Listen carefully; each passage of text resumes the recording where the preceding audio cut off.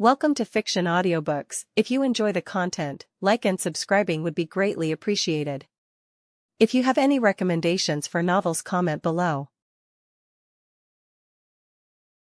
Please join my Patreon at https://www.patreon.com/fictionaudiobook. Chapter 1 System Activated. Perfect Sage Body.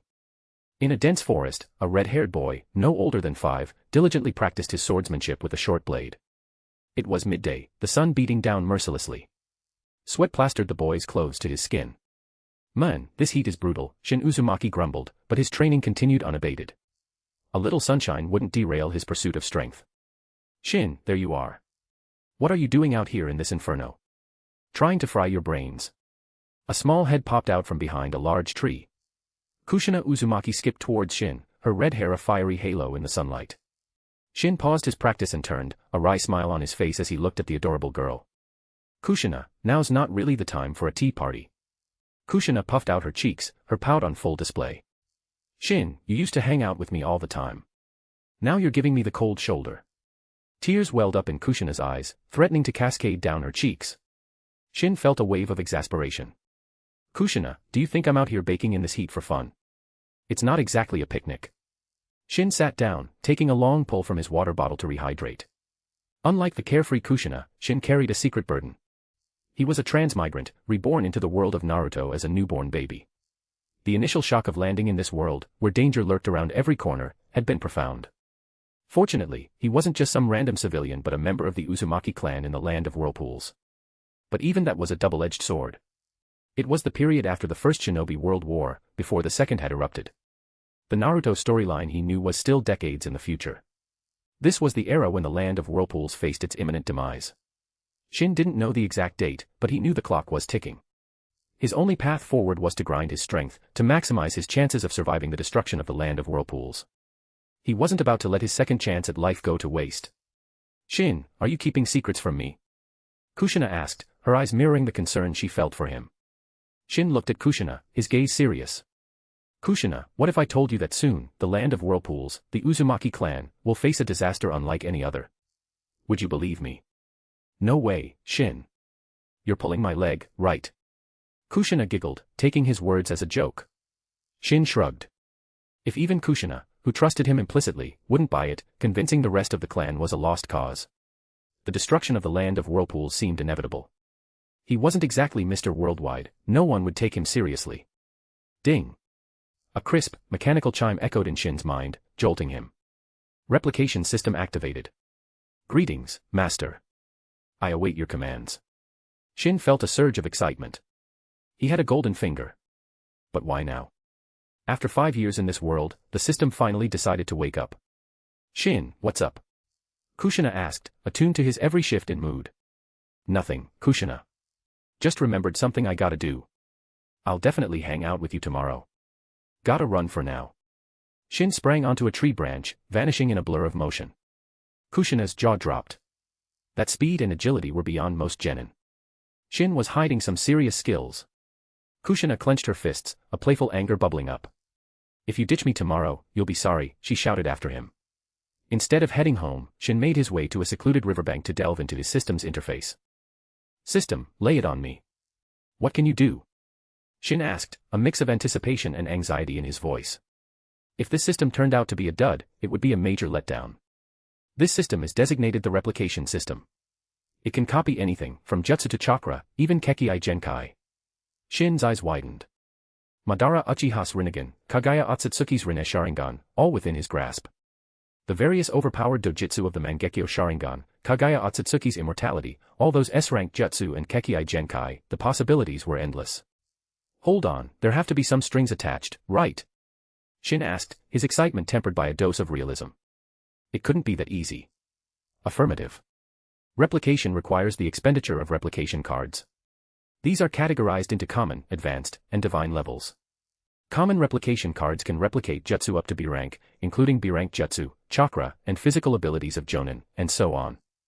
Advanced replication cards can replicate jutsu and secret techniques up to S rank, including S rank, chakra, and physical abilities of Kage, and common Kekkei Genkai, such as Scorch Release and Lava Release. Divine replication cards are unrestricted and can replicate any target. Alright, so how do I get my hands on these replication cards? Shin asked, barely able to contain his impatience. There are two primary acquisition methods. First, the system will bestow upon you one replication card annually. The specific category, common, advanced, or divine, is determined by a random variable. The second method involves the completion of missions tailored to your preferences. Upon successful completion, you will be rewarded with replication cards. Missions are optional, and there are no penalties for failure. One card per year, not bad at all, Shin mused. His system seemed to be quite the benevolent benefactor. And the missions were optional, with no repercussions for failure. That was a relief. Shin valued his freedom, the last thing he needed was some overbearing system bossing him around. Oh, and system, don't suppose there's a welcome package for new users? Shin asked, a hopeful glint in his eyes. The Newbie gift pack was granted to you at the moment of your birth, Master. You should be cognizant of its presence. Shin paused, then ventured a guess. Could it be the Sage Body? The Sage Body was a Kekkei Genkai common to the Uzumaki Clan. Every member of the Senju and Uzumaki clans possessed it, but Shin had always felt his was different, more potent. Affirmative. Upon your transmigration into this world, Master, the system bestowed upon you the perfect Sage Body. Shin couldn't contain his elation. A perfect Sage Body, putting him on par with the legendary Hashirama Senju. Hashirama, with his perfect Sage Body, and self-developed would release, had taken down Madara Uchiha, wielder of the eternal Mangekyo Sharingan, and the full-fledged Nine Tails. Did this mean he could achieve Hashirama's level of power? With the system's assistance, surpassing Hashirama and reaching the realm of the Six Paths might not be just a pipe dream. His future was looking brighter by the minute. Every 250 horsepower equals bonus chapter. If you like the story, please leave a review. Push the story forward with your Power Stones. Chapter 2, Adamantine Chains and 4-Symbol Seal. Phew, with the system in play, at least I've got a fighting chance in this crazy world. Shin noticed he had 5 replication cards stocked up. He'd been in the Naruto world for 5 years now, and even though the system had been snoozing this whole time, it hadn't skimped on the annual card handouts. Is my luck really this rotten? Shin checked the cards and found they were all common. The yearly card was a random drop, with a bit of luck, he could have scored a divine card. Sadly, fortune didn't seem to be on his side, not even an advanced card in sight. Let's see what's on the mission board. Shin opened the system's mission interface and found a single quest waiting for him. Survival, survive the destruction of the Land of Whirlpools. Reward, 1 common replication card. Failure, no penalty. System, are you kidding me? No penalty for failure. If I fail, I'm dead. Shin couldn't help but complain. Could this survival mission even be failed? Failing meant kicking the bucket, didn't it? And the reward is pretty stingy, too. Master, rewards are commensurate with mission difficulty. This particular mission is not classified as high difficulty. Shin couldn't argue with that. For someone who was prepared, this mission wasn't exactly climbing Mount Everest. In the original story, when the Land of Whirlpools went kaput, a good number of Uzumaki Clan members survived, like Keirin's mother, for example. Time to head back. Shin channeled chakra to his legs, leaped onto a tree branch, and vanished in a few swift movements. He lived in a secluded spot, far from the clan's main grounds. It had its perks, mainly peace and quiet. You're finally back, Shin. Kushina was sitting on the steps in front of the house, chin resting on her hands. Her eyes, which had been downcast, lit up when she saw him. Kushina, you haven't been sitting here this whole time, have you? Shin walked over and pulled her up. It was just the two of them living here. A year ago, he had still been living with the clan, but things had happened, and he'd moved out.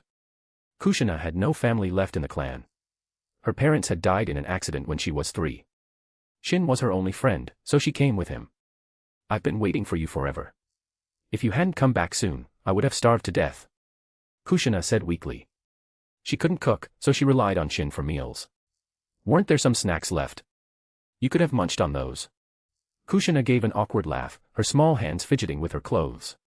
I might have finished those already. All right. I'll whip something up right away. As Shin was about to lead Kushina inside, he heard a faint sound behind him. He turned and saw a middle-aged man with red hair, dressed in shinobi garb, standing a short distance away. The man was expressionless. He held a small bundle, which he tossed to Shin. This is your living allowance. Shin caught the bundle and opened it. Besides money, there were 2 jutsu scrolls. Those jutsu scrolls are your mother's belongings. The elder instructed me to deliver them to you. With that, the men vanished in a swirl of leaves. Mother's belongings. Shin felt a pang of sadness. He unfurled the 2 jutsu scrolls. They contained 2 sealing jutsu, the adamantine sealing chains and the 4-symbol seal. Both were incredibly powerful sealing jutsu, especially effective against tailed beasts. Shin, are you okay? Kushina asked cautiously. Don't worry, I'm fine. I'll make dinner first, and after we eat, we can practice these sealing jutsu together. Shin gave Kushina a reassuring smile. Ah. That's not right. These are your mother's legacy. I can't practice them with you, Kushina shook her head. Kushina, you're my best friend. You were there for me when everyone else shunned me. Of course I want to share good things with you. Shin placed a hand on Kushina's shoulder, his voice sincere. Shin was the grandson of the Uzumaki clan elder. His mother was the elder's daughter, but his father wasn't an Uzumaki. Not only was he not an Uzumaki, but he was from the Uchiha clan, once sworn enemies of the Uzumaki. During the Warring States period, the Uzumaki and Senju clans were allies, while the Uchiha and Senju were locked in a bitter feud. Because of their alliance with the Senju, the Uzumaki had clashed with the Uchiha numerous times. Even though the Warring States period was long gone, the animosity lingered. Naturally, Shin's parents' relationship didn't end well. The men returned to the Uchiha clan, and Shin's mother, heartbroken, eventually succumbed to her grief. Shin had heard that the men also died on a mission shortly after his mother's passing. This was the reason Shin wasn't well liked within the Uzumaki clan. Even his grandfather, the clan elder, treated him coldly. Soon, Shin had dinner ready. He was a decent cook, at least good enough for Kushina, who ate with gusto. After dinner, Shin called Kushina over, and they began studying the adamantine sealing chains and the 4-symbol seal. The adamantine sealing chains was an A-rank sealing jutsu. When used, it produced multiple chakra chains from the user's back.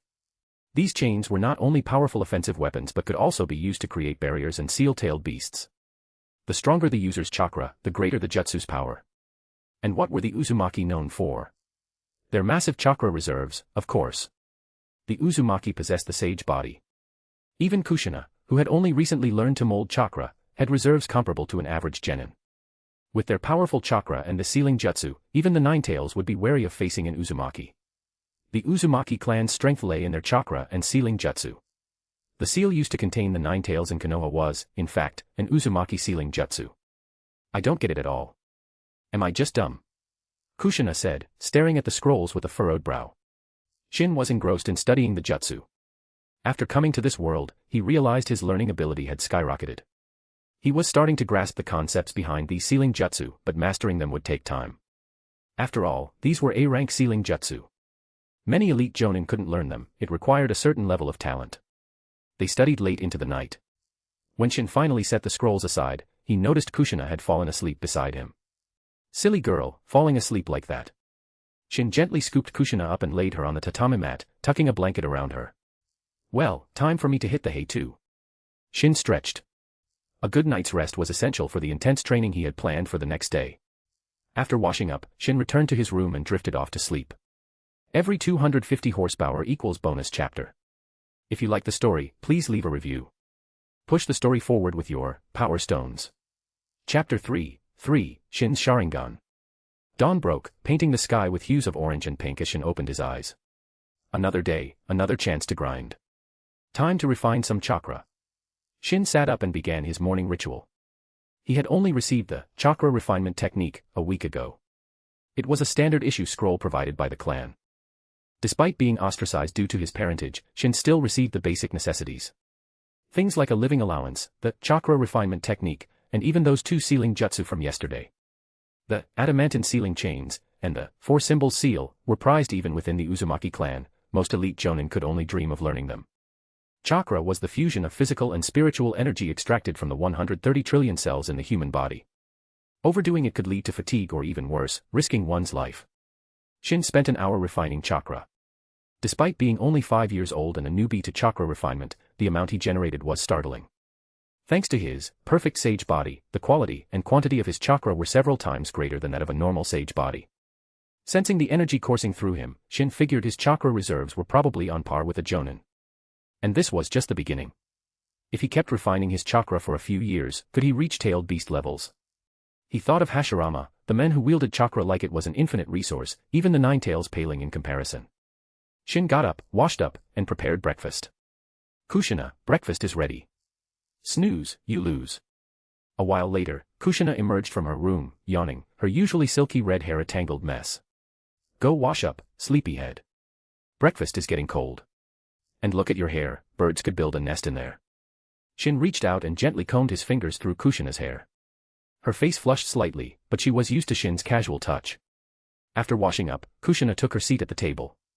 Shin had prepared a feast, fish, meat, and 2 large glasses of milk. Being a shinobi was energy-intensive, they couldn't skimp on nutrition. Proper fuel was essential for training. Both Shin and Kushina had healthy appetites, so Shin had prepared enough food for 5 people. Thankfully, the Uzumaki clan provided a generous allowance, and Shin supplemented their income by hunting in the forest. Otherwise, they'd be struggling to keep their bellies full. Kushina, after breakfast, it's training time. You're coming with me. Shin said as he ate. As a transmigrant, he knew the dangers of the Naruto world. He wanted Kushina to become stronger, to be able to protect herself. Kushina nodded. Staying home alone was boring, she'd rather train with Shin.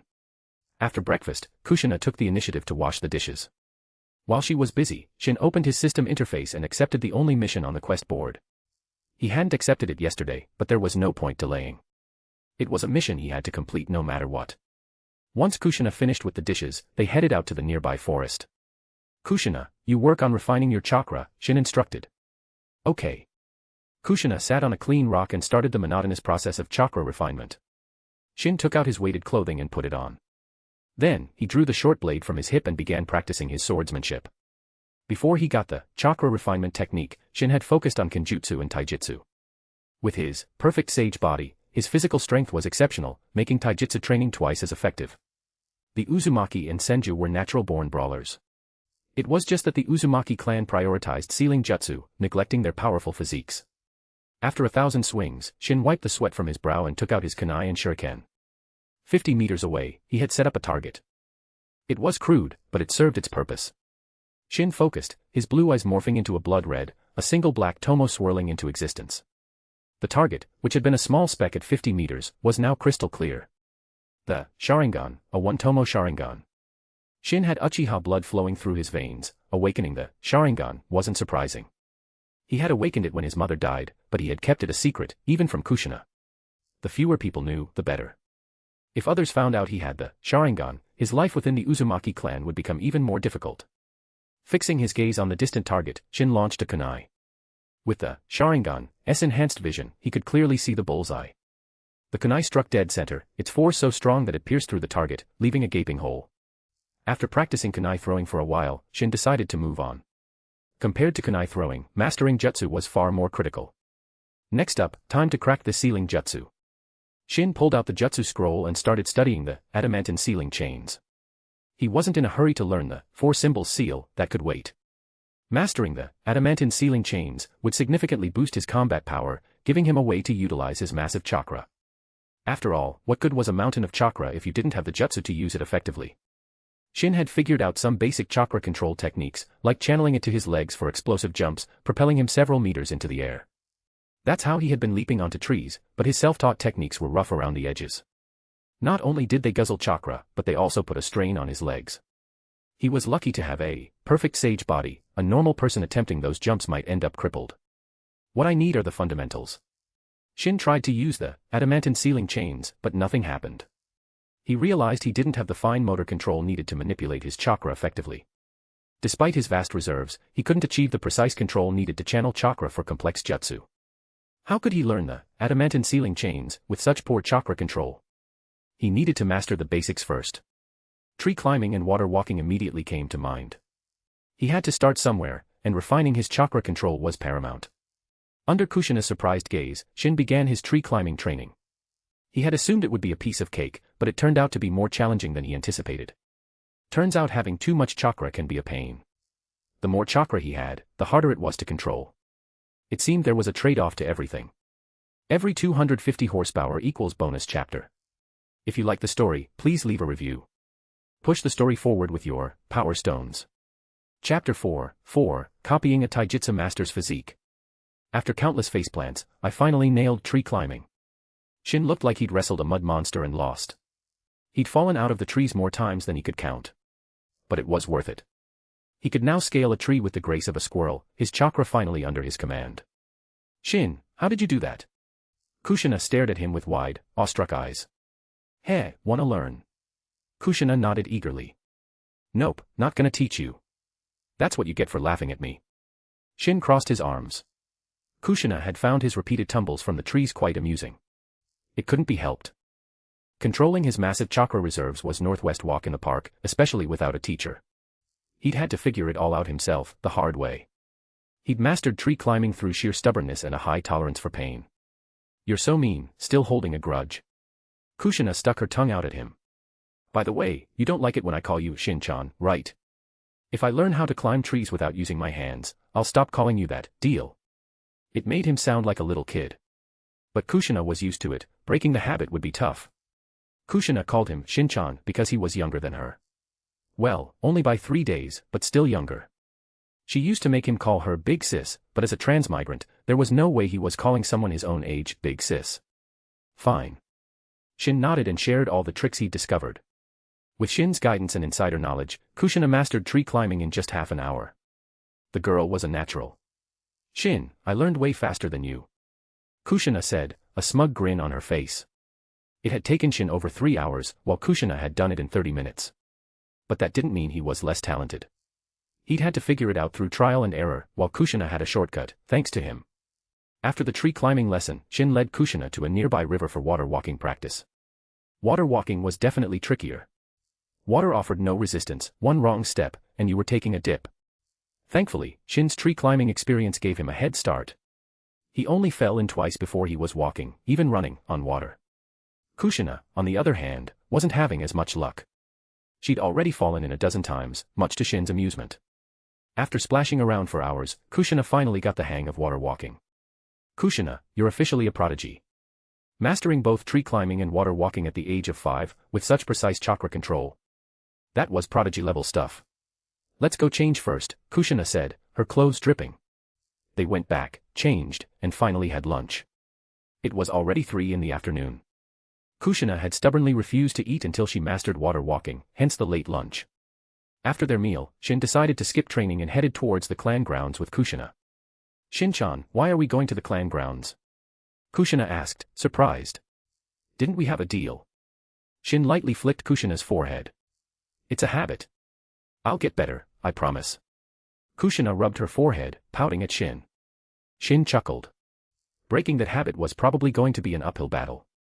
By the way, Shin, why are we going to the clan grounds? You don't usually like going there.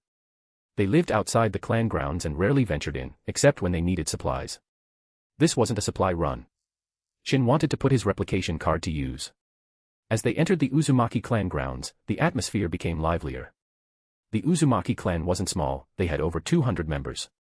It was a far cry from their glory days during the Warring States period, but they were still a force to be reckoned with in any hidden village. Hey, system, when I use a replication card, can I see the target's abilities? How am I supposed to copy something if I don't know what they can do? That is for you to determine, Master. This system does not possess such functionality. Fortunately, he had some knowledge of the Uzumaki Clan ninjas. He pulled Kushina towards the clan's training grounds. The training grounds were vast, almost everyone in the clan trained there. Shin ignored the genin and chunin, his eyes scanning for jonin. The Uzumaki clan had its fair share of jonin, a large clan like theirs couldn't survive without them. But finding a jonin in this crowded training ground was like finding a needle in a haystack. Even if they came here to train, they'd likely find a secluded spot. Common replication cards could copy the chakra and physical abilities of a jonin at most, so Shin needed to find one to maximize his gains. Bingo. Shin spotted someone he knew, an Uzumaki jonin who specialized in taijutsu. System, use a common replication card to copy Uzumaki Hikaru's physique. Physique encompassed strength, speed, stamina, agility, and flexibility. He could copy each attribute individually, but that would be a waste of a precious replication card. In an instant, Shin felt his body swell. His bones hardened, his muscles tightened, all thanks to an unseen force. He felt lighter, more agile. This power is insane. Shin threw a punch, the force generating a sharp gust of wind. He was at least 7 or 8 times stronger than before. With his perfect sage body, Shin was already freakishly strong. Now, with this boost, he felt like he could punch a tree in half. System, does the copied strength stack with my original strength? Shin asked a crucial question. Affirmative. Copied attributes are additive to your existing capabilities. Shin's eyes lit up. If he could keep stacking attributes, why bother learning jutsu? If he could stack his physique to the level of Might Guy using the 8 inner gates, he'd be unstoppable with taijutsu alone. System, can I keep stacking with no limits? Your limitations are defined by the number of replication cards at your disposal, Master. As long as you possess replication cards, you can continue to copy and enhance your physique. Every 250 horsepower equals bonus chapter. If you like the story, please leave a review. Push the story forward with your Power Stones. Chapter 5, The 7 Chakra Natures. Shin, what are you daydreaming about? Kushina nudged Shin, snapping him out of his trance.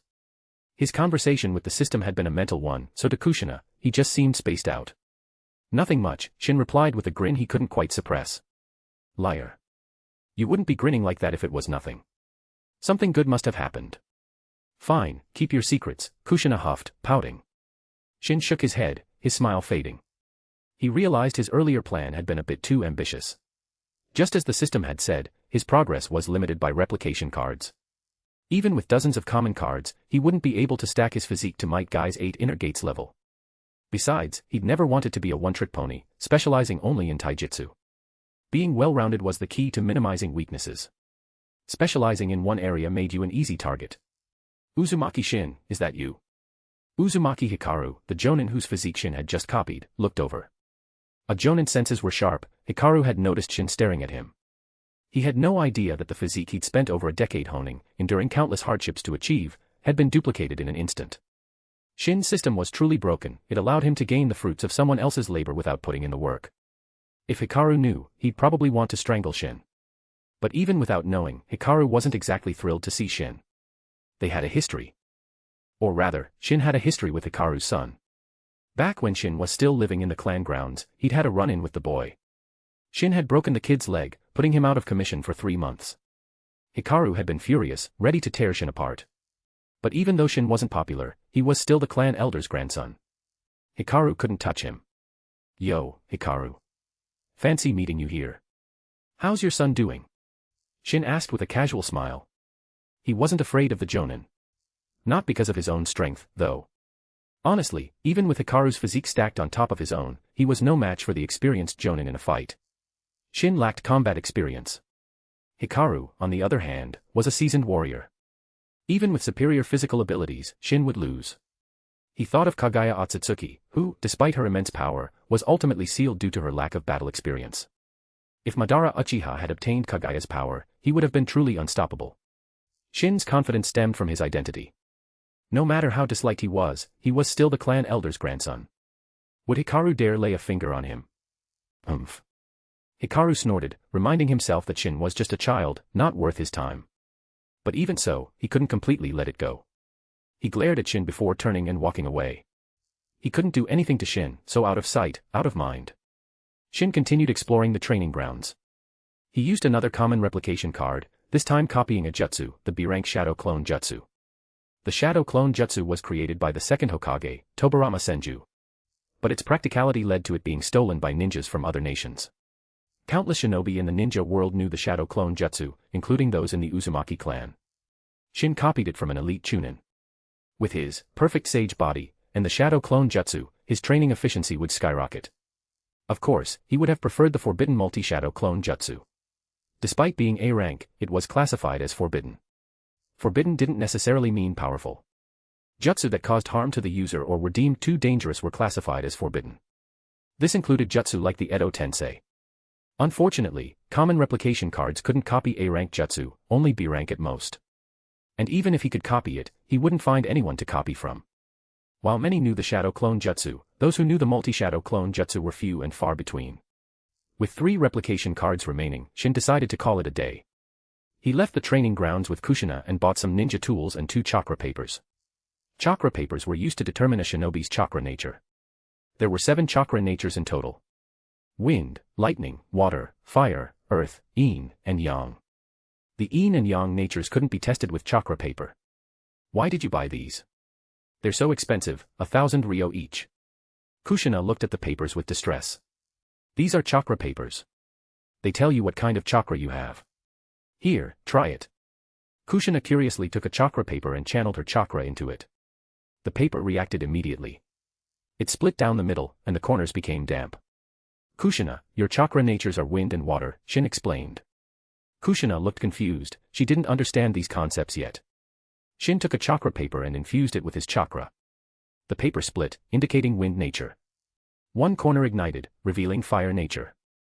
Then, a corner became damp, water, another wrinkled, lightning, and the last one crumbled, earth. Shin possessed 5 chakra natures, wind, lightning, water, fire, and earth. Yin and Yang couldn't be detected with the paper, but with his perfect sage body, he definitely had Yang. And he also had the Sharingan, a manifestation of Yin release, suggesting he likely possessed Yin nature as well. This meant he might have all 7 chakra natures. That was definitely something to be excited about. Whoa, 5 transformations. You have 5 chakra natures. Shin smiled faintly, choosing not to mention Yin and Yang for now. It was getting late. They returned home before dark. Shin put away the ninja tools he'd bought and started preparing dinner. Kushina, what do you want to eat? Hee, anything you make is delicious. Shin smiled and decided to make a hearty meal. They'd had a long day of training and needed to replenish their energy. It was especially important at their age to eat nutritious food to support their growth and development. After a satisfying dinner, Kushina, exhausted, washed up and went to bed. Shin, however, continued studying the Adamantine ceiling chains. Every 250 horsepower equals bonus chapter. If you like the story, please leave a review. Push the story forward with your Power Stones. Chapter 6, Disaster Strikes the Land of Whirlpools. Half a month passed in the blink of an eye. Shin had made significant progress, mastering the Adamantine ceiling chains. Thanks to the shadow clone jutsu, he could create over a dozen clones to study simultaneously. Even without a teacher, he managed to learn the jutsu on his own. Rinnegan. Shin focused on the large tree before him, a rapidly spinning sphere of chakra forming in his hand. He thrust his hand forward, smashing the Rinnegan into the tree trunk. Boom. Wood splintered and flew as the massive tree, one that would take 2 people to encircle, was pierced straight through, leaving a gaping hole with spiral patterns etched into its edges, a testament to the rotating chakra's power. If that hit a person, it would go right through them, no problem. Shin was more than satisfied with the Rinnegan's destructive power. A-rank jutsu were no joke. He had developed the Rinnegan himself. Understanding the principles behind it, recreating it wasn't that difficult. This was the culmination of his half-month's training. Not only had he mastered the Adamantine ceiling chains, but he'd also developed the Rinnegan. That tree must have been decades old, and you just punched a hole through it, Kushina said, staring at the poor tree. Hey, Kushina, do you still want to learn the Rinnegan or what? Of course I do. Teach me. Kushina jumped up, grabbing Shin's arm excitedly. Ouch, my shoulders are kinda sore. Shin sat down, looking expectantly at Kushina. Kushina knew what he wanted. With a reluctant sigh, she walked over and started massaging his shoulders. Not bad, but a little more pressure would be perfect, Shin said, leaning back with a satisfied sigh. Kushina gritted her teeth, but for the sake of learning the Rinnegan, she endured. It's getting late, almost lunchtime. Let's head back. I'll teach you in the afternoon. Shin glanced at the sun high in the sky. Kushina, though eager to learn the Rinnegan, knew that food came first. After lunch, Shin began teaching Kushina the jutsu. Half a day wasn't enough to master it, though. You can already burst a water balloon. That's the second stage completed. You'll have the Rinnegan down in no time. As the sky darkened, Shin told Kushina to stop for the day and continue tomorrow. The Rinnegan had 4 stages. The first was simple, gathering chakra in your palm. The second stage involved stable and continuous chakra release. This was practiced by placing a water balloon in your hand and releasing chakra to make the water inside move erratically until the balloon exploded. The third stage used a rubber ball. The goal was to maintain chakra release, solidifying the chakra until it could burst the ball. At the third stage, the Rinnegan could already cause damage, but its power was limited. The final stage combined everything learned previously. High-density chakra was gathered in the hand, released continuously, maintained, and finally completing the jutsu. After dinner, Kushina went to bed. Shin returned to his room. I don't know why, but I have a bad feeling about this. Shin looked out the window. The sky was unusually dark, not a moon or star in sight. Can't sleep. Might as well refine some chakra. Time passed. It was past 1 in the morning when Shin finally stopped.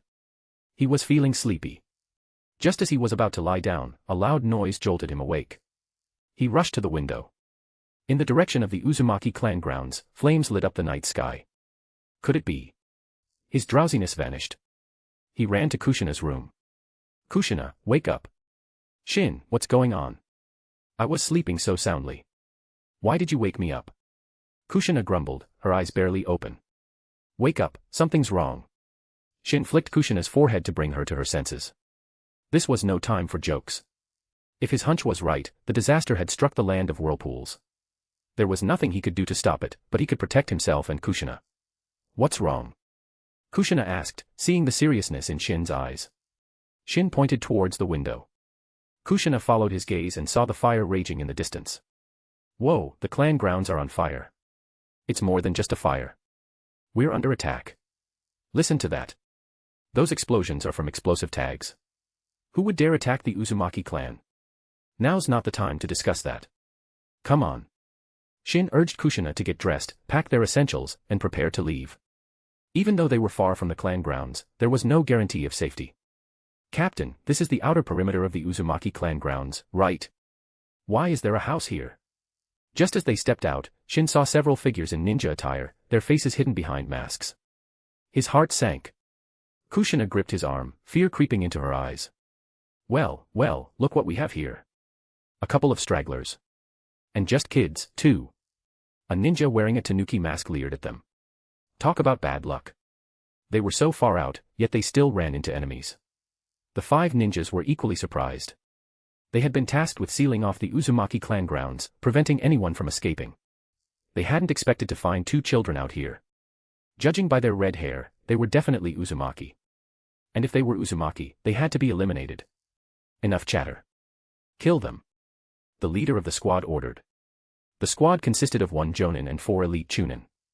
Seeing them move to attack, Shin swiftly pulled 3 shuriken from his pouch and flung them at the jonin leader. While the jonin was dodging, Shin made his move. He appeared before one of the chunin in a flash, leaping up and delivering a powerful blow to the ninja's neck. His speed was such that the chunin didn't even have time to react. The blow snapped his neck. Blood gurgled from the chunin's mouth. Within a second, he was dead. The entire encounter took less than 2 seconds. After taking down the chunin, Shin retreated to Kushina's side. Run! He scooped Kushina into his arms and fled towards the forest. Damn it! After them! The jonin leader roared in fury. To have one of his men killed by a 5-year-old brat, right under his nose, was a disgrace. The other 3 chunin snapped out of their shock. Shin's ruthless efficiency had stunned them. A 5-year-old, killing an elite chunin. Even in the brutal Warring States period, such a thing was unheard of. Every 250 horsepower equals bonus chapter. If you like the story, please leave a review. Push the story forward with your Power Stones. Chapter 7, Taking out a Jonin. Shin, carrying me is slowing you down. Put me down. Kushina, nestled in Shin's arms, spoke up. You weigh about as much as a rabbit. How am I slow? Shin shot her a look. Ugh, you jerk, comparing me to a rabbit. Kushina lightly nipped his arm, then quieted down. Hey, Shin, if they catch up, just ditch me and run. I'll buy you some time. Just promise you'll avenge me, okay? Kushina's voice was barely a whisper. Don't be ridiculous. You think those clowns can catch us? Shin gave her another exasperated look. We practically live in this forest. We know it way better than they do. Besides, do you have any idea how fast I am? Don't worry. Shin had copied the physique of the taijutsu master, Uzumaki Hikaru. Combined with his already impressive physical abilities, he was more than a match for any taijutsu specialist. He was outpacing his pursuers with ease. If only he knew the body flicker jutsu, he could have vanished from their sight completely. Even now, he was leaving them in the dust. Master, you have triggered a new mission, eliminate the pursuing squad. Reward, 1 advanced replication card. Accept. An advanced replication card, huh? Shin weighed his options. System, what are their strengths? He had taken out one of them with a single punch, but he didn't know their actual skill levels. The leader is a jonin. The remaining 3 are elite chunin. Shin hadn't expected the system to answer, but it did. Knowing their strengths, Shin accepted the mission without hesitation. If they had an elite jonin, he might have reconsidered. But a regular jonin? He could handle that. Shin stopped running. Why are we stopping? Are you tired? I told you to put me down. Kushina looked at him, panic rising in her voice. Kushina, we don't need to run anymore. I'm going to take them out. Are you crazy, Shin? They're real ninjas. We don't stand a chance. Kushina knew Shin was strong, but against actual ninjas. She didn't have much faith. Kushina, remember when I took out that guy back there? Kushina was speechless. He had indeed killed one, but that was a surprise attack. Kushina, you hide. Watch and learn. I'll show you what I'm truly capable of. Shin punched a nearby tree. With a loud crack, the tree snapped in two. Kushina shook her head. I'm staying with you. Kushina, listen. I need you to hide and wait for an opportunity to ambush them. If I start losing, your surprise attack will give us a chance to escape. Persuaded by Shin's reasoning, Kushina agreed. She found a hiding spot, clutching her kunai and shuriken, ready to strike. Shin glanced back. Ninjas were excellent trackers. They would find him soon, following the trail he'd left. An idea sparked in his mind. He leaned against a large tree, panting dramatically, feigning exhaustion. If he could lure them into a trap, he would. Less than a minute later, the ninjas arrived. With one down, there were 4 left. Finally found the brat. Didn't expect him to be so fast, one of the Chunin remarked. They were exhausted from the chase. Captain, where's the girl? The Jonin leader scanned the area. Kushina had concealed herself well. In the darkness, the Jonin couldn't find her. She must have run off. Let's deal with this kid first. The Jonin drew his sword, approaching Shin slowly. Shin had killed one of his men right in front of him, he would avenge this humiliation personally. Shin watched the Jonin approach, a glint in his eyes. He'd hoped to ambush a Chunin, but having the Jonin come to him was even better. Little brat, out of steam, are you? Time to die. The Jonin grinned cruelly, his expression hidden behind his mask. As the Jonin lunged with his sword, Shin activated his Sharingan and sprang into action. He nimbly dodged the sword thrust and delivered a swift kick to the Jonin's groin. With Shin's speed in the close proximity, even an elite Jonin wouldn't have been able to dodge. The Jonin had been careless. Even though Shin had killed one of his men, he was still just a child. The Jonin had underestimated him. The result was inevitable. With a sickening crack, the Jonin crumpled to the ground, a scream tearing from his throat. A shattered groin would bring even a Kage-level ninja to their knees. The Jonin was effectively out of the fight. Shinobi had a high pain tolerance, but this kind of pain was unbearable for any man. You've got to be the most pathetic Jonin to ever die, Shin remarked. He formed a Rinnegan between his hands. He couldn't create it with one hand yet, so he had to use both. He pressed the Rinnegan into the incapacitated Jonin's chest, the swirling sphere of chakra tearing through his heart. Took out a Jonin just like that. He was weaker than I thought. Shin blinked. It wasn't that the Jonin was weak. Jonin were the backbone of any hidden village. In smaller villages, they were the peak of fighting power. But this Jonin hadn't even had a chance to use his full strength. He'd been taken out before he could even react.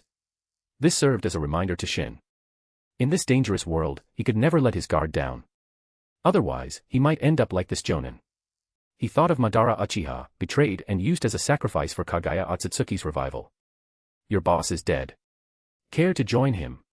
Shin's eyes hardened as he glared at the remaining 3 Chunin. With the Jonin out of the way, dealing with these 3 would be a piece of cake. The Chunin were still in shock. They couldn't believe their captain had been killed by a 5-year-old. It was so absurd that they couldn't process it. You killed our captain with dirty tricks. We'll avenge him, one of the Chunin shouted, rage fueling his voice. Every 250 horsepower equals bonus chapter. If you like the story, please leave a review. Push the story forward with your Power Stones. Chapter 8, Spoils of War. Shin's speculations. Shin eyed the 3 remaining Chunin, picking up the fallen Jonin's sword. So, you want to avenge your captain? Come get some. The 3 Chunin exchanged glances. None of them dared to make a move. This kid was creepy. He'd already killed one of them and taken down their captain. They weren't about to underestimate him now. Fine, I'll come to you then. Shin vanished into the darkness. In the thick forest, his speed and controlled ferocity, much like Toji Fushiguro, rendered him untraceable. Watch out. But it was too late.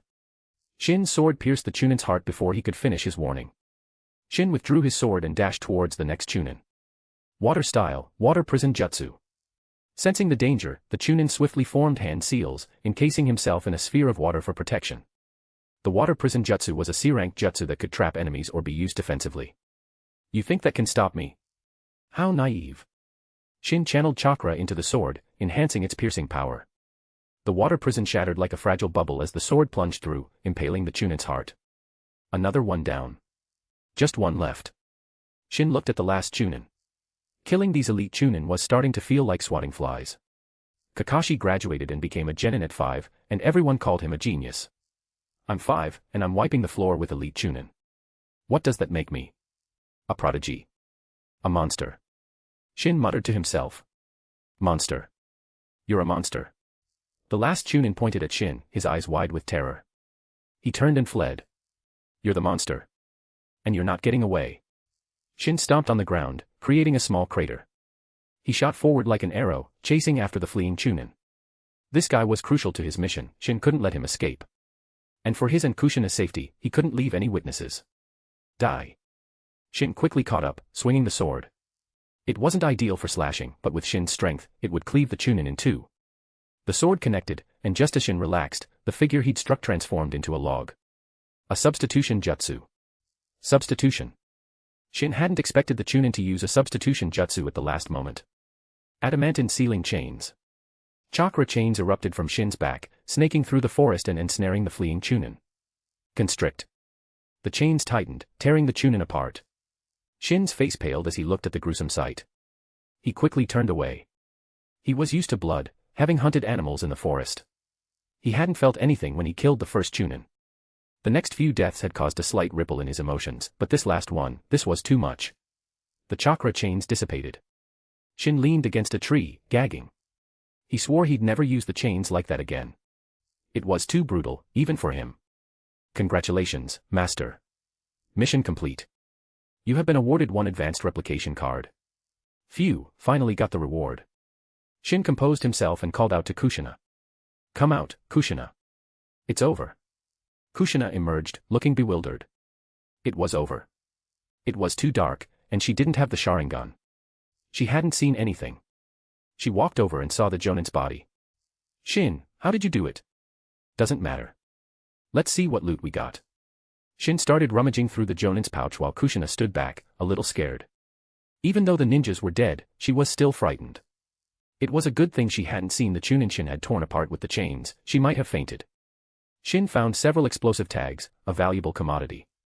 There were also kunai, shuriken, and 2 jutsu scrolls. B-rank water style, water dragon jutsu and water style, hiding in mist jutsu. Shin frowned. These jutsu gave him a clue about the attackers' identities. They were likely from Kirigakure. Looks like Kirigakure is behind this attack on Uzumaki. Only the 5 great nations had the strength to attack the Uzumaki clan. Konoha was an ally, they wouldn't be involved. Sunagakure and Iwagakure were too far away, attacking Uzumaki would be logistically impractical. That left Kumogakure and Kirigakure, both of which could launch attacks from the sea. Kirigakure's involvement was confirmed. He wasn't sure about Kumogakure, though. If there was one village with the most ambition, it was Kumogakure. Their involvement was highly probable. After all, the Uzumaki sealing jutsu were something Kumogakure would covet. No, not just Kumogakure, every village would want them. Possessing powerful sealing jutsu that others feared and desired, yet lacking the strength to defend themselves, was the reason for Uzumaki downfall. Having something valuable without the power to protect it was a recipe for disaster, no matter the world. I wonder if Konoha had a hand in this. Shin was suspicious of their supposed ally. After all, Konoha had Danzo. To think Danzo wouldn't be interested in the Uzumaki sealing jutsu was laughable. Shin shook his head, pushing those thoughts aside. He collected the pouches of the other 2 Chunin and left with Kushina. He left the last Chunin's pouch where it was. The sight was too gruesome, he'd lose his appetite if he looked at it. He led Kushina to a small stream in the forest, the same one where they had practiced water walking. Are you tired? If you are, get some sleep. We're safe now, Shin said. Kushina shook her head. After everything that had happened, sleep was the last thing on her mind. Every 250 horsepower equals bonus chapter. If you like the story, please leave a review. Push the story forward with your Power Stones. Chapter 9, The Fall of the Uzumaki Clan. Survivors. Shin, I'm worried. Kushina's voice was filled with anxiety. She was smart. If they had encountered enemies so far from the clan grounds, she could only imagine the horrors that must have befallen Uzumaki. Worrying won't change anything. Shin shook his head. Despite not being well liked, he had received his due within the clan. He didn't want to see the Uzumaki clan destroyed. But he was powerless to stop it. He had known about the impending disaster, but who would have believed him? Besides, he didn't know when it would happen. Even if people believed him, they wouldn't have been able to prepare. The enemies had targeted the Uzumaki clan. Their attack was swift and brutal. In the original story, Yuzushiogakure fell before Konoha could even send reinforcements. As for him saving the clan, don't make him laugh. He wasn't going to get cocky just because he'd taken out a jonin. Going there would be suicide. They sat by the river, Kushina leaning against Shin. Shin was a transmigrant, his body was that of a 5-year-old, but his mind was not. Kushina, however, was just a 5-year-old girl. Even though children in the ninja world matured quickly, the events of the night had shaken her to her core. Only in Shin's arms did she feel a sense of security. Shin, promise me you'll never leave me. Kushina looked up at him, her eyes pleading. She was terrified. When Shin had faced those ninjas, she had been so afraid he would be killed. She was relieved he was okay. If he hadn't been, she didn't know if she would have had the courage to go on. The thought of being alone was unbearable. I promise, Kushina. I'll never leave you. Shin met her gaze, his voice firm and reassuring. Kushina hugged him tightly, burying her face in his shoulder. Exhaustion finally caught up with her, and she drifted off to sleep. Shin smiled as he watched her sleep. He pulled out his pouch and examined its contents. He had already checked the jonin's pouch. Besides ninja tools and 2 jutsu scrolls, there were some soldier pills and rations. He opened the pouches of the 2 chunin. Kunai, shuriken, even senbon. More soldier pills, rations, and a few explosive tags. Explosive tags were valuable but expensive. Their blast radius was small, but their destructive power was significant. He also found a jutsu scroll containing the chakra refinement technique and the basic Academy 3. The Academy 3 consisted of the substitution jutsu, transformation jutsu, and clone jutsu. They were the most basic E-rank jutsu. But basic didn't mean useless. The transformation and clone jutsu were easy to see through. Clones created with the clone jutsu couldn't attack, they were no match for shadow clones. The substitution jutsu, however, had its uses. It allowed for a quick swap with another object, useful for dodging attacks. The chunin had used it to escape Shin's attack. Of course, as the most basic jutsu, it wasn't invincible. Its effectiveness depended on the user. The substitution jutsu allowed the user to swap with another object, but it wasn't space-time ninjutsu. It relied on speed. So, it was less effective against stronger opponents who could easily see through it. It was just an E-rank jutsu, it couldn't compare to something like Sasuke Uchihasa Menotajikara. Shin studied the Academy 3. He was a genius, it didn't take him long to master these simple jutsu. Hours passed. Dawn arrived, the sun peeking over the horizon. The warm sunlight seemed to dispel the darkness and gloom. Kushina woke up, rubbing her eyes. She looked around frantically, calming down only when she saw Shin. Morning. Have something to eat. Shin handed her some dried meat. It was part of the food they had hastily packed before fleeing their home. I'm not hungry, Kushina said, shaking her head. It wasn't that she wasn't hungry, she simply didn't have the appetite. You have to eat. We need our strength in case we run into danger. Persuaded by Shin, Kushina ate a few pieces of meat. I sent out shadow clones to scout. The invaders have left, Shin informed her. He had sent out 10 shadow clones to gather information. The invaders had left around 4 in the morning. And Shin knew they were safe now. Because the system had awarded him the common replication card for completing the survival mission. They left. What about the clan grounds? Kushina's face lit up, but then her expression turned to worry. Shin shook his head, remembering the images his shadow clones had sent back. It was a bloodbath. He didn't know if there were any survivors. His clones hadn't found any. Kushina's heart sank. She knew it wasn't good. But as long as Shin was okay, she didn't care about the rest. After resting for a while, Shin and Kushina left the forest and headed towards the clan grounds. They could smell the stench of blood from a distance. Kushina, don't be scared, Shin said, holding her trembling hand. Kushina nodded bravely and continued walking. But when they finally reached the clan grounds and saw the carnage, Kushina threw up. Even though Shin had seen the images through his shadow clones, the sight still made his stomach churn. Over 200 Uzumaki, practically all dead. The blood, it was truly a river of blood. And it wasn't just the blood of the Uzumaki. There must have been casualties among the invaders as well, though their bodies were nowhere to be seen. They must have taken their dead with them. Kushina, are you okay? Kushina shook her head, the meager breakfast she'd eaten now gone. The scene was too horrific. Shin, our clan. The Uzumaki clan is gone, Shin said with a sigh. His desire for strength intensified. In this world, without power, this was the consequence. If the Uzumaki clan had someone like Hashirama Senju or Madara Uchiha, would they have met such a fate? Crack. A faint sound, but Shin's sharp ears picked it up. He looked towards the source. Who's there? Don't kill me.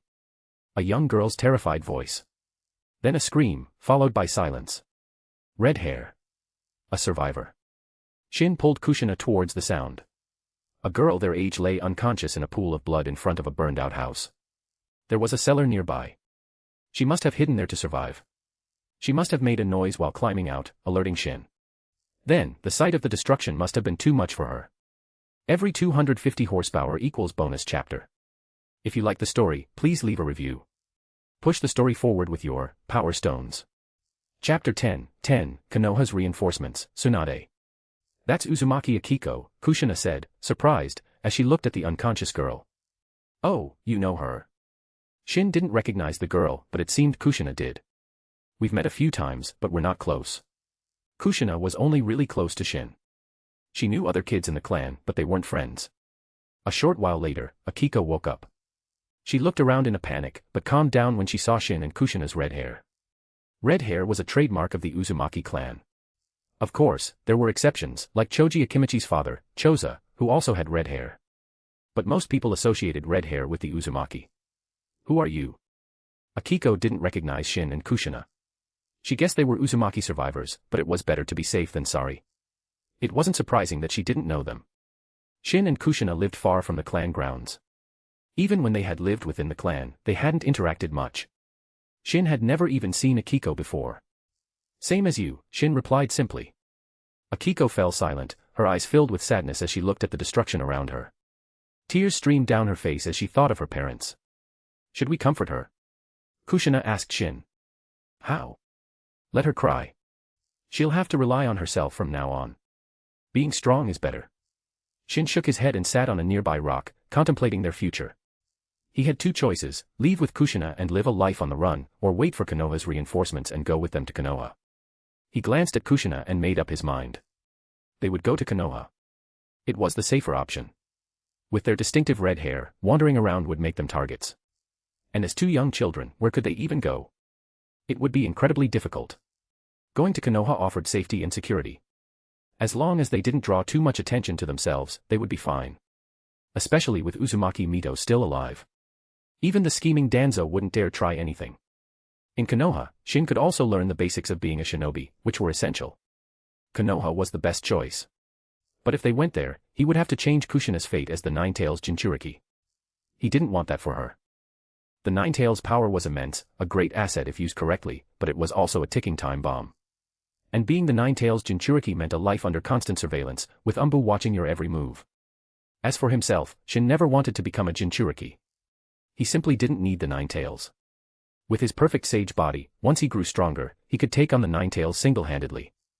And with his Sharingan, he could probably subdue the beast with a glance. With the system at his disposal, why would he need the Nine-Tails? But most importantly, he didn't want something else living inside him. It was an unsettling thought. Shin's gaze shifted to Akiko. It wasn't just him and Kushina anymore, there was another Uzumaki survivor to consider. Kushina, come here. I need to talk to you. Kushina, though curious, walked over. Kushina, Konoha's reinforcements might arrive soon. They might take us to Konoha. If we go, remember, don't stand out too much. Shin advised. When choosing a Jinchuriki, they would look for someone with talent. Standing out too much might attract the attention of the third Hokage, Hiruzen Sarutobi, and the shadowy Danzo. Hiruzen would be fine, but Danzo, that was a different story. Kushina didn't understand why Shin was saying this, but she nodded, committing his words to memory. Another day passed. The sun began to set, casting long, eerie shadows over the blood-soaked ruins of Uzushio-Gakure. Asterisk thump. Thump. Thump, asterisk. Footsteps. Shin's senses went on high alert. His left hand went to his pouch, gripping an explosive tag. His right hand held a katana. He was a bit small to be wielding a katana, but he had found it among the debris. It had a few chips, but it was still usable. Kushina moved closer to Shin, and Akiko, frightened, huddled next to them. 3 kids. A woman with striking blonde hair and cold eyes approached them. Despite her beauty, her expression was intimidating. Several other ninja followed behind her. You're Uzumaki, right? Don't be afraid. I'm a Konoha shinobi. My name is Tsunade. Tsunade's harsh gaze softened. Seeing the state of Uzumaki had filled her with rage, hence her initial coldness. Hearing her name, Shin relaxed, but he couldn't help but stare. He couldn't believe this was Tsunade. She was so flat. He couldn't fathom how she would transform into the, well, busted woman she would become. Are you all that's left of the Uzumaki clan? Tsunade asked. I don't know. Maybe there are other survivors. Shin was certain there were others, but they had either escaped the Land of Whirlpools or were in hiding. Let's search the area. See if we can find anyone else. Damn it, if I find out who did this, I'll. Tsunade's killing intent flared. The Uzumaki were her grandmother's people. They had a long-standing alliance with the Senju clan. During the Warring States period, the Uzumaki had fought alongside the Senju against the Uchiha. Tsunade was furious, but it was useless now. She had rushed to the Land of Whirlpools as soon as she received the news, but it was too late. The enemy had annihilated the Uzumaki clan in a single night. They must have planned this for a long time. Shin couldn't help but roll his eyes at Tsunade's tough talk. Empty threats were so childish. Unfortunately, Tsunade caught his expression. She glared at him. This little brat was looking down on her. Hey, brat, what was that look for? What look? Shin feigned innocence. Don't play dumb. I saw you. You were totally dissing me. Shin wanted to nod, but he thought better of it. Tsunade was known for her temper, she might just punch him. Nope, not me. You must be mistaken, Shin denied, maintaining his facade of innocence. Every 250 horsepower equals bonus chapter. If you like the story, please leave a review. Push the story forward with your power stones. Chapter 11, Leaving the Land of Whirlpools. Journey to Konoha. But she couldn't exactly punish him for that. She wasn't going to beat up a child, no matter how infuriating he was. Suddenly, Tsunade chuckled. Tsunade glared at Shin. The little punk was clearly looking down on her, yet he denied it. You've got guts, kid. Recovering from your clan's destruction so quickly. She placed a hand on Shin's head, ruffling his hair with more force than necessary. As she messed up his hair, she realized how soft it was. It was almost addictive. Looking at his cute little face, she couldn't resist pinching his cheek. So soft, so adorable. Kushina, seeing Tsunade manhandling Shin, yelled, "Hey, stop that." Shin wasn't happy either. Tsunade might enjoy pinching his cheek, but he found it extremely annoying. Having his face pinched by a woman. Humiliating. Get your hands off me. I don't like being touched by men, Shin said, scowling. Men. Tsunade froze. Was he blind? Where did he get the idea that she was a man? Kid, you need to get your eyes checked. I'm a woman, not a man, Tsunade said through gritted teeth. Ha. I may be young, but I know the difference between a man and a woman. You don't exactly scream woman to me. Shin's eyes drifted towards her chest, his expression a mix of disdain and disbelief. Tsunade's face flushed red. This brat was deliberately mocking her. Princess Tsunade, we found 2 survivors. Tsunade, about to give Shin a piece of her mind, glared at him one last time before turning towards the newcomers. 2 males, one around Shin's age, the other in his 20s. Both Uzumaki survivors. Shin recognized the boy. Uzumaki Kai, long time no see. How's your leg? Shin gave Kai a sly smile, which earned him a glare filled with anger and a hint of fear. Kai was the son of Uzumaki Hikaru, the taijutsu master whose physique Shin had copied. Shin had broken the boy's leg during their previous encounter. He hadn't expected Kai to survive the destruction of the clan.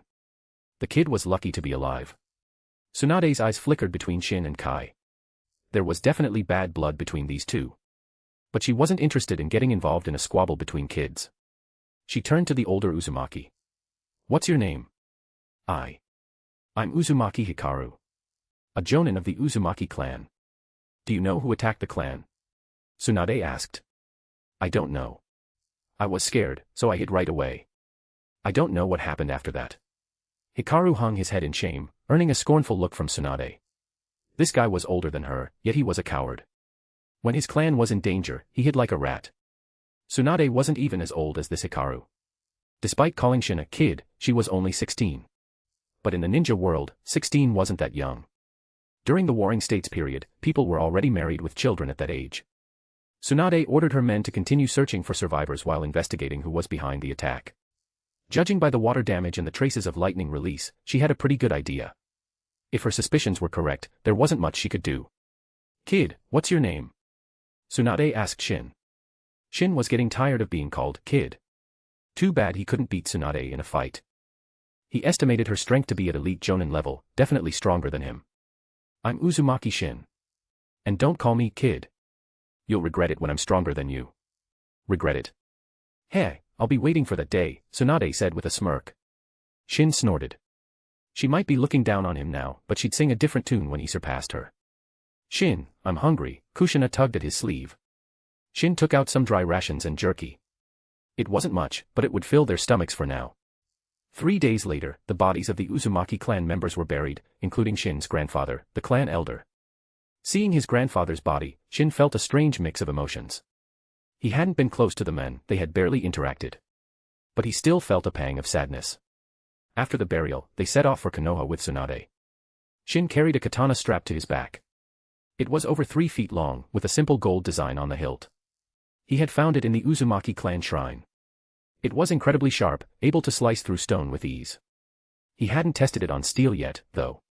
They sailed towards the Land of Fire. Shin stood at the stern, watching the Land of Whirlpools disappear over the horizon. Kushina stood beside him. They didn't know when they would return. Feeling sad to leave, Shin and Kushina turned to see Tsunade standing behind them. Kushina puffed out her cheeks, glaring at Tsunade. Shin was also keeping his distance from Tsunade. The woman was relentless, constantly ruffling his hair and pinching his cheeks. He was annoyed, but he didn't want to reveal his strength, so he hadn't resisted much. He wondered if she had some weird fetish. Kushina's reason for disliking Tsunade was simple. She hadn't even ruffled Shin's hair or pinched his cheeks. Yet this woman was doing all the things she hadn't done. It felt like Tsunade was stealing Shin away from her. When you get to Konoha, think of it as your new home. In time, you'll forget all the unpleasantness. Humph, we don't need your comforting words. Come on, Shin. Kushina glared at Tsunade and dragged Shin into the cabin. This woman was the source of all her unpleasantness. That little brat. Tsunade noticed the hostility. Could she be jealous? Does she like Shin? Tsunade wondered. Kids these days, maturing so fast. That girl's only 5, right? Every 250 horsepower equals bonus chapter. If you like the story, please leave a review. Push the story forward with your Power Stones. Chapter 12, Ambush on the Road.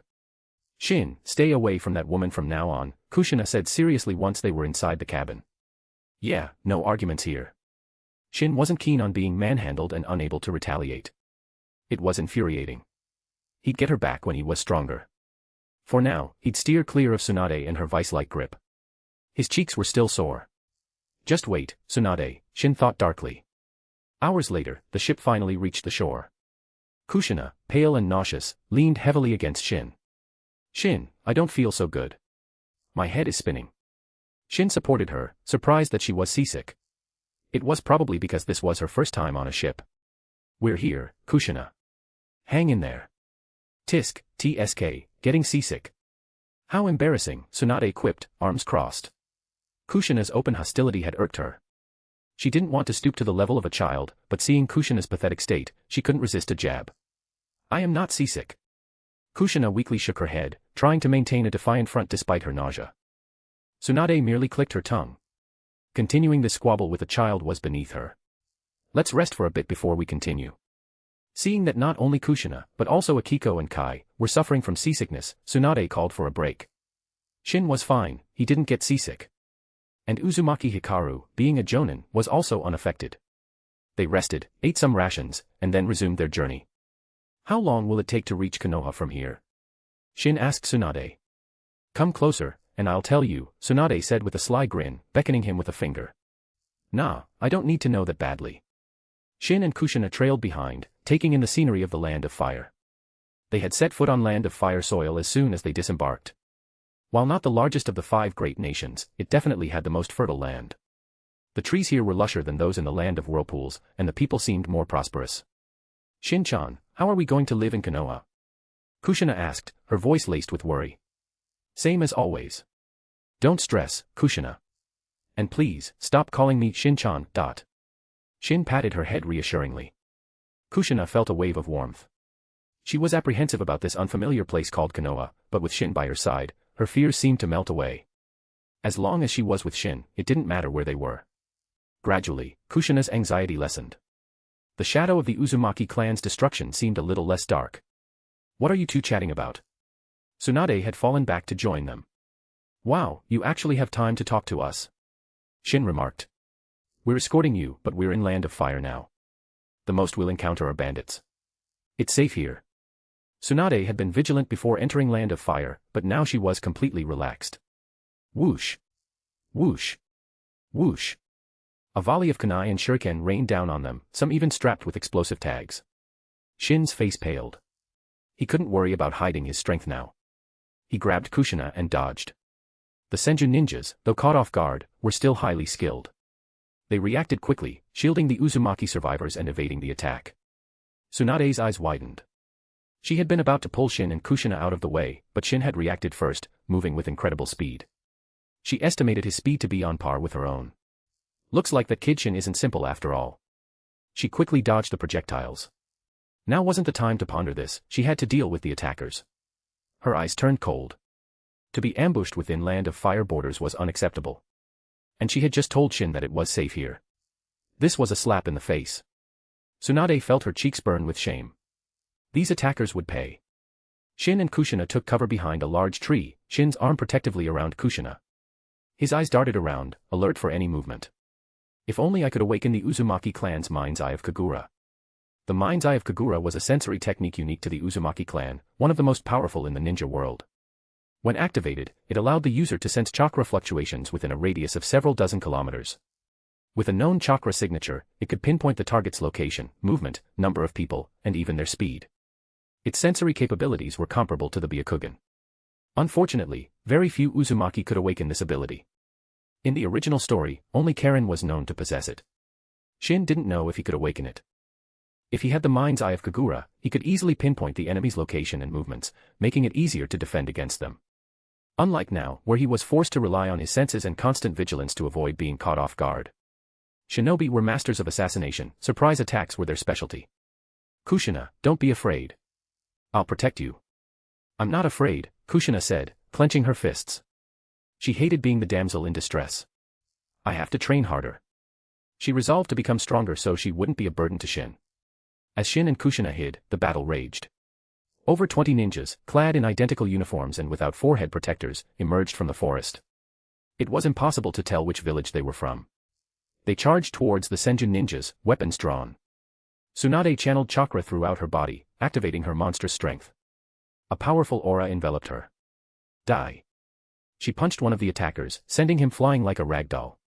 He was dead before he hit the ground. That was the power of Tsunade's monstrous strength. Every 250 horsepower equals bonus chapter. If you like the story, please leave a review. Push the story forward with your Power Stones. Chapter 13, Arrival at Konoha. Yikes, that's brutal. Shin watched from his hiding spot as Tsunade pulverized another ninja with a single punch, the impact leaving the poor guy looking like he'd been hit by a truck. Shin winced. Twice. This woman's strength is ridiculous. I must not. Wait, what am I even thinking? Shin, what are you muttering about? Kushina nudged him. Nothing. Kushina, don't you think she's a bit violent? Shin eyed the mangled remains of the ninja. He wouldn't want to be on the receiving end of one of those punches. Violent. Nah, she's all right, Kushina said, her eyes practically sparkling with admiration. Shin instinctively took a step back. Did Kushina have violent tendencies? He suddenly remembered that Kushina's temper wasn't exactly angelic. Shin turned his attention back to Tsunade. Her strength was probably at elite Jonin level, but she was displaying power far beyond that. One-punching ninjas like they were toddlers. Who sent these guys? Shin observed the attackers. Initially, he thought they were after the Uzumaki survivors. But now it seemed they were targeting the Senju. He noticed that Uzumaki Hikaru was no longer under the protection of the Senju ninjas. If the attackers were after the Uzumaki, they would have gone for Hikaru. A strange thought crossed Shin's mind. Could these ninjas be from Konoha? It wasn't impossible. They were in Land of Fire, after all. If over 20 foreign ninjas could infiltrate Land of Fire without Konoha, the most powerful hidden village, noticing something was fishy. Maybe going to Konoha isn't such a safe bet after all. Perhaps Konoha had something to do with the destruction of Uzushio-gakure. Konoha had only sent Tsunade and 9 other Senju to aid the Uzumaki. It was a good thing the invaders had already left, otherwise, this rescue team would have been slaughtered. Now they were being attacked within Land of Fire, and the attackers seemed to be targeting the Senju. Considering the future of the Senju clan, with only Tsunade remaining, Shin's suspicions grew stronger. But even if he was right, he wouldn't say anything. It was just speculation, he had no proof. And even if he did, what good would it do? Loose lips sink ships. Some things were better left unsaid. He didn't know if these were Hiruzen's men or Danzo's. His gut said Danzo. Tsunade was Hiruzen's disciple. Hiruzen wasn't a saint, but he wasn't evil either. He wouldn't attack his own student. But Danzo. That guy was capable of anything. I'll have to watch out for Danzo in Konoha. But as long as I keep a low profile, he shouldn't notice me. But Tsunade had seen him move with incredible speed while dodging the kunai and shuriken. Hopefully, she wouldn't mention it. Damn it. Tsunade noticed one of the attackers cutting down Senju ninjas with ruthless efficiency. She estimated his strength to be at elite Jonin level, perhaps slightly weaker than her, but far stronger than the others. He had already killed 3 Senju Jonin. Tsunade's eyes blazed with fury. She tried to reach him, but she was blocked by Chunin, who fought with suicidal desperation. Get out of my way, you little ants. Tsunade slammed her foot into the ground, creating a spiderweb of cracks. The earth shook, throwing the Chunin off balance. Some of them even stumbled and fell into the fissures, unable to move. Tsunade ignored them and charged towards the elite Jonin. The Jonin retreated, shooting Tsunade a cold look. Retreat, he yelled. The attackers vanished into the forest without hesitation. Tsunade glared at their retreating figures, frustrated. They had managed to capture one alive, but he had committed suicide before they could interrogate him. Shin and Kushina emerged from their hiding spot. Shin looked at Tsunade, her eyes red with rage, and shook his head. This was a tragedy. 3 Senju Jonin were dead. Only 6 remained, and they were all wounded. Jonin were valuable assets to any hidden village, even more so to a clan. The Senju clan was a shadow of its former glory. Besides Tsunade, they only had 9 Jonin, and now 3 were gone.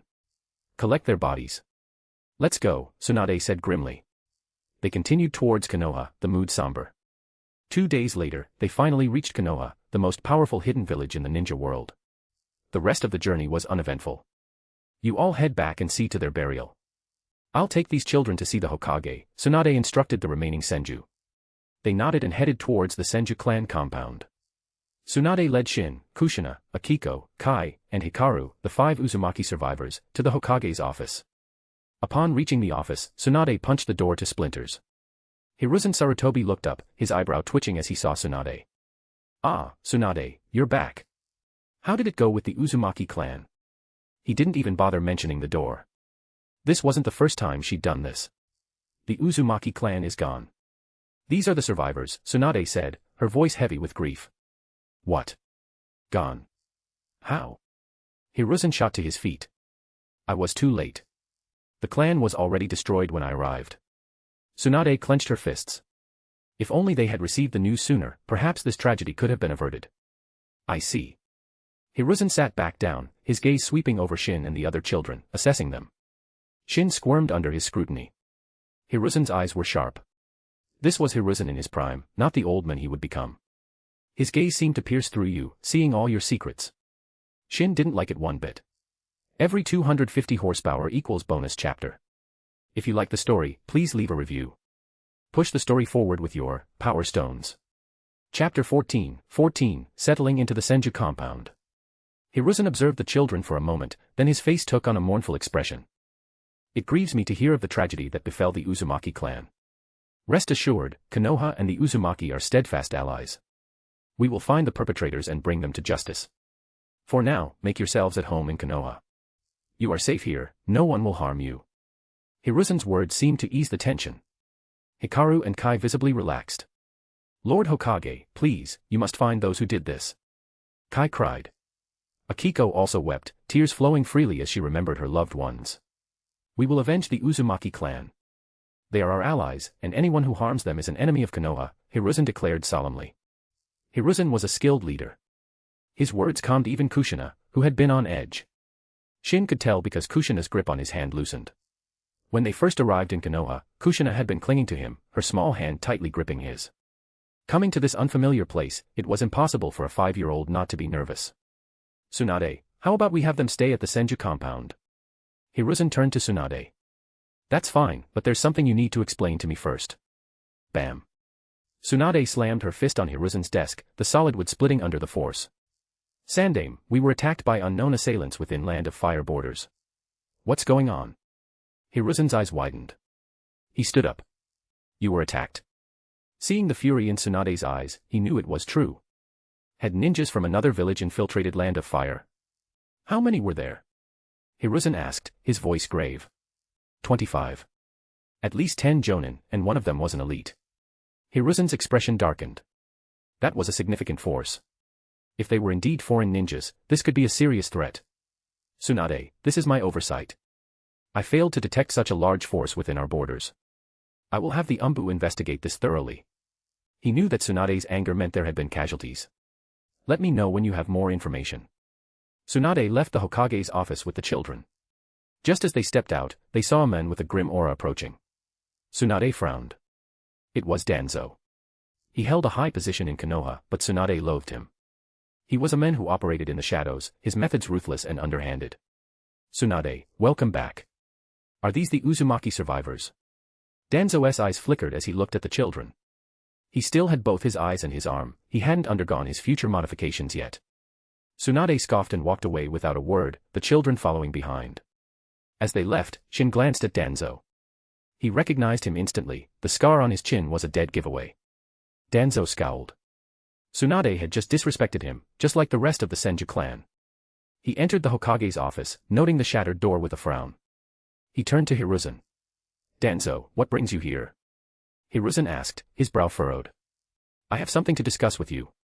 As do I. Hiruzen walked to the window, watching Tsunade lead the Uzumaki survivors away. He waved a hand.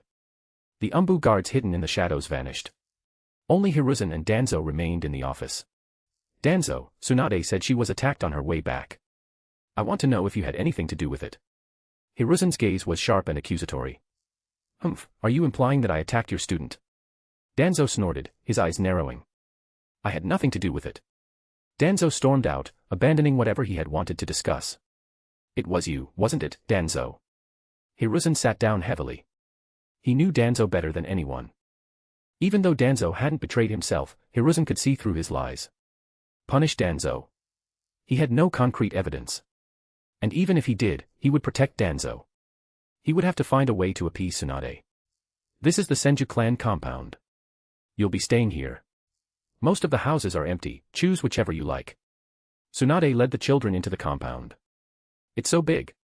Even bigger than the Uzumaki clan grounds, Akiko exclaimed. Shin looked around.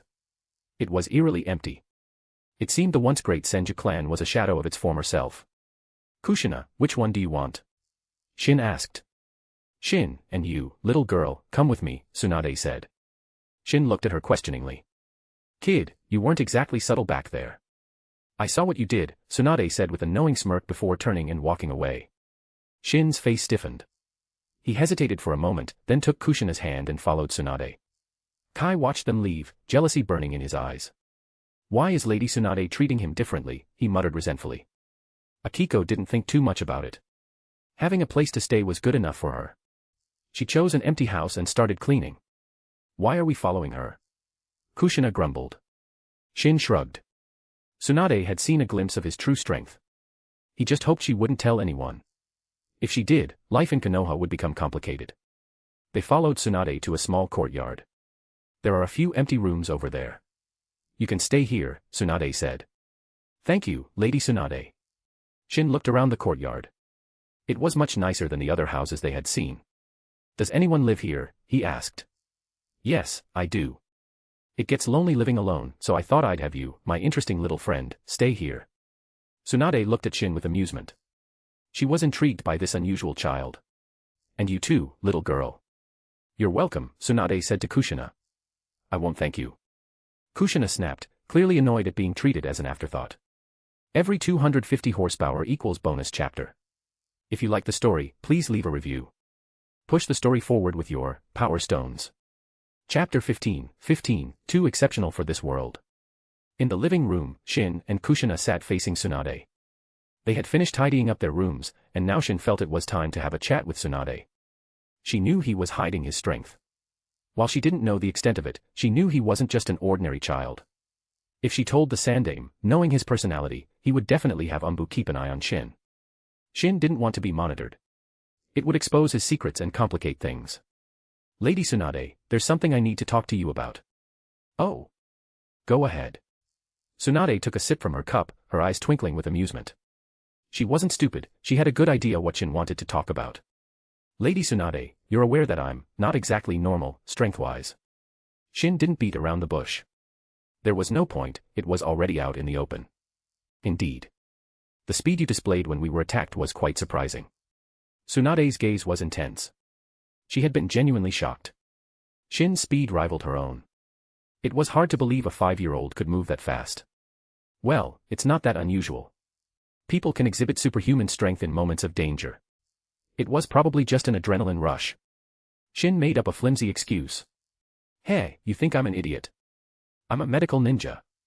Tsunade scoffed. What Shin described was possible, people could unleash incredible power in life-or-death situations. But such bursts came at a cost, either a shortened lifespan or even death. Shin, however, was perfectly fine. This wasn't just an adrenaline rush. He was trying to fool her, and she wasn't falling for it. Okay, fine. I'm a bit stronger than I look. But I need you to keep it a secret, Lady Tsunade. Shin knew Tsunade wasn't easily fooled, so he dropped the act. There was no point, it would only make her more suspicious. Why should I? Tsunade was puzzled. Why hide his talent? He was just a child, yet he could move with such speed. Regardless of the method, he was a genius. Lady Tsunade, have you ever heard the saying? A tree that stands taller than the rest will be felled by the wind. A mound that rises above the shore will be eroded by the current. One who walks above others will be criticized by the masses. When someone is too exceptional, they attract not only admiration but also envy. And envy is a dangerous thing, it can twist people beyond recognition. Shin's words startled Tsunade. She stared at him as if he were a monster. I haven't heard that saying before, but I understand the sentiment. You make a good point. I'm starting to doubt you're really a 5-year-old. Tsunade eyed him skeptically. If these words had come from someone much older, she wouldn't have been surprised. But Shin was only 5. Shin coughed awkwardly. He might have overdone it with the profound act. Don't ask me how I know these things. I've always been too exceptional for my own good, always attracting envy and jealousy. Shin tilted his chin up, a smug expression on his face. Tsunade burst out laughing. You're quite the character. It's not an act. It's the truth. I'm so used to an extraordinary life that I want to experience what it's like to be normal. Tsunade and Kushina both stared at him, speechless. One word echoed in their minds, show off. Shin smirked inwardly. He had successfully diverted her attention from his strength. Fine, I'll keep your secret. But you have to agree to a few conditions, Tsunade said. A few? Are you sure it's not just one? Shin smiled, but inwardly, he was groaning. Yes, a few, not one, Tsunade said triumphantly. Let's see how you weasel your way out of this, kid. As long as they're not unreasonable, I suppose I can agree, Shin said cautiously. Kushina's expression changed. She glared at Tsunade. Don't you dare ask for anything outrageous. Don't worry, I won't make things difficult for you, Tsunade said, completely ignoring Kushina. Kushina slammed her hand on the table, fuming.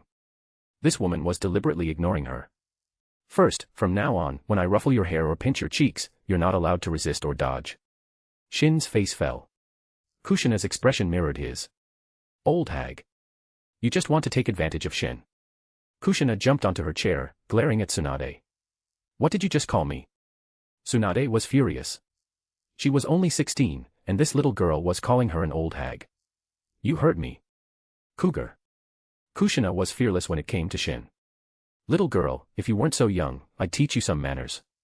Humph, old hag, if I were your age, I'd be the one teaching you some manners. Tsunade and Kushina locked eyes, the air crackling with tension.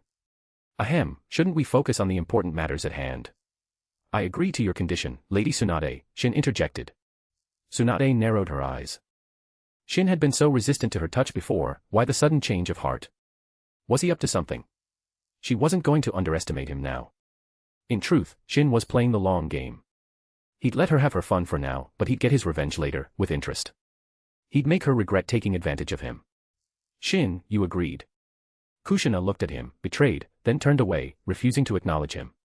Seeing Kushina's anger, Tsunade felt a strange sense of satisfaction. Then she mentally slapped herself. Why was she competing with a 5-year-old? Now, onto my other conditions, Tsunade announced. She watched Shin closely, trying to gauge his reaction. But to her disappointment, his expression remained unchanged. He even gestured for her to continue. Tsunade's suspicion grew.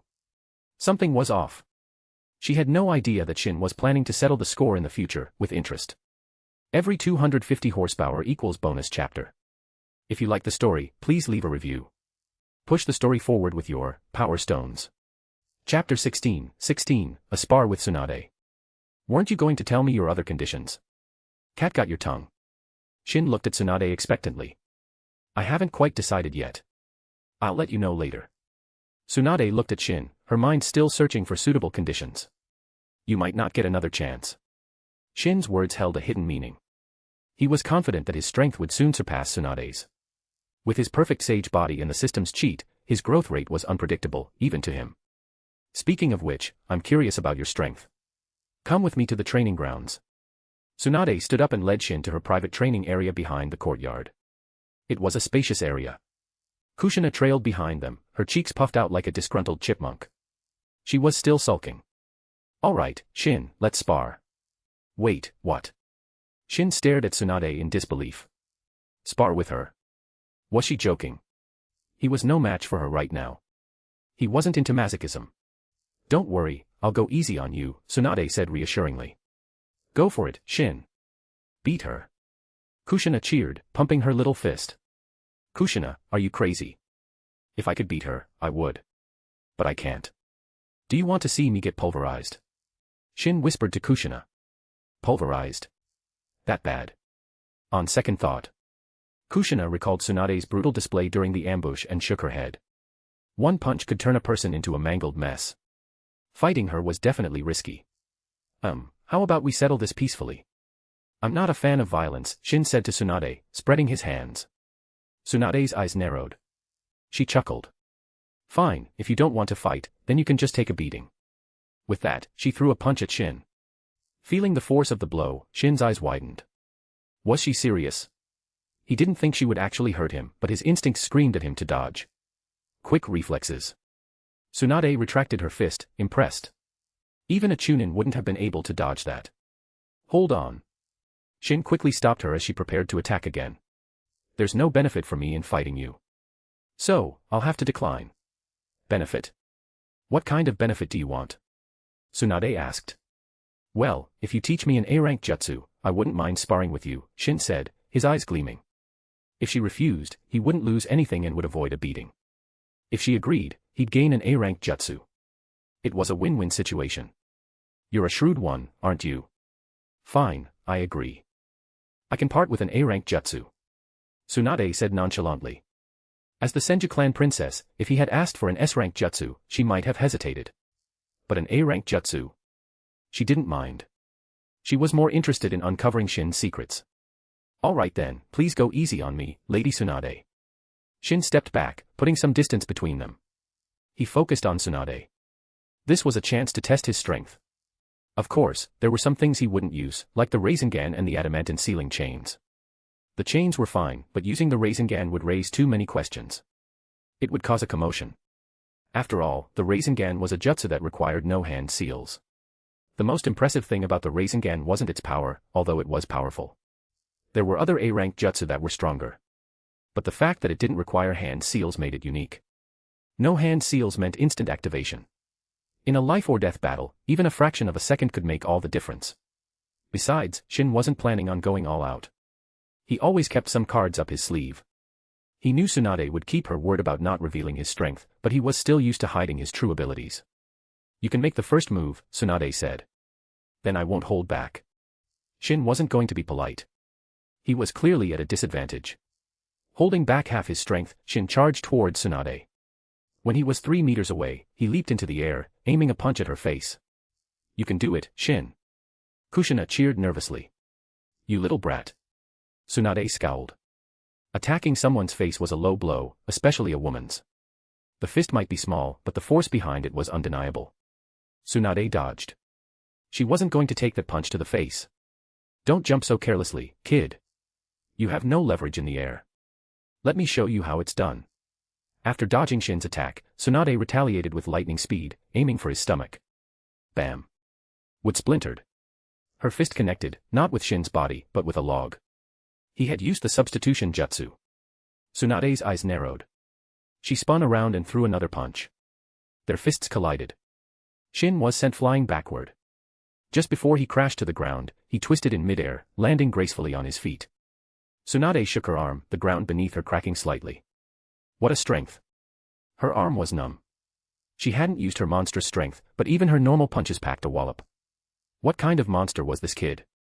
How could he be so strong at such a young age? Hey, are you all right?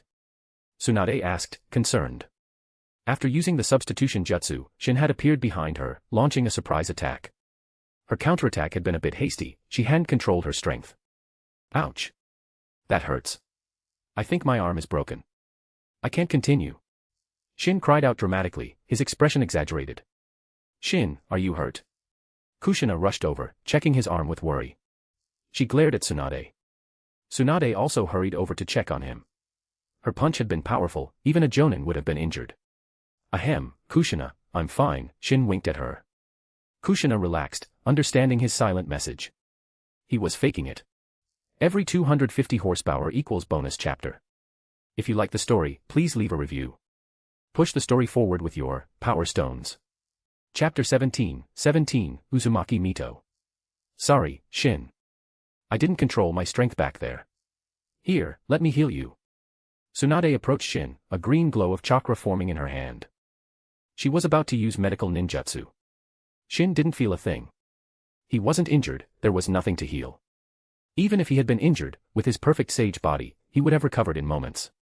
Tsunade's expression shifted from concern to anger. You little liar. She threw a punch. Shin dodged just in time. Busted, Shin mumbled, rubbing his nose sheepishly. Tsunade was the best medical ninja in Konoha, fooling her was a long shot. Ahem, Lady Tsunade, as you can see, I'm not that strong. How about we call it a draw? Tsunade looked at him, then nodded. She felt she had a decent grasp of his abilities. He was strong and fast, likely at elite Chunin level, maybe even higher. He had used the perfect sage body proficiently, but hadn't displayed any other jutsu. It was hard to gauge his combat experience from just a few exchanges, especially since she hadn't gained the upper hand. She watched Shin chatting with Kushina, seemingly unharmed, then flexed her slightly numb arm. Monster, she thought. No wonder he wanted to hide his strength. If it were exposed, it would only cause him trouble. If only she knew he hadn't even used his full power. Lady Tsunade, about that A-rank jutsu. Shin looked at her expectantly. I keep my promises. What's your chakra nature? Tsunade asked. No need to ask, Lady Tsunade. I want to learn the multi-shadow clone jutsu. Shin had already decided. The multi-shadow clone jutsu would be incredibly useful to him.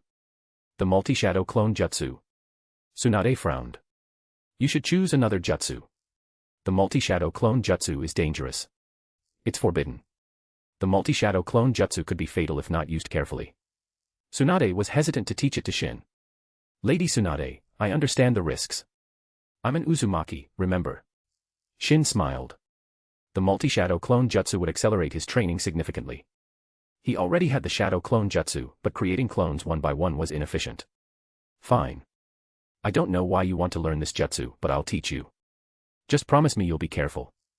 Seeing his insistence, Tsunade agreed, but she stressed the dangers of the jutsu. Even for an Uzumaki with large chakra reserves, it was a jutsu to be treated with caution. I haven't learned the multi-shadow clone jutsu myself, but I have a scroll with the training method. Here you go. Tsunade pulled out a small scroll and handed it to Shin. You're just going to give me the scroll and let me figure it out myself. Aren't you worried I won't be able to learn it? You have the scroll, it's up to you to learn it. Honestly, I'd prefer it if you didn't, Tsunade said bluntly. Shin shrugged. Not learning the multi-shadow clone jutsu wasn't an option. It wasn't that difficult for him. It only required a single hand seal. For ninjas with limited chakra, it might be challenging, but Shin had chakra to spare. Oh, I almost forgot. Tsunade smacked her forehead. You two need to come meet my grandmother. Shin's heart skipped a beat. Tsunade's grandmother was Uzumaki Mito, the wife of Hashirama Senju and a former princess of the Uzumaki clan. Mito knew all the Uzumaki sealing jutsu and was the previous Nine-Tails Jinchuriki. She must be powerful. Shin guessed her strength might even surpass the Sandame's. Of course, this was just speculation. Perhaps she wasn't a combat specialist. Tsunade called the other 3 Uzumaki survivors. They were all going to meet Mito. They followed Tsunade deep into the Senju compound, arriving at a small, elegant courtyard. There, they met Uzumaki Mito. She looked quite old, which made sense, considering she had lived through the Warring States period. But Shin was confused. Didn't Mito have the strength of 100 seal? Why did she look so old? The strength of 100 seal was an S-rank jutsu that allowed the user to store chakra in their forehead, marked by a diamond-shaped seal. When needed, the stored chakra could be released by using the release technique. And it had another benefit that women would kill for, eternal youth. Mito knew the strength of 100 seal. Why didn't she use it to maintain her youth? Perhaps she no longer cared about her appearance. After all, she was nearing the end of her life. Why bother with such superficial things? Grandmother, I'm sorry. The Uzumaki clan. Only these few remain. Tsunade hung her head, unable to meet Mito's eyes. Mito sighed.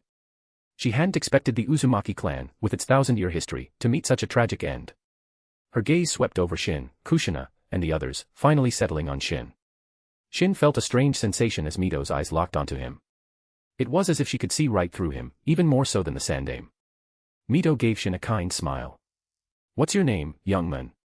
Uzumaki Shin. Shin met her gaze. He could sense no hostility from her. Shin, I can sense an extraordinary power within you. I hope you use it wisely, Mito said, her voice solemn. Extraordinary power? Tsunade looked at Shin, surprised. Shin's heart pounded. Was she referring to his perfect sage body? Had she seen through him? Then he remembered Hashirama Senju, who also possessed a perfect sage body. And Mito was his wife. It wasn't that strange for her to be able to sense something like that. In truth, Mito didn't know about the perfect sage body. She simply sensed a life force within Shin that was similar to Hashirama's, vast and vibrant. Every 250 horsepower equals bonus chapter. If you like the story, please leave a review. Push the story forward with your Power Stones. Chapter 18, Tsunade's brother, Nawaki. After a short visit, they left as Uzumaki Mito retired to rest. Hey, my grandma said you have some extraordinary power. What is it? You seem to have a lot of secrets. Tsunade fixed Shin with a curious stare. How should I know? Shin shrugged, feigning ignorance. He couldn't reveal his perfect sage body. Besides, even if he did, no one would understand what it meant. Hashirama Senju was remembered for his wood release, not his sage body. But without the perfect sage body, his wood release wouldn't have been so devastatingly powerful. Yamato's wood release, for example, was only slightly stronger than regular jutsu. It was even dubbed pseudo wood release. Speaking of the Senju clan, they must have some wood release jutsu scrolls left behind by Hashirama. Shin was eager to see them. He didn't have the wood release Kekkei Genkai yet, but he was confident that with enough research, he could develop it. Not the watered-down version Yamato had, but the real deal, like Hashirama's. Shin, what are you thinking about? You're about to walk into a wall. Kushina pulled him back, snapping him out of his thoughts. Shin stared at the wall in front of him, embarrassed. If Kushina hadn't stopped him, he would have walked right into it. Seriously? Are you blind? Tsunade chuckled. Shin glared at her. He really wanted to punch her right now. But he wasn't strong enough yet. He'd have to bide his time. He'd get her back one day. Tsunade noticed his glare but dismissed it. By the way, I'm planning on enrolling the 4 of you in the academy. Tsunade looked at Shin, Kushina, Kai, and Akiko. They couldn't stay at the Senju compound forever. They were at the right age to start school, and Tsunade thought the academy would be a good environment for them. Of course, if you don't want to become ninja, you don't have to go. She wouldn't force them. I'll go. I want to be a ninja and avenge my family. Kai declared, his eyes burning with hatred. I want to go too, Akiko said. The destruction of the Uzumaki clan had taught her a harsh lesson about the importance of strength. She wanted to become a ninja, at least strong enough to protect herself. All right, since you've both decided, I'll talk to the Sandame tomorrow, Tsunade said. Hey, you haven't asked us yet. Oh. Don't you two want to become ninja? Tsunade looked at Shin and Kushina, surprised. Of course we do. But shouldn't you at least pretend to care about our opinion? Shin said. Tsunade clenched her fist, annoyed. Brat, if you don't want a beating, stop messing with me. Shin wisely shut his mouth. Knowing Tsunade, she would make good on her threat. Lady Tsunade, what about me? Hikaru, the only adult among the survivors, spoke up. If you can pass the test, you can become a Konoha shinobi. If not, you'll have to find another way to make a living, Tsunade said. Hikaru thought for a moment. Please tell Lord Hokage that I want to become a Konoha shinobi. Fine, I'll let him know. But whether you become one or not depends on you. With that, Tsunade left with Shin and Kushina. Akiko, Kai, and Hikaru headed towards their assigned houses. Damn it. Why is Lady Tsunade so nice to that Shin? Kai seethed with jealousy. And earlier, when they met Uzumaki Mito, she had mostly focused on Shin, ignoring him completely. He already had a grudge against Shin, now, fueled by jealousy, his hatred deepened. Akiko and Hikaru glanced at Kai but didn't say anything. As they walked back with Tsunade, Shin noticed a boy around his age carrying several skewers of grilled meat.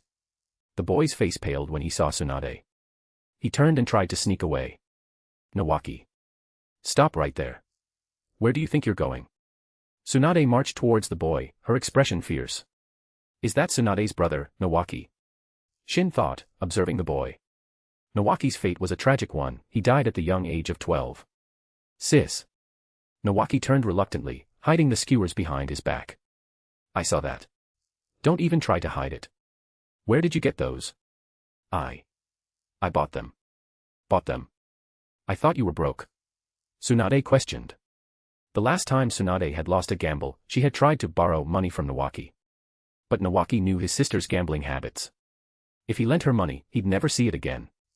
So, he had lied, saying he had spent all his money on ninja tools. Tsunade had left empty-handed. Now, he had been caught red-handed with these delicious skewers. Nawaki felt tears welling up. Lying to your own sister. Those are confiscated.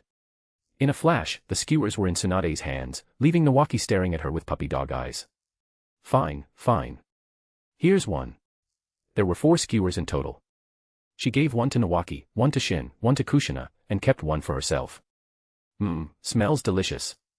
Even better than the ones we make ourselves, Kushina said, sniffing the air. Yeah, not bad. And they're huge. Shin took a bite. They were indeed delicious, better than anything he could make. Perhaps he needed better ingredients. Sis, who are they? Nawaki asked curiously. They're from the Uzumaki clan, distant relatives of the Senju. Something happened to their clan, so they'll be living here from now on. They'll be attending the academy soon. Make sure you look after them, Tsunade said to Nawaki. Oh, hi. I'm Nawaki. Nawaki introduced himself. Nice to meet you. I'm Uzumaki Shin, and this is Uzumaki Kushina. We look forward to getting to know you, Shin said, officially acquainted with Nawaki. Every 250 horsepower equals bonus chapter. If you like the story, please leave a review. Push the story forward with your Power Stones. Chapter 19, Ninja Academy. Enrollment. Nawaki, do you have any allowance left? I'll pay you back tenfold when I win big. Tsunade looked at her brother hopefully. Nope, not a penny. Nawaki even turned his pockets inside out to prove he was broke. But Tsunade wasn't convinced. She suspected he was hiding money, but she had no proof. Oh well, it seems you're not destined for wealth, Tsunade sighed dramatically. Nawaki breathed a sigh of relief. He wanted nothing to do with that kind of wealth. He sidled up to Shin and whispered, remember, never lend my sister money. You'll never see it again. Then he scurried off, afraid Tsunade might overhear. Doesn't he live with you? Shin watched Nawaki go, confused. He lives with Grandma. That little rascal avoids me like the plague, Tsunade grumbled. That's understandable. If I were your brother, I'd avoid you too. Shin looked at Tsunade pointedly. Who wouldn't avoid someone who took all their allowance? Tsunade might not eat people, but she sure ate money. Shin suspected her gambling habits had something to do with the Senju clan's decline. Hey, what's that supposed to mean? Nothing. Come on, Kushina, let's go. Shin took Kushina's hand and returned to Tsunade's courtyard. He pulled out the multi-shadow clone jutsu scroll and started studying. The jutsu was simple enough. It didn't take him long to master it. He formed the ram seal. Poof. Dozens of Shin clones filled the room. He dispelled the clones and went to inform Tsunade and Kushina that he was leaving the courtyard to explore the Senju compound. He wasn't just wandering aimlessly. He was looking for a suitable training spot. There was a training ground within Tsunade's courtyard, but he didn't want to train there and risk exposing his secrets. After a thorough search, he found no suitable location within the Senju compound. He'd have to look elsewhere in Konoha. But he wasn't going to wander around just yet. He had just arrived, the Sandaime was likely keeping an eye on them. He'd wait a while, lay low for now. He also had his replication system to consider. He currently had 3 common replication cards and 1 advanced. The advanced card could copy a wide range of things, S-rank jutsu, Kage-level chakra, and physique, even Kekkei Genkai. But there were limitations to copying Kekkei Genkai. He couldn't copy the Rinnegan, or even the Eternal Mangekyo Sharingan. The Mangekyo Sharingan, however, was within reach. If I awaken the Mangekyo Sharingan and then copy another pair, could I evolve it into the Eternal Mangekyo Sharingan? Shin wondered. The Mangekyo Sharingan was the Uchiha clan's ultimate dojutsu, but it had a fatal flaw: overuse led to blindness. It was like a curse. The only way to overcome this was to evolve it into the Eternal Mangekyo Sharingan, which also granted the ability to use the perfect Susanoo. But to evolve it, one had to transplant the Mangekyo Sharingan of a sibling. Shin had no siblings. That path was closed to him. He'd have to find another way. The system was one option. He also suspected there might be other ways to evolve the Mangekyo Sharingan. Otherwise, how did Indra Otsutsuki obtain his Eternal Mangekyo Sharingan? And Hagoromo Otsutsuki's Rinnegan wasn't innate, it had evolved from the Sharingan. Shin wasn't too worried. Even if he couldn't evolve his Mangekyo Sharingan, he wouldn't go blind. He had the perfect sage body. Obito Uchiha had been able to use the Mangekyo Sharingan without side effects after transplanting Hashirama Senju's cells. With the perfect sage body, Shin didn't have to worry about blindness. But even so, he still wanted to evolve his Sharingan into the Eternal Mangekyo Sharingan. He coveted its power. The perfect Susanoo was practically invincible. And with the Eternal Mangekyo Sharingan and his perfect sage body, he could potentially awaken the Rinnegan himself. Just the thought was exciting. But it was too early to think about that now. His Sharingan was only at the 1-tomo stage. It would take time to reach the Mangekyo Sharingan, and even then, evolving it wouldn't be easy. By the time Shin returned to the courtyard, it was already dark. He had dinner and went to bed. The next day, Tsunade took Shin, Kushina, Akiko, and Kai to the Ninja Academy. The academy had been founded by the second Hokage, Tobarama Senju. It's already been a while since the semester started, so you'll be joining as transfer students. If there's anything you don't understand, don't hesitate to ask your teacher. Tsunade instructed them. Tanaka-sensei, these children are in your care now. Don't worry, Lady Tsunade. I'll take good care of them, Tanaka-sensei assured her. After entrusting the children to Tanaka-sensei, Tsunade left. As an elite jonin, she was a busy woman.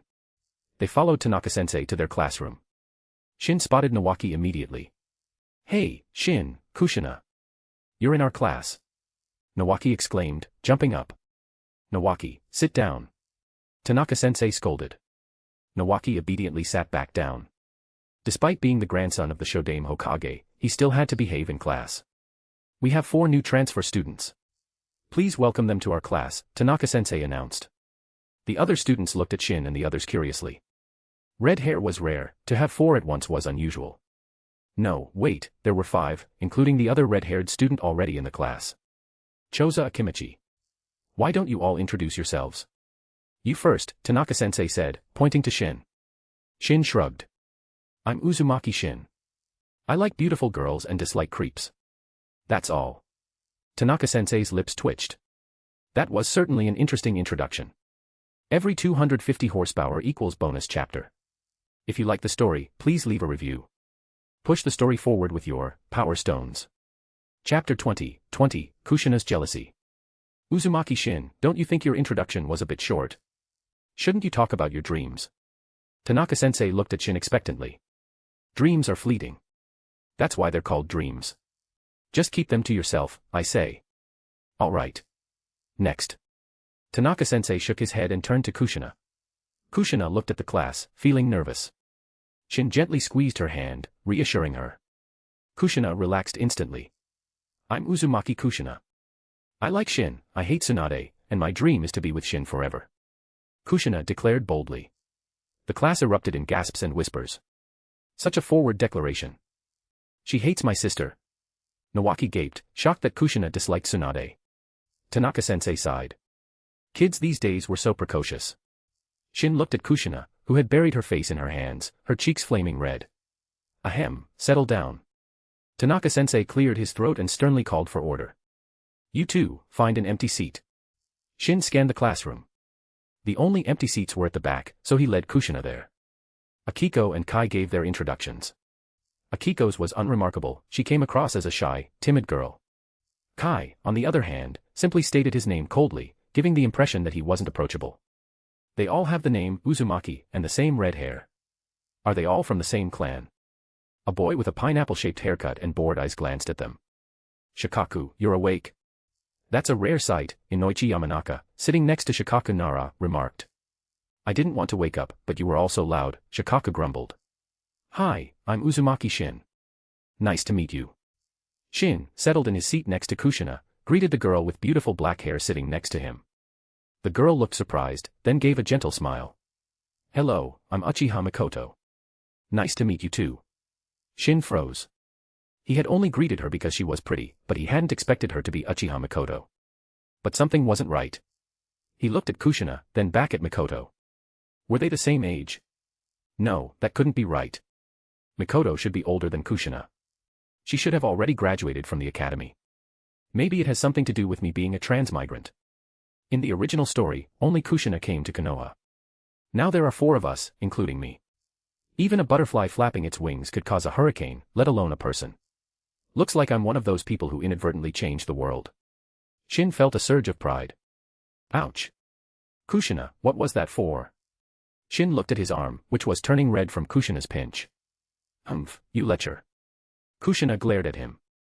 So that was why he had chosen the seat, to be next to this pretty girl. Shin felt wronged. He admitted Mikoto was pretty, but he was just being friendly. He wasn't a pervert. He didn't have any inappropriate thoughts about little girls. He couldn't understand Kushina sometimes. But then he remembered Kushina's bold declaration in front of the whole class. She was definitely jealous. Kids in the ninja world really did mature fast. Obito had a crush on Rin before he was 5, and Sakura was infatuated with Sasuke at 6. Uchiha-san, why are you sitting at the back? Shin was curious. It wasn't common for girls to sit at the back. At least, that hadn't been his experience in his past life. The back was usually reserved for the tall kids and the troublemakers. Because no one wants to sit with me. Mikoto gave a wry smile. Everyone avoided her, so she had resigned herself to sitting at the back. Why? Kushina, her jealousy momentarily forgotten, was also curious. You're not from Konoha, are you? Mikoto asked. Wow, you're amazing. You figured that out right away. Kushina exclaimed. Mikoto shook her head. I'm from the Uchiha clan. That's why they avoid me. Kushina looked at her, confused. Shin, however, had an idea. The Uchiha clan's reputation in Konoha was complicated. They had basically offended every other clan and even the civilians. The Uchiha were known for their arrogance. Mikoto didn't seem arrogant, but it was a common trait among the Uchiha.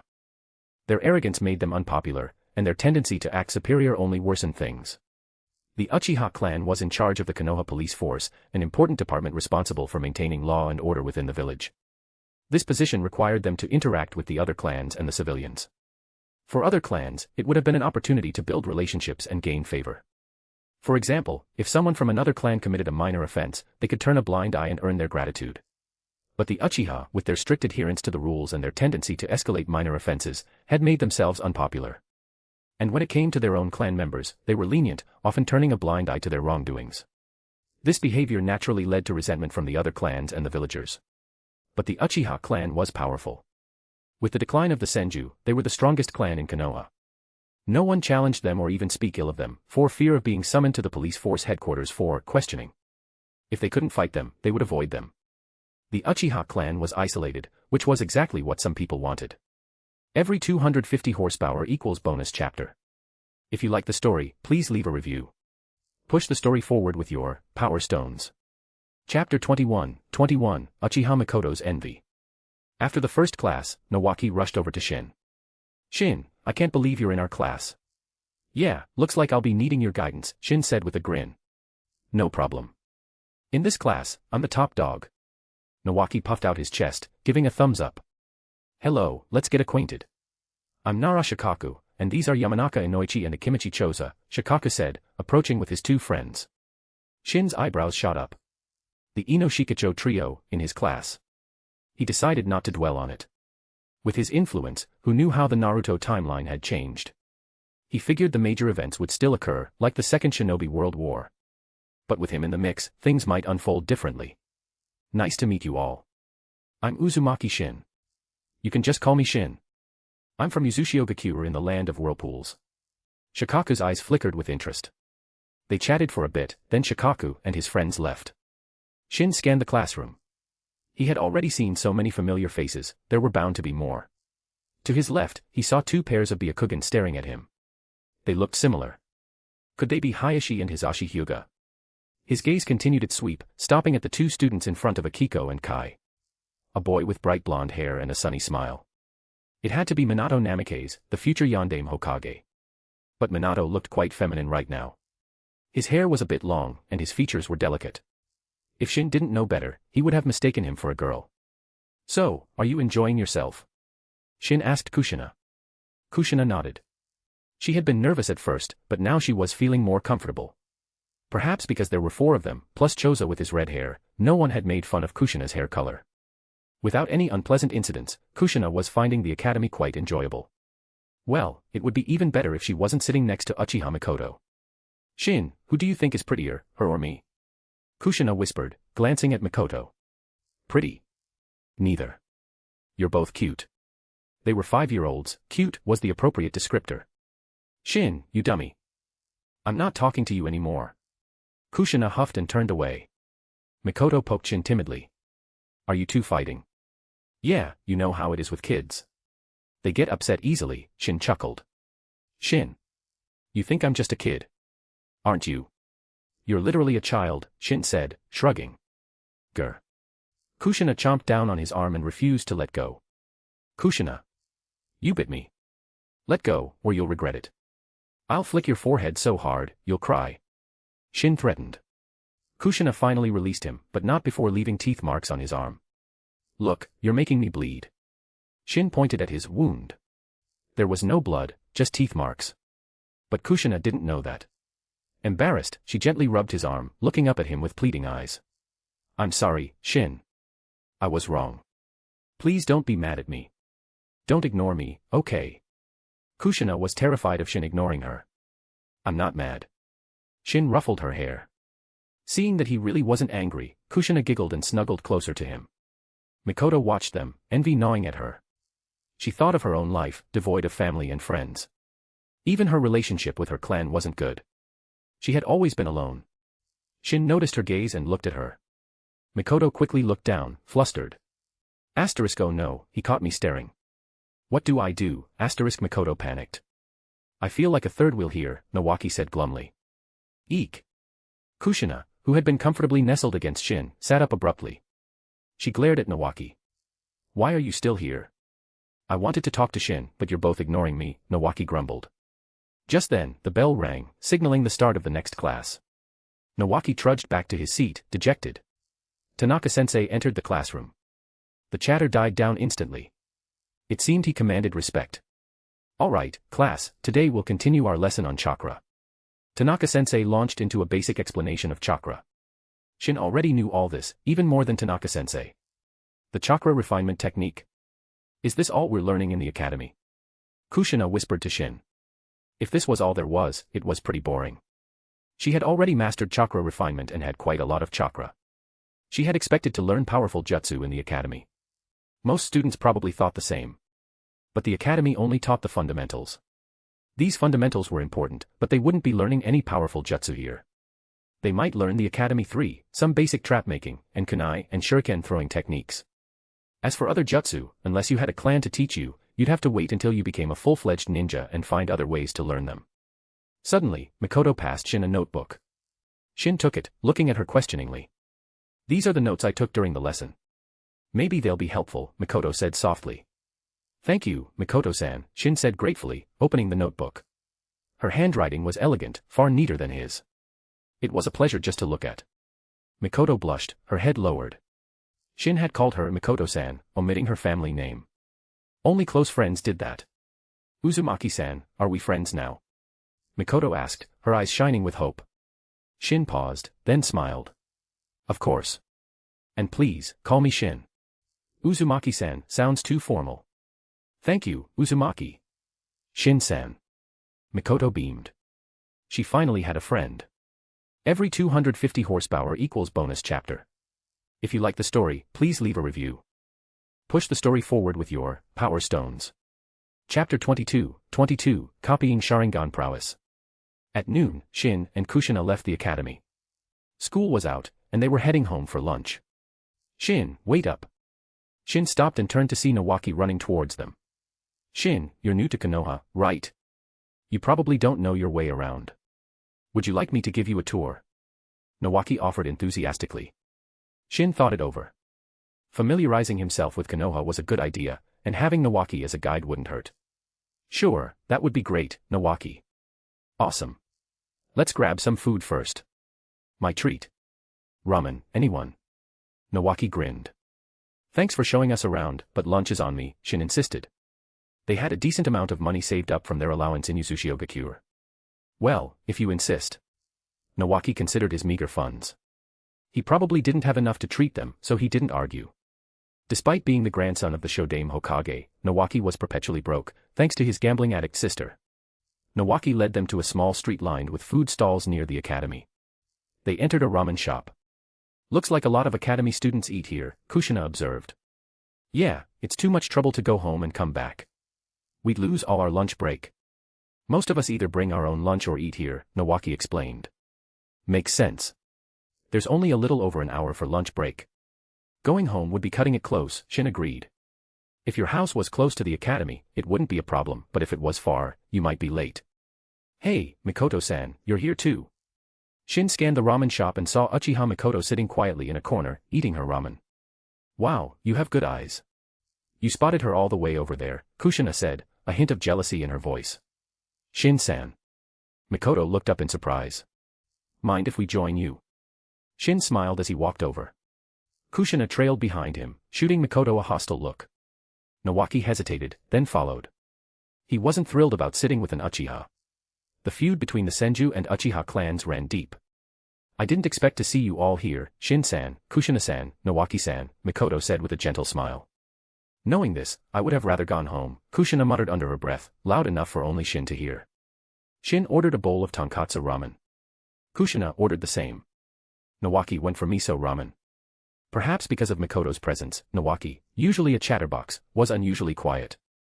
Kushina waited for her ramen, chin resting on her hand. Mikoto ate quietly. The atmosphere was a bit awkward. The ramen shop, however, was bustling with activity. A while later, their ramen arrived. As Shin slurped his noodles, the shop suddenly fell silent. He looked up, confused. Then he saw a ninja enter the shop and understood. The ninja's uniform bore the same clan symbol as Mikoto, the Uchiha fan. The Uchiha clan sure has a presence, Shin thought. He's a jonin from our clan. He has a bad temper, Mikoto explained. An Uchiha jonin, huh? Shin thought of his replication system. Can a common replication card copy his Sharingan prowess? He wanted to copy, not the Sharingan Kekkei Genkai itself, but the ocular prowess it granted. He wasn't sure if it was possible. His strength is at jonin level. Copying is feasible, the system confirmed. Shin looked at the Uchiha Jonin. Use one common replication card to copy his Sharingan prowess. He felt a tingling sensation in his eyes. A surge of power flooded his vision. Surprised by the sudden change, Shin quickly covered his eyes. 3 black tomo swirled momentarily in his eyes. Shin, what's wrong? Kushina asked, alarmed. Nothing, just got some soup in my eye, Shin said with a chuckle, removing his hand. Oh, be careful. Shin continued eating, but his mind was racing. He had copied the Uchiha's Sharingan prowess, his 1 tomo Sharingan instantly evolving to 3 tomo. A 5-year-old with a 3 tomo Sharingan. If the Uchiha clan found out, who knew what they would do? This system cheat is insane. What's the point of training when you can just copy everything? But even with this cheat, he couldn't slack off. He had to work hard, or it would be a waste of the system's potential. If I keep accumulating Sharingan prowess, can I keep evolving my Sharingan? Shin theorized that with enough ocular power, he could evolve his Mangekyo Sharingan into the eternal Mangekyo Sharingan without needing a sibling's eyes. Sharingan prowess was essentially in release, the manipulation of spiritual energy. Genjutsu, for example, relied on in release. So, theoretically, with enough spiritual energy, he could even awaken the Rinnegan. No, the Rinnegan probably wasn't that simple. It seemed to require a combination of yin and yang release. But regardless, Shin felt he had stumbled upon another way to obtain the eternal Mangekyo Sharingan. Hey, Shin, why are you spacing out while eating? You're getting noodles in your nose. Kushina nudged him, bringing him back to reality. Kushina, Mikoto, and Nawaki were all staring at him. Shin felt his cheeks burn. Just thinking about something, he mumbled, shaking his head to clear his thoughts. He'd contemplate this later, at home. After finishing their meal, Shin paid for everyone's ramen, including Mikoto's. Mikoto tried to pay him back, but Shin insisted, saying they were friends. Every 250 horsepower equals bonus chapter. If you like the story, please leave a review. Push the story forward with your power stones. Chapter 23, First Encounter with Orochimaru and Jiraiya. I'm stuffed. Let's go. Shin wiped his mouth, then Kushina's, earning him a smug grin from her. She shot a triumphant look at Mikoto. Mikoto didn't react to the provocation, instead returning a gentle smile, much to Kushina's annoyance. Mikoto didn't seem to care about her rivalry at all.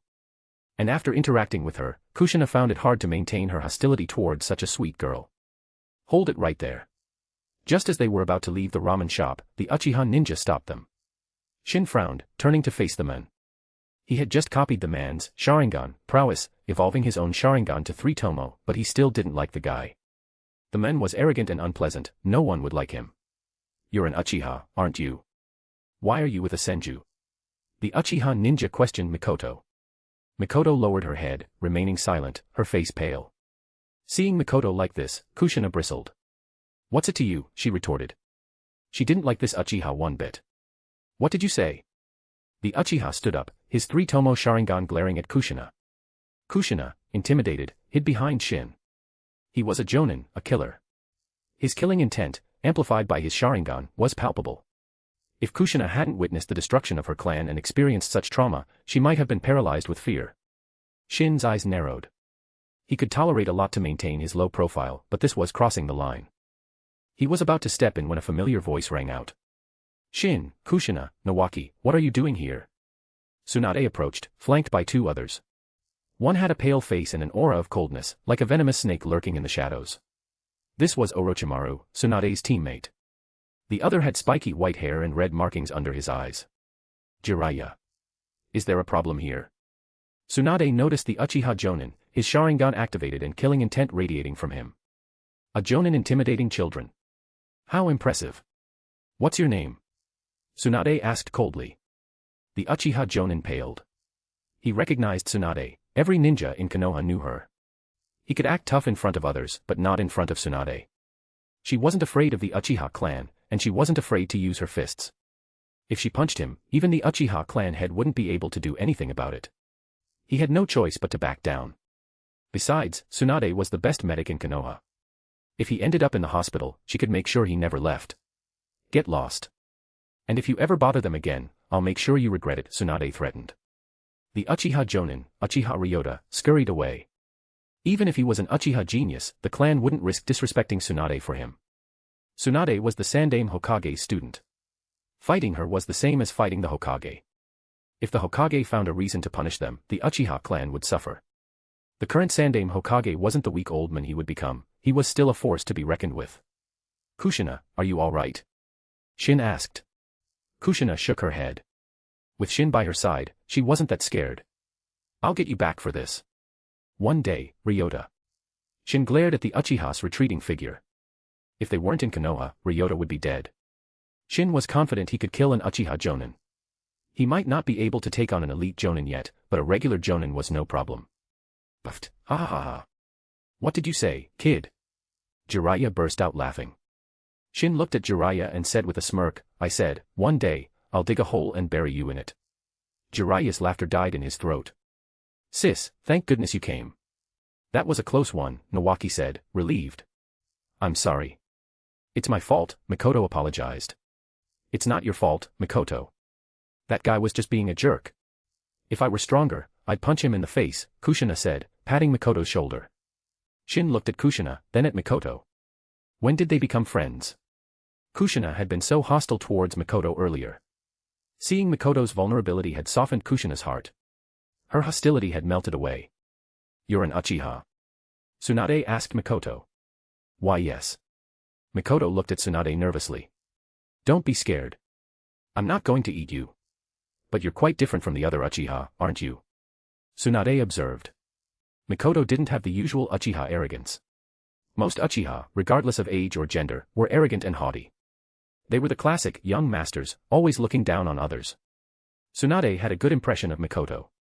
She didn't judge her based on her clan. Let me introduce you.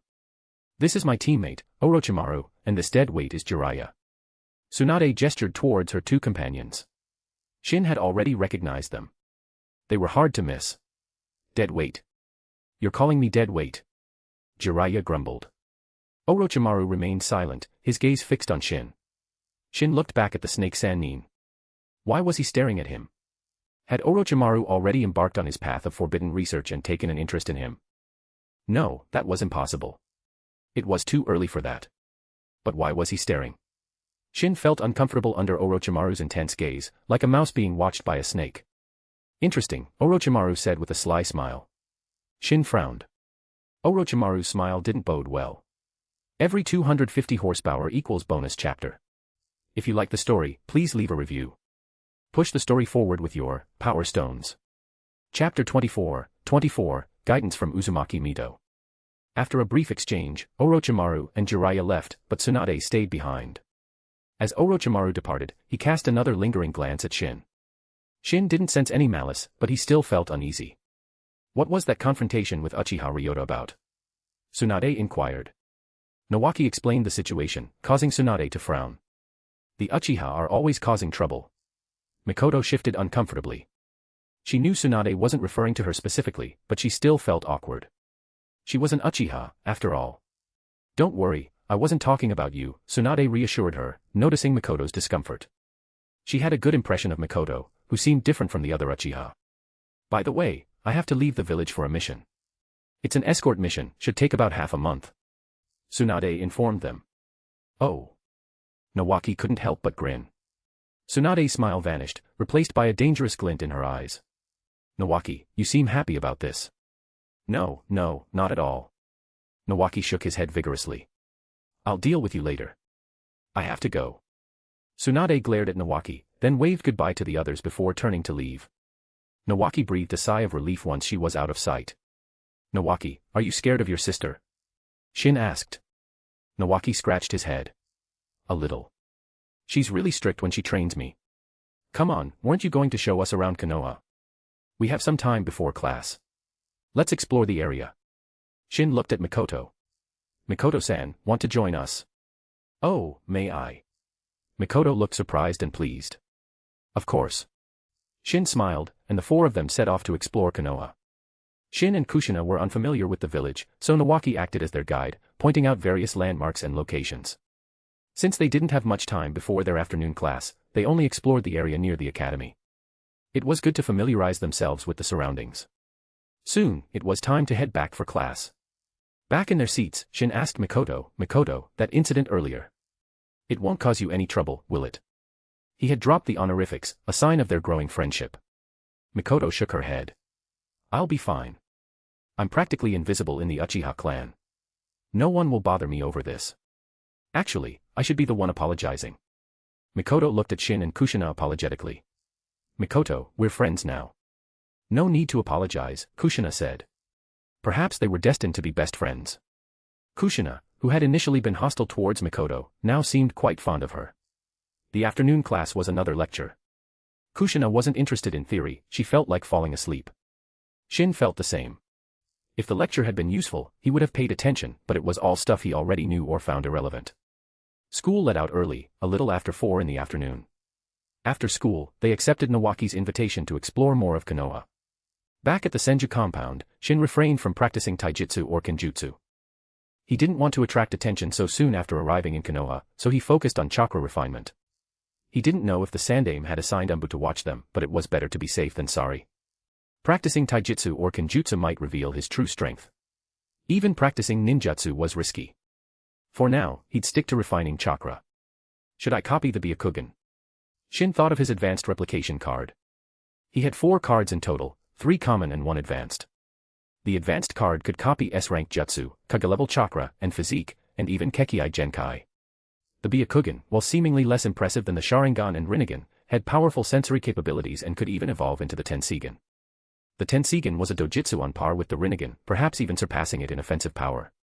After some consideration, Shin decided against it. While the Byakugan's sensory abilities were useful, especially for detecting surveillance, it would also turn his eyes completely white. Walking around with those eyes would draw unwanted attention, especially from the Hyuga clan. If only I had the mind's eye of Kagura. It's even better than the Byakugan. He shook his head, pushing the thought aside. He didn't know how to awaken it, or if it was even possible for him. As far as he knew, only Karen possessed that ability. A few days passed. Shin and Kushina's days were filled with school, exploring Konoha with Nawaki and Mikoto, and chakra refinement. One day, they were summoned to Uzumaki Mito's residence, along with Kai and Akiko. I've called you here today to teach you the Uzumaki Clan sealing jutsu. Shin's face lit up. This was great news. With Mito's guidance, they would progress quickly in Fuinjutsu. Kai and Akiko were also excited. We'll start with the most basic sealing formulas, Mito said seriously. These children were the last remnants of the Uzumaki clan, the hope for its revival. As a former princess of the clan, Mito wanted nothing more than to see it restored to its former glory. She would teach them everything she could. How much they learned, however, depended on their talent. From then on, their days were filled with school, followed by lessons in Fuinjutsu from Mito after dinner. Under Mito's tutelage, Shin, already a genius, progressed rapidly. Kushina also learned a lot. She was talented, second only to Shin. But Shin had warned her not to stand out too much. She should learn the jutsu, but pretend she wasn't as skilled as she actually was. Every 250 horsepower equals bonus chapter. If you like the story, please leave a review. Push the story forward with your power stones. Chapter 25, bonus, time to ditch the dead weight. This is a bonus chapter. We're almost at 250 power stones. Thank you all very much. Smiley face. Over a year had passed since Shin arrived in Konoha. In the training ground of Tsunade's small courtyard, Shin practiced his swordsmanship, his katana flashing in the sunlight. Not many in the shinobi world specialized in kenjutsu. Most relied on ninjutsu, it was the primary focus of their training. The most skilled swordsman in Konoha was probably Tsukumo Hatake, though it seemed he hadn't earned the moniker Konoha's White Fang yet. Shin hadn't even heard the name Tsukumo Hatake before. He was probably still relatively unknown. Mastering kenjutsu required not just hard work, but also finding your own path. From the beginning, Shin had known what path he wanted to take, one that maximized his strengths. And his strengths were his perfect sage body, granting him monstrous strength and speed. His kenjutsu would be one of overwhelming power and swiftness. 3-step slash. Shin unleashed 3 slashes in the blink of an eye, effortlessly slicing the wooden training dummy into 4 pieces. 3 slashes per second were child's play for him now. His limit was 5. 5 slashes in a single second, a true testament to his speed. Even an elite jonin, caught off guard, wouldn't be able to withstand such an assault. If I could combine this with space-time ninjutsu, I can already imagine myself racking up kills on the battlefield. Unfortunately, he didn't know any space-time ninjutsu. He was eager to learn, though. Such jutsu were incredibly versatile, invaluable for both offense and defense. Shin, breakfast is ready.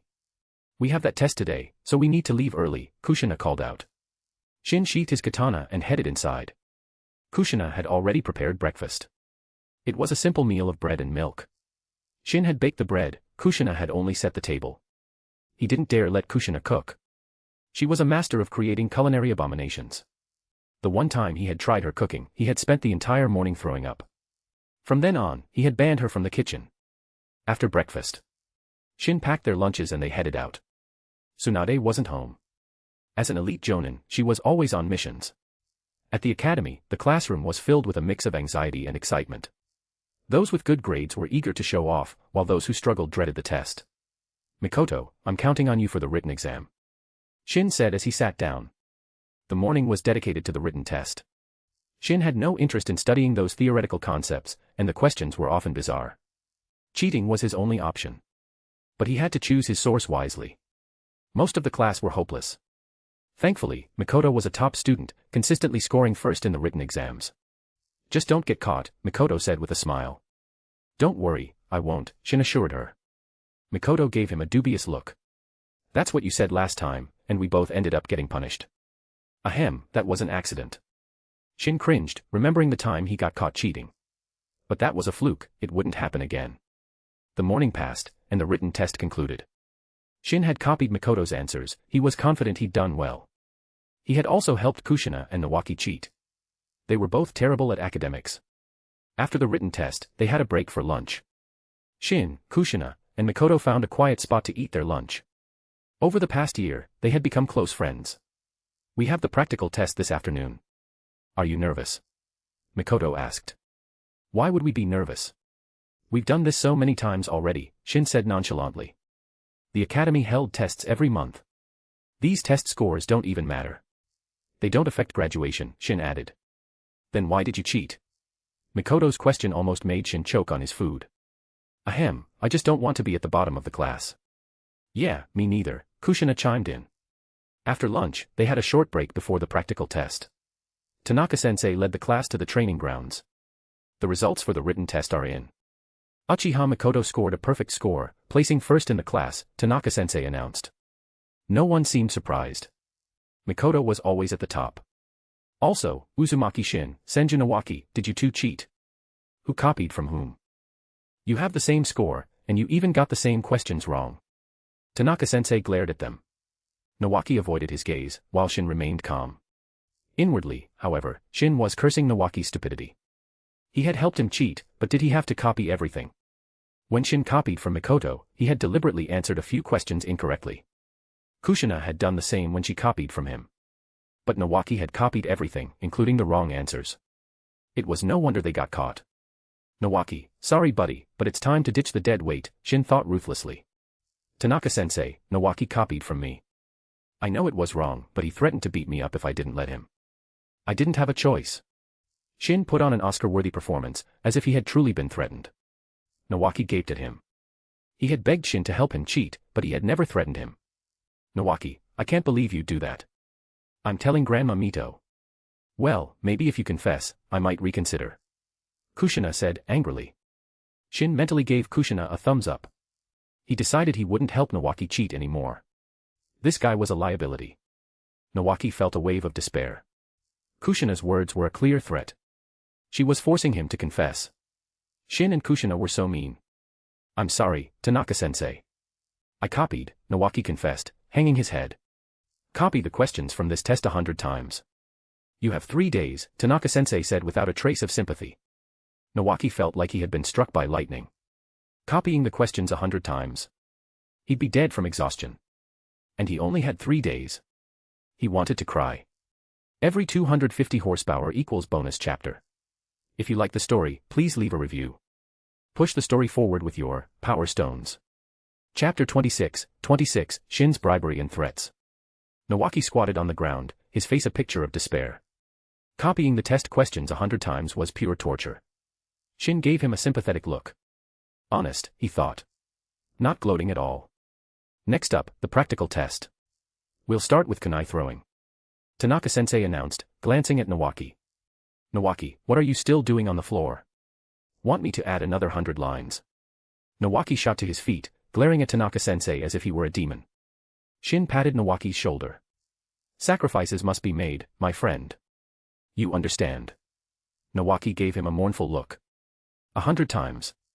How could he understand? All right, let's begin. Uzumaki Shin, you're first. Lucky me, first up. Shin smiled, pulled a kunai from his pouch, and stood at the designated distance, about 15 meters from the target. They were still young students, throwing accurately from a greater distance would be challenging for most. With a flick of his wrist, the kunai flew through the air, striking the target with a satisfying thud. 9 points. Not bad. Almost a perfect score, Tanaka-sensei said approvingly.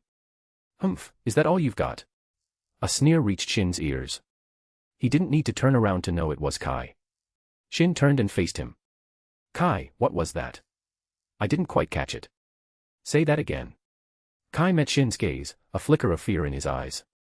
Shin had broken his leg when they were younger, the memory still haunted him. He wasn't sure if he hated Shin more than he feared him, or the other way around. Seeing Kai shut his mouth, Shin snorted and returned to Kushina's side. Why only 9 points? Kushina whispered. Don't want to stand out too much. 9 is a good score, Shin said with a smile. He didn't need to flaunt his abilities. He was still a young dragon, learning to fly. He would soar through the skies one day. The kunai throwing test concluded. 4 students achieved a perfect score, Mikoto, Nawaki, Minato, and, surprisingly, Kai. That smug look on his face is really annoying. Kushina glared at Kai, her fists clenched. If he came any closer, she'd punch him. Don't mind him, Shin said calmly.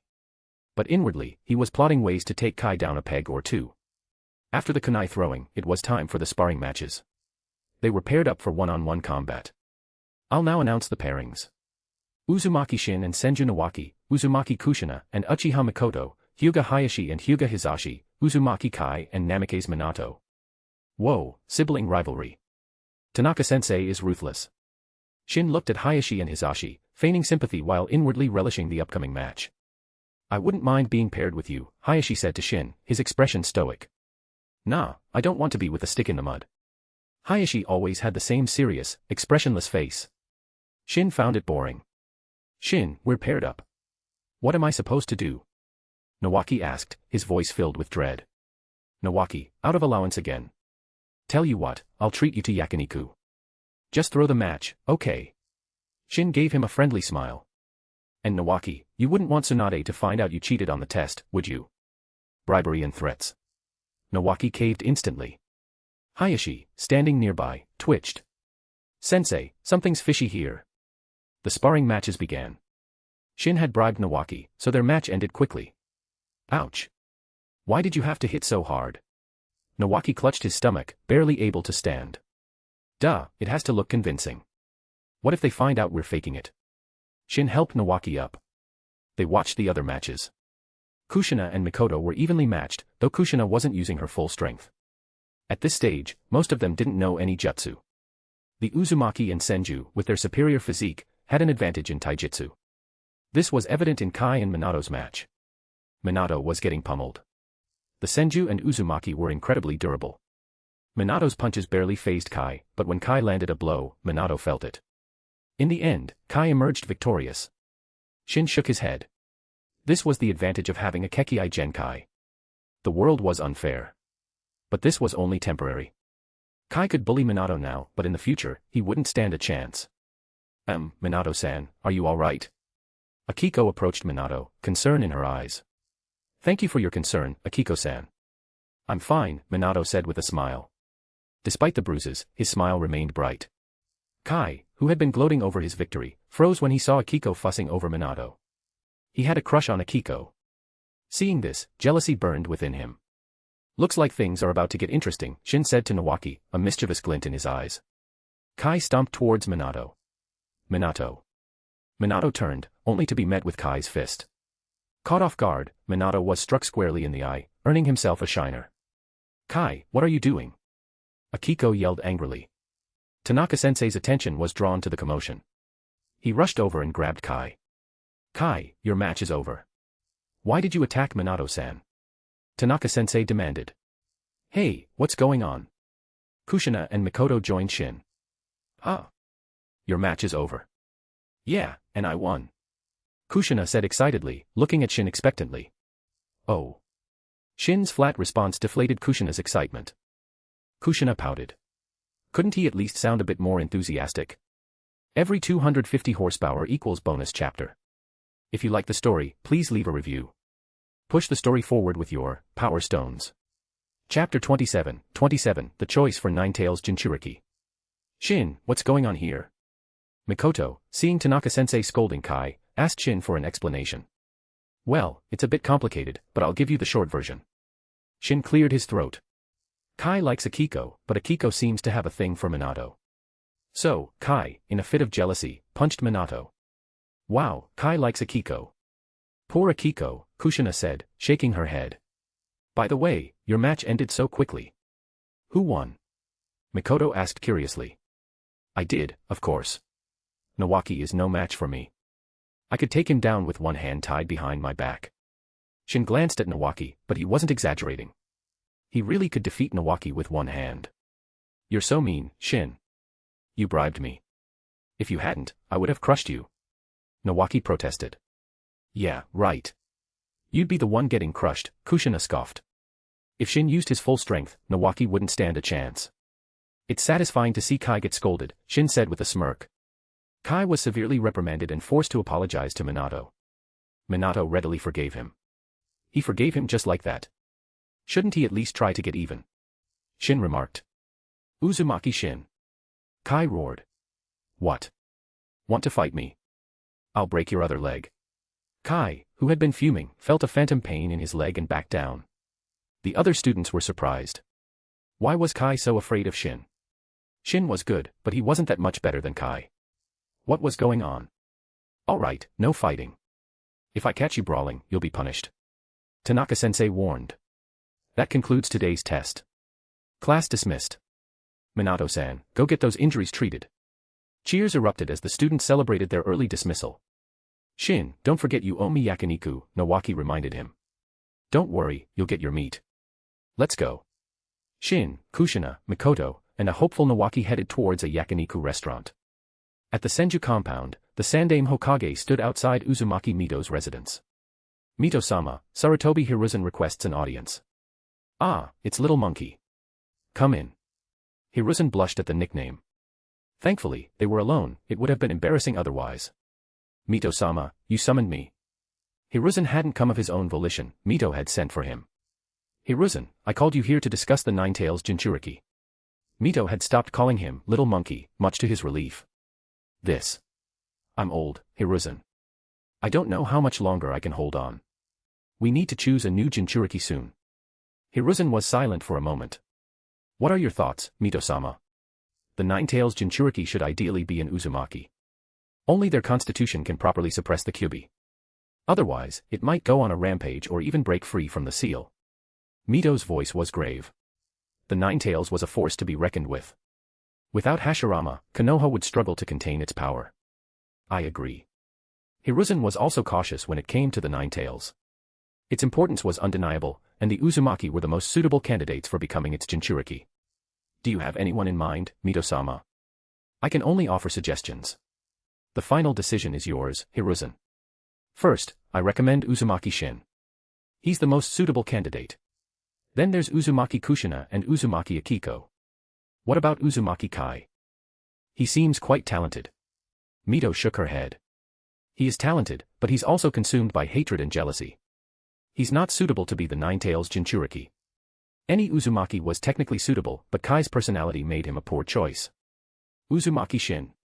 Hiruzen frowned. He had gathered information on the Uzumaki survivors.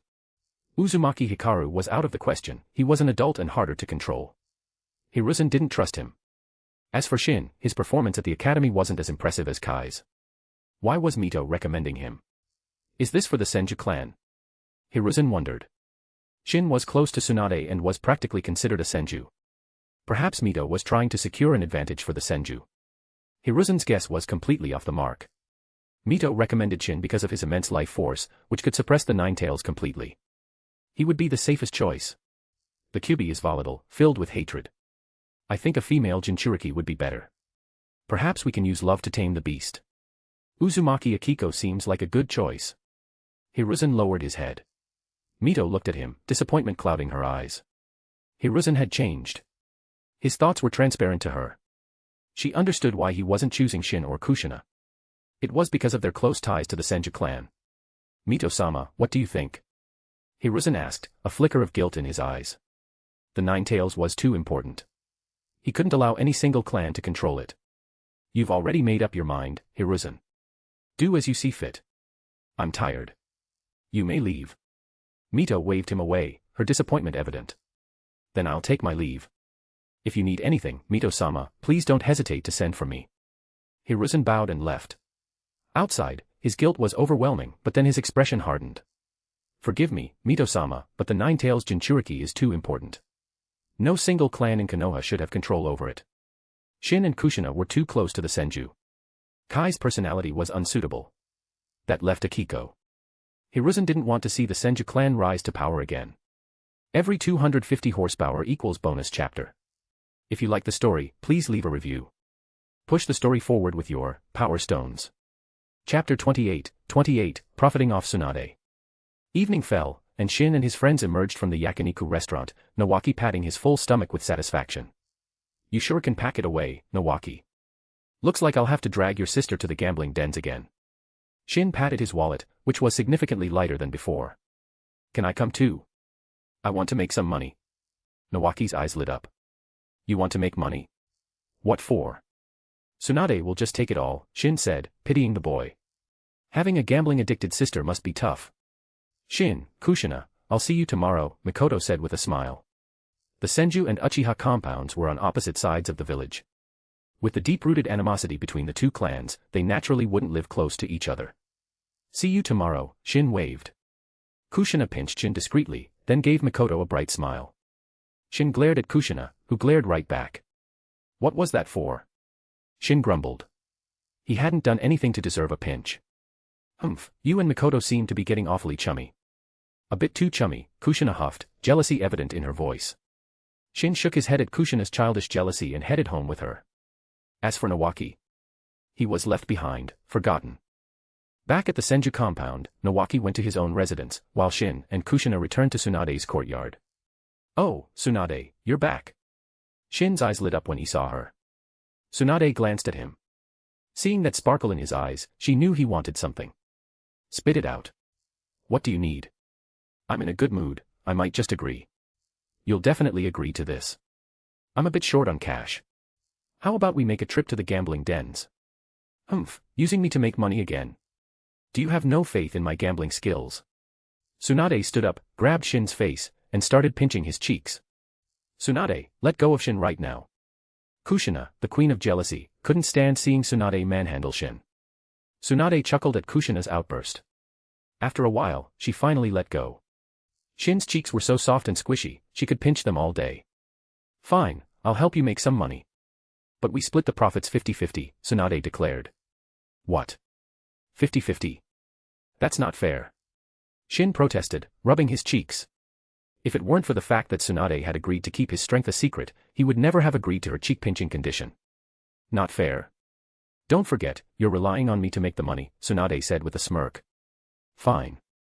Shin might be complaining, but he knew this was a good deal. All he had to do was bet against Tsunade, and he'd make a killing. That was his strategy. Thankfully, Tsunade wasn't infamous yet. She wasn't known as the legendary sucker yet. Otherwise, this plan wouldn't work. Let's go. Tsunade grabbed Shin's hand, channeled chakra to her feet, and vanished in a series of leaps, leaving Kushina fuming. That woman. She left me behind again. Kushina wanted to follow, but she didn't know where they were going. She could only wait at home. They returned late at night, both grinning as they counted their winnings. Shin, when are we going to make another killing? Tsunade had earned over 10 million Ryo, even after splitting the profits. That was equivalent to the reward for over a dozen S-rank missions. When we run out of money. This should last us a while. If they were frugal, 10 million Ryo could last them over a decade. But being a shinobi was expensive. Still, this should be enough to last them until graduation.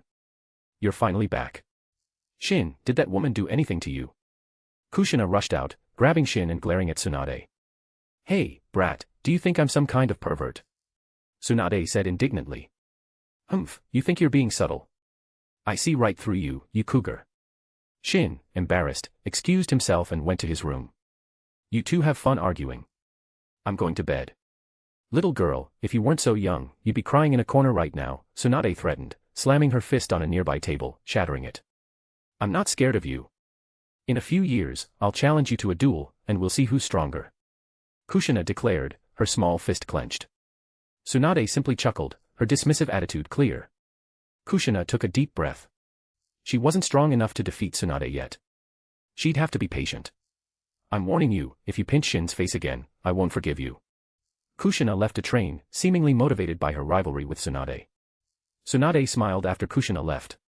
She didn't mind their bickering. Having Shin and Kushina around had livened up the place. Before, she had lived here alone. It had been lonely. As for Nawaki, he was terrified of Tsunade, always afraid she'd take his allowance. He usually avoided her. In his room, Shin sat on the tatami mat, refining chakra. He didn't know how much chakra he had now, but he felt it surpassed that of most Kage. Of course, this was just in terms of quantity. The quality of his chakra was probably inferior to that of a Kage who had been honing their chakra for decades. Having a large amount of chakra wasn't enough, quality was also important. For example, a tailed beast's chakra was undoubtedly superior to that of a human.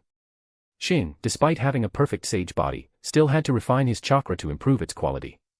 There were no shortcuts, unless he became the Ten Tails Jinchuriki. Every 250 horsepower equals bonus chapter. If you like the story, please leave a review. Push the story forward with your Power Stones. Chapter 29. Let's sleep together from now on. The next morning, Shin woke up early, washed his face, brushed his teeth, and headed to the training ground. He focused on taijutsu and kenjutsu, leaving ninjutsu practice for later. Well, not here, at least. He had sent several shadow clones to secluded areas in Konoha to train in ninjutsu. When the clones dispersed, their memories and experiences would return to him, making it an efficient way to train. Sharingan, activate. Shin's eyes turned crimson, 3 tomo swirling within. Still just a 3 tomo Sharingan. When will it evolve into the Mangekyo? Shin sighed. Over the past year, he had used his 3 common replication cards, copying the Sharingan prowess of Uchiha Jonin.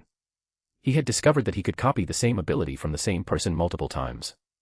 All 3 copies were from Uchiha Ryota, the Jonin he had encountered at the ramen shop. These repeated copies had significantly increased his ocular power.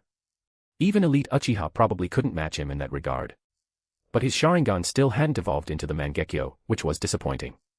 Did he really need to copy an existing Mangekyo Sharingan? He could, technically. He had 2 advanced replication cards. One was a reward from a mission, and the other was from the system's annual gift.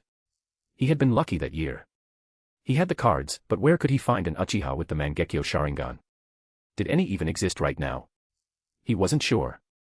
And even if they did, he had no way to approach them. The 3 tomo Sharingan was still useful. It granted enhanced visual perception, the ability to copy basic jutsu and taijutsu, and even some genjutsu. But compared to the Mangekyo Sharingan, it was flawed. He wouldn't mention that to anyone, though. Shin deactivated his Sharingan. He couldn't let Tsunade see it, who knew what kind of trouble it might cause. After training for a while, he went back to prepare breakfast. Neither Kushina nor Tsunade were the type to cook. Yo, Shin, you're up early as always. Tsunade had just woken up and saw that Shin had already prepared breakfast. It's nice having someone make breakfast. I never used to eat breakfast, she said, taking a seat at the table. That explains why you're so underdeveloped. Shin glanced at her chest.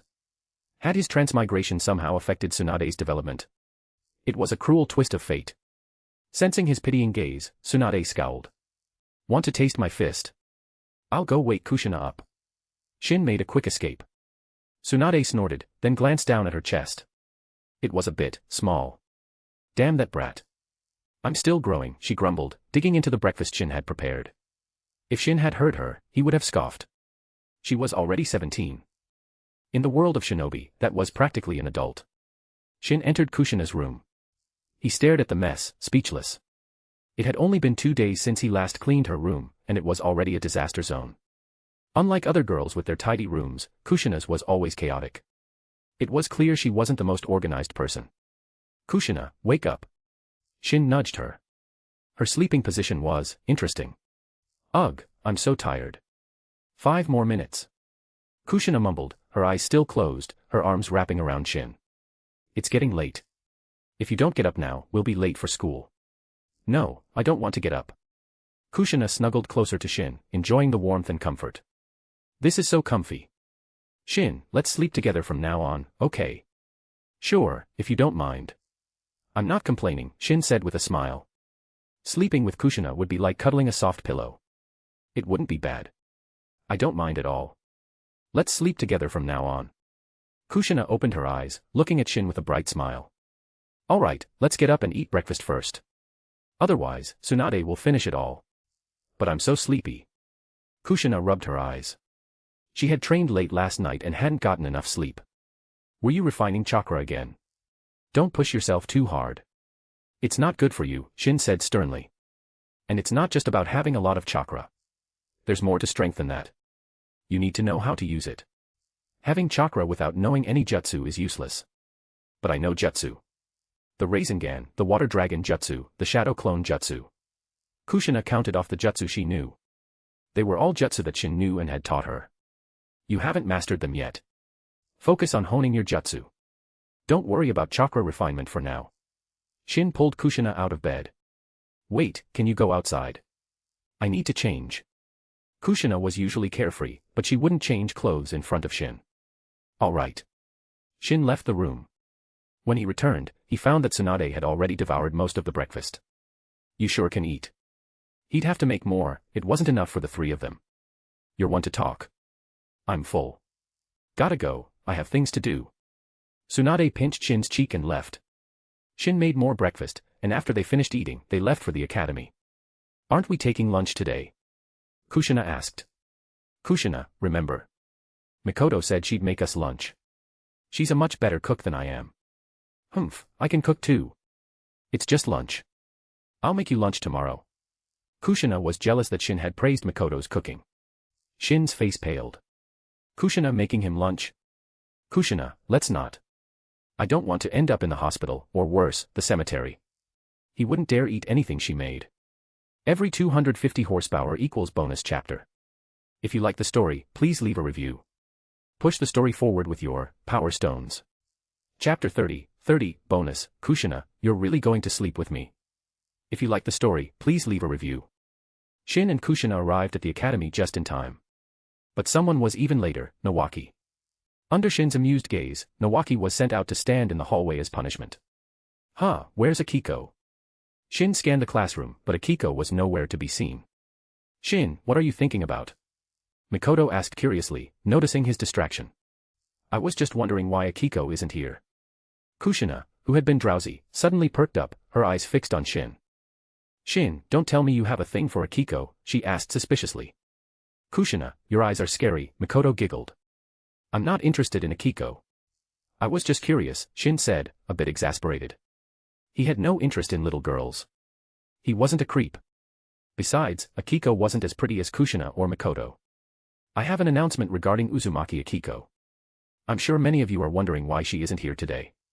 Tanaka-sensei stood at the podium. Akiko has taken a leave of absence. She won't be coming to school for a while. Shin pondered the announcement, a suspicion forming in his mind. After class, Shin approached Kai. Kai, you live with Akiko. Do you know why she's absent? Why should I tell you? Kai glared at Shin. Good question. How about this? Shin placed a hand on Kai's shoulder, applying pressure. Kai broke out in a cold sweat, his shoulder screaming in pain. He didn't cry out, though, maintaining his pride. But he quickly caved. Akiko was called away early this morning. I think she went to Lady Mito's place. Thanks for the info. Shin smiled and returned to his seat, his suspicions confirmed. He guessed that Akiko had been chosen as the Nine-Tails Jinchuriki. He didn't know why Akiko, but it was good news for him and Kushina. Becoming a Jinchuriki wasn't a good thing. Not everyone could be like Naruto and gain the tailed beast's approval. Shin, you've never cared about Akiko before. Why are you suddenly interested in her? Kushina asked when Shin returned to his seat. She knew Shin wasn't romantically interested in Akiko, but she couldn't help but feel jealous. Because it's important to us, Shin said cryptically. If he or Kushina had been chosen as the Jinchuriki, he would have had to find a way to refuse. Now, he didn't have to worry about that. Akiko's absence meant she was probably receiving special training from Mito. Becoming a Jinchuriki wasn't easy, it required rigorous preparation. After school, they received a notice that they wouldn't be attending Mito's lessons for the time being. Shin wasn't disappointed. He had already learned everything he needed to know. Mind's Eye of Kagura. Shin closed his eyes, and his surroundings appeared in his mind. He could sense chakra with incredible clarity. He had awakened the Mind's Eye of Kagura, a secret technique that only the Uzumaki clan could learn. Mito had taught it to him. She had also taught it to the others, but he didn't know if they had mastered it. Kushina hadn't. He doubted Kai and Akiko had either. He scanned the entire Senju compound and its surroundings with his expanded sensory range. He continued using the Mind's Eye of Kagura for an hour before finally opening his eyes, exhaustion weighing on him. It was mental exhaustion.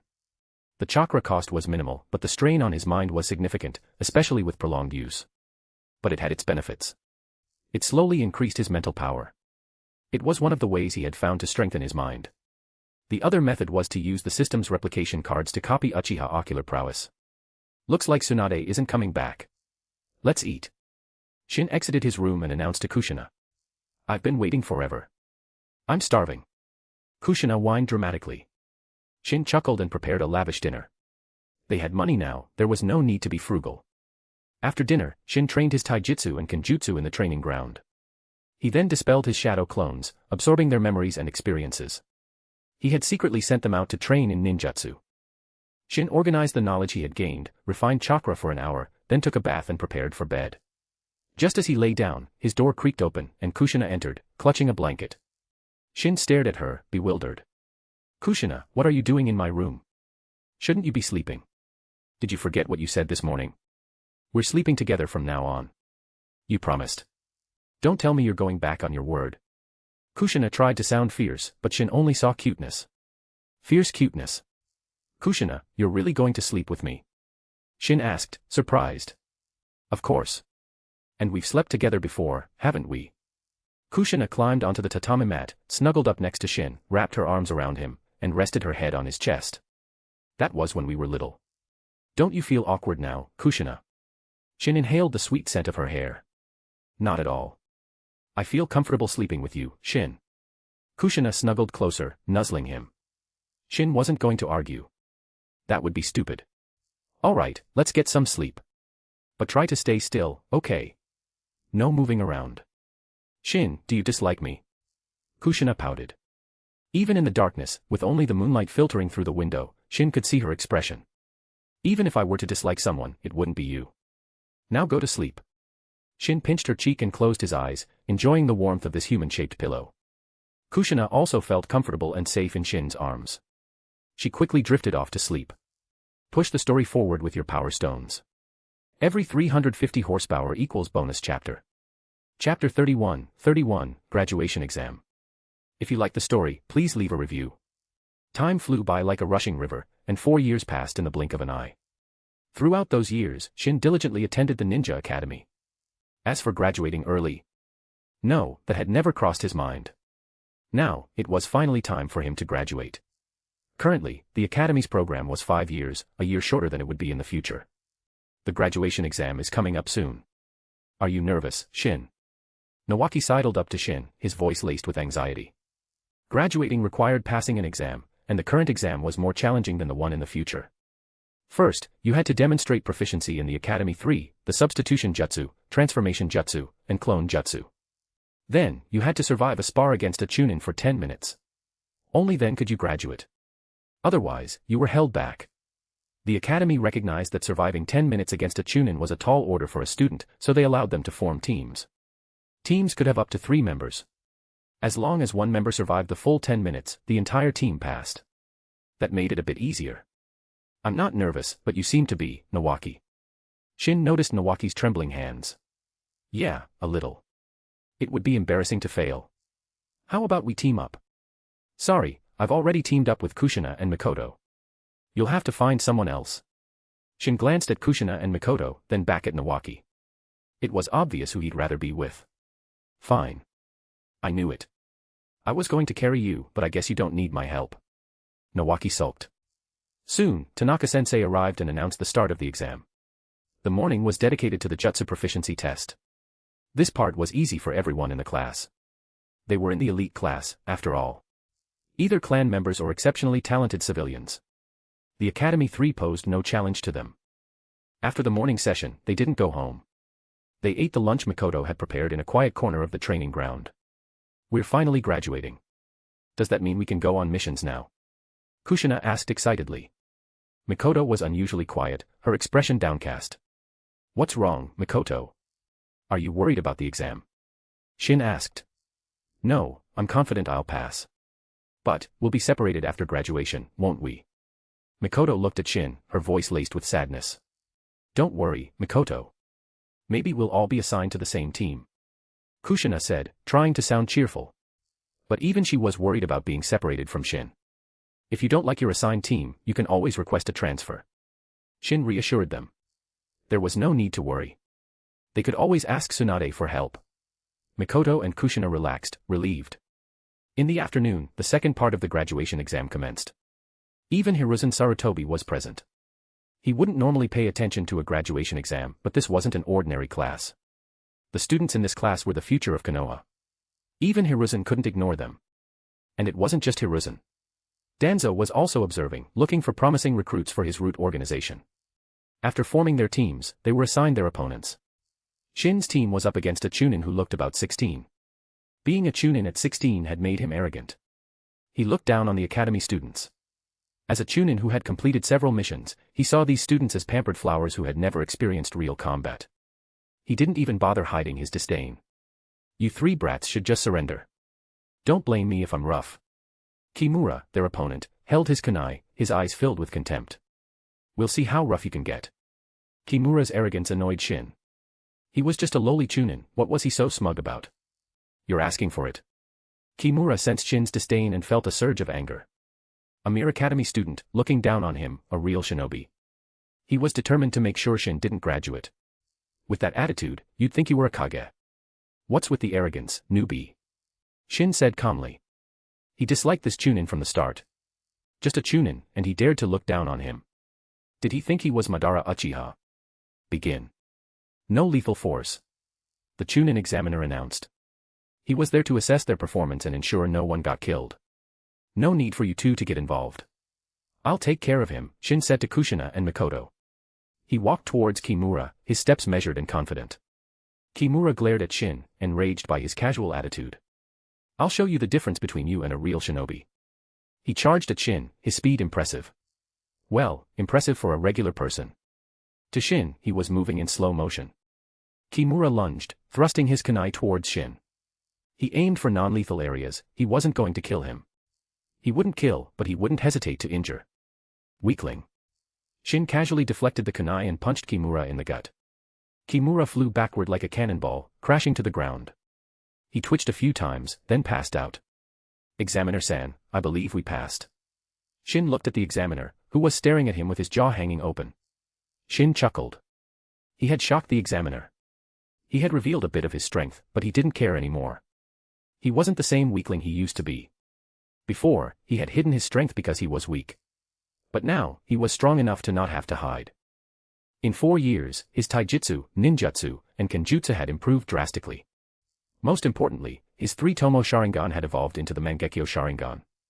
The Mangekyo Sharingan, combined with his perfect sage body, meant he could use its powers without fear of blindness. What did he have to fear now? It was time to step into the spotlight. P.S. Current MC image. Push the story forward with your power stones. Every 600 horsepower equals bonus chapter. Chapter 32, a surprise for you. If you like the story, please leave a review. Shin, Kushina, and Mikoto left the exam area. Mikoto stared at Shin, her mouth slightly agape. Shin, how are you so strong? She was astonished. One punching a chunin. Even most jonin couldn't do that. It's not that I'm strong, it's that he was weak. Shin didn't consider himself strong. Compared to powerhouses like Hashirama Senju and Madara Uchiha, he was still a fledgling. Kushina, aren't you surprised?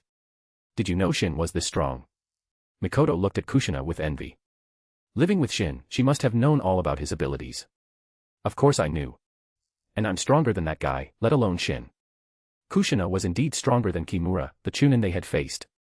She might lack combat experience, but her raw power was undeniable. Kushina's strength was probably at elite chunin level. Considering her knowledge of ninjutsu and fuinjutsu, she might even be comparable to a tokubetsu jonin.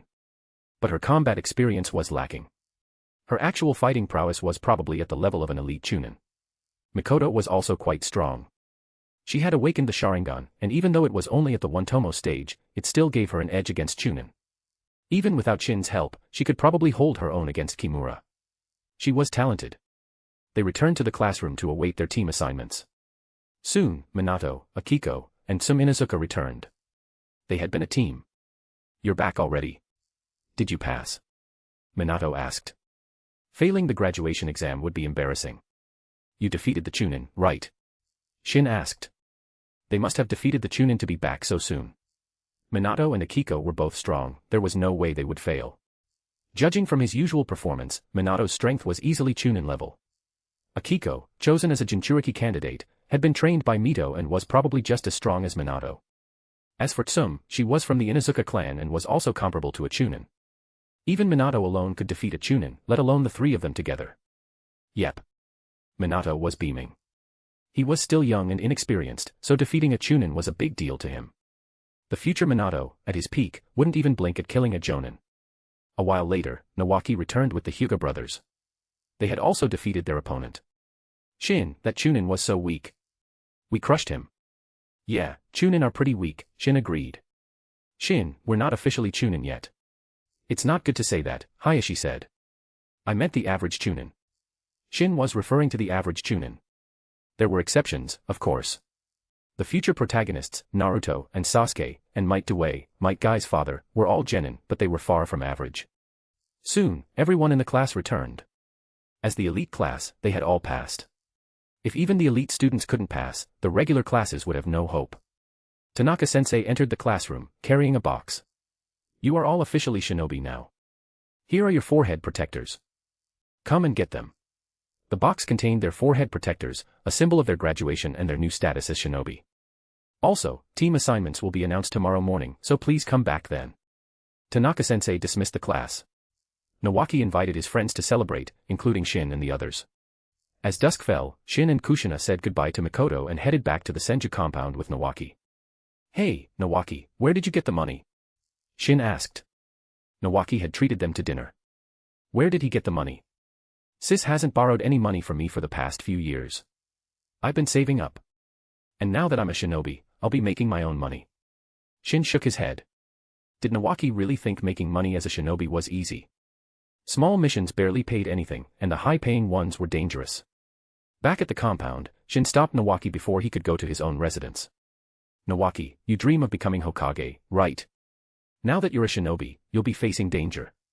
Be careful. Nawaki paused, then smiled. Don't worry, I'll be fine. You and Kushina should be the ones being careful. Nawaki left. Shin and Kushina returned to Tsunade's courtyard. To their surprise, Tsunade was home. Surprised to see me? Tsunade asked, noticing their expressions. Yeah, you said you'd be gone for a few days on a mission. What are you doing here? Shin's eyes swept over Tsunade's figure. Her most noticeable change in the past 4 years was, well, there. He couldn't fathom how she had gone from an airport to a mountain range. The mission was cancelled. Now hurry up and make me dinner. I'm starving. Humph, why should Shin cook for you? We already ate. You're on your own. Kushina stuck her tongue out at Tsunade. Shin, if you make me dinner, I'll give you a surprise tomorrow. Tsunade ignored Kushina and looked at Shin expectantly. A surprise. Shin looked at her thoughtfully. Hey, what's with that look? I hate that know-it-all expression. Fine, I'll make you dinner. I look forward to your surprise. Shin smiled and headed to the kitchen. Kushina and Tsunade glared at each other. Why don't you make your own dinner? Why bother Shin? Kushina grumbled. Duh, if I could cook, I wouldn't be starving. Tsunade rolled her eyes. Tsunade's cooking skills were, well, let's just say they were on par with Kushina's. Wait, you said you already ate. Tsunade suddenly remembered Kushina's earlier comment. Yeah, we had yakiniku. Nawaki treated us. It was delicious, crispy, and juicy, Kushina said, deliberately trying to make Tsunade jealous. Tsunade gritted her teeth. That little rascal, treating everyone but his own sister.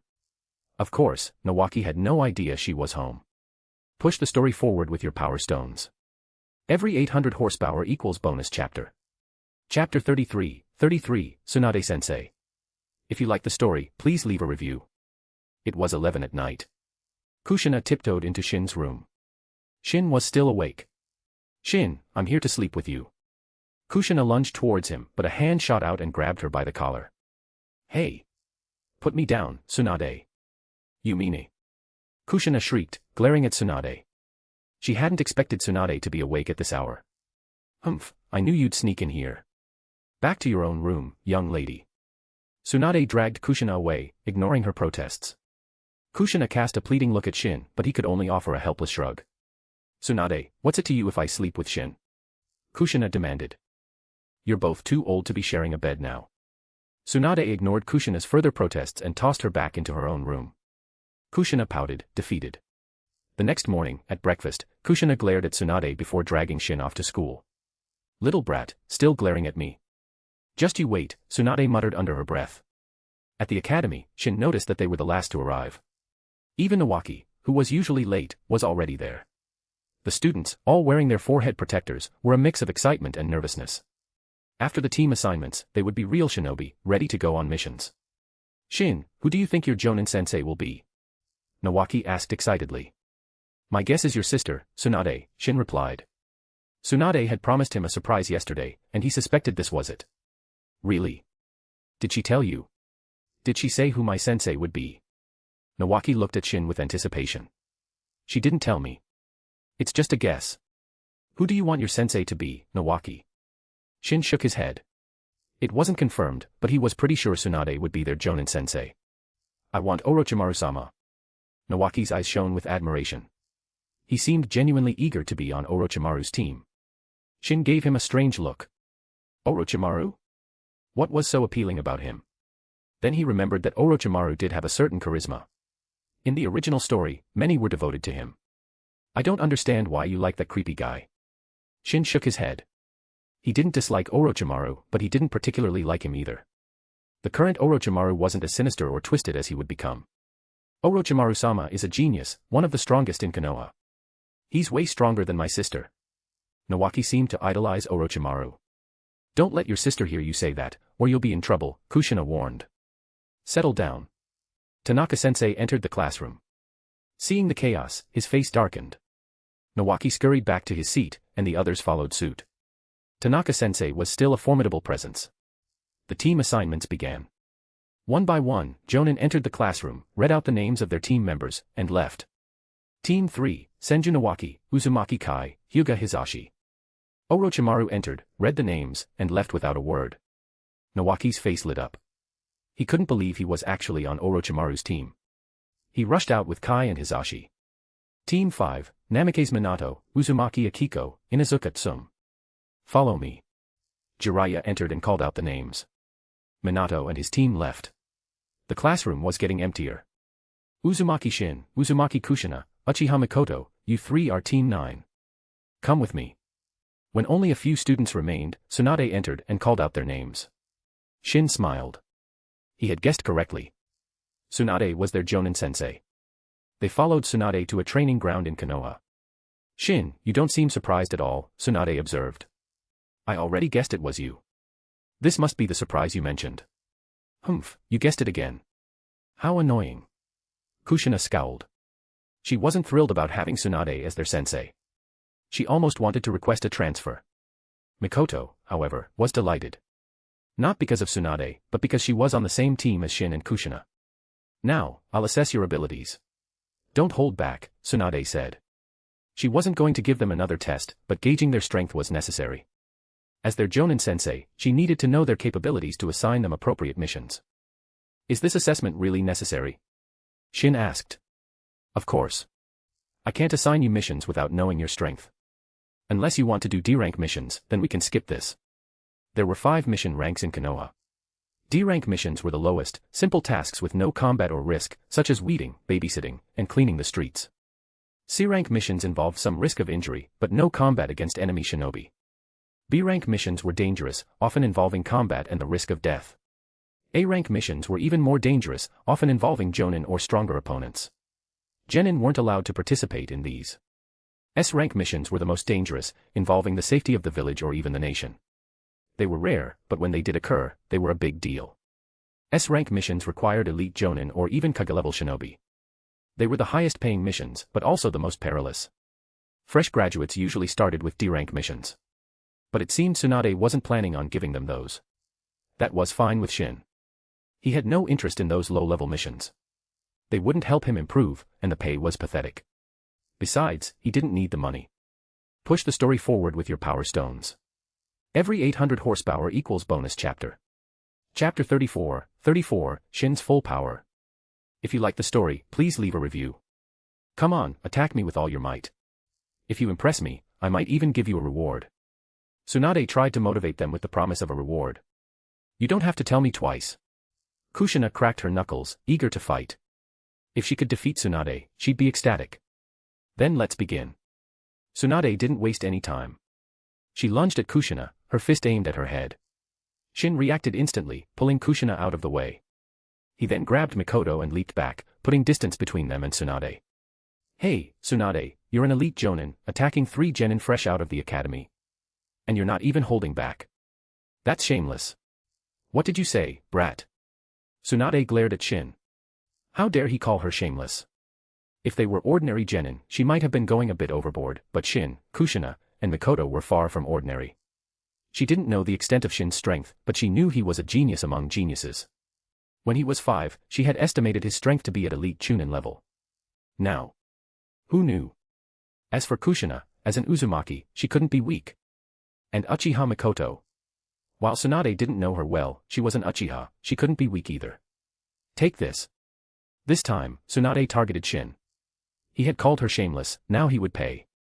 Fire style, fireball jutsu. Mikoto formed hand seals and unleashed a fireball at Tsunade. Tsunade was impressed. Not many genin fresh out of the academy could use jutsu, let alone with such proficiency. Uchiha Mikoto was definitely a genius. Despite Mikoto being an Uchiha, Tsunade held no prejudice against her. She had gotten to know Mikoto and liked her personality. Unlike most Uchiha, Mikoto was gentle and kind. That was why she had been allowed to join this class. Tsunade channeled chakra to her fist, and with a powerful burst of air pressure, extinguished the fireball. Shin, let's see how much you've improved. Tsunade lunged at Shin, her fist propelled by a gust of wind that forced Kushina and Mikoto to retreat. She's serious. Shin clenched his fist. He didn't dodge, meeting Tsunade's attack head-on. The ground beneath his feet cracked. Tsunade was thrown back several meters, her arm numb.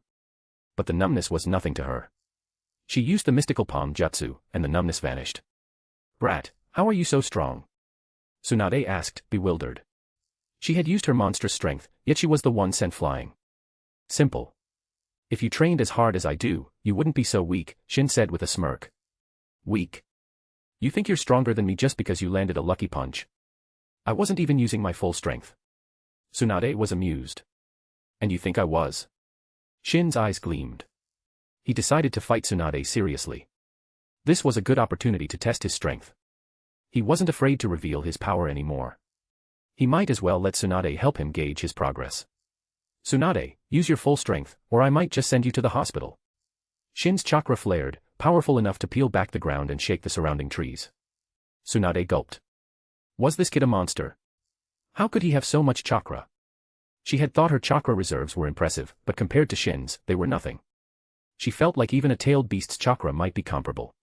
She knew the Uzumaki clan had large chakra reserves, but this was ridiculous. Composing herself, Tsunade said, your chakra is impressive, Shin, but chakra alone doesn't determine strength. You had to be able to use it effectively. You're right. But I'm strong in every aspect. As soon as he finished speaking, Shin vanished. A wave of intense danger washed over Tsunade, sending chills down her spine. It had been a long time since she had felt this threatened. But her reflexes were still sharp. She activated her monstrous strength and dodged.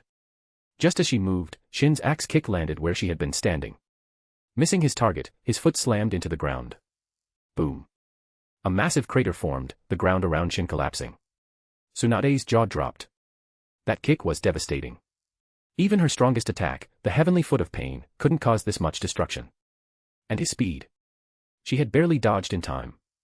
If that had connected, she would have been done for. Missed. Too bad, Shin said with a smile. Brat, are you trying to kill me? Tsunade grumbled. If you couldn't dodge, I would have stopped at the last moment. I have control. What if you couldn't stop in time? Shin sighed. Well, then there's nothing I can do. I'll visit your grave next year. Kushina, who had been stunned into silence, burst out laughing. Her laughter snapped Mikoto out of her daze. She stared at Shin in disbelief. That kick must have been A-rank level. How could he be so strong? If they knew that wasn't even his full power, they might faint. Shin had only used 80% of his strength. He could have done even more damage. He had never neglected his taijutsu training.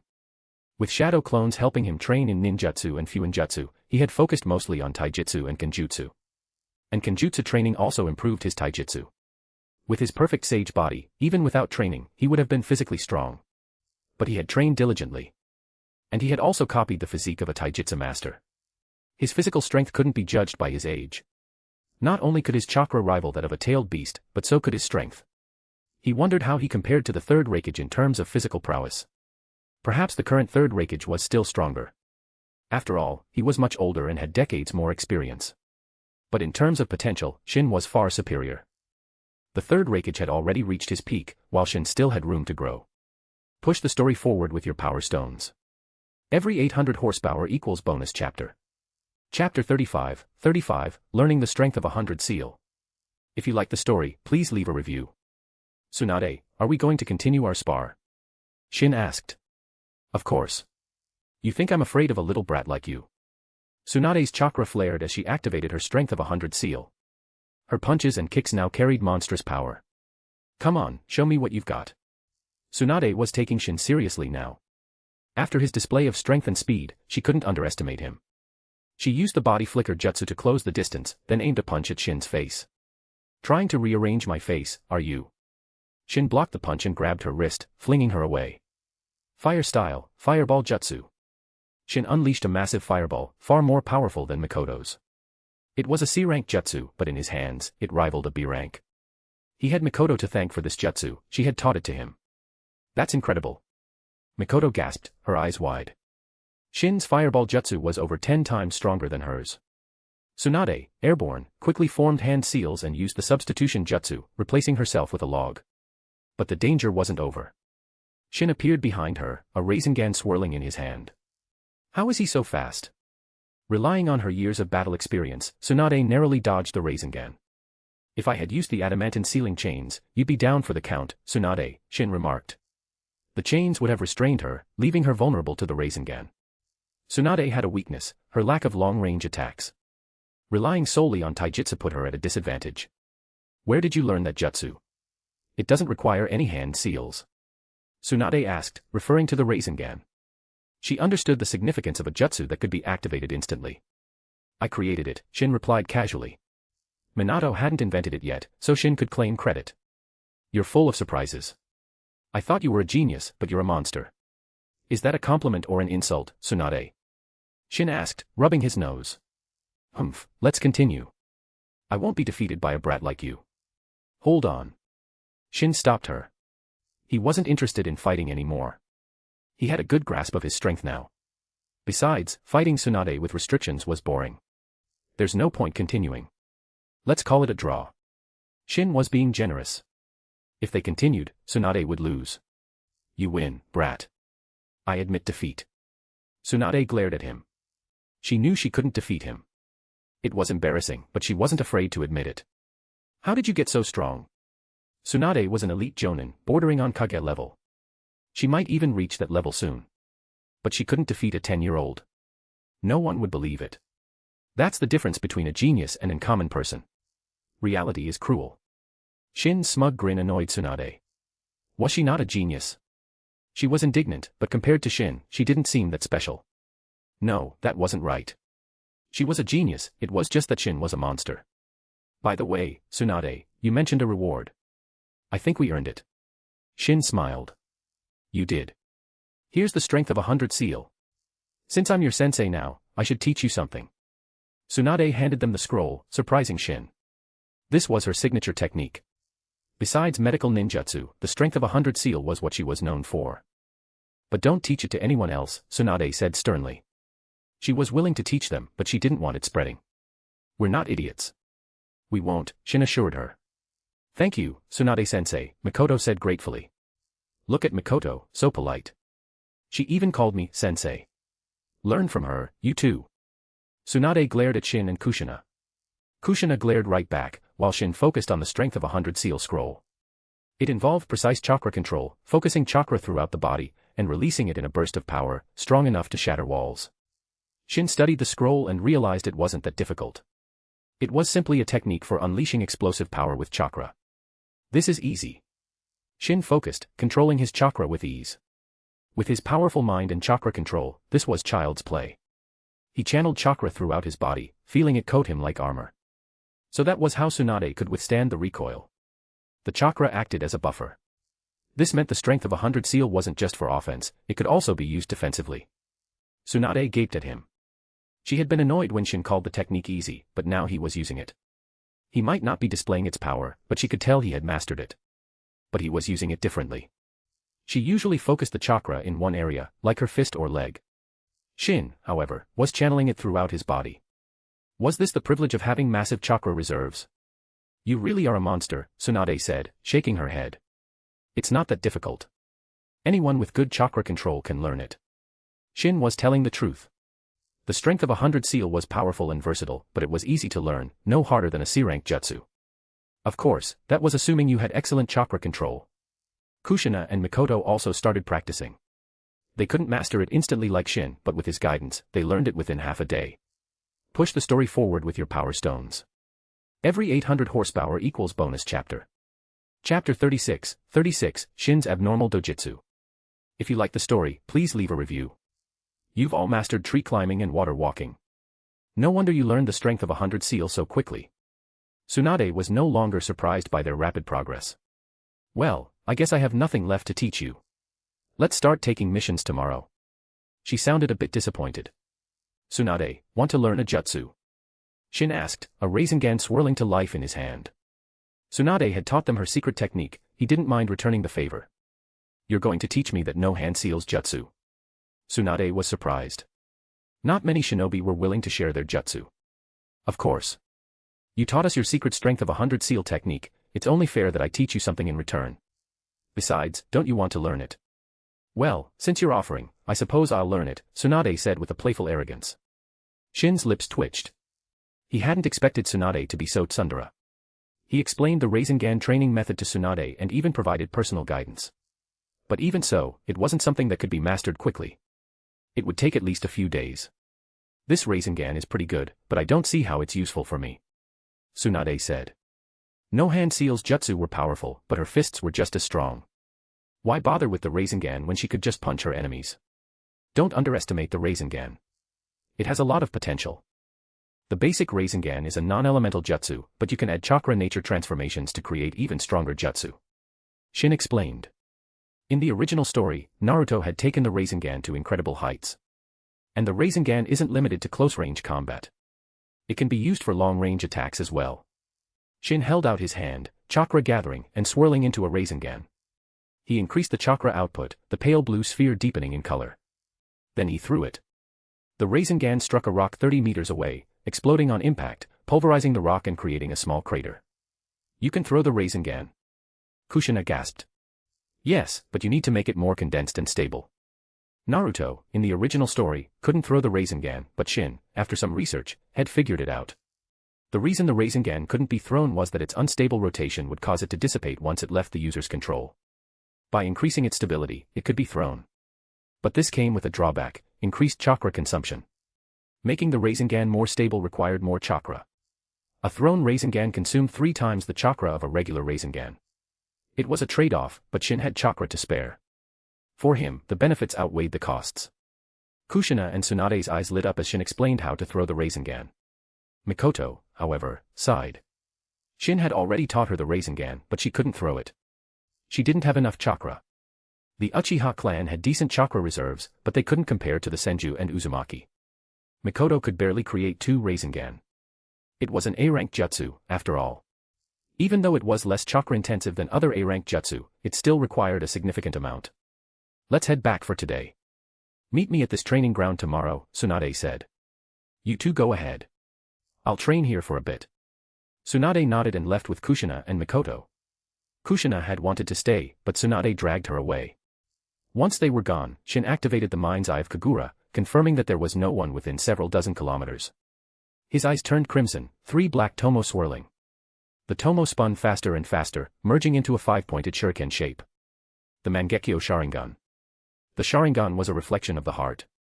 When it evolved from the 3 tomo stage to the Mangekyo Sharingan, it awakened 3 new abilities. Besides the Susanoo, which was common to all Mangekyo Sharingan, the other 2 abilities were unique to each user, born from their deepest desires. The Mangekyo Sharingan could awaken incredibly powerful abilities, like Obito Uchiha's Kamui and Shursui Uchiha's Koto Amatsukami. And Shin's 2 abilities were perhaps even more broken. His left eye's ability was Yamatsu Hirasaka, the ultimate spacetime ninjutsu. It allowed the user to travel between dimensions instantaneously, without the need for any markings or formulas. It was far superior to the Flying Thunder God jutsu. It was a jutsu that could only be used by those who possessed all 3 dojutsu, the Sharingan, Byakugan, and Rinnegan. In the original story, even including Boruto, only Kagaya Otsutsuki and Urashiki Otsutsuki could use this jutsu. But as Shin's Mangekyo ability, he could use it even without the Byakugan and Rinnegan. His right eye's ability was even more broken. It was called Tenmamai, and if Yamatsu Hirasaka controlled space, Tenmamai controlled time. It allowed Shin to rewind his personal time by 3 minutes. 3 minutes might not seem like much, but in battle, it was a game changer. If he was injured, he could rewind time and undo the damage. Unless someone could kill him instantly, they wouldn't be able to harm him. He could be injured 1 second and perfectly fine the next. And combined with Yamatsu Hirasaka, his survivability was practically unmatched. Am I really that afraid of death? Shin chuckled to himself. He decided to test his new abilities. He took out a kunai and slashed his arm. His clothes tore, but his skin was unharmed. Shin blinked. Had his skin become so tough that even a kunai couldn't pierce it? Looks like I'll have to use the big guns. He took out a scroll and unsealed a sword. He made a small cut on his arm, then activated Tenmamai. The wound vanished instantly. His clothes, however, remained torn. It seemed Tenmamai only affected his body. Clothes were external objects, the jutsu didn't apply to them. The chakra and dojutsu strain, however, was significant. Using Tenmamai didn't rewind the chakra and dojutsu exhaustion he had experienced.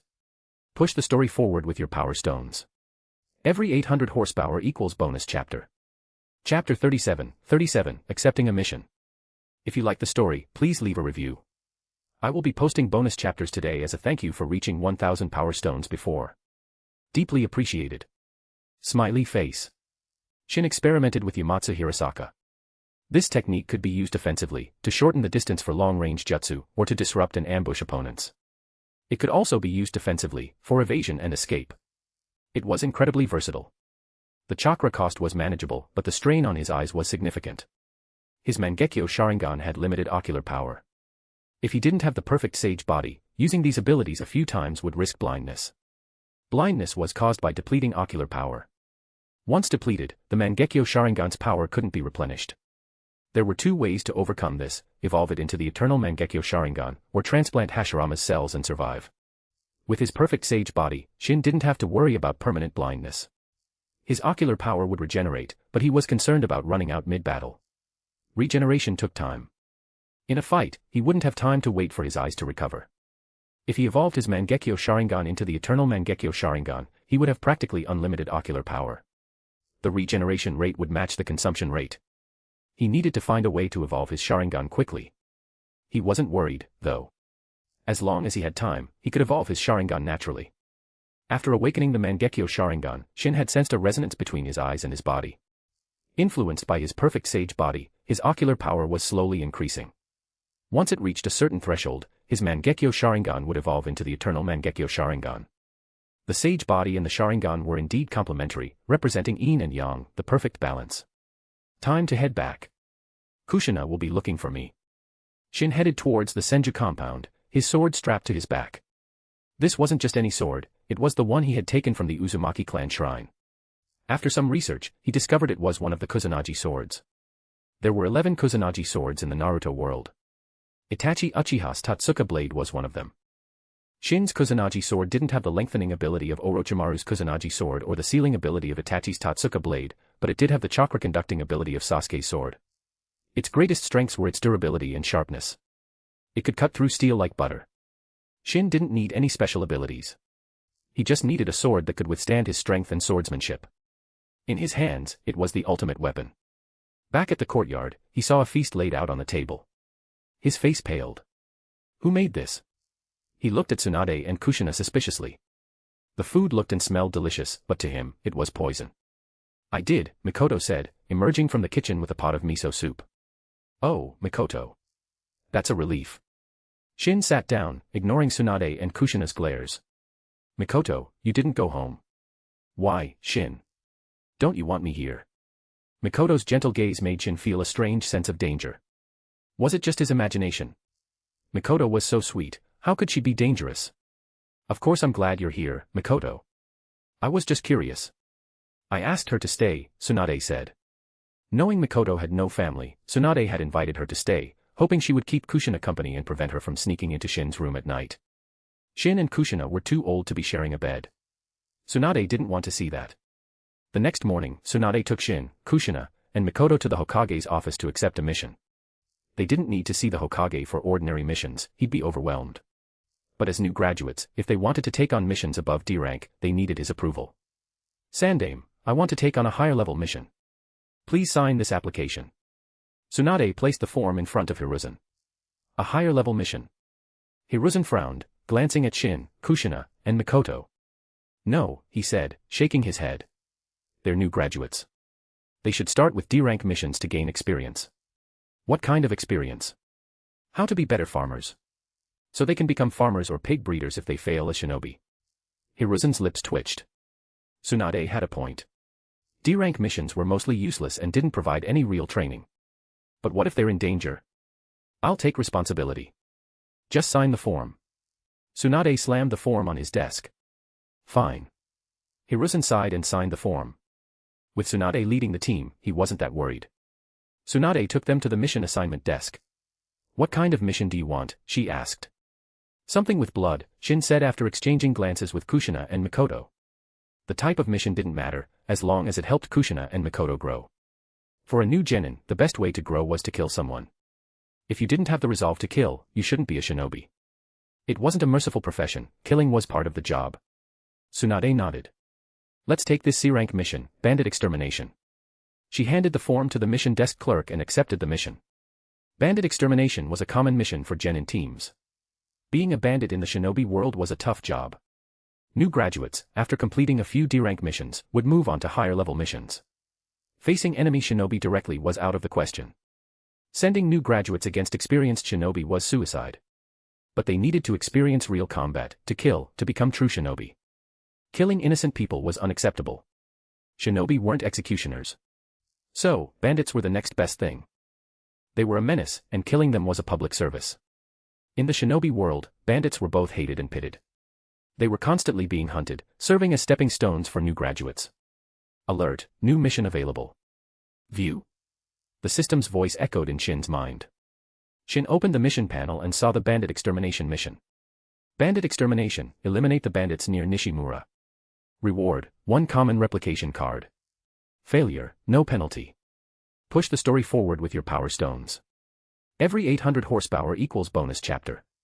I will be posting bonus chapters today as a thank you for reaching 1000 power stones before. Thank you so much. Smiley face. Chapter 38, marry you if I can't find anyone else. If you like the story, please leave a review. A system mission. Shin was finally seeing another mission, the first one since arriving in Konoha 5 years ago. And a chance to get another replication card. Even a common card was valuable to him. Currently, he had 3 replication cards. The system gifted him 1 card annually. In the past 4 years, he had received 4 cards, 1 advanced and 3 common. He hadn't used the advanced cards yet. They were precious, capable of copying Kekkei Genkai. He had used the common cards to copy Sharingan prowess. That was how he had awakened the Mangekyo Sharingan. By accumulating enough ocular power through repeated copying, he had forced his Sharingan to evolve. He had copied the Sharingan prowess of Uchiha Jonin 7 times. Combined with his own training, that was enough to push his Sharingan to the next level. Shin immediately accepted the mission. He was going on this mission anyway, getting a replication card was a bonus. System, will you issue missions that match the missions I take on? Shin was excited by the possibility. If that were the case, he could become a mission master, grinding missions to farm system rewards. Do not get your hopes up, master. There is no pattern to the system's mission assignments. The system's response dashed his hopes, leaving him disappointed. Shin, let's go. What are you daydreaming about? Kushina nudged him. Shin snapped back to reality and followed Kushina and Mikoto. They didn't know he had been communicating with the system. Tsunade-san. What a coincidence. We meet again. A ninja with light blue hair, a handsome face, and a jonin vest greeted Tsunade. Tsunade frowned. Kato-dan, this is the 5th time this week. The first time was a coincidence. The second time, maybe. But the 3rd, 4th, and 5th? Really? Her bluntness made Dan smile falter. That's Kato-dan. Why is Tsunade so cold to him? Shin observed Dan. Dan looked at Shin and the others, seemingly trying to deflect the awkwardness. These must be your students. You're Uzumaki Shin, right? I'm Kato-dan. Nice to meet you. Dan smiled at Shin. But Shin sensed malice. He trusted his instincts. After awakening the mind's eye of Kagura, he had gained the ability to sense negative emotions directed at him. Dan might be smiling, but his malice was clear to Shin. Shin frowned. He had never interacted with Dan before. Why the hostility? Was it because of Tsunade? Was he jealous of Shin's closeness to Tsunade? But that didn't make sense. Who would be jealous of a 10-year-old? Whatever the reason, Dan clearly disliked him. Shin wasn't going to be polite. He glanced at Dan, then ignored him completely. Dan's smile became strained. His eyes flashed with anger, then he turned and left with his team.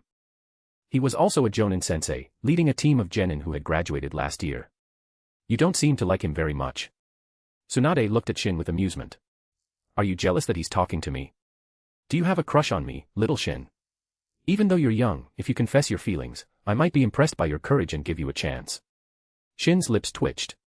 Tsunade, you're so self-centered. I was rude to him because he was giving me bad vibes. It has nothing to do with you. Yeah, Tsunade, you're so full of yourself. Shin likes me, don't you, Shin? Kushina suddenly clung to Shin's arm. Brat, I gave you a chance, and you didn't take it. Tsunade raised her fist playfully, aiming for Shin's head. He dodged easily. Tsunade, with that violent temper, you'll never get married, Shin teased. Tsunade scowled. If I can't find anyone else, I'll marry you. And if you refuse, I'll castrate you. Shin quickly backed away, feeling a chill in his nether regions. Kushina's expression changed. Shin didn't like violent girls. Should she try to be more gentle? She glanced at Mikoto, her eyes filled with suspicion. Mikoto was gentle. Would Shin like her?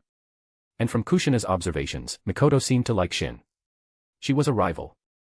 She had thought Tsunade, the cougar, was her biggest threat, but it seemed Mikoto was the one to watch out for. Mikoto was confused by Kushina's sudden hostility. She had no idea what was going on in Kushina's mind. Shin, you said Den was giving you bad vibes. Tsunade looked at Shin. Yeah, don't you believe me? Tsunade shook her head. I believe you. And there's something else that's been bothering me. What is it? Shin asked curiously. Want to know? A mischievous smile spread across Tsunade's face. Shin had a bad feeling about this. If you want to know, come here and let me pinch your cheeks. On second thought, I don't need to know that badly, Shin rolled his eyes. Brat, don't try to weasel your way out of this. You promised to let me pinch your cheeks if I kept your strength a secret. What promise? Sorry, I have a bad memory. Kushina, did I promise Tsunade anything? Shin asked innocently. Nope, I don't remember anything, Kushina shook her head. She wasn't going to let Tsunade take advantage of Shin. Tsunade glared at them. These two brats. Fine, I'll tell you. Kato Dan asked me about you a while back. I thought it was strange, but I didn't think much of it at the time, Tsunade said, giving in. Shin frowned. Dan had asked about him. They had never even interacted. Why would he do that? Had he met Den before? Shin thought it over, but he couldn't think of anything. He had been keeping a low profile in Konoha. He didn't know enough about Dan to understand his motives. Push the story forward with your power stones. Every 800 horsepower equals bonus chapter. Chapter 39, bonus, Pitiful Bandits. If you like the story, please leave a review. Finally out of the village. Kushina skipped ahead, a cheerful grin on her face. She hadn't left Konoha since arriving. Mikoto also looked around curiously, taking in the sights. Hey, it's more dangerous outside the village. Don't let your guard down, Tsunade warned. Most shinobi died because of carelessness. It was important to be vigilant at all times. Okay. Kushina ran back to Shin, who seemed lost in thought. Shin, are you still thinking about that guy? She asked, nudging him. Yeah, it's hard not to. Shin nodded. He was contemplating how to eliminate Kato Dan. Since Dan harbored ill will towards him, he was an enemy. And the best way to deal with an enemy was to nip the thread in the bud. But there was no opportunity in Konoha. If he was discovered, his only option would be to defect. He was enjoying his life in Konoha, he didn't want to become a missing nin, constantly on the run. There's a shinobi approaching. Shin turned and looked back. Tsunade immediately followed his gaze. She didn't see anyone, but she trusted Shin's judgment. He had proven himself to be reliable. Shin's eyes widened as he saw the approaching shinobi. It was Kato Dan.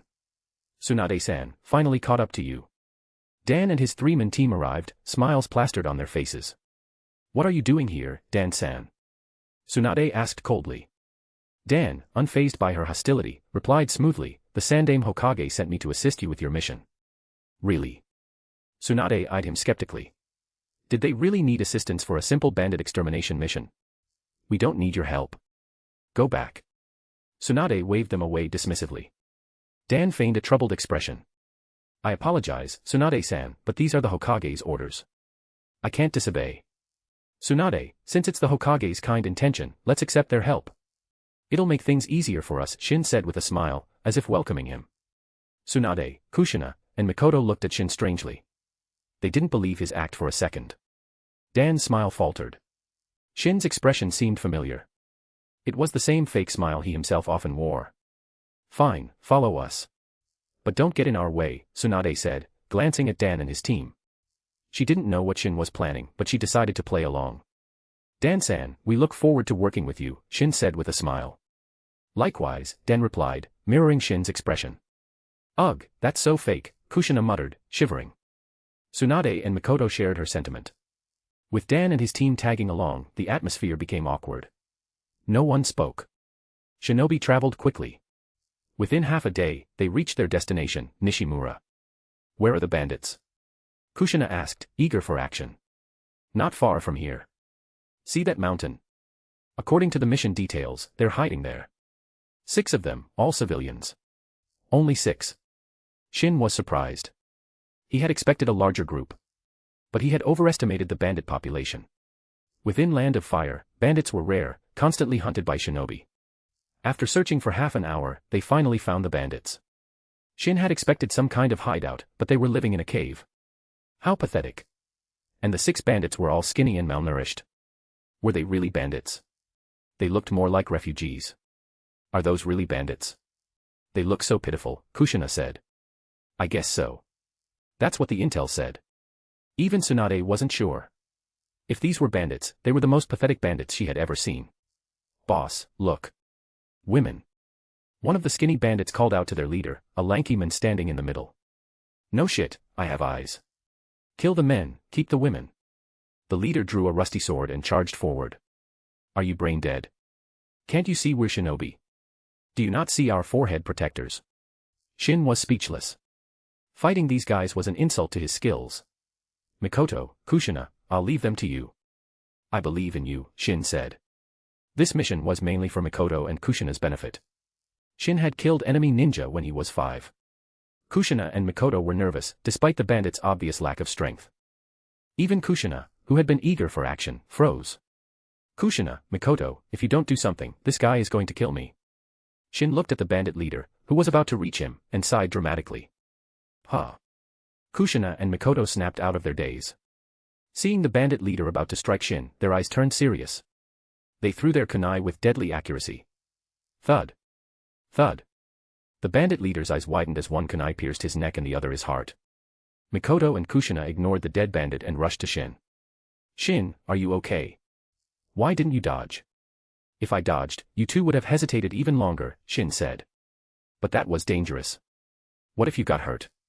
Kushina glared at him. I didn't get hurt, did I? And do you really think he could hurt me? A malnourished civilian. If that guy could hurt him, he might as well commit suicide. You're not scared at all, are you? Shin asked with a smile. Kushina and Mikoto finally looked at the dead bandit. Kushina's expression was grim, while Mikoto's was pale. They had been too worried about Shin to pay attention to the bandit they had killed. Now that the adrenaline was wearing off, the reality of what they had done was sinking in. Kushina had seen far worse during the destruction of Uzumaki, but taking a life, even a bandit's, still weighed heavily on her. Mikoto, who hadn't experienced such trauma, was shaken. Tsunade remained silent, letting them process their emotions. This was an important step for every shinobi. Push the story forward with your power stones. Every 800 horsepower equals bonus chapter. Chapter 40, Kato Dan, a root member. If you like the story, please leave a review. Kushina, Mikoto, they're getting away. Shin pointed at the remaining 5 bandits, who were fleeing in panic after their leader's death. Kushina reacted first. Without using any jutsu, she threw 2 shuriken, killing 2 bandits instantly. Mikoto, her initial shock subsiding, activated her Sharingan and unleashed a fireball jutsu, incinerating another bandit. She then threw a kunai, taking out the 4th. Mikoto might look gentle, but she was a fierce fighter when necessary. Shin finished off the last bandit with a kunai. Congratulations, Master. Mission complete. Reward, 1 common replication card.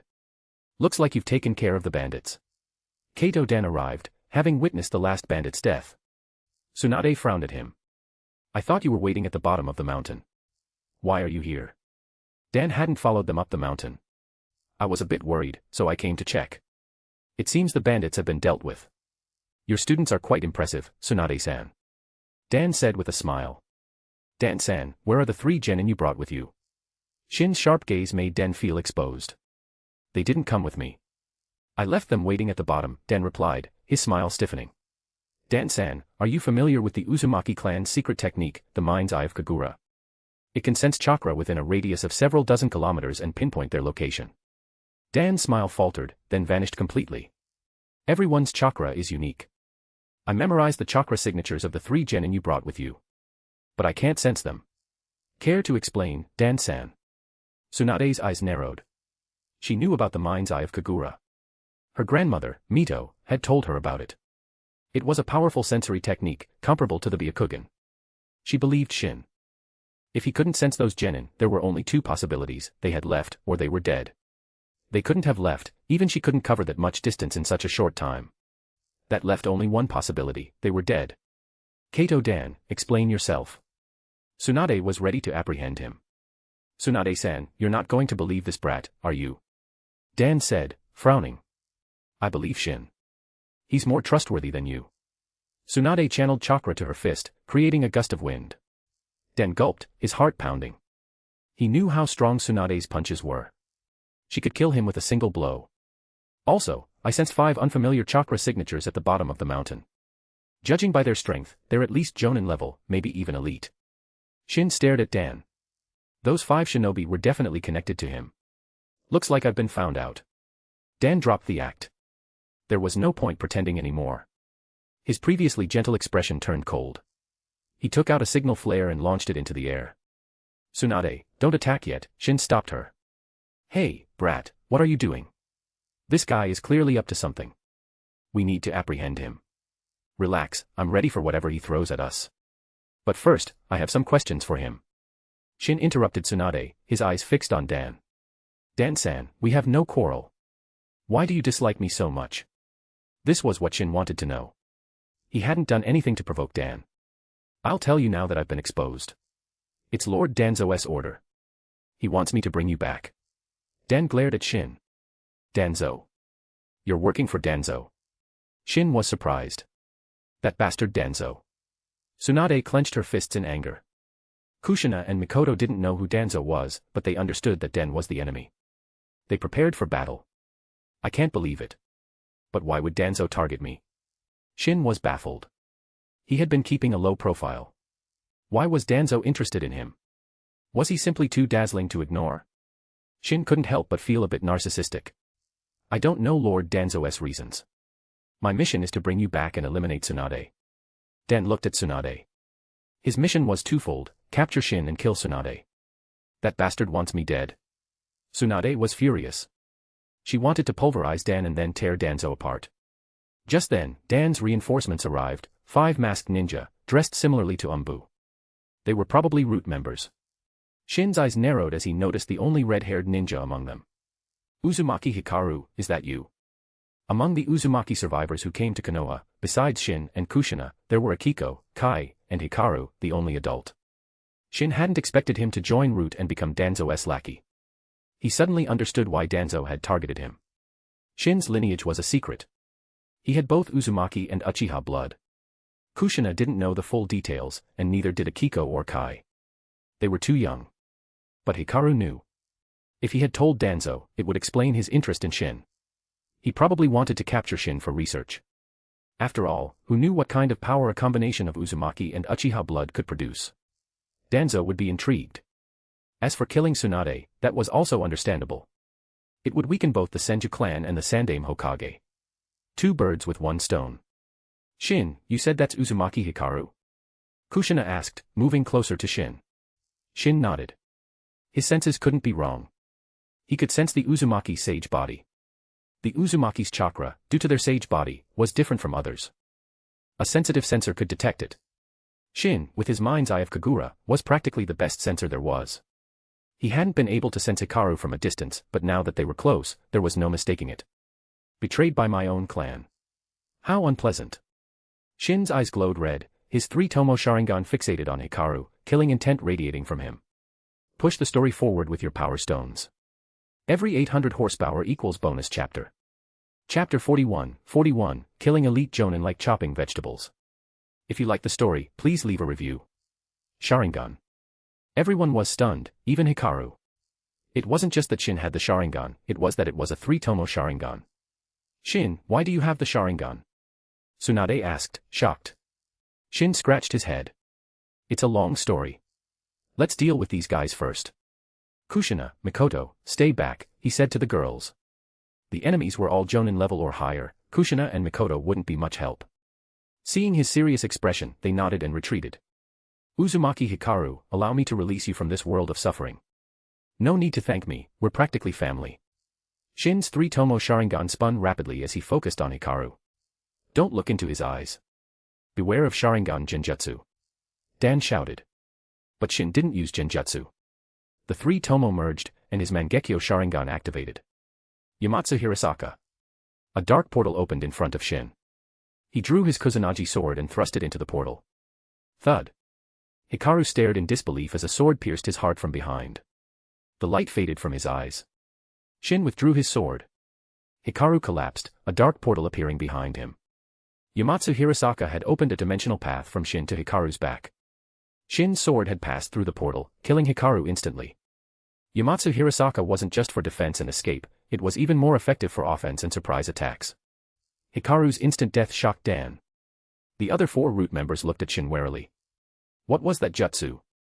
Dan had a bad feeling about this. They had only been concerned about Tsunade, but this kid was unexpectedly powerful. The Mangekyo Sharingan. Tsunade was even more shocked than when she first learned Shin had the Sharingan. The Sharingan wasn't uncommon, the Uchiha clan was still around. But the Mangekyo Sharingan was rare. As far as she knew, only Madara Uchiha possessed it. Seems effective enough. Shin flicked his sword, the blood splattering harmlessly on the ground. Fire style, Dragon Fire Jutsu. Wind style, Great Breakthrough. One of the root members unleashed a torrent of flames shaped like a dragon, while another used wind release to amplify its power. Tsunade's eyes widened. Even she would be in danger if hit by that. Most shinobi, except for taijutsu specialists, were physically frail. Tsunade was skilled in taijutsu, but that was due to her strength of 100 seal. Without it, her taijutsu was average at best. She was primarily a medical ninja. She had to dodge. As she retreated, she saw Shin standing still, seemingly frozen in fear. She panicked. Shin, what are you doing? Dodge. She tried to reach him, but it was too late. The fire dragon was upon him. Nice teamwork. Now taste your own medicine. Shin used Yamatsu Hirasaka again, a portal opening in front of him. The fire dragon entered the portal and vanished. Then, another portal opened above Dan and his team. The fire dragon emerged, roaring towards them. They were too close, caught completely off guard. 2 died instantly, and 3 were severely injured. Dan survived, but he suffered extensive burns, his hair and face singed. That's some power. A B-rank jutsu, amplified by wind release, reaching A-rank level. Shin observed the damage with a critical eye. Thwack. Tsunade smacked him on the head, glaring at him. Are you trying to give me a heart attack? She wanted to hit him again, but Shin dodged. I'm fine, aren't I? Shin. Kushina launched herself at Shin, tears in her eyes, and hugged him tightly. She had been terrified. Shin, are you hurt? Mikoto checked him for injuries. I'm fine. Not a single hair out of place. Tsunade, hurry up and attack. They're getting away. Shin pointed at Dan and the 2 surviving root members, who were trying to flee. The 2 who had died, including Hikaru, were Jonin. Dan and the other 2 were elite Jonin. Their experience had allowed them to survive the surprise attack. But they knew they were outmatched. They were retreating. Tsunade glared at them, her face contorted in anger. Trying to run. Not so fast. If it weren't for Shin's unexpected strength, they would be dead. She couldn't take on 3 elite Jonin alone. They could even kill her if they worked together. She wasn't at her peak yet. And if Dan's plan hadn't been exposed, he could have launched a surprise attack and killed her easily. Danzo had sent a strong team, a testament to how much he valued Tsunade's life. But he hadn't anticipated Shin's strength. He probably hadn't even considered Shin, Kushina, and Mikoto as threats. This time, he had miscalculated. 3 elite Jonin and 3 regular Jonin. Danzo had suffered a significant loss, especially with Kato Dan, who was likely a valuable asset. Tsunade charged forward, intercepting one of the fleeing elite Jonin. Dan and the other elite Jonin split up, escaping in different directions. Tsunade couldn't stop them both. 3 elite Jonin, running away like scared dogs. How pathetic. Shin watched them go. He had to act now, or they would escape. Yamatsu Hirasaka. He stepped through a portal, appearing behind one of the fleeing Jonin. His sword flashed, slicing the men in two. Ah! Kushina screamed. It was a gruesome sight. She had followed Shin through the portal. Shin looked at the bisected corpse, blood pooling on the ground. It was indeed gory. He hadn't meant to be so brutal, but it was his first time killing with a sword. He hadn't controlled his strength properly. And the Kusanagi sword was incredibly sharp. But still, he had just killed an elite jonin. It had been as easy as chopping vegetables. With spacetime ninjutsu and his lightning-fast swordsmanship, killing was a simple matter, especially against weaker opponents. It was a massacre. Push the story forward with your power stones. Every 800 horsepower equals bonus chapter. Chapter 42, Killing Kato Dan. Return to the village. If you like the story, please leave a review. After killing the elite jonin, Shin used Yamatsu Hirasaka to return to Mikoto and Kushina. Mikoto sighed in relief when she saw them. Kushina, what's wrong? She noticed Kushina's pale face and worried she might be injured. Kushina glared at Shin, then shook her head at Mikoto. I'm fine. Just a bit queasy after seeing that mess. Shin, Kato Dan got away, Mikoto reported. Shin looked in the direction Dan had fled. Despite his injuries, the elite jonin was still fast. Let him run. Some people run in circles, Shin said cryptically. He then turned his attention to the elite jonin fighting Tsunade. Tsunade had the upper hand, but the jonin was holding his own with his superior experience. Too slow, Tsunade. Let me help. Flash slash. Without using Yamatsu Hirasaka, relying solely on his speed, Shin appeared next to the jonin in a flash. His Kusanagi sword blurred, too fast for even Tsunade to see. When Shin sheathed his sword, the jonin collapsed, 8 fatal wounds appearing on his body. Tsunade gasped. It had taken less than a second, and Shin had landed 8 blows in that time. You have to be decisive in battle. If you fought like that, I'd finish my dinner before you finished your opponent, Shin said, half teasing, half boasting. Tsunade was speechless. Was that really an elite jonin he had just killed? Elite jonin were veterans, the strongest forces in each village. Killing one was no easy feat, but Shin had done it in under a second. And his speed, even she couldn't have dodged that. Shin, are you a monster? How are you so strong? Tsunade asked, bewildered. Monster? What are you talking about? I'm a genius. A hard-working genius. Shin looked indignant. I have talent, I work 10 times harder than anyone else, and I have cheats. Why wouldn't I be strong? Tsunade stared at him, speechless. He had a point. But what did he mean by cheats? What about Kato Dan and the other elite jonin? Tsunade decided to ignore the cheats comment for now. The other elite jonin is dead. Dan is still running. He got away. Tsunade frowned. I said he's still running, not that he got away. Some people run in circles, remember. Shin activated Yamatsu Hirasaka, opening a portal in front of them. Kato Dan stumbled out of the portal. He stared at Shin and Tsunade, his burned face contorted in confusion. As he had been fleeing, a portal had suddenly appeared in front of him. He had been too close to stop and had run straight into it. Not so fast, Dan. Try running now. If you escape, I'll admit defeat. Shin smirked. With the mind's eye of Kagura and Yamatsu Hirasaka, there was no way Dan could escape. Dan was in a tough spot. He couldn't use his spirit transformation jutsu here. If he did, he'd be killed instantly. It was a technique meant for stealth and surprise attacks. Well, I'm done playing with you. Shin launched a Rinnegan, piercing Dan's chest. Dan didn't even have time to react. This confirmed Shin's suspicions. He could take on Kage-level opponents now and kill elite jonin with ease. Even Kage couldn't kill elite jonin so effortlessly. Shin could do it because of his speed. Speed was unmatched. Even a Kage, caught off guard, could be killed by Shin in an instant. Shin, why did you kill him? Tsunade looked at Dan's lifeless body. No point keeping him alive. Don't tell me you were hoping to use him as evidence against Danzo. That's pointless. Why? Tsunade had indeed been thinking that. She wanted Danzo to pay for this. Shin didn't know how to explain. Why? Because even with evidence, Hiruzen wouldn't punish Danzo. Besides, Dan was a root member. Knowing Danzo, he would have implanted some kind of safeguard in Dan. He wouldn't be able to reveal anything. You think you can take down the Hokage's advisor with just Kato Dan? And do you really think he'd be able to say anything? Even if everything went perfectly, would the Sandaime actually punish Danzo? Shin's question stumped Tsunade. Even with evidence, knowing her teacher, he wouldn't do anything to Danzo. Let's dispose of the bodies and pretend this never happened, Shin said.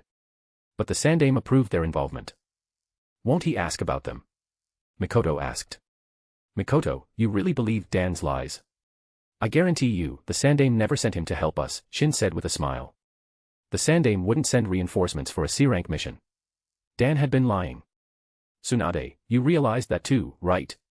Shin looked at her. Ahem, yes, of course. Tsunade blushed slightly. Whether she had actually realized it or not was another matter. Shin used the fireball jutsu to incinerate the bodies, leaving no trace. Then they returned to Konoha. Shin opened a Yamatsu Hirasaka portal, and they appeared near the village. That spacetime ninjutsu can cover such a distance. That's convenient, Tsunade remarked. By the way, where did you learn that jutsu? It's my Mangekyo Sharingan ability, Shin pointed at his eyes. Tsunade opened her mouth, wanting to ask about his Sharingan, but hesitated. It was probably a sensitive topic. Shin noticed her hesitation. Want to know about my Sharingan? Yes, but if you don't want to talk about it, I won't pry. I'll tell you everything when we get back. Shin wasn't planning on hiding it. If he were, he wouldn't have used his Mangekyo Sharingan in the first place. Push the story forward with your power stones. Every 800 horsepower equals bonus chapter. Chapter 43, helping Mikoto awaken her two-tomo Sharingan. If you like the story, please leave a review. Back in the village, they went to the mission assignment desk and completed their mission, receiving their reward. The reward for a C-rank mission was 10,000 Ryo. It wasn't much, especially since it had to be split 4 ways. 2,500 Ryo each. Enough for a month's worth of living expenses, but for a shinobi, that barely covered the cost of replenishing their ninja tools. After completing the mission, they returned to Tsunade's house, Mikoto tagging along. Seeing Tsunade and Kushina staring at him expectantly, Shin cleared his throat. I know you're curious about my Sharingan. There's no need to hide it anymore. I have Uchiha blood. Shin explained his lineage, revealing that his mother was an Uzumaki, but his father was an Uchiha. So your father was an Uchiha. Do you know his name? Tsunade asked curiously. Shin glared at her. Don't be so nosy. I don't know who he is, and I don't care. Besides, he's dead. He might have feelings for his mother in this life, but he felt nothing for his father. He had never even met the men. Mikoto, you can stay here for now, Tsunade said. Seeing Mikoto's confusion, she explained, it'll be easier for me to train you here. And it's also to protect you from Danzo. Tsunade knew Danzo was ruthless. After suffering such a loss, who knew what he might do? Tsunade's right, Mikoto. Stay here for now, Shin agreed. He had been about to suggest the same thing. He knew Danzo even better than Tsunade. If Mikoto wasn't under their protection, she might be in danger. Even within Konoha, Danzo wouldn't hesitate to act. He knew that even if Hiruzen found out, the punishment would be a slap on the wrist. Tsunade, you should be careful too, Shin warned. Tsunade was strong, but she wasn't Kage level yet. If Danzo wanted to eliminate her, he could easily send a few elite jonin. If it weren't for Shin, Tsunade would have been killed.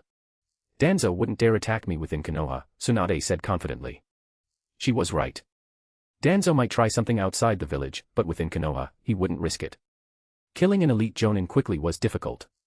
Not everyone was Shin. Even Danzo himself couldn't take down Tsunade quickly. And if he couldn't finish her off quickly, other Konoha shinobi would intervene. Even Hiruzen wouldn't be able to protect Danzo then. Attacking the Senju clan princess. What was he thinking? The Senju clan might have declined, but they weren't extinct. They still held influence in Konoha. Shin, how did you awaken the Mangekyo Sharingan? I thought only Madara Uchiha had it. Tsunade was curious. Madara's isn't a normal Mangekyo Sharingan. It's the eternal Mangekyo Sharingan. And awakening the Mangekyo Sharingan is simple. Tsunade's lips twitched. Simple. Then why couldn't so many Uchiha awaken it? Mikoto looked at Shin with curiosity. As an Uchiha, she had heard of the Mangekyo Sharingan, but no one knew how to awaken it. Emotional turmoil. If your emotions are intense enough, your Sharingan will evolve. Emotional turmoil was the key to awakening the Mangekyo Sharingan. In the original story, everyone who awakened it had experienced intense emotional trauma. Itachi Uchiha witnessed Shisui Uchiha's suicide, which triggered his Mangekyo Sharingan. Obito Uchiha saw his beloved Rin no Era die, and his Sharingan jumped from Two-Tomo to Mangekyo. Shin's Mangekyo Sharingan awakening, while not triggered by trauma, was still related to his mental state. If you see your loved one die in front of you, awakening the Mangekyo Sharingan is almost guaranteed. That's brutal, Tsunade frowned. How did you awaken yours then? Ahem, I have my methods. Not something people can replicate. The system had played a significant role in his Mangekyo Sharingan awakening. Without it, he would have awakened it 2 years later. Fine, keep your secrets. Can you help Mikoto evolve her Sharingan? Tsunade asked. Mikoto looked at Shin hopefully. The Sharingan was a powerful asset for an Uchiha. Evolving the Sharingan also increased chakra and overall strength. I can, but it's a bit unpleasant. Shin looked at Mikoto, considering his options. Mikoto had a bad feeling about this, but she was determined to become stronger. She gritted her teeth. Shin, please. Mikoto, are you sure? Don't blame me later, Shin warned. Mikoto nodded resolutely. Let's go outside then. Tsunade and Kushina followed, curious. Yamatsu Hirasaka. Shin activated his Mangekyo Sharingan and opened a portal. Go on, Mikoto. Mikoto, trusting Shin completely, stepped through the portal. She vanished. Seeing Tsunade and Kushina's confused expressions, Shin pointed upwards. They looked up and saw Mikoto falling from the sky. The portal had deposited her hundreds of meters in the air. Mikoto was terrified. Even a Kage would be scared falling from that height, let alone a new genin. Her Sharingan activated instinctively. As the ground rushed towards her, her fear peaked. The single Tomo in her eyes spun rapidly, then another Tomo appeared. She had awakened the 2 Tomo Sharingan. But she didn't have time to celebrate. She was about to die.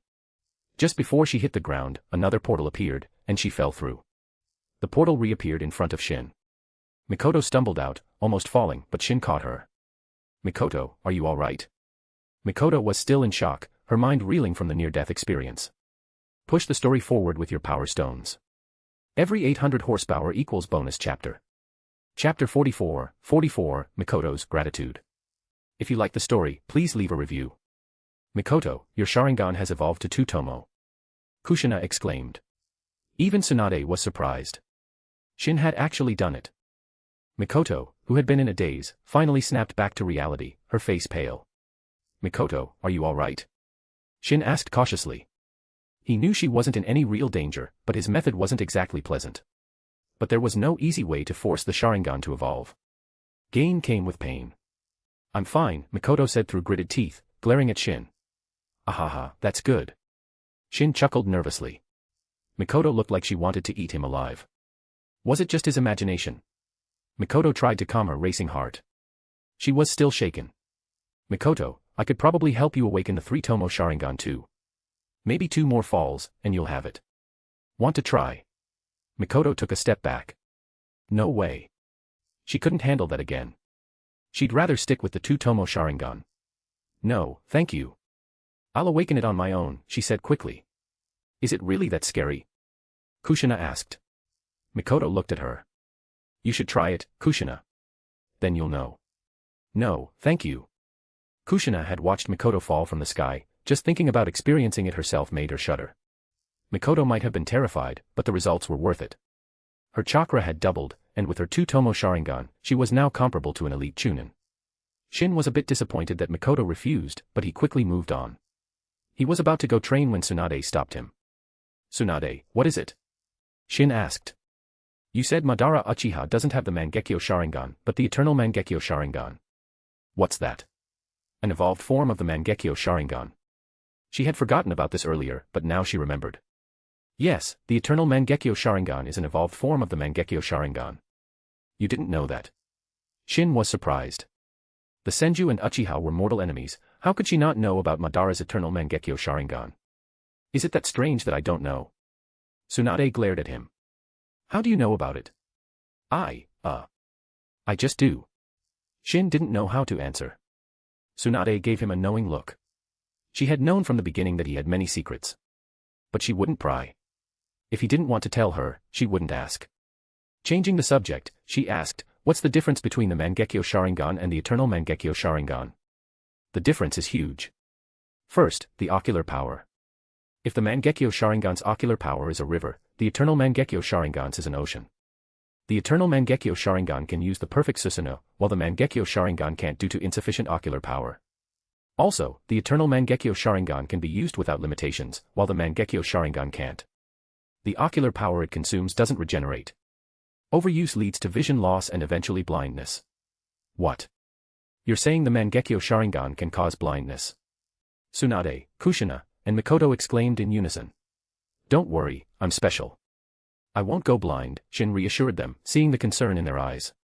Really? Kushina looked at him skeptically. Don't lie to us. I swear, if I'm lying, I'm a puppy. Kushina finally believed him. Don't worry, I have a way to evolve my Sharingan. I'm going to train now. Shin left to train. Mikoto checked the time and went to the kitchen to cook. Kushina and Tsunade were left staring at each other. Soon, Mikoto finished cooking and went to call Shin for dinner. Smells delicious, Shin said as he entered, inhaling the aroma. Mikoto might be young, but she was a great cook. Shin, I made this chicken soup for you. It's to thank you for helping me awaken my Two-Tomo Sharingan. No need for thanks, Mikoto. We're friends, we don't need such formalities, Shin said with a smile. Friends? What kind of friends? Kushina interjected, glaring at Shin. Teammates, of course. What else would we be? Shin said innocently. That soup smells amazing. Kushina reached for a bowl, but Mikoto swatted her hand away. Kushina, this is for Shin. Only he can have it. It's my way of thanking him. You have to finish it all, Shin, Mikoto said seriously. Who cares? I don't even want any, Kushina pouted. Since it's Mikoto's kind gesture, I'll finish it all, Shin said, taking the bowl from Mikoto. The aroma was enticing, it must be delicious. He blew on the soup to cool it down and took a sip. His face contorted. It was incredibly salty. What's wrong? Don't you like it? Mikoto asked with a smile. Shin looked at her. Was it just his imagination, or was her smile a bit creepy? Tsunade, eating quietly, glanced at Shin's face and immediately knew something was wrong with the soup. No wonder Mikoto wouldn't let them have any. Mikoto, it's a bit salty, Shin said with a wry smile. He understood now. This wasn't gratitude, it was revenge. Mikoto was still holding a grudge for the way he had helped her awaken her Sharingan. Salty. Just drink more water then, Mikoto said cheerfully. Shin stared at her. Was she a demon? This wasn't the sweet Mikoto he knew. Mikoto, I helped you awaken your Sharingan, and this is how you repay me. Shin sighed dramatically. You almost scared me to death. Mikoto glared at him. She still had nightmares about that experience. Ahem, it was all part of the process. And look, you have your Two-Tomo Sharingan now. Shin coughed awkwardly. He had been a bit harsh. Fine, I'll finish the soup. He looked at Mikoto's vengeful expression and sighed. Don't. I might have gone a bit overboard with the salt, Mikoto admitted, taking the soup away. You're too kind, Mikoto, Shin said with a grin. Mikoto blushed and glared at him playfully. Kushina watched their exchange, a pang of jealousy in her heart. Push the story forward with your power stones. Every 800 horsepower equals bonus chapter. Chapter 45, Danzo's Fury. If you like the story, please leave a review. Kushina, where are you going? Mikoto asked as Kushina headed out the door. Mikoto, I have something to discuss with Shin. You can go to bed, Kushina said, a slight tremor in her voice. Nope. Mikoto blocked her path, shaking her head. Tsunade-sensei told me to keep an eye on you and make sure you don't sneak out at night, especially to Shin's room. Kushina gritted her teeth. Tsunade was so mean. And Mikoto too. In the end, Kushina couldn't escape Mikoto's watchful eye and had to return to her room, fuming. The next morning, Shin woke up early, but someone was already up before him. Morning, Mikoto. Shin, you're awake. I'll go make breakfast. No, wait until Tsunade and Kushina wake up. Who knows when they'll grace us with their presence. They're both lazy. It's not wise to gossip about people behind their backs, especially when they're within earshot. Tsunade's voice was cold. Shin, did I just hear you call me lazy? Kushina glared at him. Shin was speechless. Had the sun risen in the west today? Why were they up so early? Ahem, I'm going to practice kenjutsu. Can't let my skills get rusty. See you later. Shin made a quick escape, using Yamatsu Hirasaka to teleport away before Tsunade could catch him. He returned half an hour later for breakfast. Seeing Tsunade and Kushina's icy expressions, he decided to change the subject. Tsunade, should we go on a mission today? It's up to you. If you want to go, we can. If not, I wouldn't mind taking a break. Shin, Kushina, and Mikoto exchanged glances. Kushina and Mikoto looked at Shin expectantly. It was his decision. If he wanted to go on a mission, they would. Shin thought it over. Can we take a B-rank mission, he asked Tsunade. C-rank missions rarely involved combat against ninja. Kushina and Mikoto needed to fight real shinobi to gain experience. He also needed to face stronger opponents to improve. But finding opponents who could challenge him was difficult. He could kill elite jonin like they were nothing. Even a quasi-kage would be a walk in the park. He needed kage-level opponents. A 10-year-old kage. That would be a record. Shin didn't believe anyone his age was as strong as him. After all, he had cheats. Even the Sage of Six-Path Sons wouldn't be his match at this age. A B-rank mission. Impossible. The Sandaime won't allow it. The C-rank mission was already an exception. Tsunade shook her head. They were genin fresh out of the academy. The C-rank mission was only approved because of her. If that's the case, we might as well stay in Konoha and train. Shin decided to skip the missions. They didn't need the money, there was no point doing those pointless missions. In the root base, Danzo's face was dark with fury. You're saying Tsunade and those brats returned? Yes, Danzo-sama. They completed their mission. What about Kato-dan? Any news? Danzo was livid. He had sent such a strong force, yet Tsunade had returned, and they hadn't captured that Uzumaki Shin brat. No news. They haven't returned. Danzo's anger subsided, replaced by a frown.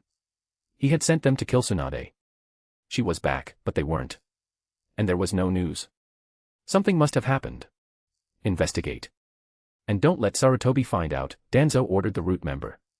After the member left, Danzo slammed his fist on the table, his anger boiling over. 3 elite jonin and 3 regular jonin, gone without a trace. How could he not be furious?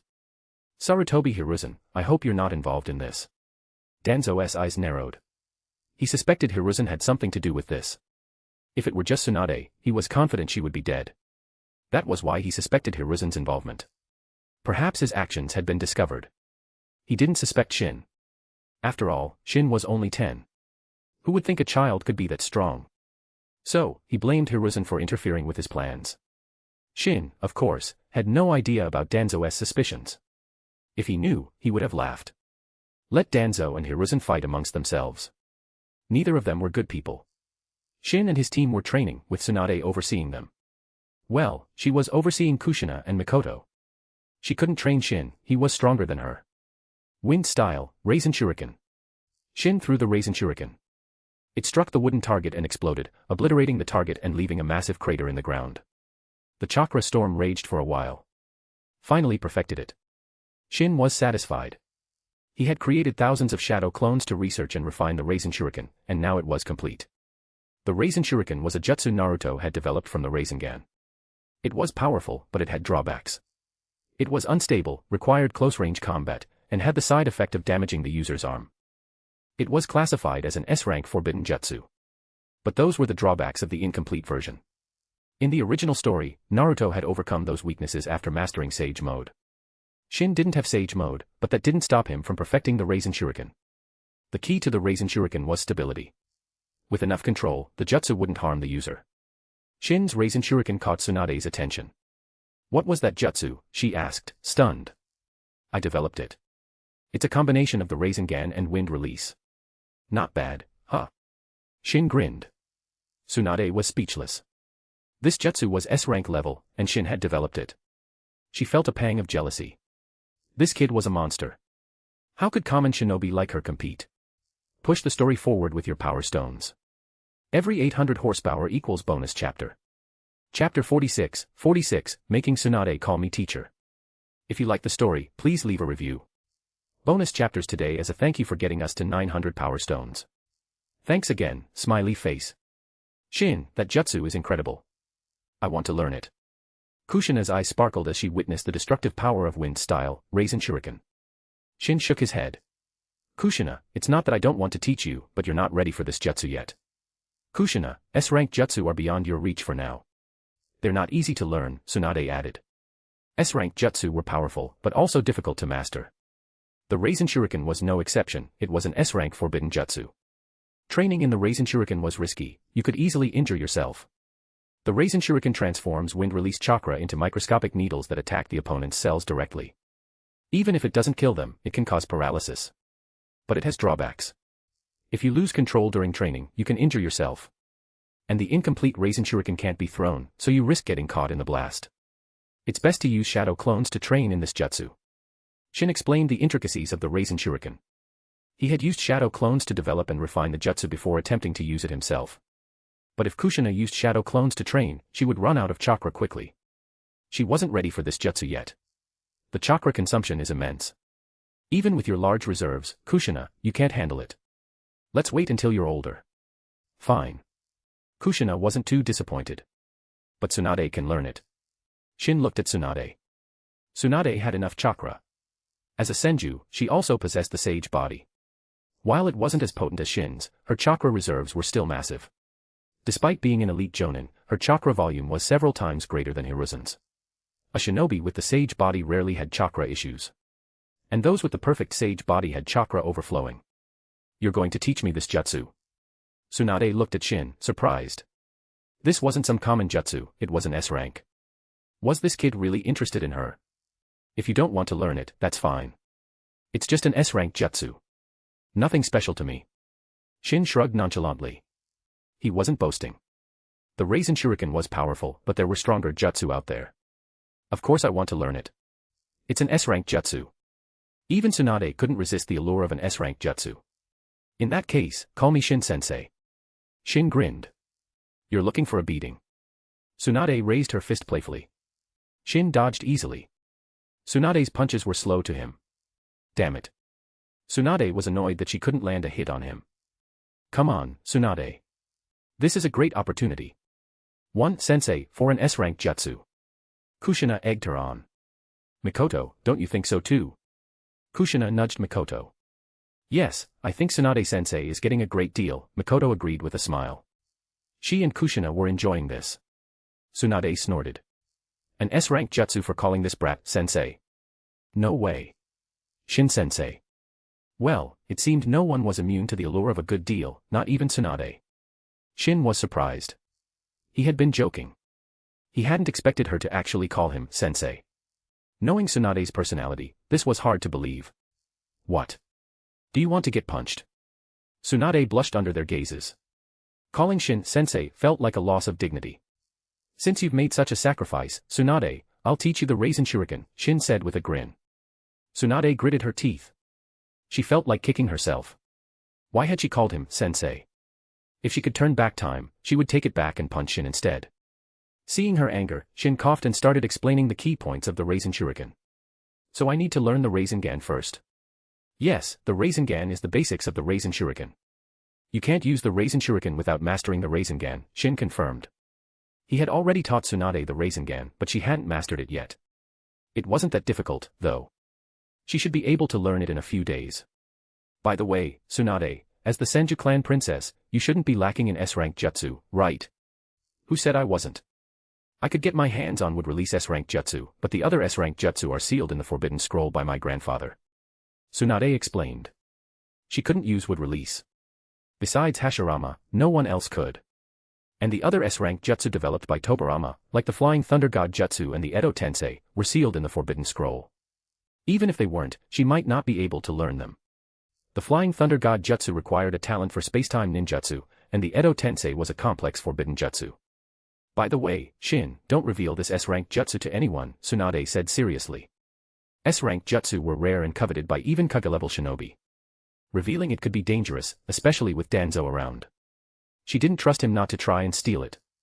Don't worry, I won't reveal it. And most people wouldn't even force me to use it. Unless something unexpected happened, Shin wouldn't be facing any truly strong opponents for now. And against ordinary genin, chunin, or even jonin, he wouldn't need the Raisin Shuriken. It was much faster to just kill them with his sword. Tsunade nodded, reassured. If only Nawaki was half as strong as you, I wouldn't have to worry. I wonder how he's doing with Orochimaru. At that moment, a certain boy who was shoveling manure sneezed. Is someone thinking about me? Nawaki wondered, then continued his task.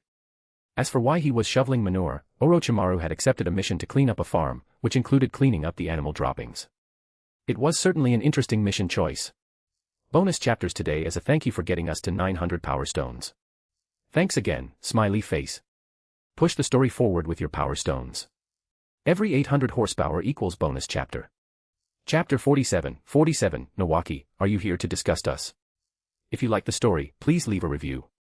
Bonus chapter today, as a thank you for getting us to 900 power stones.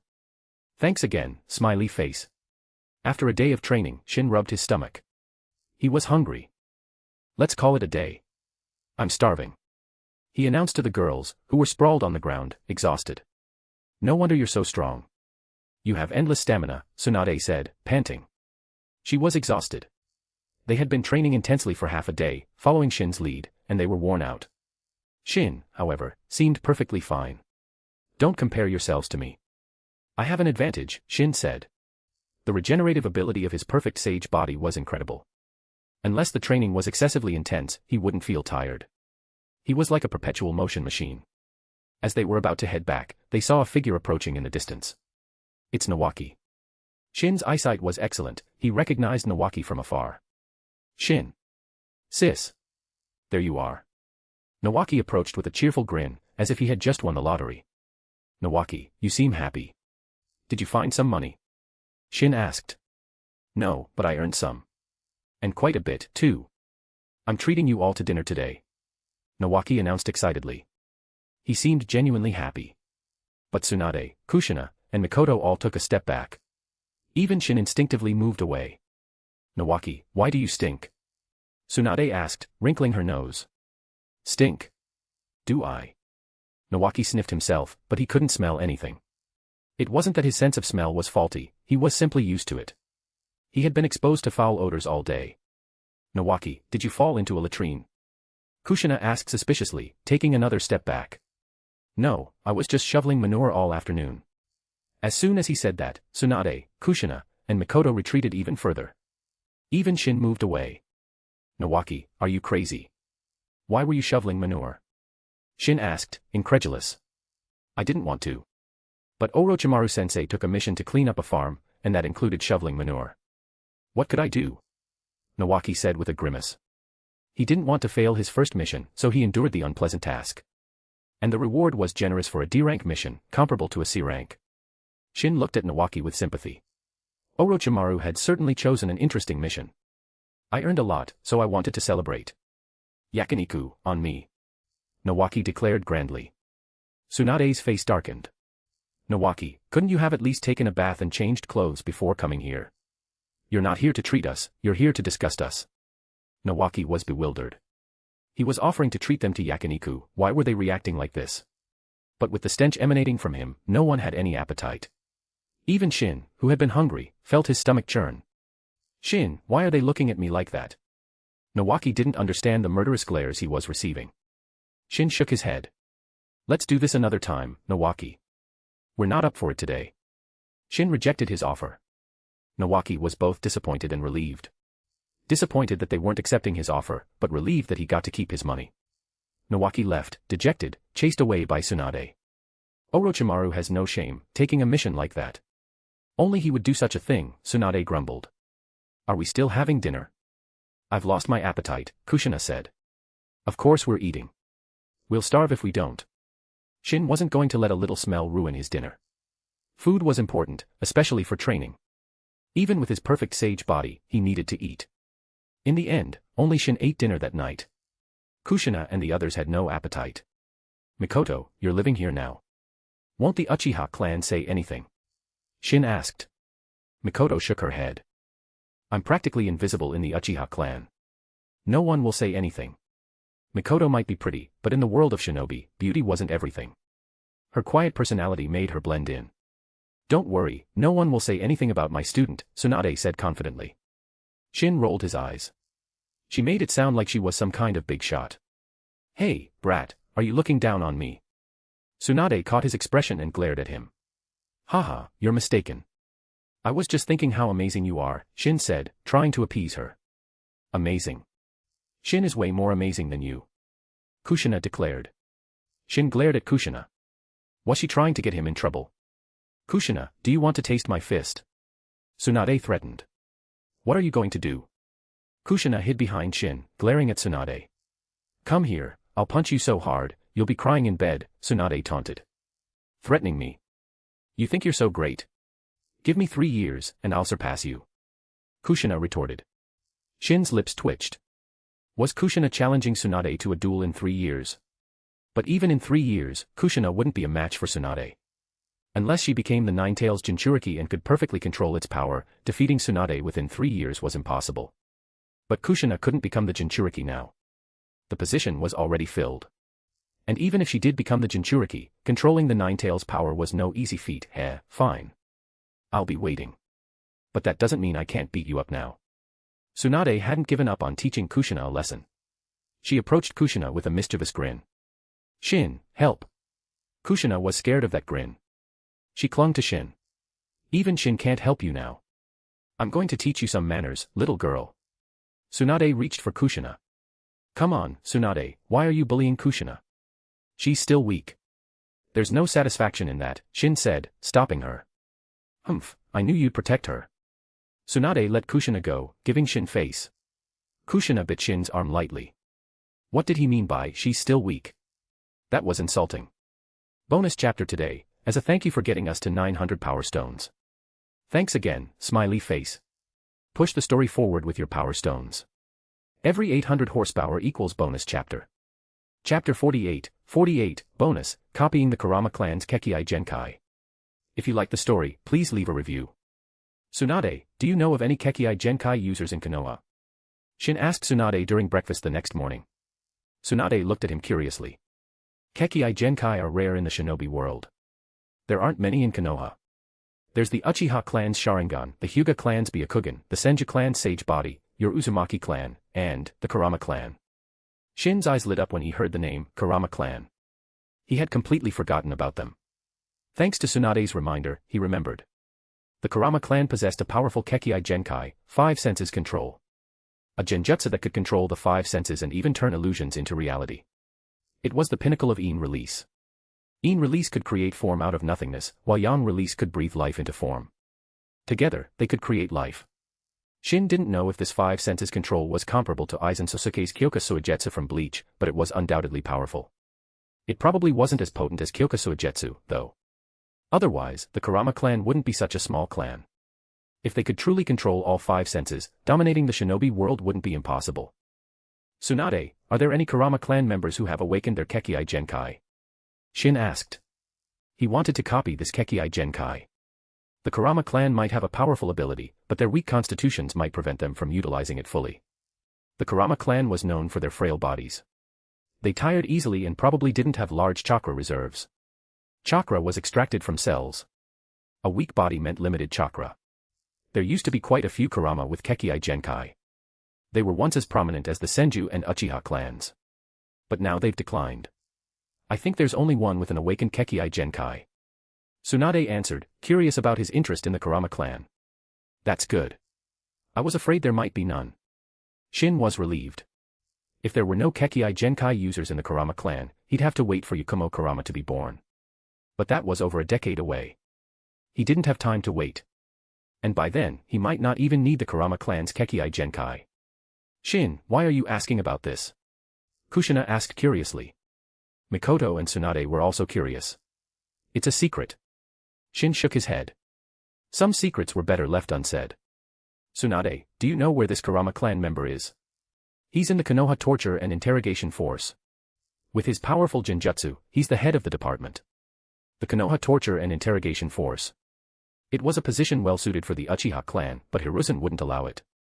I want to meet him. Can you take me? Shin asked Tsunade. He couldn't meet the head of the torture and interrogation force on his own. It was an Umbu department. Tsunade looked at Shin, then nodded. You agreed. Aren't you going to ask why? Shin was surprised. Would you tell me if I asked? Shin chuckled awkwardly. He couldn't tell her. Let's go. Tsunade and Shin left. Kushina and Mikoto stayed behind. Even as the Sandaime Hokage's disciple, Tsunade couldn't enter the torture and interrogation force freely. But she could summon its leader, Kurama Kaze. Tsunade-sama, you summoned me. Kaze was surprised. He hadn't expected the Senju clan princess to seek him out. The Kurama clan was no longer prominent.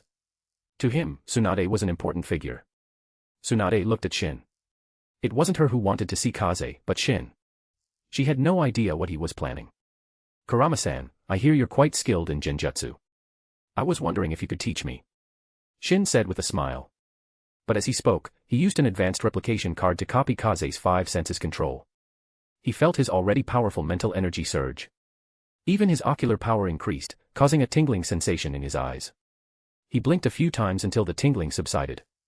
He could sense a change in his Mangekyo Sharingan. It hadn't evolved into the eternal Mangekyo Sharingan yet, but it was showing signs of it. Shin was ecstatic. This was an unexpected bonus. Kaze looked at Shin, his expression troubled. Shin wanted to learn genjutsu from him, but he wasn't keen on teaching. But if he refused, would he anger Tsunade? She was right here, after all. Tsunade glanced at Shin, puzzled.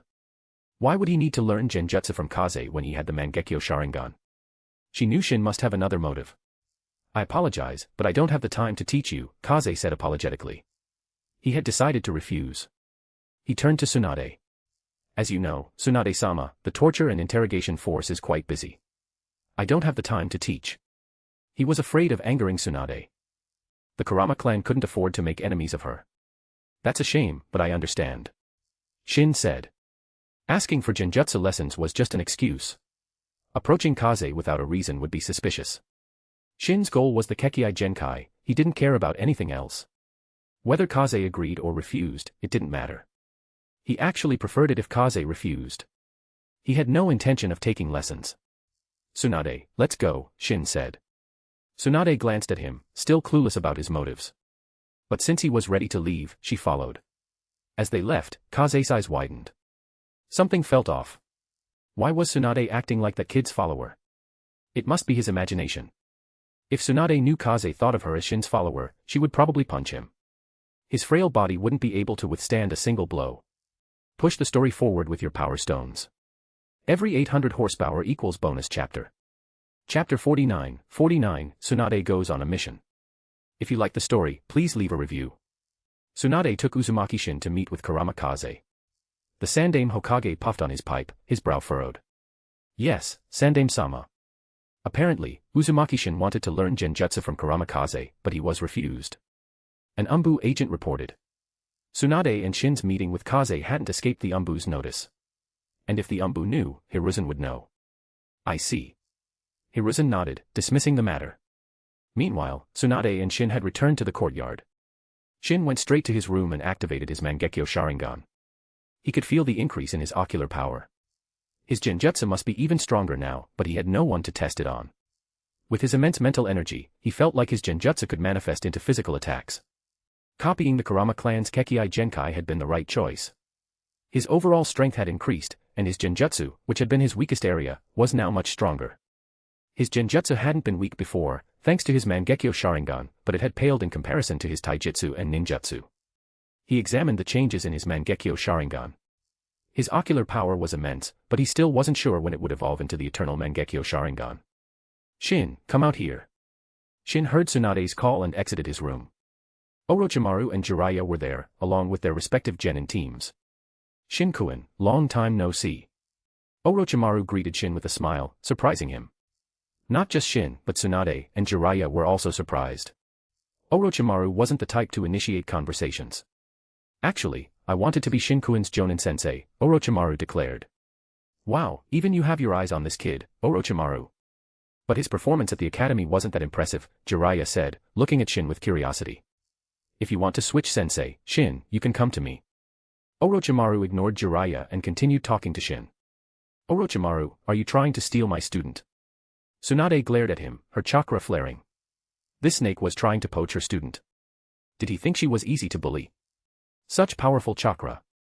Orochimaru glanced at Tsunade, a hint of envy in his eyes. Her chakra reserves dwarfed his. But he wasn't afraid of her. Chakra wasn't the sole determinant of strength. Shin-kun, what's your choice? Orochimaru looked at Shin, his eyes filled with interest. Shin shuddered. I'm happy with Tsunade-sensei. I haven't considered switching. Tsunade sighed in relief. She had been worried Shin might actually go with Orochimaru. But she had worried for nothing, Shin wouldn't follow that creep. Orochimaru might be a genius in research, but he was also undeniably creepy. That's a shame. Orochimaru shook his head in disappointment. What are you all doing here? Shin asked Orochimaru and Jiraiya. They wouldn't be here without a reason. We have a mission that requires the three of us. So, you nine will be working together for now. The Sandaime will assign a Jonin to lead all 3 teams, Jiraiya explained. I see. Shin nodded, then looked at Tsunade. Tsunade, if you encounter any danger on this mission, run. Ah, Shin, are you worried about me? Tsunade teased. Yeah, it would be a pain if you died out there, Shin said, scratching his head. Tsunade scowled and lightly punched his arm. Can't you say something nice? The mission is urgent. I have to go. Head to Training Ground 24 and wait for your new Jonin-sensei. Tsunade, Orochimaru, and Jiraiya left. A mission that required the 3 of them must be dangerous. But they were all strong, they should be able to handle it. Shin, we're going on a mission together. Nawaki said excitedly. Heh, I'd rather not join you in shoveling manure. Shin's words made Hayashi and Kai, Nawaki's teammates, scowl. Nawaki had blabbed about their manure shoveling mission.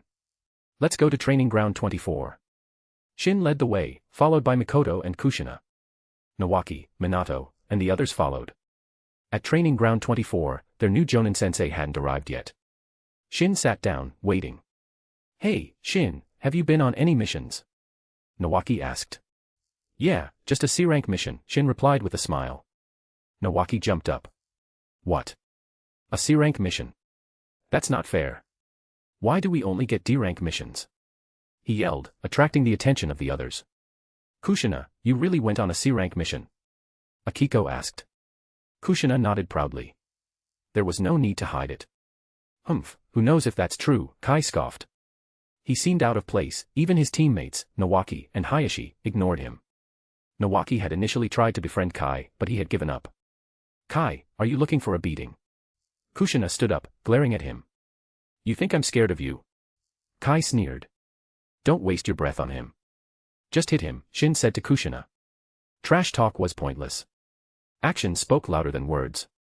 Kushina nodded and used the adamantine sealing chains, binding Kai instantly.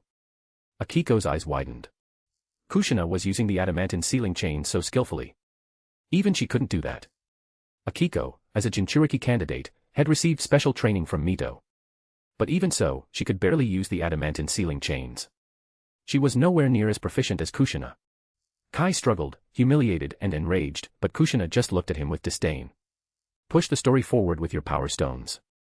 Every 800 horsepower equals bonus chapter. Chapter 50, I was always strong. If you like the story, please leave a review. Staring at the immobilized Kai, Nawaki whispered to Shin, what jutsu was that? I don't remember sis knowing that. He assumed Tsunade had taught Kushina the adamantine sealing chains. It's the adamantine sealing chains, an Uzumaki Clan jutsu, Shin explained. Oh, so Kai should know it too, right? Nawaki glanced at Kai. Him. Shin scoffed. That guy's too talentless. He probably hasn't learned it yet. Shin didn't lower his voice, Kai heard him clearly and almost choked on his own rage. Shin was practically calling him weak to his face. Kushina used the chakra chains to fling Kai away. He crashed into a tree with a groan, almost passing out. That's a small lesson for you. Kushina-san is that strong? Minato exclaimed in surprise.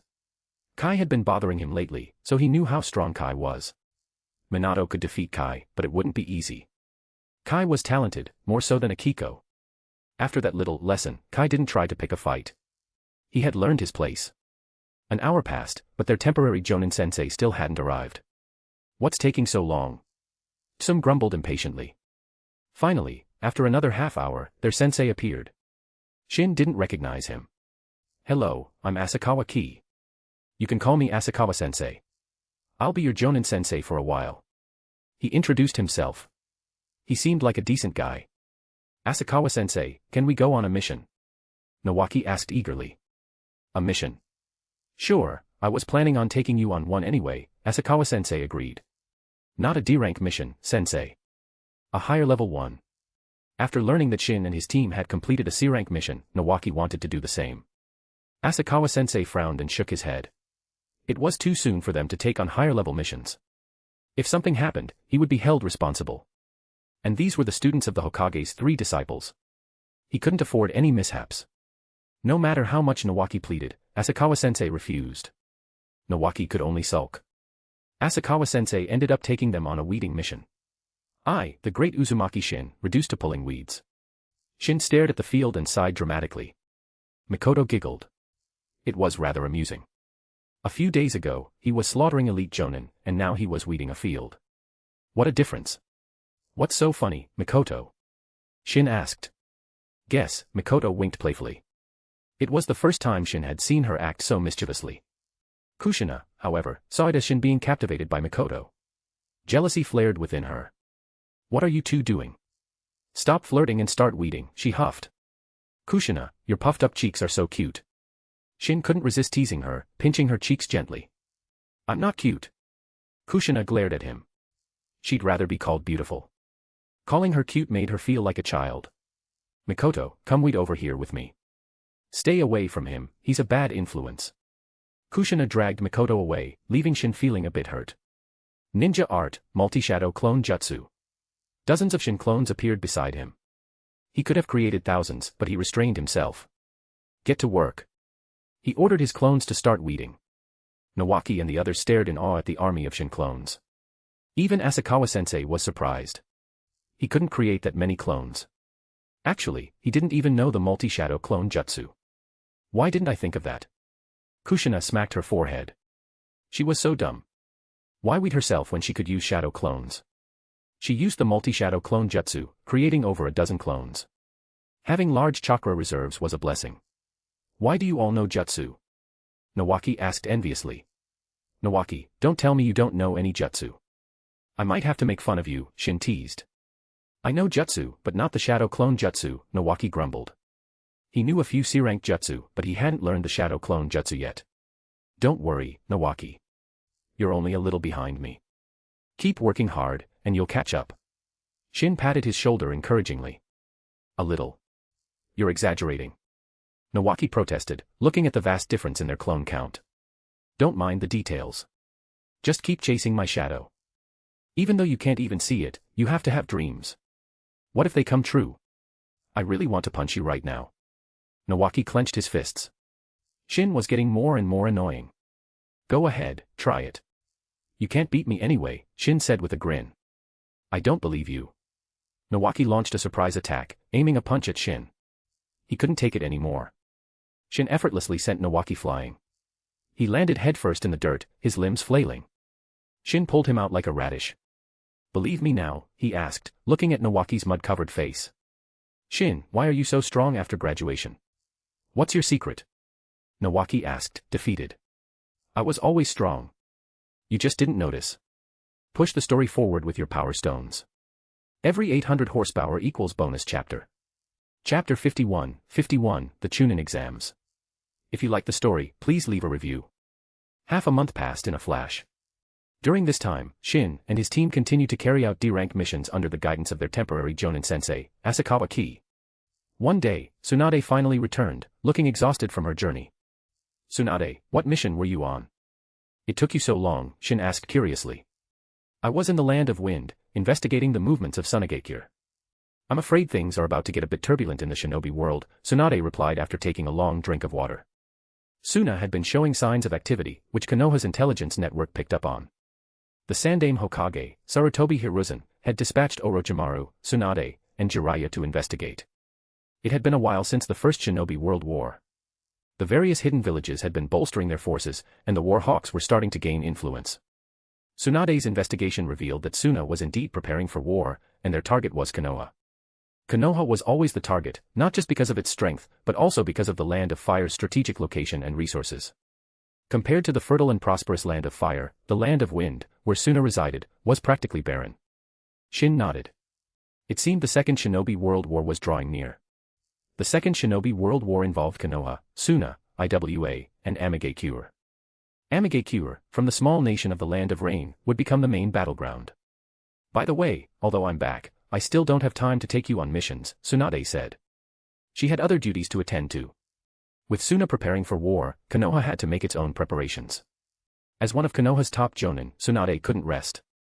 She would be joining the Konoha forces heading to the border soon. That's fine. We're planning to take the Chunin exams, Shin said casually. Once they became Chunin, they wouldn't have to do those pointless D-rank missions anymore. They could take on C-rank or even B-rank missions. Tsunade frowned. You're taking the Chunin exams now? She wasn't keen on them becoming Chunin at this time. With the war looming, they might be sent to the battlefield. Tsunade hadn't experienced the horrors of war herself, but she knew how dangerous it was. Yeah, doing missions in the village is boring. We want to become Chunin and see the world. They hadn't left Konoha since that mission with Tsunade. If you've made up your mind, I won't stop you.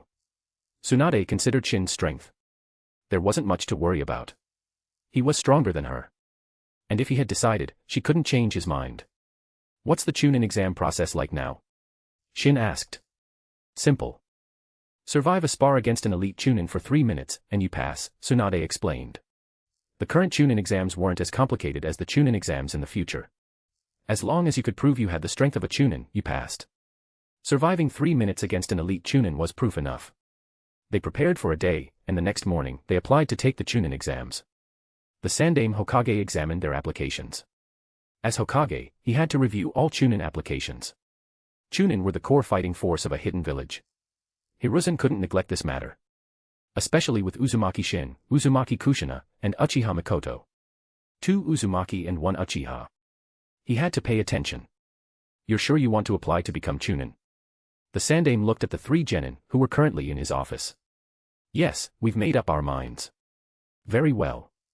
I will arrange your exam. But if you fail, even as Tsunade's students, you won't become Chunin. He stamped their applications, approving their request. He then assigned an Umbu agent to escort them to the exam location. The exam was held in one of Konoha's training grounds. 3 elite Chunin soon arrived. One of them had the Uchiha clan symbol. I am your examiner. You will each face one of these elite Chunin. As long as you can last 3 minutes, you pass. The Umbu agent said coldly. What's with that icy tone? It's like we owe him money, Kushina grumbled. Ignore him. All talk, no action, Shin whispered back. That was how he saw Umbu. They acted tough, but they rarely achieved anything. I'll take the Uchiha, Shin said to Kushina and Mikoto. He hadn't expected an Uchiha to be here. He suspected it was a deliberate arrangement by the Sandaime Hokage. He was right. The Uchiha elite Chunin was indeed assigned by Hiruzen. Uchiha were naturally stronger than most. In a one-on-one fight, they rarely lost. Kushina and Mikoto had no objections. The exam was a series of one-on-one battles, but they would be held simultaneously. The training ground was large enough. Shin walked towards the Uchiha, while Kushina and Mikoto faced the other 2 Chunin. The Umbu agent with the animal mask watched from the side, a detached observer. That prying feeling, is that the Sandaime? Shin sensed someone watching him and frowned. It had to be the Sandaime Hokage using the telescope jutsu. To use the telescope jutsu, one needed to know the target's chakra signature. The Sandaime wasn't familiar with Shin's chakra, but he could use someone else's vision, like that of Shin's opponent. You chose me. It seems you don't want to become a Chunin. The young Uchiha said calmly. Skip the trash talk and let's fight. Shin drew his Kusanagi sword and attacked. Knowing that Hiruzen was watching, Shin held back. He didn't want to reveal too much of his strength. Push the story forward with your power stones. Every 800 horsepower equals bonus chapter. Chapter 52, Hiruzen Sarutobi's Invitation. If you like the story, please leave a review. Clang. Shin struck the Uchiha elite Chunin with the flat of his blade. The force of the blow sent the Chunin flying, his grip loosening on his kunai. Shin frowned. He had held back considerably, yet the Chunin was still so easily defeated. How weak. In the Hokage's office, Hiruzen watched with surprise. That was quite a display of strength. But the boy was an Uzumaki, it wasn't that surprising. The Uzumaki clan was known for their strong bodies, vitality, and large chakra reserves. Attacking with the flat of your blade. Are you mocking me? The Uchiha Chunin had his pride. Shin's action had wounded it deeply. Better to be mocked than dead, Shin said calmly. The Kusanagi sword was incredibly sharp. It could easily slice through the Chunin's kunai. If Shin hadn't held back, the Chunin would be dead. But the enraged Chunin didn't care. He attacked with ninjutsu. Fire style, fireball jutsu. Shin simply swung his sword, cleaving the fireball in 2. The Umbu examiner was startled. Could swordsmanship be that powerful? He rarely saw kenjutsu used like this. Sharingan. 2 Tomo appeared in the Chunin's eyes.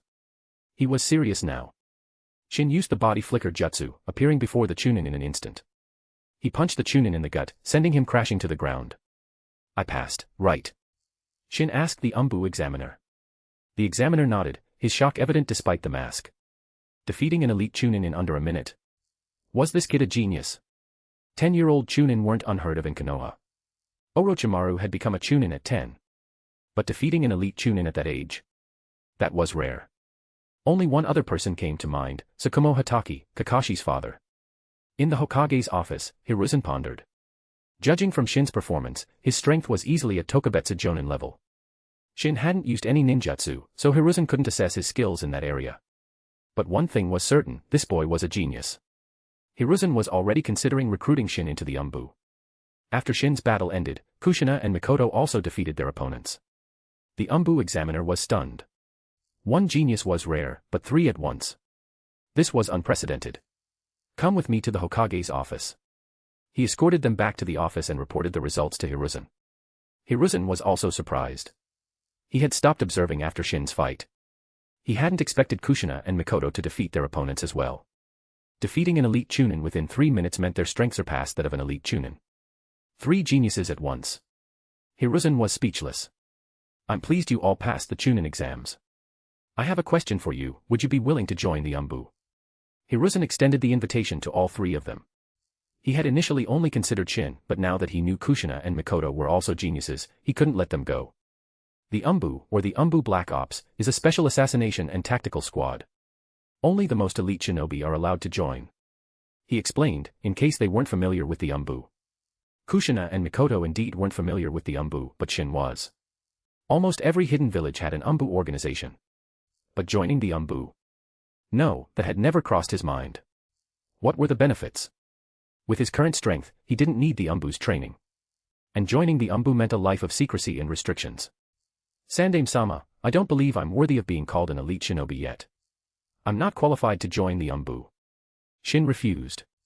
Kushina and Mikoto, following Shin's lead, also refused. If Shin wasn't joining, they weren't interested either. Hiruzen frowned. He was displeased.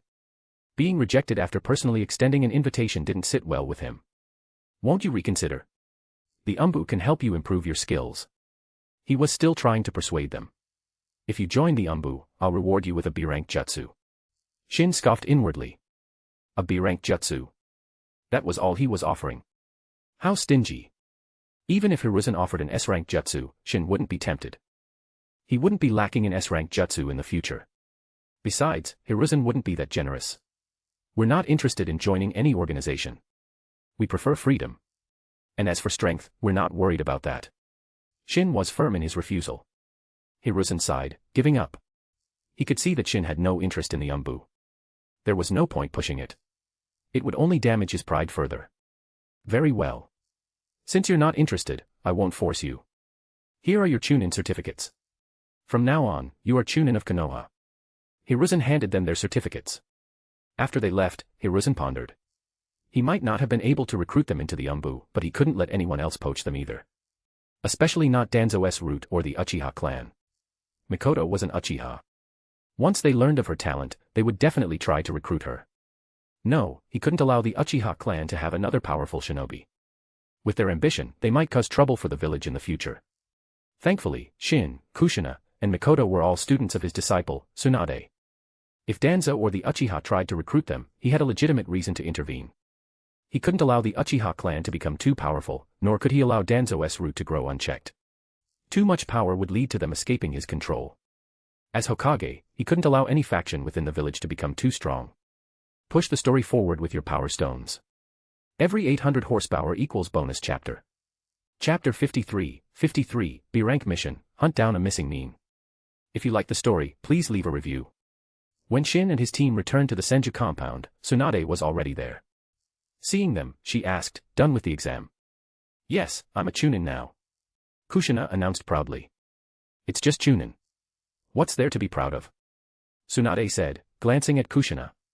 The Sandaime Hokage tried to recruit us into the Umbu, Shin said, looking at Tsunade. And you agreed? No way. Joining the Umbu is boring. I crave freedom, not a life hiding in the shadows like a rat. Tsunade was speechless. He compared the Umbu to rats. If the Umbu heard that, they'd probably come after him. I'm heading to the border tomorrow. Be careful when you go on missions, especially you two. Listen to Shin. Tsunade looked at Kushina and Mikoto. She was mainly talking to Kushina. Mikoto was obedient and cautious, she wouldn't cause trouble. Kushina, on the other hand. Got it, Tsunade. You be careful too, Kushina said. Tsunade was surprised. She had expected Kushina to argue, but she actually sounded concerned. If the war breaks out, be careful on the battlefield. We don't want to hear any bad news, Shin added. Tsunade was fine in the original story, but things might be different now. Don't worry, no one can defeat me. Just don't be reckless and charge at Kage-level opponents. If you're in danger, sell out your teammates. Let Orochimaru and Jiraiya take the hit. Especially Orochimaru, he's hard to kill. Shin offered his advice. Tsunade's eye twitched. What kind of advice was that? Relax, the war won't start that easily. It might just be a show of force, Tsunade said dismissively. Shin shook his head. He knew this war would definitely happen, and it wouldn't end quickly. The next morning, Tsunade left for the Land of Fire's border. Hiruzen had mobilized a force of 3,000 shinobi. Including Genin, Konoha had a little over 10,000 shinobi. 3,000 was a significant force. Let's go on a mission and have some fun outside the village. Shin said to Kushina and Mikoto. The mission was secondary, exploring the world was the real goal. At the mission assignment desk, they ran into Nawaki and his team. Shin, you're here. I thought you weren't coming, Nawaki said. Nawaki, we probably won't be able to do missions with you anymore. Nawaki was confused. Why not? We passed the Chunin exams. We're Chunin now. We won't be doing D-rank missions anymore. You should try it too, Nawaki. Kushina answered. We graduated together. Why did you become Chunin without telling me? Nawaki whined. Don't worry, Nawaki. Genin are the strongest in Konoha. They can destroy the world. Shin patted Nawaki's shoulder and took the mission list, scanning it. S-rank mission, capture S-rank missing Nin Uchiha Ryota. Shin froze. Uchiha Ryota. If he remembered correctly, that was the guy he had a minor conflict with at the ramen shop. He had also copied Ryota's Sharingan prowess 4 times. But how did he become a missing Nin? And an S-rank one at that. S-rank missing Nin varied in strength, but they were generally Kage level or quasi-Kage level. Sorry, wrong list. The clerk took the list back. These are S-rank and A-rank missions. Chunin can't take those. Here's the correct list. He handed Shin another list. What are the requirements for taking S-rank missions? Shin asked. You need a team of at least 3 elite Jonin, the clerk replied. Fine. I'll take this mission to hunt down a Konoha missing Nin. Shin chose a mission to hunt down an elite Chunin level missing Nin. It was a B-rank mission. Are you sure you want to take this mission? Is there a problem? Shin frowned. Could they not even take B-rank missions? He had looked at the C-rank missions, they were all escort missions or bandit extermination. He wasn't interested in those. You can, but it's dangerous. You 3 are newly promoted Chunin. We'll take it, Shin said firmly. He wasn't worried about danger. Hunting down a Chunin level missing Nin shouldn't be a problem. The clerk shrugged and handed Shin the mission details. It wasn't his problem if they failed. We're still stuck with D-rank missions, and you're already doing B-rank. Nawaki, Minato, and the others looked at them with envy. They also wanted to do higher-level missions. D-rank missions were mind-numbingly boring. We're going on a mission. We'll treat you all to dinner when we get back, Shin said to them. They left Konoha. Unbeknownst to them, Hiruzen was informed of the mission they had taken. Hunting down an elite Chunin-level missing Nin. With their strength, they shouldn't be in any danger. Hiruzen estimated Shin's strength to be around Tokubetsu Jonin level. Kushina and Mikoto could also defeat elite Chunin. He didn't think Shin was Jonin level yet. A 10-year-old Jonin was too absurd, even for him. Meanwhile, Danzo was also informed. Uzumaki Shin, Uzumaki Kushina, and Uchiha Mikoto have left Konoha. This is our chance. I don't want another failure. Understand. Danzo looked at the kneeling root member. His previous attempt to kill Tsunade and capture Shin had failed miserably. He had sent members to investigate, but they found nothing. The bodies had been disposed of. Danzo blamed Hiruzen for this. Hiruzen was also puzzled by Kato Dan's disappearance. He had sent Umbu to investigate, but they found nothing. He eventually concluded that Dan had been killed by enemy ninja. Push the story forward with your power stones. Every 800 horsepower equals bonus chapter. Chapter 54, Genjutsu, Tsukuyomi. If you like the story, please leave a review. After leaving Konoha, Shin took out the mission details. It contained information about the missing Nin they were hunting. The missing Nin's name was Kawada Haiwa. His strength was at the level of an elite Chunin. He had defected after accidentally killing a comrade during a heated argument. He had been gone for half a year and was suspected to be hiding in the Land of Whirlpools. Shin paused when he saw that. Kushina, peering over his shoulder, also froze. "We're going to the Land of Whirlpools?" Kushina asked, looking up at Shin. "Yeah, I wonder what it's like now." Mikoto looked at them. She knew the Land of Whirlpools was their former home, a place filled with both good and bad memories. "When we left, I didn't think we'd ever go back." Shin wasn't one to dwell on sentimentality. "We'll have to take a ship." "Do you get seasick, Mikoto?" "I've never been on a ship before." "I don't know," Mikoto replied. Kushina's face paled. She suddenly remembered her unfortunate tendency to get seasick. "Can we not take a ship?" she asked weakly. "Sure, you can always run there on water." Shin offered an alternative. It wasn't entirely a joke. The Land of Whirlpools wasn't that far from the Land of Fire. It was doable. "Okay, let's run to the Land of Whirlpools," Kushina declared, clapping her hands. Shin shrugged. He didn't mind. "But before we go, we have a tale to deal with. I don't like being followed. Come on out." Shin's voice turned cold. The root member hiding in the shadows was startled. Discovered? How did he know? Since he had been found out, there was no point hiding. As an elite jonin, he didn't need to rely on sneak attacks to deal with 3 chunin. An umbu. Kushina and Mikoto saw his attire and assumed he was umbu. Not umbu. Root. Danzo's lackey. "One of the guys who attacked us before," Shin corrected them. Hearing that he was one of Danzo's men, Kushina and Mikoto prepared for battle. From Shin and Tsunade, they had learned that Danzo was a bad guy. Just how much does the geezer Danzo hate me? Shin wondered. He had barely left the village, and Danzo had already sent someone after him. "You bastard. You killed my comrades. Danzo-sama ordered me to kill you. You're here to kill us." Kushina clenched her fists, ready to fight. She wasn't going to be bullied. But Shin stopped her. "Kushina, he's an elite jonin. You're not strong enough." If it were a regular jonin, he might let Kushina spar with him, but against an elite. She didn't stand a chance. "An elite jonin, huh? Fine, I'll let you off the hook for now." Kushina stepped back, letting Shin handle this. She wasn't worried. She had seen Shin slaughter elite jonin before. "I'll use you to test my genjutsu." Shin hadn't had a chance to test his genjutsu since acquiring the Kurama clan's Kekkei Genkai. This was the perfect opportunity. Danzo was a lifesaver, sending him a free sparring partner. Shin looked at the root member, and in a flash, pulled him into a genjutsu world. This world was constructed from Shin's imagination. It was a dark and eerie place. The root member found himself bound to a cross. Is this genjutsu? He wasn't panicked. He tried to disrupt his chakra flow to break free. But to his horror, it didn't work. He couldn't even sense his chakra. It was as if he had become a normal human. "It's useless. Enjoy your suffering." Shin drew his sword and used the root member as a training dummy, slashing and stabbing him repeatedly. The member didn't know how many times he died. Each time he was killed, he would revive, only to be killed again. After dozens of deaths, his eyes glazed over, his mind broken. In this genjutsu world, everything, including time, space, and even the laws of physics, was under Shin's control. It was a mental assault that could crush even the strongest minds. Shin's genjutsu was similar to the Mangekyo Sharingan's Tsukuyomi, which Obito had called the ultimate mental attack. Of course, Obito's words weren't always trustworthy, but Tsukuyomi was undeniably powerful. Shin didn't have Tsukuyomi.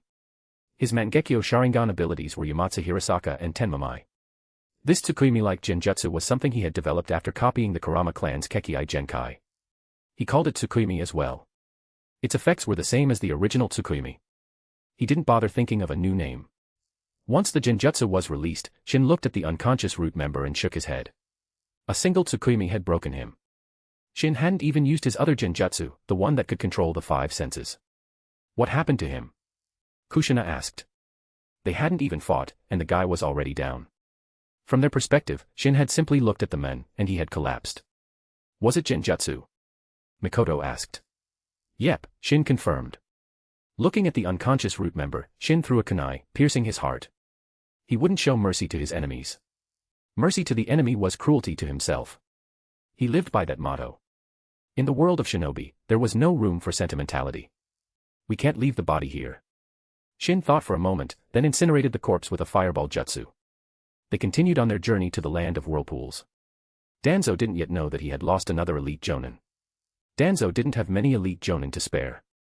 Including Kato Dan, Shin had now killed 4 of them. Danzo must be furious. Perhaps after this, he would stop targeting Shin. He had already suffered heavy losses. Until he understood what was happening, he wouldn't dare attack Shin again. Elite jonin weren't easy to replace. Training one took years. Danzo couldn't afford to lose any more. Push the story forward with your power stones. Every 800 horsepower equals bonus chapter. Chapter 55, The Girls Team Up. If you like the story, please leave a review. After 2 days of travel, Shin and his team finally arrived in the Land of Whirlpools. This is the Land of Whirlpools. Mikoto looked around in surprise. There was no one in sight, only dilapidated buildings. It is. Looks a bit run down, doesn't it? Shin surveyed the surroundings. It wasn't always like this. It used to be a beautiful country. But after the Uzumaki clan was destroyed, the Land of Whirlpools ceased to exist. The people of the Land of Whirlpools had abandoned the island nation after the Uzumaki clan's downfall. It's so big. How are we supposed to find that missing nin? Kushina asked. The Land of Whirlpools wasn't huge, but it wasn't small either. Finding someone here would be difficult. Don't worry, I have the mind's eye of Kagura, Shin reminded her. Finding an ordinary person might be challenging, but finding a shinobi was easy. He could sense chakra within a radius of several dozen kilometers. As long as the missing nin had chakra, he couldn't escape Shin's detection. After some searching, Shin finally sensed a chakra signature. But its location was unexpected. Did you find him? Kushina asked impatiently. Yeah, but he's at our old house. Kushina was surprised, and Mikoto looked curious. Their old house. Let's go. Shin led Kushina and Mikoto towards their former home. Is this where you used to live? Mikoto asked Kushina. Yeah, this was our house. I can't believe someone's squatting here now. Kushina was indignant. Even though they had abandoned it, it was still their home. Hey, you squatter. Get out here. Kushina yelled. Kawada Haiwa, the missing nin, emerged from the house. He wore a Konoha forehead protector with a scratch across it, signifying his status as a missing nin. Shin didn't understand why missing nin still wore their old forehead protectors. Was it to show which village they had betrayed? Who are you? Haiwa frowned at them. He had been here for a while and hadn't seen anyone else. You're Kawada Haiwa, the Konoha missing nin, right? We're here to take you down. Haiwa burst out laughing. Is Konoha that desperate? Sending 3 brats after me, he scoffed. Don't underestimate us. Shin, you stay back. I'll take him. Kushina declared. Shin nodded. He wasn't planning on interfering anyway. This mission was mainly for Kushina and Mikoto's benefit. Kushina, Mikoto, he's all yours, Shin said. I can handle him myself. Kushina used the adamantine sealing chains. Several chakra chains erupted from her back, whipping towards Haiwa. Haiwa's eyes widened, and he leaped back, narrowly dodging the attack. You're not getting away that easily. The chains, under Kushina's control, pursued him relentlessly. Mikoto activated her Sharingan. She could see Haiwa's movements clearly. She swiftly threw several shuriken, blocking his escape routes. Haiwa's face paled. If he dodged the chains, he would be hit by the shuriken. And he didn't have time to use the substitution jutsu. Mikoto had seized the perfect opportunity. Even Shin was impressed. Nice teamwork, Mikoto and Kushina, he praised. Damn it. 2 little girls, cornering me like this. A shuriken was embedded in Haiwa's arm, blood dripping to the ground.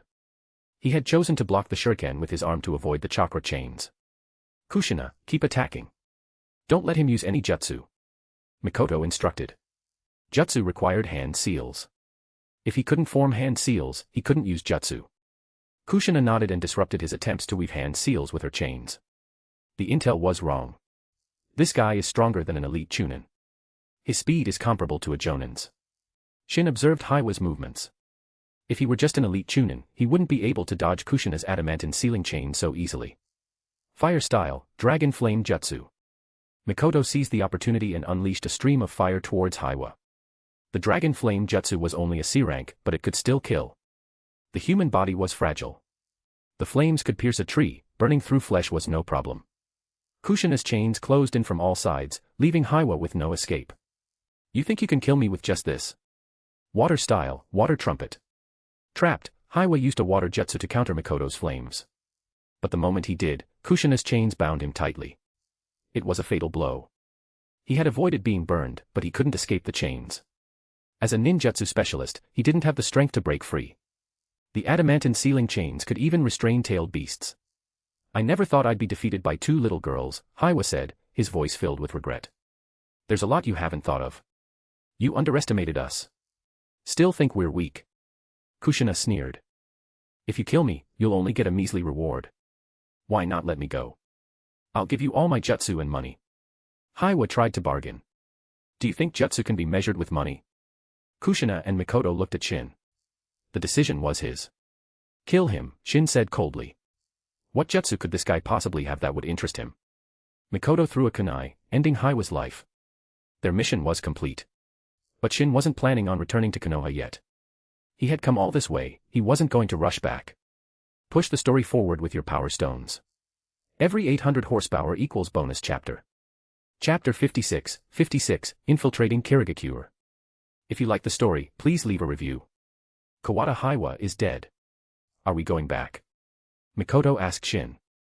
Shin, let's stay out here and play for a bit longer, okay? Kushina pleaded, tugging on his arm. Call me big brother, and I'll agree, Shin said with a smirk. No way. I'm older than you. You should be calling me big sister. Kushina retorted, turning away with a huff. Kushina, you're older than Shin. Mikoto looked at Kushina in surprise. She hadn't noticed. Of course. I was born 3 days earlier. Kushina said proudly. What's there to be proud of? Shin flicked her forehead, earning him a yelp. Seeing her pout, Shin quickly changed the subject. We're not going back to Konoha just yet.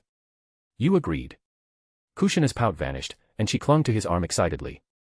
We're going to the Land of Water. Shin looked towards the Land of Water. The Land of Water? Why? Kushina and Mikoto asked in unison. Kirigakure was definitely involved in the Uzumaki Clan massacre. Time to collect some interest. But is it safe to go there? Just the three of us? Mikoto asked worriedly. Don't worry, I know what I'm doing. We won't be in any danger. Shin smiled confidently. In the current shinobi world, even Madara Uchiha couldn't threaten him. If he couldn't win, he could always escape. They left the Land of Whirlpools and returned to the Land of Fire, then took a ship to the Land of Water. We can't escape the fate of riding a ship, huh? Kushina grumbled. Kushina, just because you got seasick last time doesn't mean you will this time.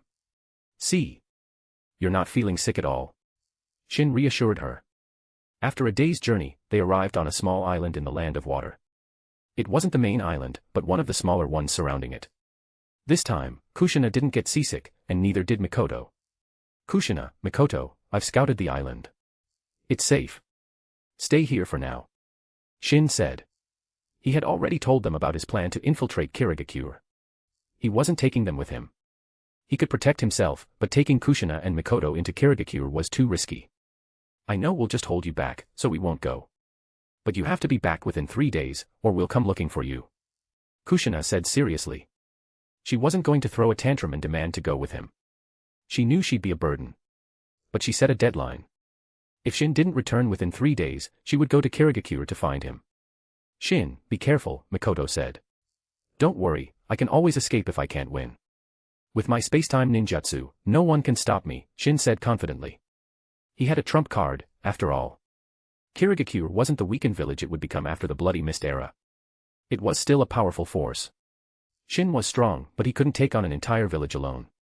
Only those at the level of Madara Uchiha or Hashirama Senju could do that. It took him less than half an hour to reach the main island. After asking around, he found the location of Kirigakure. He killed a Kiri shinobi and used the transformation jutsu to disguise himself, entering the village undetected. The guards at the village gates couldn't see through his disguise. The current Mizukage is the third Mizukage. I wonder how strong he is. Shin sat in a ramen shop, pondering. Information on the third Mizukage was scarce. Shin didn't even know his abilities. But he was sure the third Mizukage wasn't that strong. If he were, he wouldn't have been controlled by an elderly Madara Uchiha. Although it wasn't explicitly stated, Shin suspected that the third Mizukage had been under Madara's control during the Third Shinobi World War. He didn't know if that was still the case. He finished his ramen. It was quite good. Shin had several objectives in Kirigakure. One was to acquire Kekkei Genkai. The Kagaya clan in Kirigakure possessed the Shikatsumiyaku Kekkei Genkai. They were suspected to be related to Kagaya Otsutsuki. Perhaps Shikatsumiyaku was derived from the all-killing ash bones.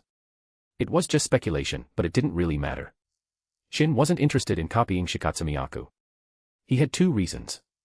First, it had a drawback, the Shikatsumiyaku disease. Although he had the perfect sage body and theoretically shouldn't be affected, he didn't want to risk it. Second, not every Kagaya clan member possessed Shikatsumiyaku. Perhaps there weren't any with an awakened Kekkei Genkai right now. He wanted the ice release of the Mizunashi clan.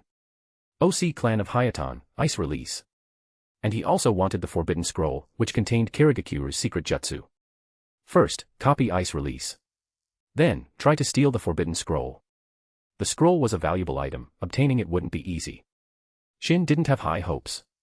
He used his Sharingan to hypnotize several Kiri shinobi and learned the location of the Mizunashi clan.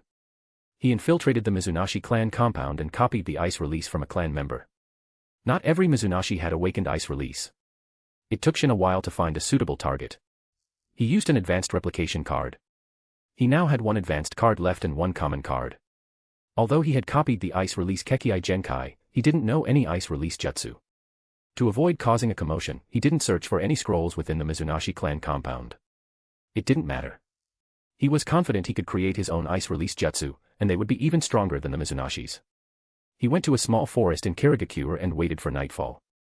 Copying ice release was done. Stealing the forbidden scroll during the day was too risky. He would wait until the dead of night. In the shinobi world, the dead of night wasn't the best time to act. Shinobi were more alert at night. The best time was just before dawn, when their guard was down. Shin decided to wait. He leaned against a tree and refined chakra. He also activated the mind's eye of Kagura, scanning Kirigakure. Push the story forward with your power stones. Every 800 horsepower equals bonus chapter.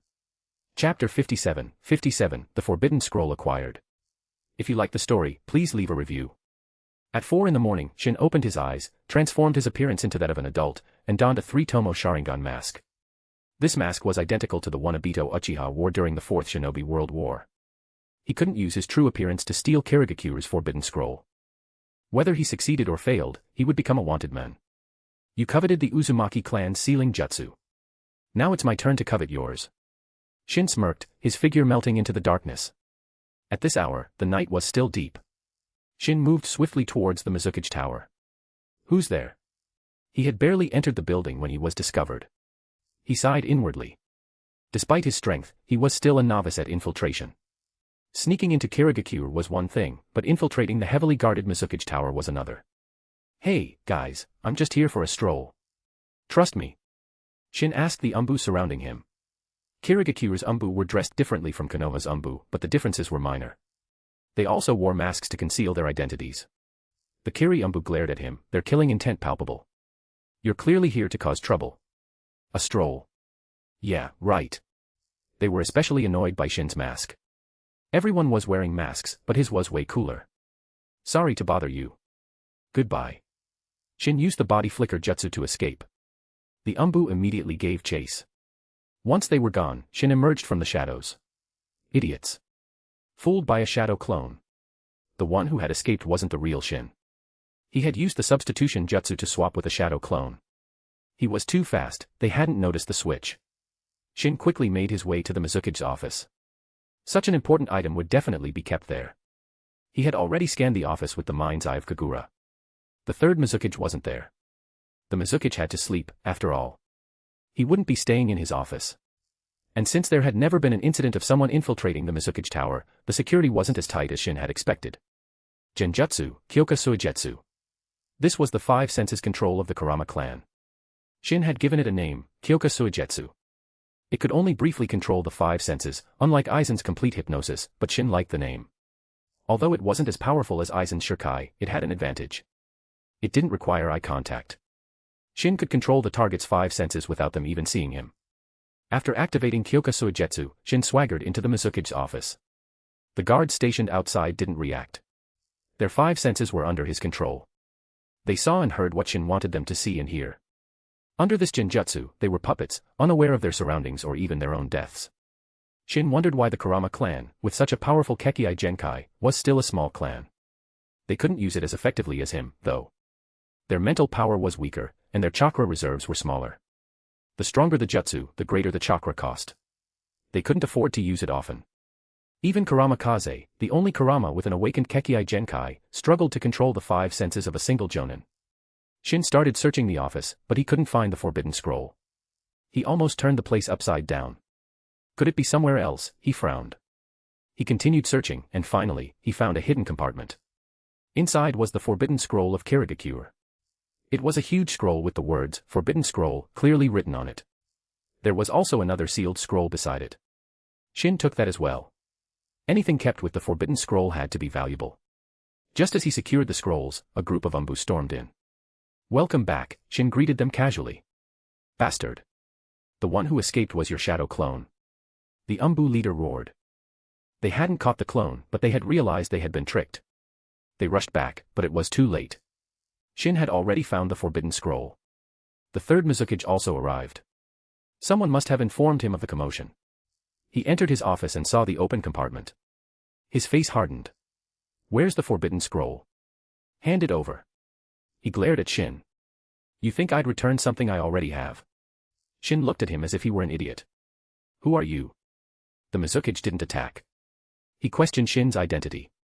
This intruder had guts, infiltrating Kirigakure and stealing the forbidden scroll. And he was so calm, facing him and the Umbu. He was either an idiot or had a trump card. Who am I? Shin smirked. I am Uchiha Madara. He altered his voice, mimicking Madara's tone. The Mizukage paused, then scowled. You're mocking me. Do you think I'm that gullible? Everyone knew Uchiha Madara was dead. He had fought Hashirama Senju in the Valley of the End and been killed. Hashirama had also been mortally wounded in that battle. The deaths of Hashirama and Madara had triggered the First Shinobi World War. If either of them had survived, no one would have dared to start a war. Why would I lie to a mere child? Shin's Mangekyo Sharingan activated, his imposing aura pressing down on the Mizukage. The Mizukage stumbled back, staring at the Mangekyo Sharingan in fear. Even those outside Konoha knew of the Mangekyo Sharingan, the ultimate dojutsu that had allowed Madara Uchiha to dominate the shinobi world. Push the story forward with your power stones. Every 800 horsepower equals bonus chapter. Chapter 58, The Might of Susanoo. If you like the story, please leave a review. In the Mizukage's office, Shin stared coldly at the third Mizukage. Neither the Mizukage nor the Umbu made a move. The Umbu looked at the Mizukage nervously, waiting for his orders. Who are you? Impersonating Uchiha Madara? Do you think I don't know that he was killed by the Shodame Hokage in the Valley of the End? The Mizukage's voice was glacial. Shin scoffed. There was no need to explain. The more he said, the more likely he was to slip up. He could escape now that he had the forbidden scroll, but he couldn't leave without making an impression. This was also for revenge for the Uzumaki clan. Susanoo. Black chakra materialized around Shin, forming arms and ribs, then a skeletal frame. Muscles and tendons appeared, followed by a flesh-like covering. Finally, a Tengu-like armor materialized, completing the 50-meter-tall warrior god, a long katana strapped to its waist. Shin Susanoo was black, like Amaterasu flames, an intimidating demonic figure. The only flaw was that it only had an upper body. He needed the eternal Mangekyo Sharingan to manifest the full-bodied Susanoo. It was difficult to use the perfect Susanoo with just the Mangekyo Sharingan. In the original story, only Kakashi had done it during the Fourth Shinobi World War. And Kakashi had only been able to use it because he had received Obito's chakra, which contained remnants of the Sage of Six Paths power. Shin's current Susanoo couldn't have legs, but he was still a genius for manifesting the strongest form possible with the Mangekyo Sharingan. His immense ocular power and chakra reserves made this possible. The moment his Susanoo appeared, the Mizukage tower was reduced to rubble. The Mizukage and the Umbu were sent flying by the shockwave. Some of the weaker Umbu were killed instantly. The third Mizukage stared at the 50-meter-tall Susanoo in terror. It was like facing a tailed beast, no, something even stronger. He almost believed Shin was Uchiha Madara. He had never seen Madara Uchiha in person. He didn't know that Madara's Susanoo was blue, while Shin's was black. Shin grumbled. His Susanoo only had a katana, and it didn't have any special abilities. He looked at the Mizukage and the others, a cold smile hidden behind his mask. They couldn't see his expression, but they could sense the danger. The Mizukage didn't bother warning the others. He used the body flicker jutsu to escape.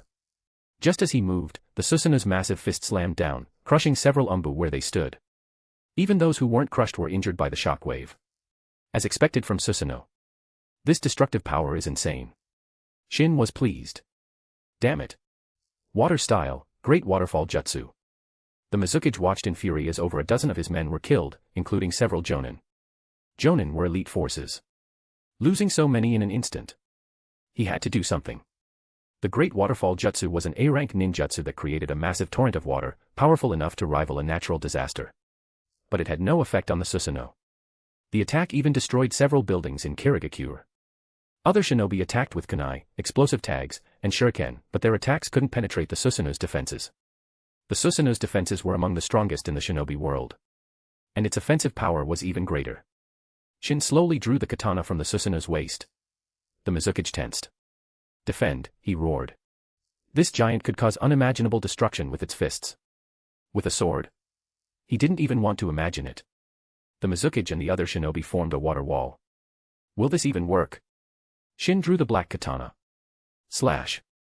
The black blade flashed, cleaving through the water wall and bisecting the shinobi in its path.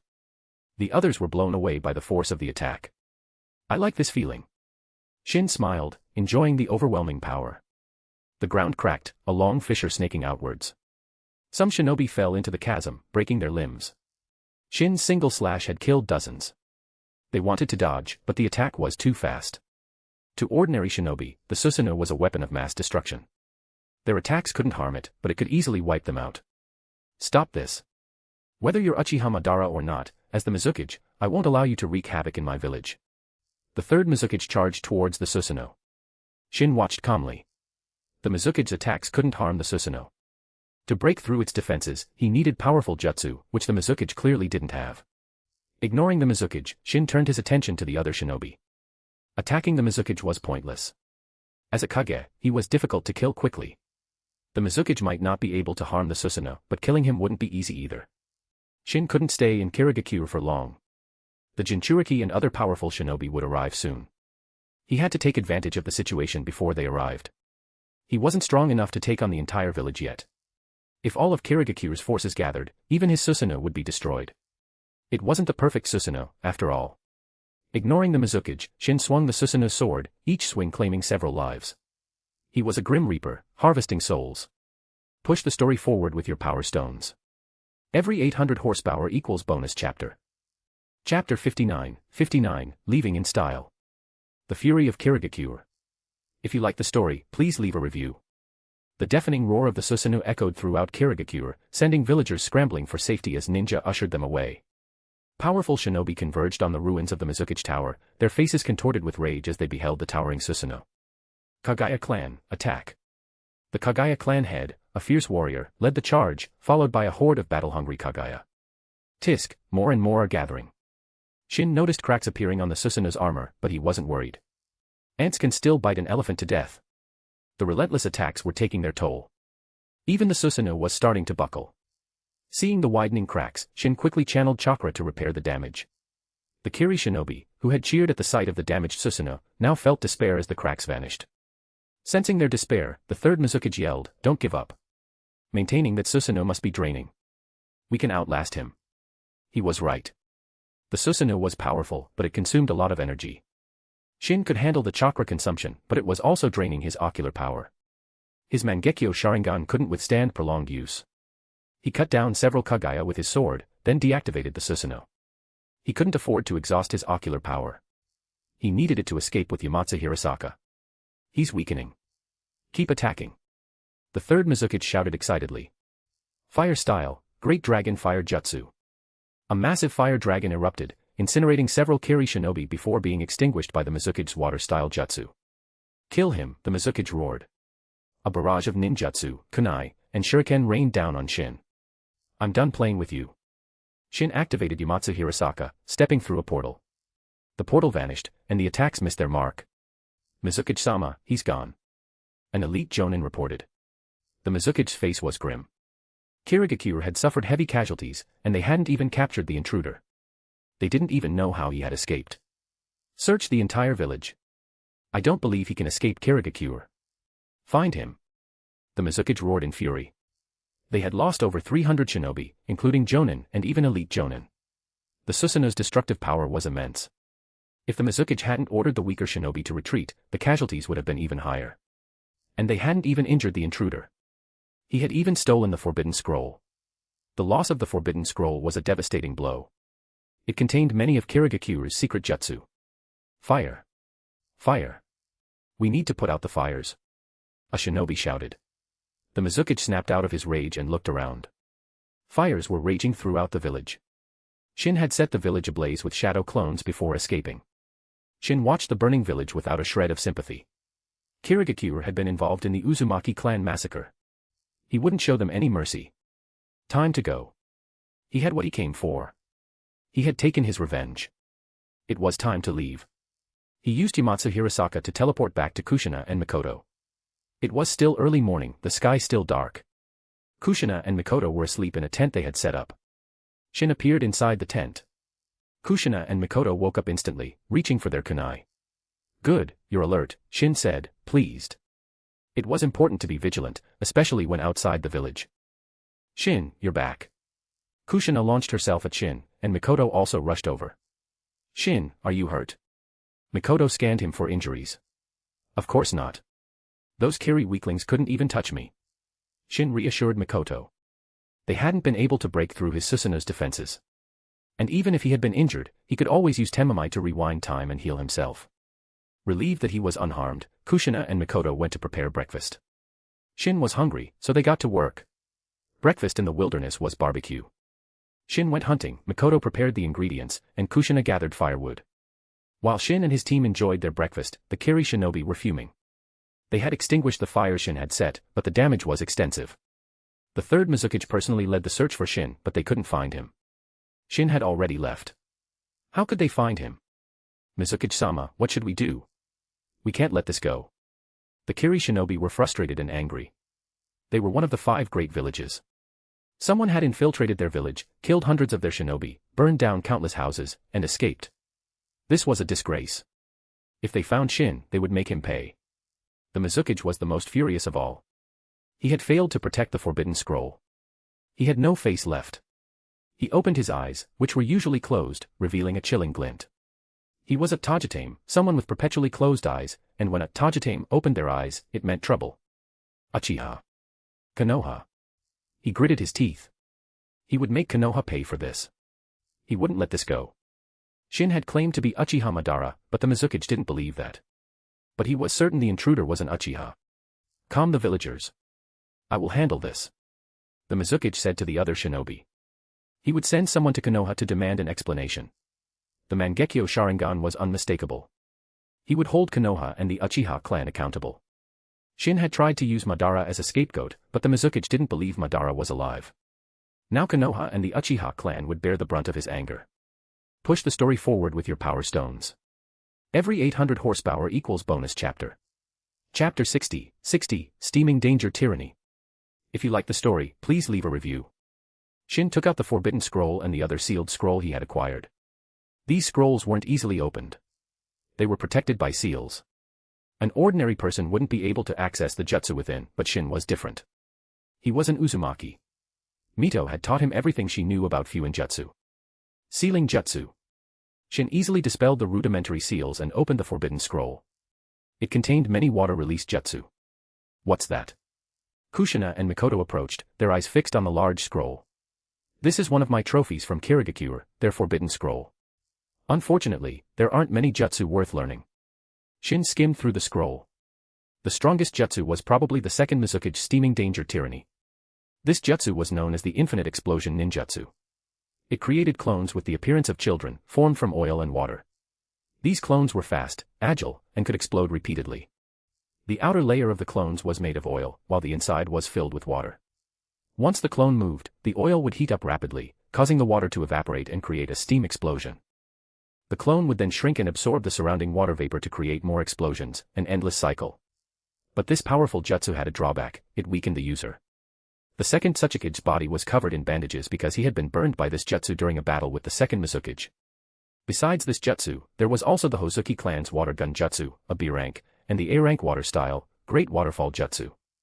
There was also a terrifying genjutsu from the first Mizukage, Mirage. But it required the summon, the clam, to use. So, no matter how powerful it was useless to Shin. Besides, Shin didn't need it. His genjutsu was far superior, thanks to his Mangekyo Sharingan and 5 senses control. See if there's anything you want to learn. Shin handed the scroll to Kushina and Mikoto. He was disappointed. Kirigakure was so weak. There wasn't a single jutsu that caught his eye. Perhaps his standards were too high. He was looking for jutsu with immense destructive power. Ordinary jutsu didn't interest him. While Kushina and Mikoto looked through the scroll, Shin unsealed the other scroll. It contained money. A lot of money. 10 billion ryo, to be exact. It must have been Kirigakure's budget. Shin had inadvertently stolen their funds. Looks like we won't have to worry about money anymore. Shin smiled faintly. Kushina, however, tossed the forbidden scroll aside and hugged the pile of money. Kushina, you're such a money grubber, Shin teased. This is all mine now. Kushina declared, sealing the money back into the scroll. Kirigakure must be furious, Mikoto said worriedly. Shin knew what she was worried about. Don't worry, Mikoto. No matter how much they investigate, they won't find me. And by the time they do, it'll be too late. No one would suspect him. His age was his best disguise. And he had used the transformation jutsu and a mask. By the time Kirigakure discovered the truth, it would be too late. He would be strong enough to crush them. Even if they found out, they wouldn't be able to do anything. They'd have to swallow their anger and accept their loss. Let's go to the main island of the Land of Water, Shin said. Shouldn't we leave the Land of Water? Kirigakure won't let this go, Mikoto said. They had stolen the forbidden scroll, it was too dangerous to stay. It would be a shame to leave just like that. Let's explore the Land of Water and broaden our horizons. I agree. Kushina chimed in. Seeing Mikoto's worry, Shin smiled. Don't worry, Mikoto. Even if we're discovered, I can get us out of here. Yamatsu Hirasaka ignored distance.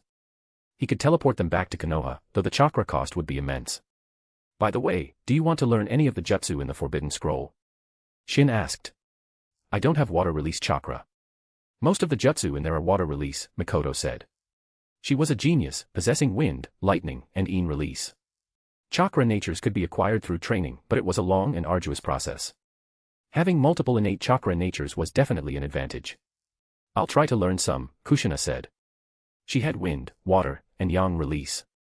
She could learn water jutsu, and she had taken an interest in the steaming danger tyranny.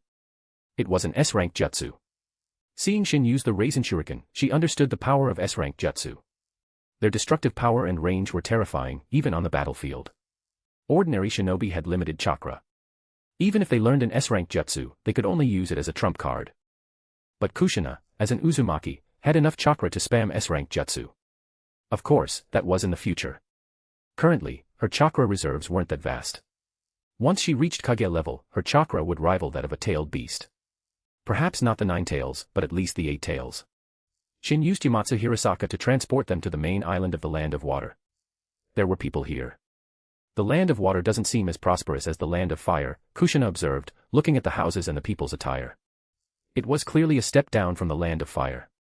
In terms of wealth, no other nation could compare to the Land of Fire, thanks to its fertile lands and strategic location.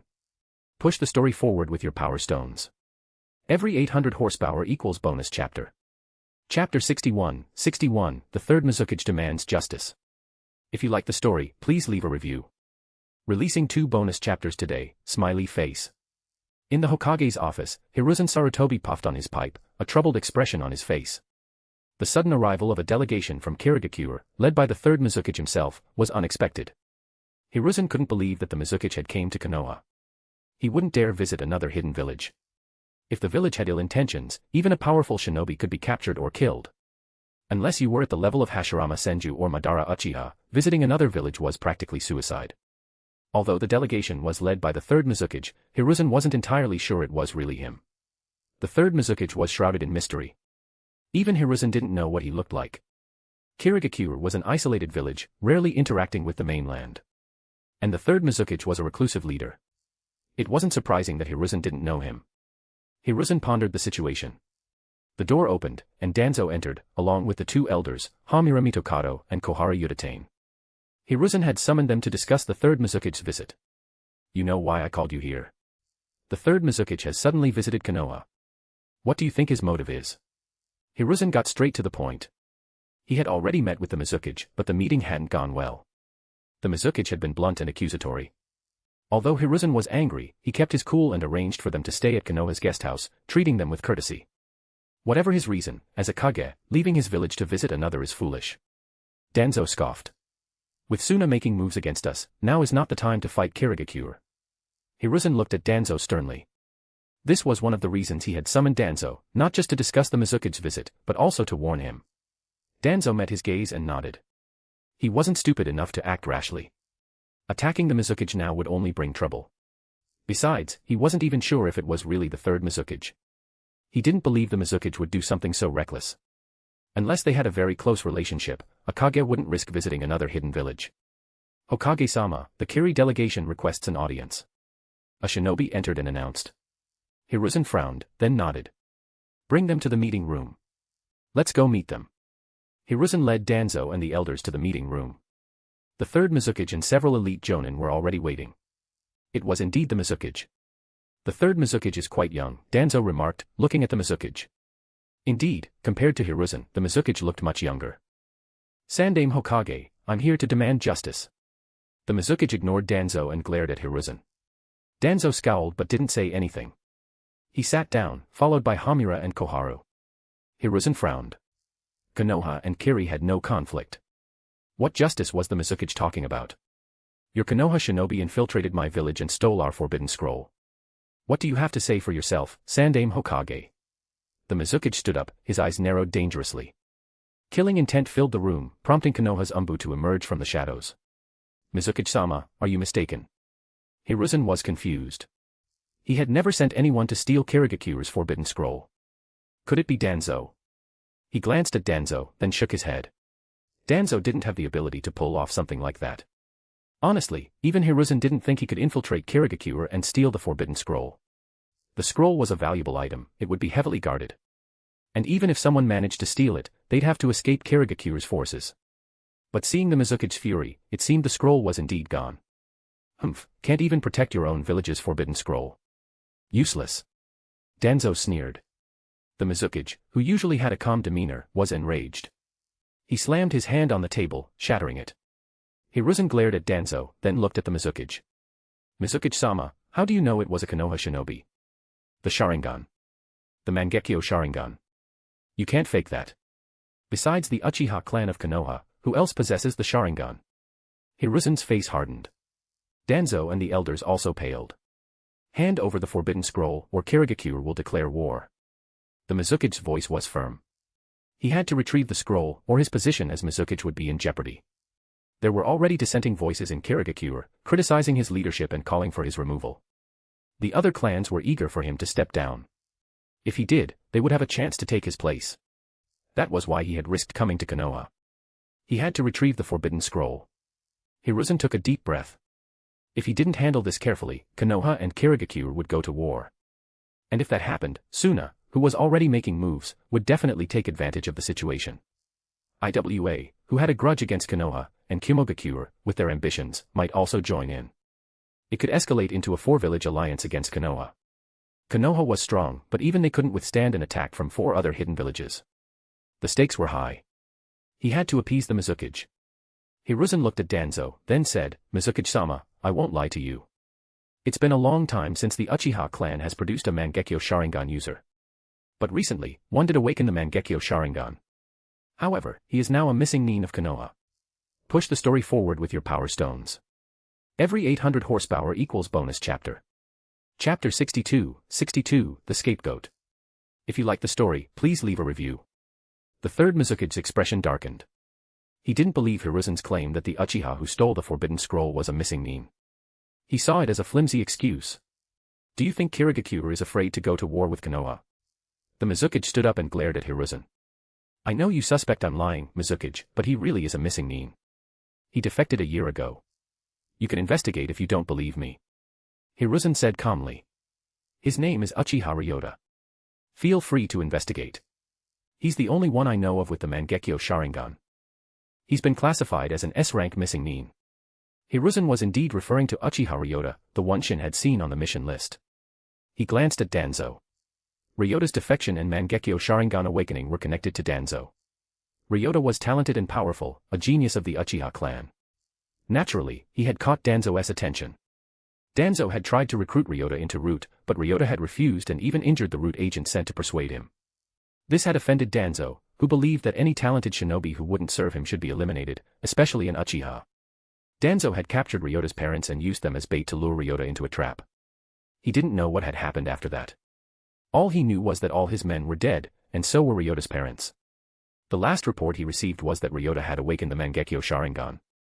Hiruzen had learned of this incident and helped Danzo clean up the mess. Otherwise, with the Uchiha clan's genius suddenly becoming a missing meme, and with evidence pointing to Danzo's involvement, the Uchiha clan wouldn't have let it go so easily. Hiruzen had appeased the Uchiha clan with various concessions. But now this had happened. Had Ryota become that strong? Strong enough to infiltrate Kirigakure and steal the Forbidden Scroll? Hiruzen was worried. Ryota's parents were dead, killed by Danzo's men. Would Ryota seek revenge on Konoha? The world only knew of Madara Uchiha's Mangekyo Sharingan, but Hiruzen had another teammate, Uchiha Kagami, who had also awakened the Mangekyo Sharingan, though he was now deceased. As Kagami's teammate, Hiruzen understood the terror of the Mangekyo Sharingan. And the more he understood, the more worried he became. This was all Danzo's fault.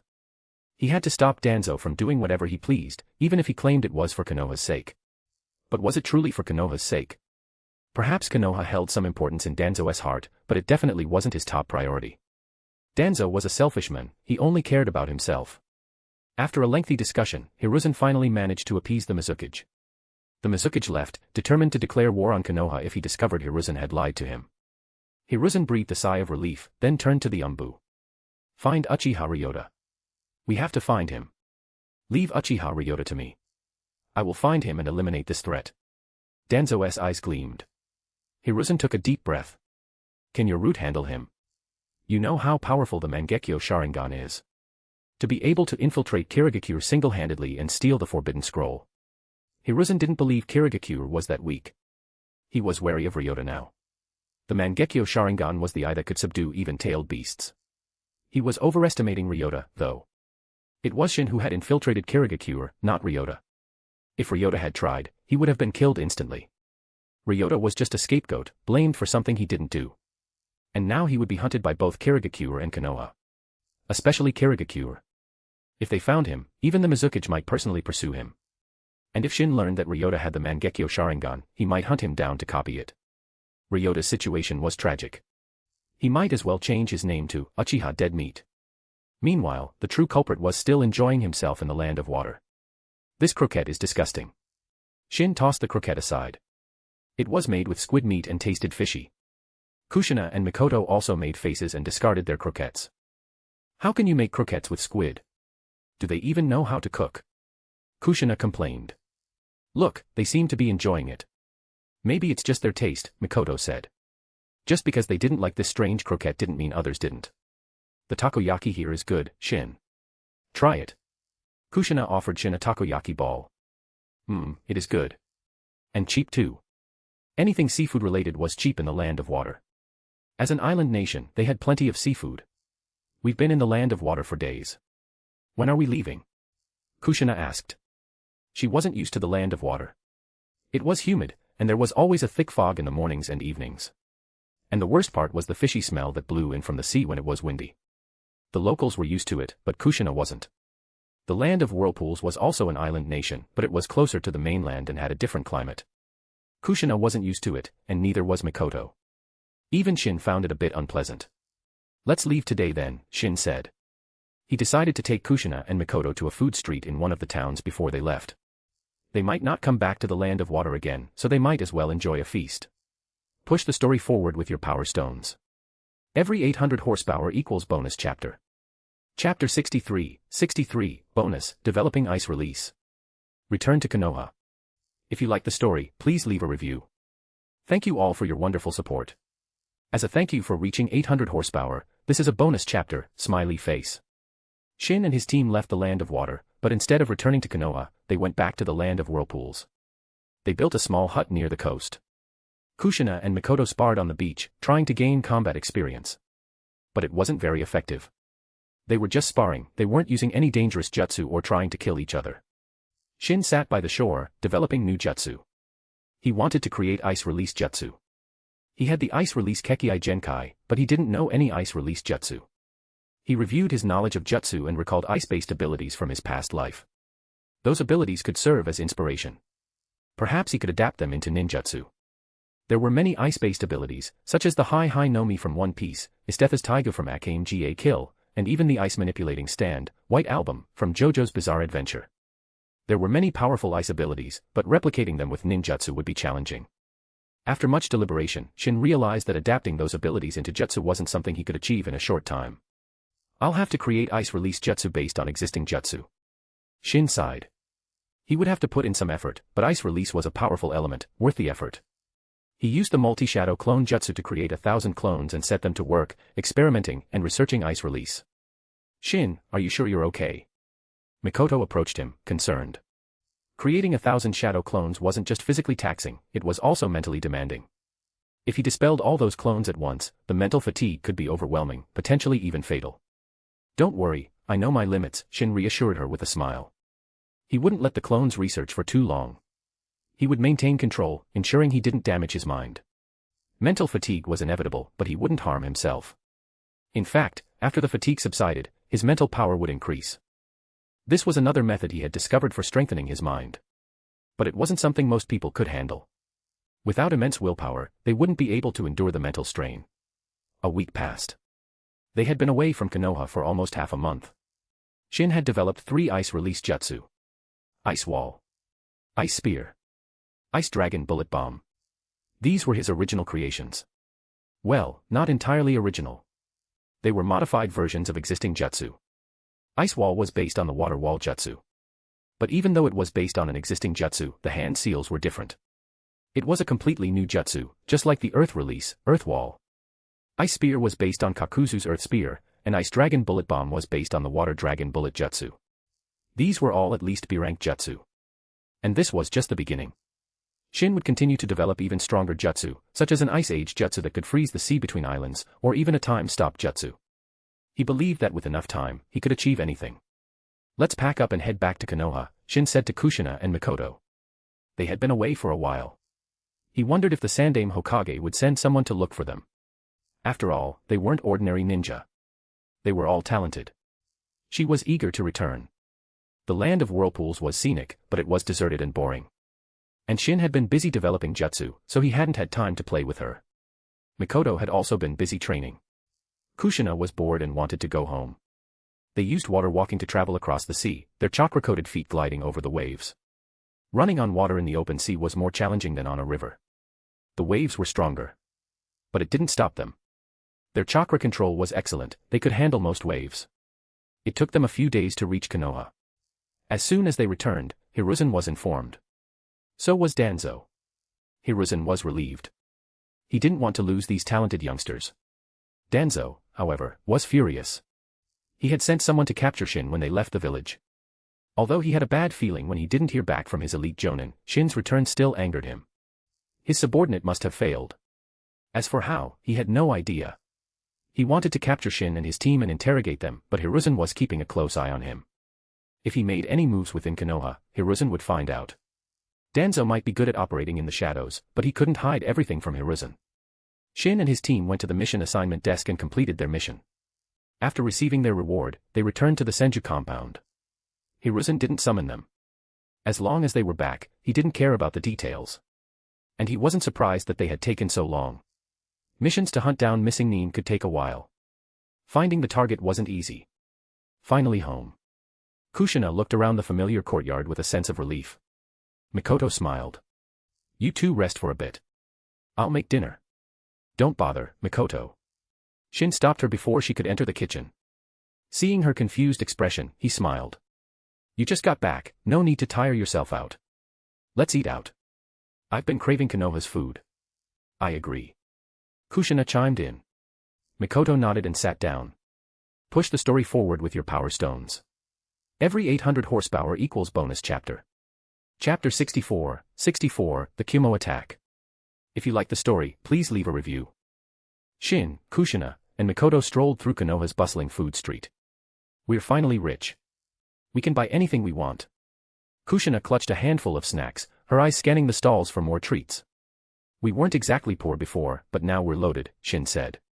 With the 10 billion ryo he had swiped from Kirigakure, they wouldn't have to worry about money for a while.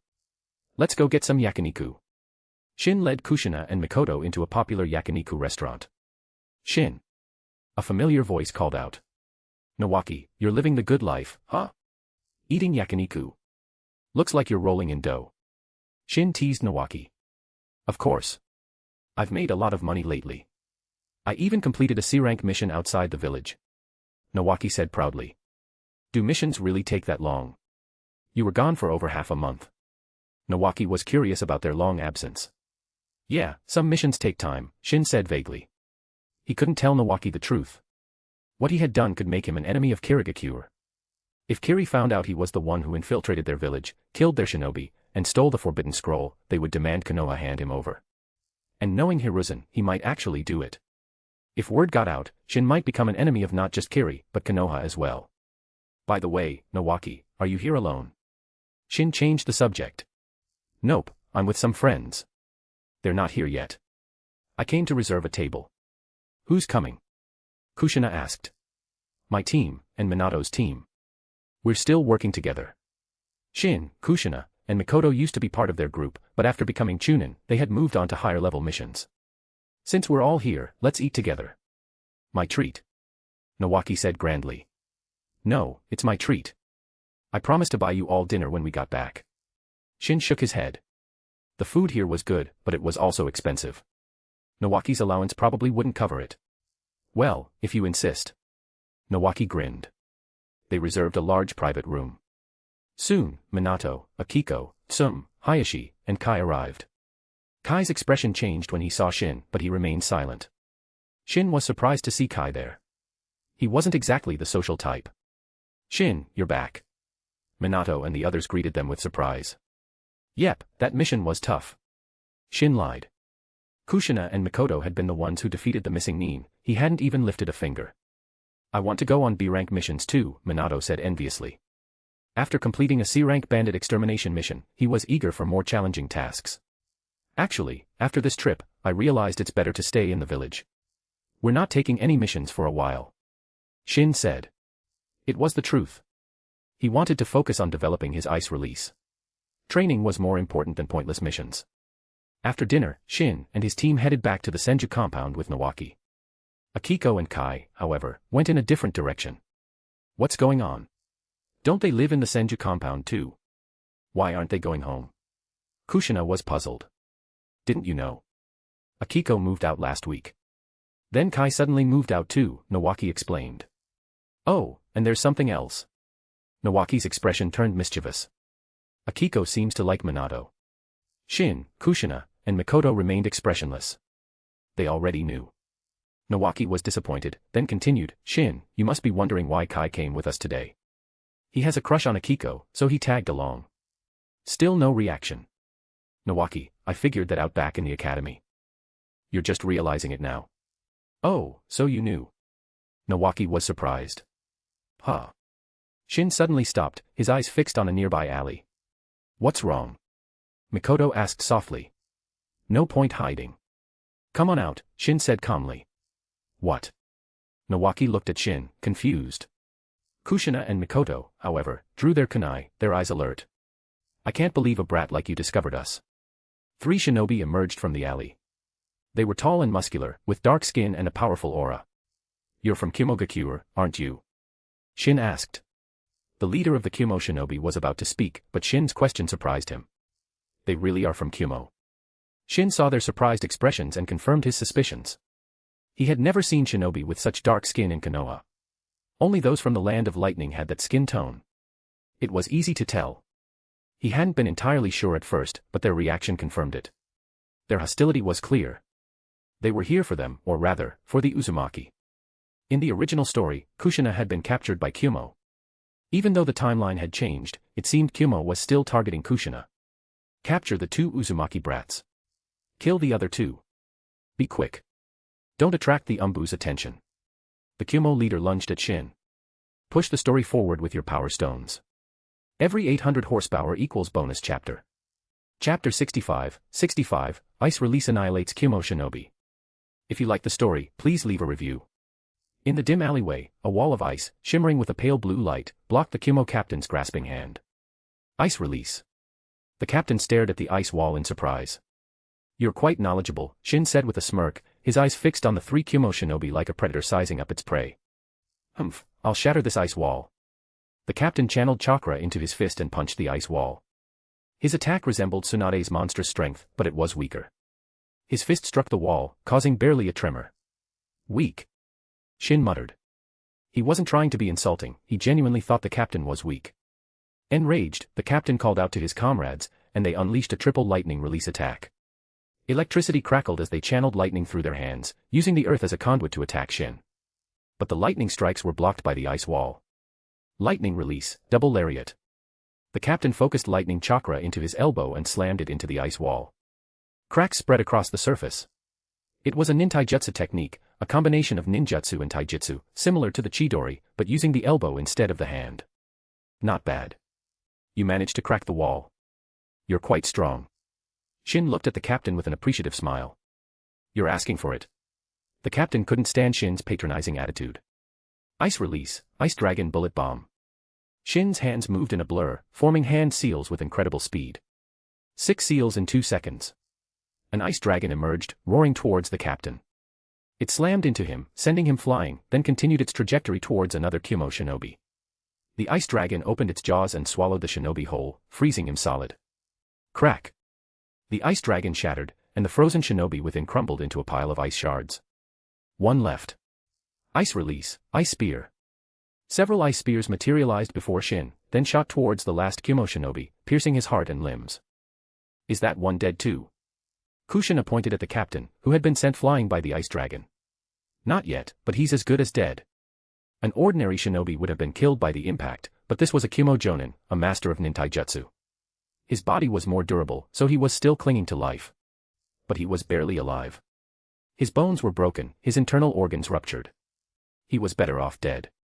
What happened? Nawaki stammered, finally snapping out of his shock. He stared at the scene in horror. The shinobi who had been swallowed and frozen by the ice dragon, it was too much for him. He had seen blood before, but nothing this gruesome. As you can see, they were Kumo shinobi. They attacked us, and we retaliated. Why are you so shocked, Nawaki? Don't you have any guts? Shin shook his head at Nawaki. Nawaki was bewildered. Shin, Kushina, and Mikoto seemed unfazed. Was he really that weak-minded? Kushina and Mikoto had witnessed far more gruesome scenes. They were somewhat desensitized to violence. Let's wait for the umbu, Shin said, sitting down. The commotion wasn't huge, but it wasn't small either. The umbu would have noticed. Besides their main duties, the umbu were always lurking in the shadows, protecting Konoha. Unless it was in a remote training ground or the forest, any significant disturbance would attract their attention. This was practically the center of the village. Attacking here was foolish. Shin frowned. They had just returned to Konoha, and these Kumo shinobi had attacked them. It was strange. Shin, what are you thinking? Mikoto asked.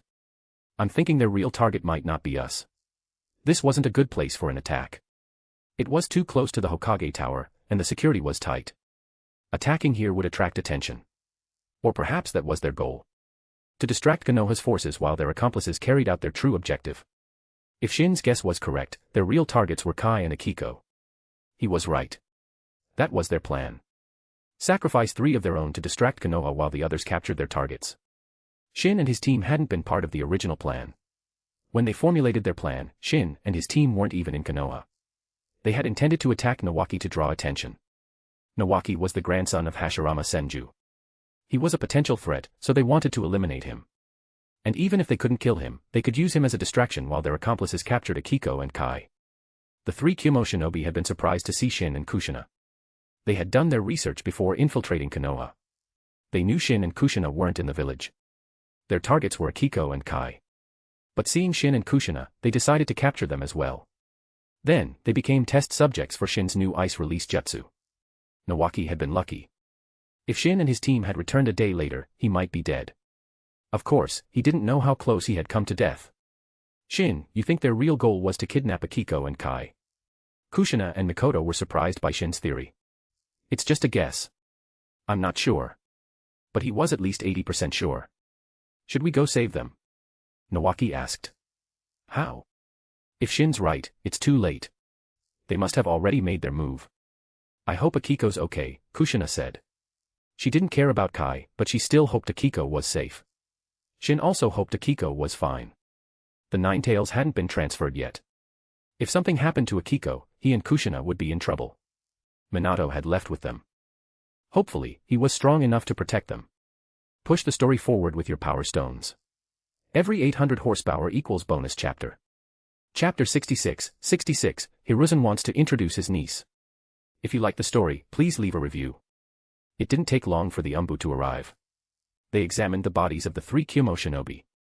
Shin couldn't see their expressions behind their masks. What happened here? One of the Umbu questioned them. The others continued to inspect the bodies. We were attacked by Kyumo shinobi.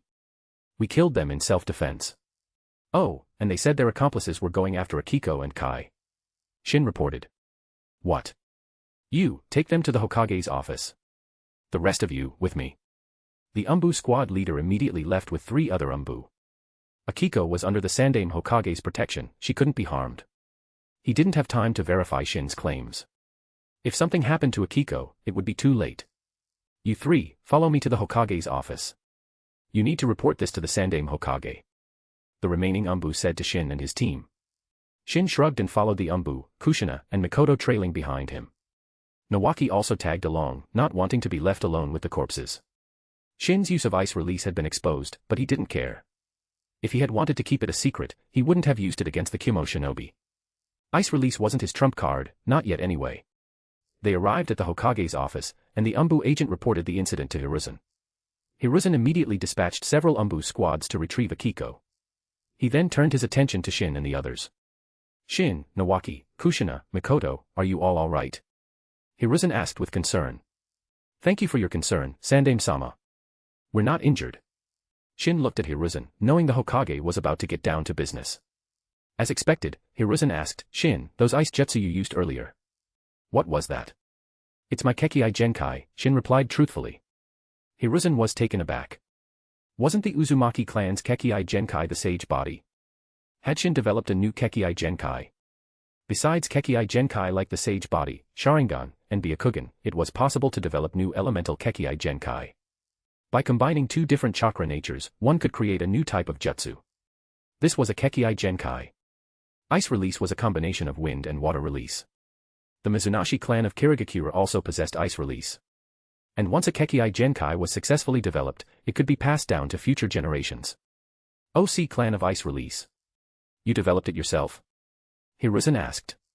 Yeah, I stumbled upon it by accident, Shin said casually. Hiruzen's lips twitched. This wasn't just genius, it was monstrous. He had never heard of anyone developing a Kekkei Genkai at the age of 10. He didn't know that Shin had copied the ice release. He assumed Shin had developed it himself. He didn't ask how Shin had done it. In the shinobi world, it was taboo to pry into someone's Kekkei Genkai or jutsu. Besides, developing a Kekkei Genkai often involved luck. Some stumbled upon it accidentally, while others spent their entire lives researching without success. It mainly depended on the ratio of the 2 chakra natures being combined. Even those who had successfully developed a Kekkei Genkai couldn't explain the exact process. They often experimented until they suddenly succeeded.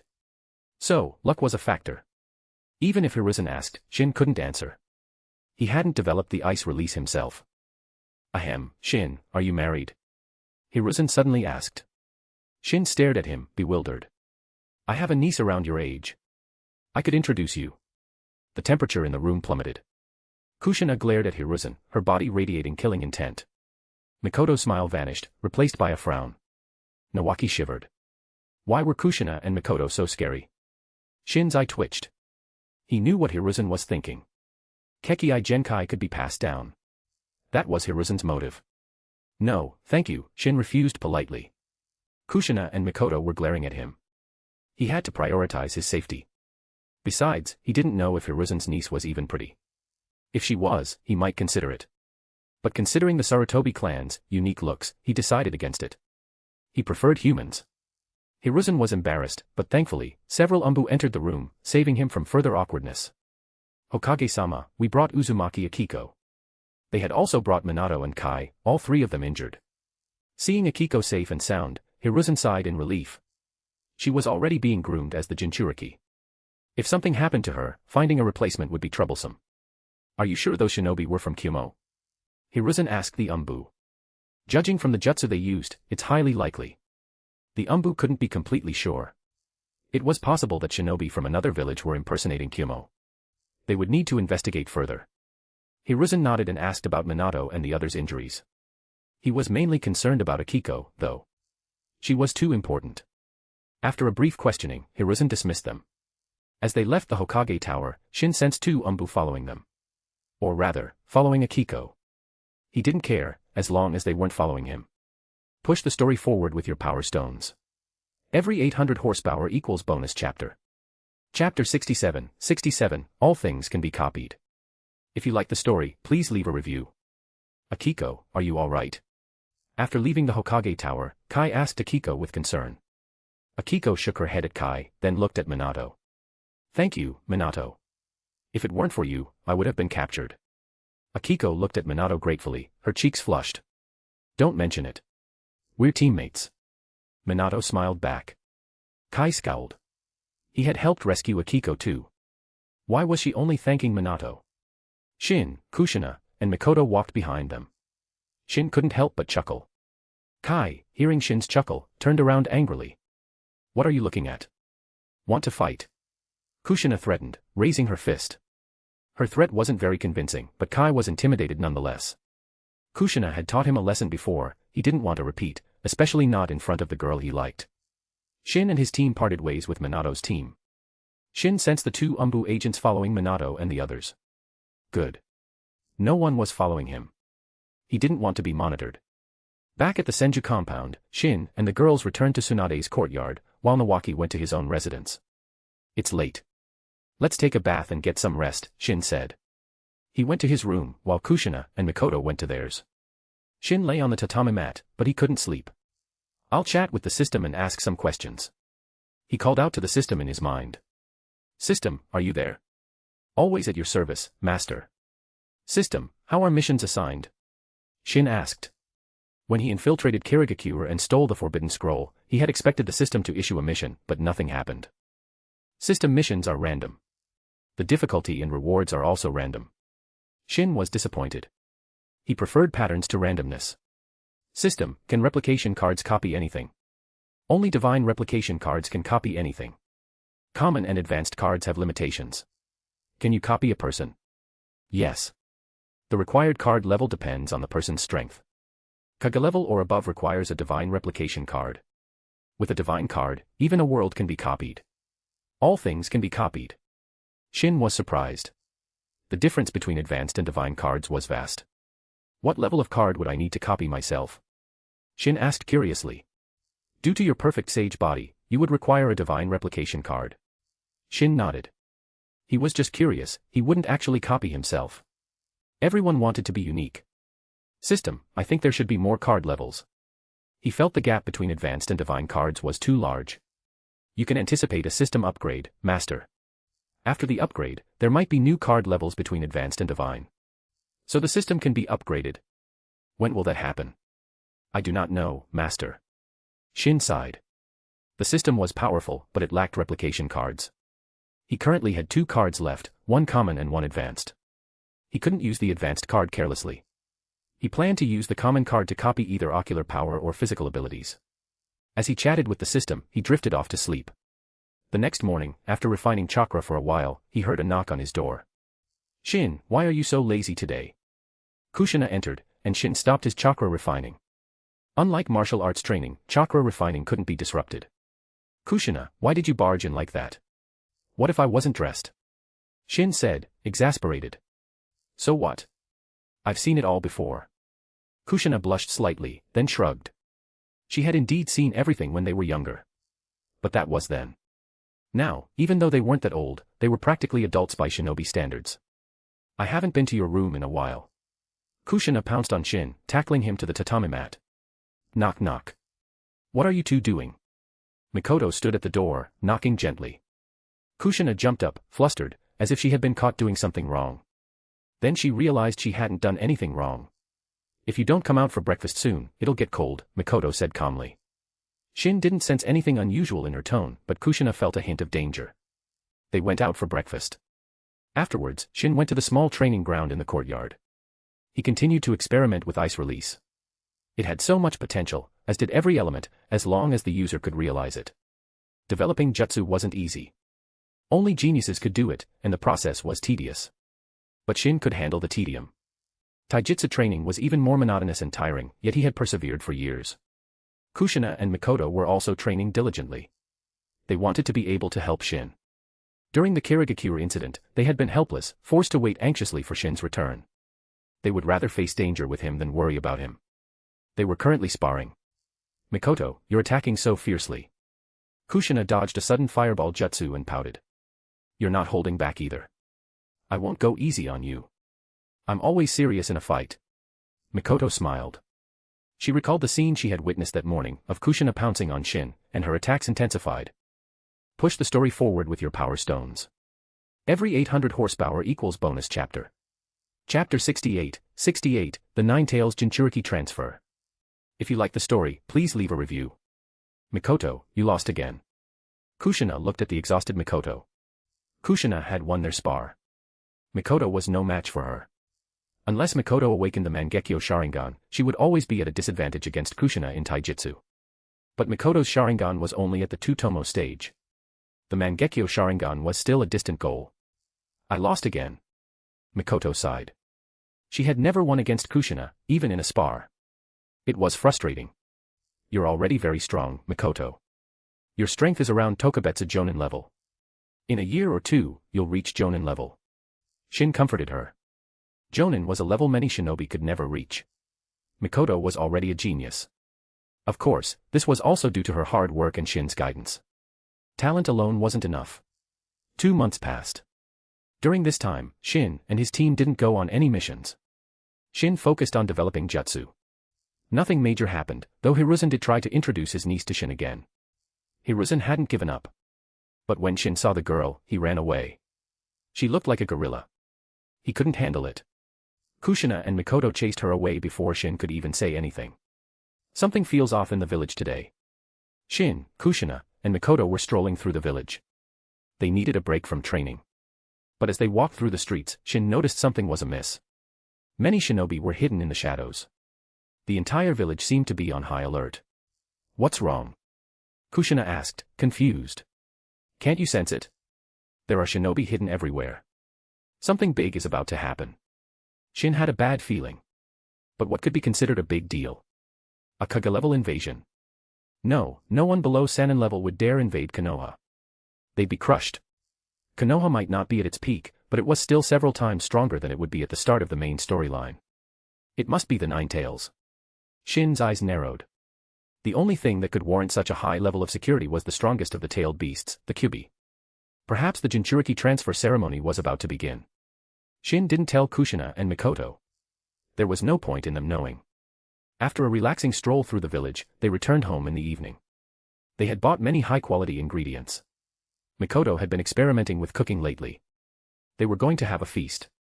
In a hidden area behind the Hokage rock, Hiruzen stood with a solemn expression. He wasn't wearing his Hokage robes. He was dressed in battle attire. The Hokage robes were a symbol, not practical for combat. He didn't expect a fight, but it was better to be prepared. Besides Hiruzen, there were also Umbu and elite Jonin. Konoha's strongest forces were gathered here. Shin had guessed correctly. The Nine-Tails transfer was about to take place. They were going to seal the Kyubi into a Kiko. Mito-sama, are you sure we should do this now? You can still hold on for a while longer. Hiruzen said to Uzumaki Mito. Mito opened her eyes and shook her head. We have to complete the transfer while I can still suppress the Kyubi. Otherwise, it will be a disaster. Hiruzen remained silent. He hadn't witnessed the Nine-Tails power himself, but he had heard stories. The Nine-Tails was the strongest of the tailed beasts, its power surpassing that of the other 8 combined. If Hashirama Senju were still alive, they wouldn't need to be so cautious. To Hashirama, the Kyubi was practically a pet. He had treated the tailed beasts as pets, while Madara Uchiha had seen them as beasts. To them, the tailed beasts were nothing special. But to other shinobi, the Nine-Tails was a terrifying monster. Akiko, are you ready? Mito asked seriously. Akiko clenched her fists and nodded. She couldn't deny she was nervous. Akiko, the Kyubi isn't inherently evil. I hope you can guide it to the right path, Mito said. I will, Mito-sama.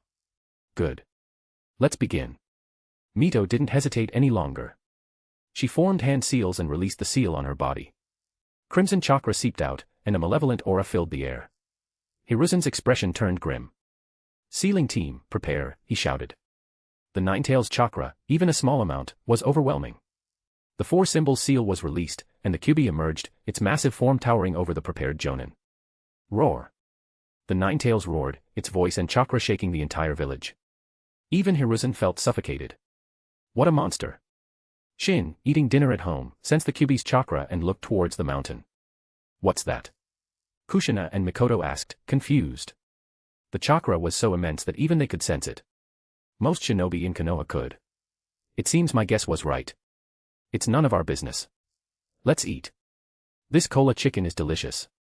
Shin held up a chicken wing, unconcerned about the Ninetales transfer. Kushina and Mikoto, although curious, continued eating. While they enjoyed their dinner, Hiruzen was panicking. The Kyuubi was more ferocious than he had imagined. The sealing team couldn't contain it. The Kyuubi lunged at the Konoha shinobi, its fangs bared. It hated them with a passion. It had been living a carefree life, then Hashirama had captured it and sealed it away. Its resentment was immense. Adamantine sealing chains. Several chakra chains erupted from Mito's back, binding the Kyuubi and restricting its movements. The Uzumaki clan had incredible life force. Ordinary Jinchuriki died the moment the tailed beast was extracted, but Mito was different. Her life force could sustain her for a while longer. Push the story forward with your power stones. Every 800 horsepower equals bonus chapter. Chapter 69, The Second Shinobi World War begins. If you like the story, please leave a review. The mountain-sized Ninetales was firmly bound by the adamantine sealing chains, unable to move. "Uzumaki Mito, I'll kill you." The Kyuubi roared in fury. Sealed within Mito for decades, it naturally harbored immense hatred towards its container. Mito ignored the Kyuubi's threats, focusing all her energy on suppressing the beast. "Sealing team, now's your chance. Use the sealing jutsu." Hiruzen yelled. They had to seize this opportunity.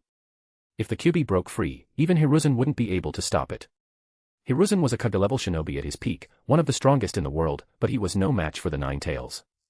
He had mastered ordinary jutsu, but against a tailed beast, those jutsu were ineffective. Unless he used the dead demon-consuming seal, but that was a suicidal jutsu. Would he risk his life? "Hurry! Don't let the Kyuubi use Baijidama, tailed beast ball." Mito yelled to Hiruzen. She was losing control. Extracting a tailed beast drained the host's life force. And Mito was already nearing the end of her lifespan. She couldn't hold on much longer. If they didn't seal the Kyuubi now, while she was still alive, Konoha would face a catastrophe. The sealing team didn't disappoint. They worked together to seal the Kyuubi into a Kiko. Four-symbol seal. Mito, her life fading, used the last of her strength to apply the four-symbol seal, leaving a mark resembling the Uzumaki clan symbol on Akiko's stomach. Akiko had fainted, but her steady breathing indicated she was fine. Mito closed her eyes. After applying the seal, she breathed her last. Hiruzen sighed, then ordered the Umbu to take Akiko back to the village and protect her.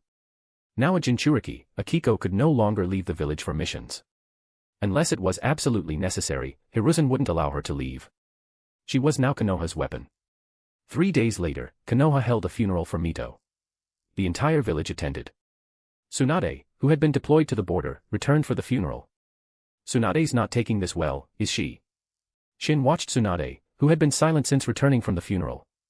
He wanted to comfort her, but he didn't know what to say. He wasn't good at comforting people. "I knew this day would come, but it still hurts." Tsunade slumped over the table, her emotions a mix of grief and anger. The Ninetales transfer, such a major event involving her grandmother, and they hadn't even informed her. She didn't even get to say goodbye. Shin looked at Tsunade, unsure how to help. He shook his head and left the room, giving her some space. "Weren't you going to comfort her? Why are you back?" Kushina, who had been chatting with Mikoto, asked Shin. "I'm not good at that kind of thing," Shin said with a helpless shrug. 2 days passed. Tsunade was no longer consumed by grief. News of Mito's death had spread throughout the shinobi world. "Are you sure Uzumaki Mito is dead?" The third Kazekage asked the reporting shinobi. "Yes, Kazekage-sama. They held a funeral for her a few days ago." Konoha wouldn't joke about something like this. "Chiyo, what do you think?" The Kazekage turned to the woman standing beside him. This was Chiyo, Suna's advisor, around the same age as Hiruzen. "Suna has been preparing for so long. We haven't attacked because the timing wasn't right. I believe now is the perfect opportunity to strike Konoha. Chiyo said seriously.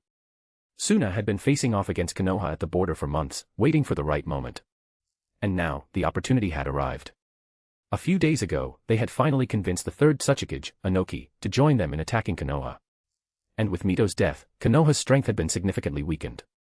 Mito was the Nine-Tails Jinchuriki. This wasn't a secret. Now that she was dead, and with the new Jinchuriki still adjusting, the Nine-Tails was effectively out of commission. It was like their nuclear weapon had been temporarily deactivated. This was their chance. By the way, have we reached an agreement with Amigakure? Chiyo asked. No. Hanzo refuses to cooperate. He wants to forbid us from entering the Land of Rain. The Kazekage was furious. Hanzo might be strong, but that didn't give him the right to disrespect Suna. If Hanzo refuses to cooperate, then we'll ignore him. I don't believe that little Amigakure would dare oppose Suna. Chiyo's eyes flashed with determination. She wasn't the frail old woman she would become in the future. Then I'll leave this to you, Chiyo. The Kazekage said. He wouldn't be leading the forces from the front lines. As a Kage, he wouldn't participate in battle unless it was absolutely necessary. Chiyo nodded. After the Kazekage returned to the village, she and her brother, Ebizo, led the Suna forces across the border into the Land of Rain. They had already agreed with Inoki to attack the Land of Fire from the Land of Rain. The Land of Rain would become the battleground for the three great nations. As for Amigakure's opinion, they had no say in the matter. The weak were always at the mercy of the strong. After months of stalemate, the Second Shinobi World War finally began, initiated by Suna. Chiyo sent a team of elite jonin to launch a surprise attack on the Konoha forces stationed at the border. Caught off guard, Konoha suffered heavy losses. Then the main Suna force arrived, led by Chiyo herself. Konoha was forced to retreat. After months of stalemate, the Konoha shinobi had grown complacent. That was why they were so easily defeated in the surprise attack. Suna occupied Konoha's former base and seized a large amount of supplies. They had gained a significant advantage. Push the story forward with your power stones. Every 800 horsepower equals bonus chapter. Chapter 70, you might hate it, but I like it. If you like the story, please leave a review. Hiruzen slammed his fist on the desk in fury. The news of the Suna attack had reached Konoha. The bastards. Mito's funeral had just ended, and they were already making their move. The Suna attack had resulted in over 100 Konoha shinobi dead and 300 injured. Many of the injured were poisoned. If they didn't receive treatment soon, the death toll would rise sharply. 300 was a significant number. A small hidden village might not even have that many shinobi. Inform Tsunade. Tell her to head to the front lines. Hiruzen ordered an Umbu agent. According to the reports, Chiyo's poison was potent. The medics on the front lines could only slow its effects, not cure it. Tsunade was Konoha's best medic. She was the only one who could handle this. Yes, Hokage-sama. An Umbu agent hidden in the shadows vanished to relay the message. Knock knock knock. Come in. A white-haired Umbu with a sword strapped to his back entered and bowed. Tsukumo, you are relieved of your duties as Umbu commander. I have a more important mission for you, Hiruzen said gravely. Tsukumo Hatake was Kakashi's father. Besides Hiruzen, he was the strongest in Konoha. He wasn't much older than Hiruzen's three disciples, but he was far stronger, already at Kage level. A true genius. Your orders, Hokage-sama. Tsukumo had no objections to being removed from his position. He would obey the Hokage's commands. I'm sending you to the battlefield to replace Orochimaru as the commander. Hiruzen said. Orochimaru was currently the commander, but he was still too young and inexperienced for such a responsibility. Tsukumo nodded, accepting the mission without hesitation. The Second Shinobi World War has begun. Shin asked Tsunade after seeing off the Umbu messenger. It's not a world war yet. Just a conflict between Konoha and Suna, Tsunade corrected him. Shin scoffed. Tsunade, do you really think Suna would dare attack Konoha alone? If Suna had the guts to attack Konoha alone, they wouldn't have waited this long. Maintaining a stalemate at the border for months wasn't cheap. Suna wouldn't have done that if they weren't afraid of Konoha. Now that they were attacking, besides the Nine-Tails Jinchuriki being out of commission, they must have another reason, allies. Konoha was undeniably powerful. Shin didn't believe Suna would attack without backup. What do you mean? Tsunade frowned. Suna must have found allies. Otherwise, why would they attack Konoha alone? Tsunade shook her head. Konoha might have suffered a setback, but that was only because Suna had caught them off guard. Suna was weaker than Konoha. They knew that. If they were attacking, they must have help. Her expression turned grim. Are you going to tell the Sandame? Shin asked. Tsunade nodded. She had to warn him. There's no need. If even I can figure this out, don't you think the Sandame already knows? I'm just saying this war won't be easy. Be careful. So you're worried about me? Tsunade looked at Shin and suddenly pinched his cheek. I haven't done this in a while. Feels good. A smile finally appeared on her face. She hadn't smiled since Mito's death. I hate it. Shin swatted her hand away. He wasn't a child, he didn't like being pinched. If it were someone he wasn't familiar with, he would have trapped them in a genjutsu world. You might hate it, but I like it. Tsunade reached for his cheek again, but this time, two small hands intercepted her. Tsunade-sensei, it's rude to make others uncomfortable, Mikoto said. Humph, why are you touching him? Kushina glared at Tsunade. What's wrong with me touching him? He's my student. I can show him affection. Besides, you're both my students. What right do you have to lecture your teacher? Tsunade pulled Shin into a hug, burying his face in her ample bosom. Shin felt a wave of warmth and a slight lack of oxygen. He could resist, but he wasn't stupid. This was a golden opportunity, he wouldn't waste it. Tsunade looked at Kushina triumphantly. She was deliberately provoking her. And she succeeded. Mikoto, help me pry this cow off him. Kushina yelled through gritted teeth. Sorry, Tsunade-sensei, but this is inappropriate. You can't just do that to a boy. Mikoto sided with Kushina without hesitation. They tried to pull Tsunade away, but they were no match for her strength. In the end, Shin had to push her away himself. He would have loved to stay in her embrace, but he needed to breathe. I'm leaving. You three stay in the village. Don't go anywhere. Tsunade said, then left for the battlefield. They didn't know when she would return. After she left, Kushina and Mikoto glared at Shin. Why didn't you resist when Tsunade was taking advantage of you? Kushina demanded. Shin was confused. Wasn't he the one taking advantage? Ahem, I couldn't resist her strength. Believe me. Shin said weakly. Kushina and Mikoto rolled their eyes. They didn't believe him for a second. He had probably enjoyed it. Push the story forward with your power stones. Every 800 horsepower equals bonus chapter.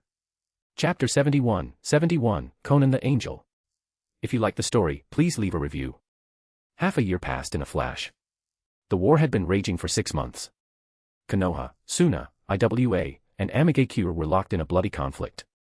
Even Konoha's genin were being deployed to the battlefield. Shin and his team were also on the front lines. If even genin were being sent, chunin like them were indispensable. War is so cruel. These people are so unfortunate. Mikoto looked at the gaunt and fearful civilians of the Land of Rain with pity. The Land of Rain was already impoverished due to its harsh climate. Now, ravaged by war, it was filled with refugees. Even as refugees, they had to hide, afraid of encountering shinobi. To them, ninja were no different from demons. Everyone knows war is cruel, but the rewards are too tempting, Shin said softly. Without conflicts of interest, there would be no war. What are you guys sighing about? Aren't you hungry? Kushina complained. I'm starving. We have rations. Kushina took out the rations and glared at Shin. You eat one and show me. Ahem, I'm not hungry. Shin looked away. The rations were rock hard. This is what they gave us. How are we supposed to eat this? Use it to sharpen our teeth. Kushina grumbled. Konoha seemed to be low on funds. They had to make do with these for now. If they wanted decent food, they'd have to wait for the Land of Fire's daimyo to provide more funding. Let's go find something to eat. If they wanted good food, they had to hunt for it themselves. They entered the forest, the drizzle soaking their clothes. Shin wasn't sure if there were any animals left in this forest. They weren't the only ones hunting. This damned weather. It rains 9 days out of 10, and the one day it doesn't, it's cloudy.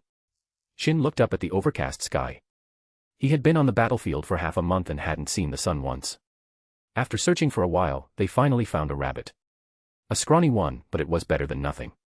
Mikoto roasted the rabbit, ending its miserable life. Smells good. Kushina's eyes sparkled. Kushina, you're drooling, Shin teased. Kushina quickly wiped her mouth, then realized there was no drool. You tricked me, she glared at Shin. Shin shrugged. It was her fault for being so gullible. Roar. A roar echoed through the forest. Shin's eyes lit up. It sounded like a bear. I'll go check it out. Maybe we can have bear for dinner. Shin informed Kushina and Mikoto, then vanished in a flash. Hey, I want to come too. Kushina jumped up. Kushina, stay here, Mikoto said, gently pushing her back down. Shin followed the sound of the roar and found the bear. It was charging towards a small, dirty girl. The girl stood frozen in fear, her eyes wide with terror. The bear wasn't that big, but it was more than capable of killing a child. Lucky for you, I happened to be passing by. Shin threw an ice blue kunai. It embedded itself in the bear's head, and the bear collapsed. Shin appeared next to the bear. It wasn't small, but it was thin, almost malnourished. Most of the edible resources in this forest had been hunted by shinobi. This bear probably hadn't eaten a decent meal in a while. Are you all right? Shin turned to the girl, who was still cowering with her eyes closed.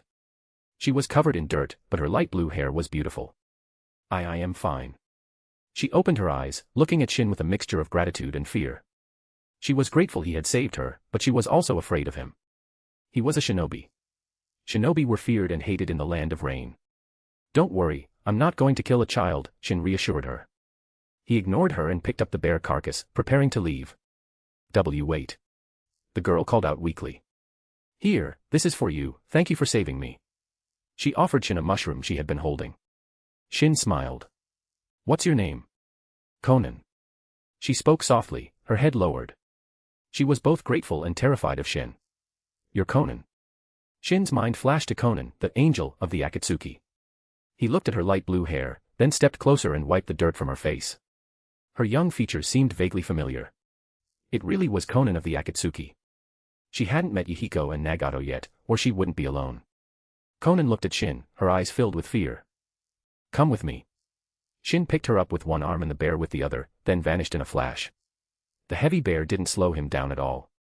You're finally back. We were about to come looking for you. Who's this little girl? Kushina looked at Conan curiously. I found her. She looked pitiful, so I brought her back, Shin said. Of course, Conan's identity was also a factor. He was quite fond of Conan, the angel of the Akatsuki. She does look pitiful. And cute. Kushina examined Conan, then looked at Shin suspiciously. Had he brought her back because she was cute? Why else would he be so compassionate? Push the story forward with your power stones. Every 800 horsepower equals bonus chapter. Chapter 72, the third Kazekage arrives on the battlefield. If you like the story, please leave a review. Shin enjoyed his roasted rabbit, ignoring the curious stares from Kushina and Mikoto. He cleared his throat. Kushina, Mikoto, is something wrong with the rabbit? Why are you staring at me like that? We're just curious, Mikoto said. They were both puzzled by Shin bringing Conan back. They didn't believe he had done it out of pure compassion. What's there to be curious about? Finish eating, and let's head back to camp to report, Shin said. They were on a mission to scout for enemy shinobi in the area. Conan, here's a rabbit leg for you. Shin offered Conan a leg. Conan looked at him timidly, then at the rabbit leg with longing, but she didn't dare take it. Go on, eat. Don't be afraid, Mikoto said gently. Yeah, we won't hurt you, Kushina added. Unable to resist the temptation, Conan finally took the rabbit leg and nibbled on it. She hadn't eaten in 2 days. She had managed to find some mushrooms, but then she encountered the bear and almost died. A single rabbit wasn't enough, so they roasted the mushrooms Conan had found and a bear paw as well. Bear paw is so good. What about the rest? Kushina looked at the bear carcass. There were 3 more paws, and they hadn't even touched the meat. We can't waste it. Shin sealed the carcass in a scroll. Conan, are you coming with us, or are you going to continue wandering around? Shin asked Conan. Come with us. It's dangerous for a little girl to be alone, Kushina said. The entire Land of Rain is dangerous right now. You should stay with us, Mikoto added. You really want me to come with you? Conan asked timidly. She was young, but the war had forced her to mature quickly. She knew she was a burden. It's your choice, Conan. If you want to come with us, you can. If you want to leave, we won't stop you, Shin said. He wouldn't force her either way. I want to go with you, Conan said, looking at Shin. All right, let's go then. Shin smiled and led Conan out of the forest. They arrived at a small town. Due to the war, it was practically deserted. They bought Conan some new clothes at a clothing store, then found an inn and had Mikoto help Conan wash up and change. She was covered in mud from being chased by the bear. They then headed back to the Konoha camp. No one questioned them about the little girl, they were Tsunade's students, after all. This was the battlefield between Konoha and Suna. Orochimaru was the commander, with Tsunade and Jiraiya as his deputies. No one would question them. As for the original commander, Tsukumo Hatake, he had been transferred to the IWA front. They went to find Tsunade. She was surprised to see Konan. "Who's this little girl?" Tsunade asked Shin. "Her name is Konan.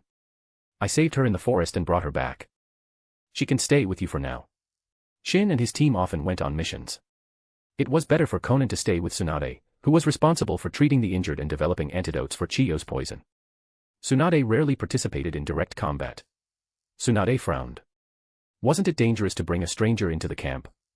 She could be a spy. "Don't worry," Shin said, sensing her concern. Tsunade trusted Shin. She nodded and said to Konan, "You can stay with me for now." Konan took a step back and looked at Shin, clinging to his clothes. She was anxious in this unfamiliar environment. Only Shin, her savior, could give her a sense of security. "Don't worry, Konan. If I'm in camp, you can stay with me. But if I'm on a mission, you'll have to stay with Tsunade. It's too dangerous to take you with me." Shin pinched Konan's cheek. It was so soft, he couldn't resist pinching it again. Konan blushed and nodded. "Tsunade, we have a problem." Jiraiya and Orochimaru suddenly arrived. Their presence meant trouble. Jiraiya looked at Konan curiously. "Didn't you say there was a problem? Tell us what it is." Yeah, business first." Jiraiya turned serious. He wasn't interested in some random little girl. "I'll explain.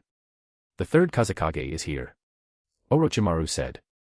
It was better than letting Jiraiya waste time with his rambling. "What?" Tsunade's eyes widened in alarm. The third Kazekage's presence meant he was participating in the war. The third Kazekage was considered the strongest Kazekage. Even Hiruzen might not be able to defeat him. Tsunade was overestimating him, though. The strongest Kazekage wasn't the third. After all, he had been killed and turned into a puppet by Sasori. Regardless of whether Sasori used tricks or schemes, it didn't change the fact that the so-called strongest Kazekage had been defeated. But to Orochimaru and the others, the third Kazekage was still a formidable opponent. "Do you have a plan?" Tsunade asked Jiraiya and Orochimaru. "Orochimaru has already sent someone back to Konoha to inform the Hokage." "We have to stall for time," Jiraiya said. Tsunade nodded. That was their only option. They had to wait for Hiruzen's instructions. Push the story forward with your power stones. Every 800 horsepower equals bonus chapter. Chapter 73, Shin joins the battle. If you like the story, please leave a review. The result of Orochimaru and Jiraiya's discussion was that if the third Kazekage joined the battle, the three of them would team up to hold him back. On a battlefield with thousands of shinobi, a Kage-level fighter might seem insignificant, but their impact was still immense. They could create a breakthrough, potentially leading to a complete rout.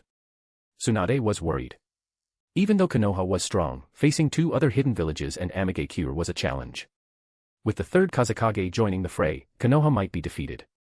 Konoha's strongest period was probably during the Third Shinobi World War, with the Sannin, the Yellow Flash Minato Namikaze, Hiruzen Sarutobi, and Danzo Shimura. But now, during the Second War, the Sannin were still developing, they hadn't earned their title yet. Why the long face? It's just the third Kazekage. Shin said to Tsunade, who glared at him in response. Just the third Kazekage. How could he underestimate him so much? He was known as the strongest Kazekage in history. A good reputation wasn't easily earned. Tsunade rolled her eyes at Shin. "You three stay in camp for the next few days," she ordered. This was for their protection. "Want me to take out the third Kazekage?" Shin offered. "No." Tsunade refused without hesitation. She knew Shin was strong, but she didn't think he was stronger than a Kage. And the third Kazekage wasn't just any Kage, he was the strongest Kazekage, with a Kekkei Genkai. "I knew you'd say that." Shin shook his head and returned to their tent with Kushina, Mikoto, and Konan. He had been staying in camp for the past few days, training and teaching Konan the chakra refinement technique. He hadn't been on any missions, but he was well informed. He knew Konoha had suffered several defeats. Even with Orochimaru, Jiraiya, and Tsunade working together, they couldn't turn the tide. It wasn't that they couldn't defeat the third Kazekage. They could handle him together. But Suna had other powerful shinobi, like Chiyo and her brother, Ebizo, both Kage level. Against them, the Sannin were at a disadvantage. "Tsunade, are you injured?" Shin noticed blood on Tsunade's arm. "Tsunade-sensei is hurt." Mikoto rushed over to examine the wound. There was a deep gash on Tsunade's right arm. "It's nothing." Just a scratch from that old hag Chiyo's puppet. Tsunade's eyes flashed with anger. She wouldn't have been injured if Chiyo hadn't used her puppets to attack while Tsunade was busy fending off the third Kazekage. Shin examined the wound. It was deep, but not life-threatening. It hadn't reached the bone. With Tsunade's healing abilities and medical ninjutsu, she would recover in a few days. Shin channeled green chakra into his hand and placed it on Tsunade's arm. Tsunade was surprised. You learned the mystical palm jutsu. The mystical palm jutsu was an advanced medical ninjutsu. Tsunade had taught it to him just a few days ago. She hadn't expected him to master it so quickly. You know, I have thousands of shadow clones helping me train. It only took a few days. With thousands of clones practicing the mystical palm jutsu, an hour was equivalent to months of training for others. But shadow clones could only assist with ninjutsu training. Chakra refining, taijutsu, and kenjutsu still required him to train personally. How are Orochimaru and Jiraiya? Shin asked. Tsunade had recovered from her shock. Shin had surprised her so many times that she was becoming immune to it. Orochimaru has some minor injuries. Jiraiya is worse, he won't be able to fight for at least half a month, Tsunade sighed. What's the plan? Shin asked. Orochimaru wants to avoid further conflict and wait for reinforcements. It's been a few days, they should arrive soon. Shin shook his head. I don't think reinforcements are coming. If the third Kazekage is involved, he won't let us send for help so easily. The messenger was probably intercepted. It was just a guess, but Shin was almost certain. Suna wouldn't allow Konoha to call for reinforcements. Avoiding conflict isn't that easy. I'm going to the battlefield tomorrow, Shin said. What? Why? Tsunade was alarmed. I've been on the front lines for so long, and I haven't even seen the battlefield. That's pathetic. Shin grinned. This is not a joke, Shin. The battlefield is dangerous. Tsunade scolded him. I know you're worried about me, but I can protect myself. Besides, I want to see how strong I am now. And seeing you injured, it makes me want to avenge you and teach that old hag Chiyo some manners. Shin finally persuaded Tsunade. Or rather, she realized she couldn't stop him. Even if she disagreed, Shin would still go. The next day, on the battlefield, Orochimaru noticed Shin. Shin-kun. What are you doing here? Orochimaru-sama, the third Kazekage isn't that much older than you, is he? I'm disappointed you can't defeat him. Shin looked at Orochimaru's injuries. They were minor, but he still looked a bit battered. Orochimaru frowned. Shin-kun, you're not here to help us defend against Suna, are you? Yeah, if we lose, we're all doomed. I have to think about my own safety. Shin watched the approaching Suna forces, his eyes turned serious. It was clear that Suna wanted to crush Konoha before reinforcements arrived. If Konoha received reinforcements, and Hiruzen joined the battle, Suna wouldn't stand a chance. So, Shin-kun, how do you plan to help? Do you have a way to repel them? Orochimaru looked at Shin. He didn't believe Shin could turn the tide, but he was curious. Orochimaru's senses were sharp. He could sense danger emanating from Shin. Push the story forward with your power stones. Every 800 horsepower equals bonus chapter. Chapter 74, 1 against 1,000. If you like the story, please leave a review. The third Kazekage led the Suna forces in a fierce charge. Orochimaru had erected a tall earth wall as a barrier, but he didn't expect it to hold for long. It was merely a delaying tactic. Retreating was the wisest course of action, but they had to choose the right moment. Otherwise, they'd be hunted down by Suna, and perhaps even Amegakure would join in for a share of the spoils. I hear the third Kazekage boasts absolute defense. Shin's eyes were fixed on the third Kazekage, who looked deceptively young. He was a genius, possessing the magnet release Kekkei Genkai. It was likely a Kekkei Genkai he had developed himself. The fourth Kazekage, Raza, had learned magnet release from him. I don't know about absolute defense, but his defense is certainly strong. Even Tsunade couldn't break through his iron sand, Orochimaru said. He looked at Shin. Shin-kun, do you have a way to break through his defenses? If even Tsunade can't do it, what makes you think I can? I'm just a chunin. Oh. Are you really only chunin, Shin-kun? Orochimaru gave him a knowing look. Who knows? Shin watched the approaching Suna forces, drew his Kusanagi sword, and leaped over the earth wall. Orochimaru frowned. Orochimaru-sama, he went down there. Should we bring him back? A jonin asked Orochimaru. Observe. Perhaps he'll surprise us. I'm quite curious. Orochimaru waved a hand dismissively, his snake-like eyes gleaming with anticipation. You'll be my whetstone. Shin's eyes also held a glint of excitement. He didn't know exactly how strong he was, but the battlefield was the perfect testing ground. He wasn't afraid of danger. His Mangekyo Sharingan abilities could protect him. With Yamatsu Hirasaka, he could escape any situation. Wielding his Kusanagi sword, Shin charged towards the Suna forces, a blur of motion against the backdrop of the battlefield. He's fast. Orochimaru's eyes widened. Even he would struggle to dodge at that speed. Clang. Shin's sword clashed against the third Kazekage's iron sand, sending the Kazekage flying.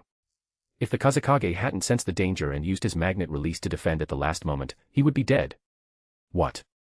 The Suna shinobi stared in disbelief at the young boy who had just sent their Kazekage flying with a single blow. They couldn't believe their eyes. This kid, who looked no older than 12, had repelled their Kazekage. At the Konoha camp, Tsunade clenched her fists. Damn it, he's reckless. Orochimaru, why did you let him go?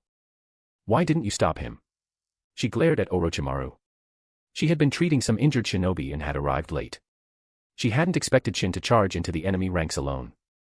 Tsunade, do you want to go down there too? Orochimaru asked, seeing her agitation. You're still injured.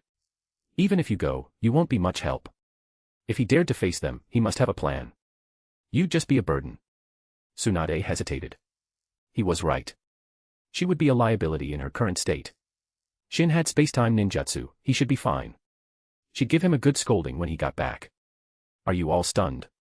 Shin looked at the Suna shinobi, who were frozen in shock. He swung his sword, cutting down several of them. Their death snapped the others out of their daze. They glared at Shin with fury. Shin charged into the enemy ranks. They wouldn't dare use large-scale ninjutsu now. That was how the third Reikage had been able to fight 1,000 shinobi for 3 days and 3 nights. They didn't use powerful jutsu for fear of harming their own comrades. With their own allies mixed in with the enemies, how could they use ninjutsu?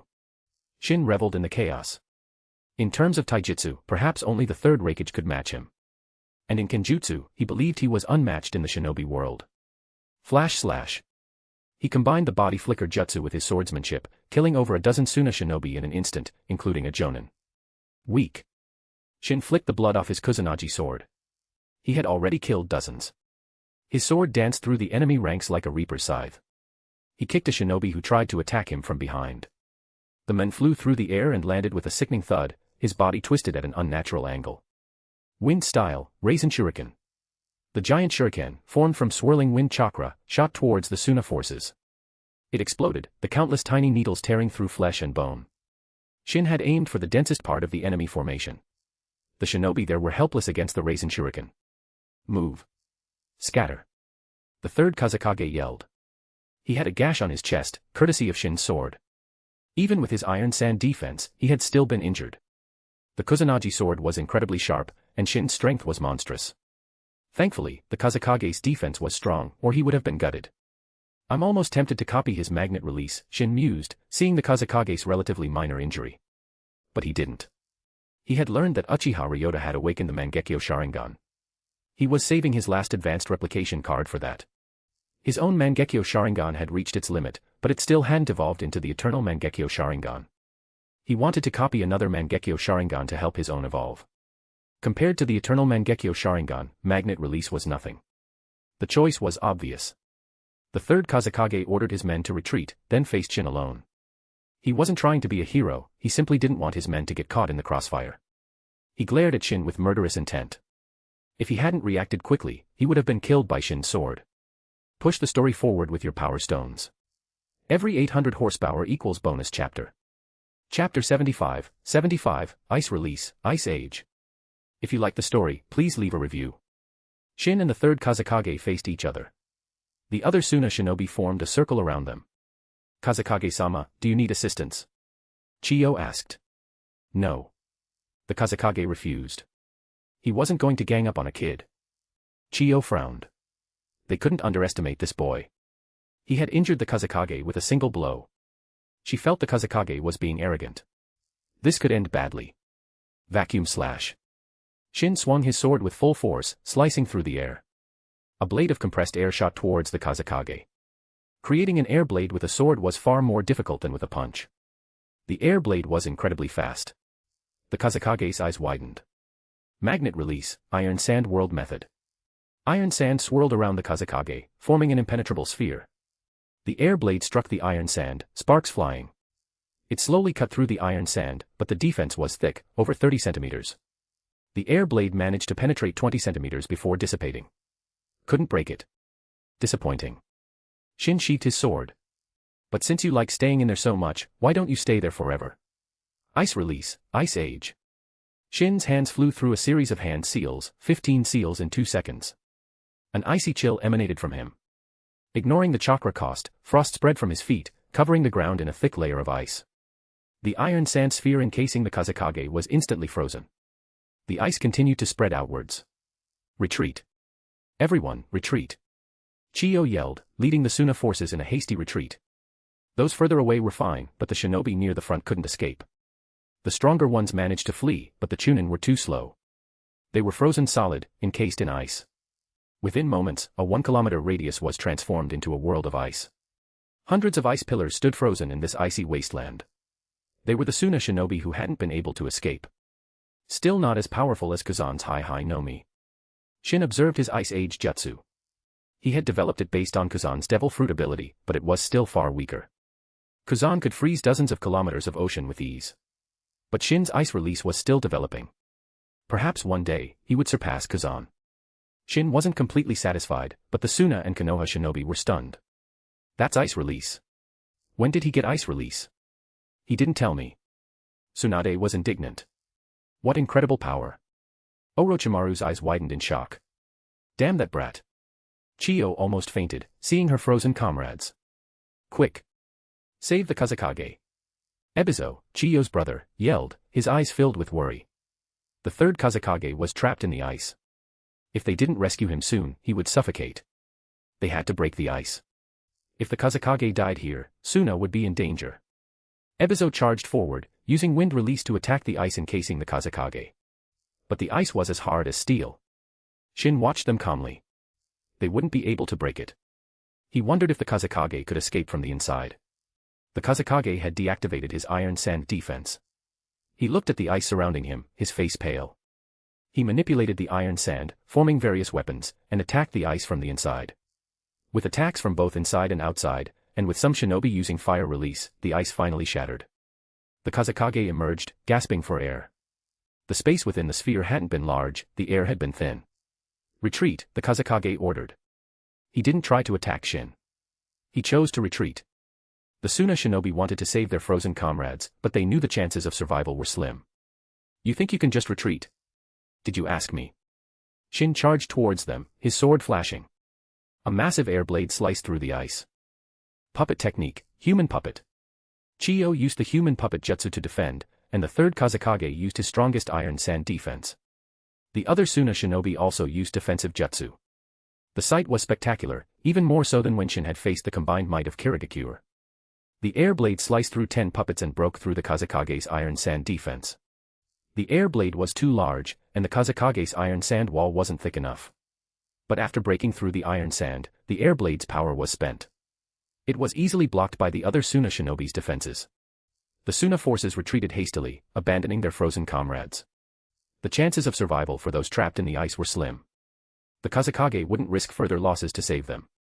If Shin used another Ice Age jutsu, the consequences would be dire. Chiyo winced as she retrieved the broken human puppet. It was a masterpiece by the previous generation's puppet master, Monzaemon Chikamatsu. It was irreplaceable, and now it was damaged. She didn't know if she could repair it. As she collected the puppet, she suddenly felt a chill, a sense of danger. She instinctively leaned to the side. A flash of white, and a sword pierced through her body. She had dodged slightly, avoiding a fatal blow. The sword, aimed for her heart, had missed, piercing her side instead. Too bad. Shin deactivated his Mangekyo Sharingan, disappointed. He had almost killed Chiyo. He had used Yamatsu Hirasaka to open a small, invisible portal and thrust his Kusanagi sword through it. The sword had emerged from another portal near Chiyo, stabbing her from a distance of several hundred meters. This was another application of Yamatsu Hirasaka. Push the story forward with your power stones.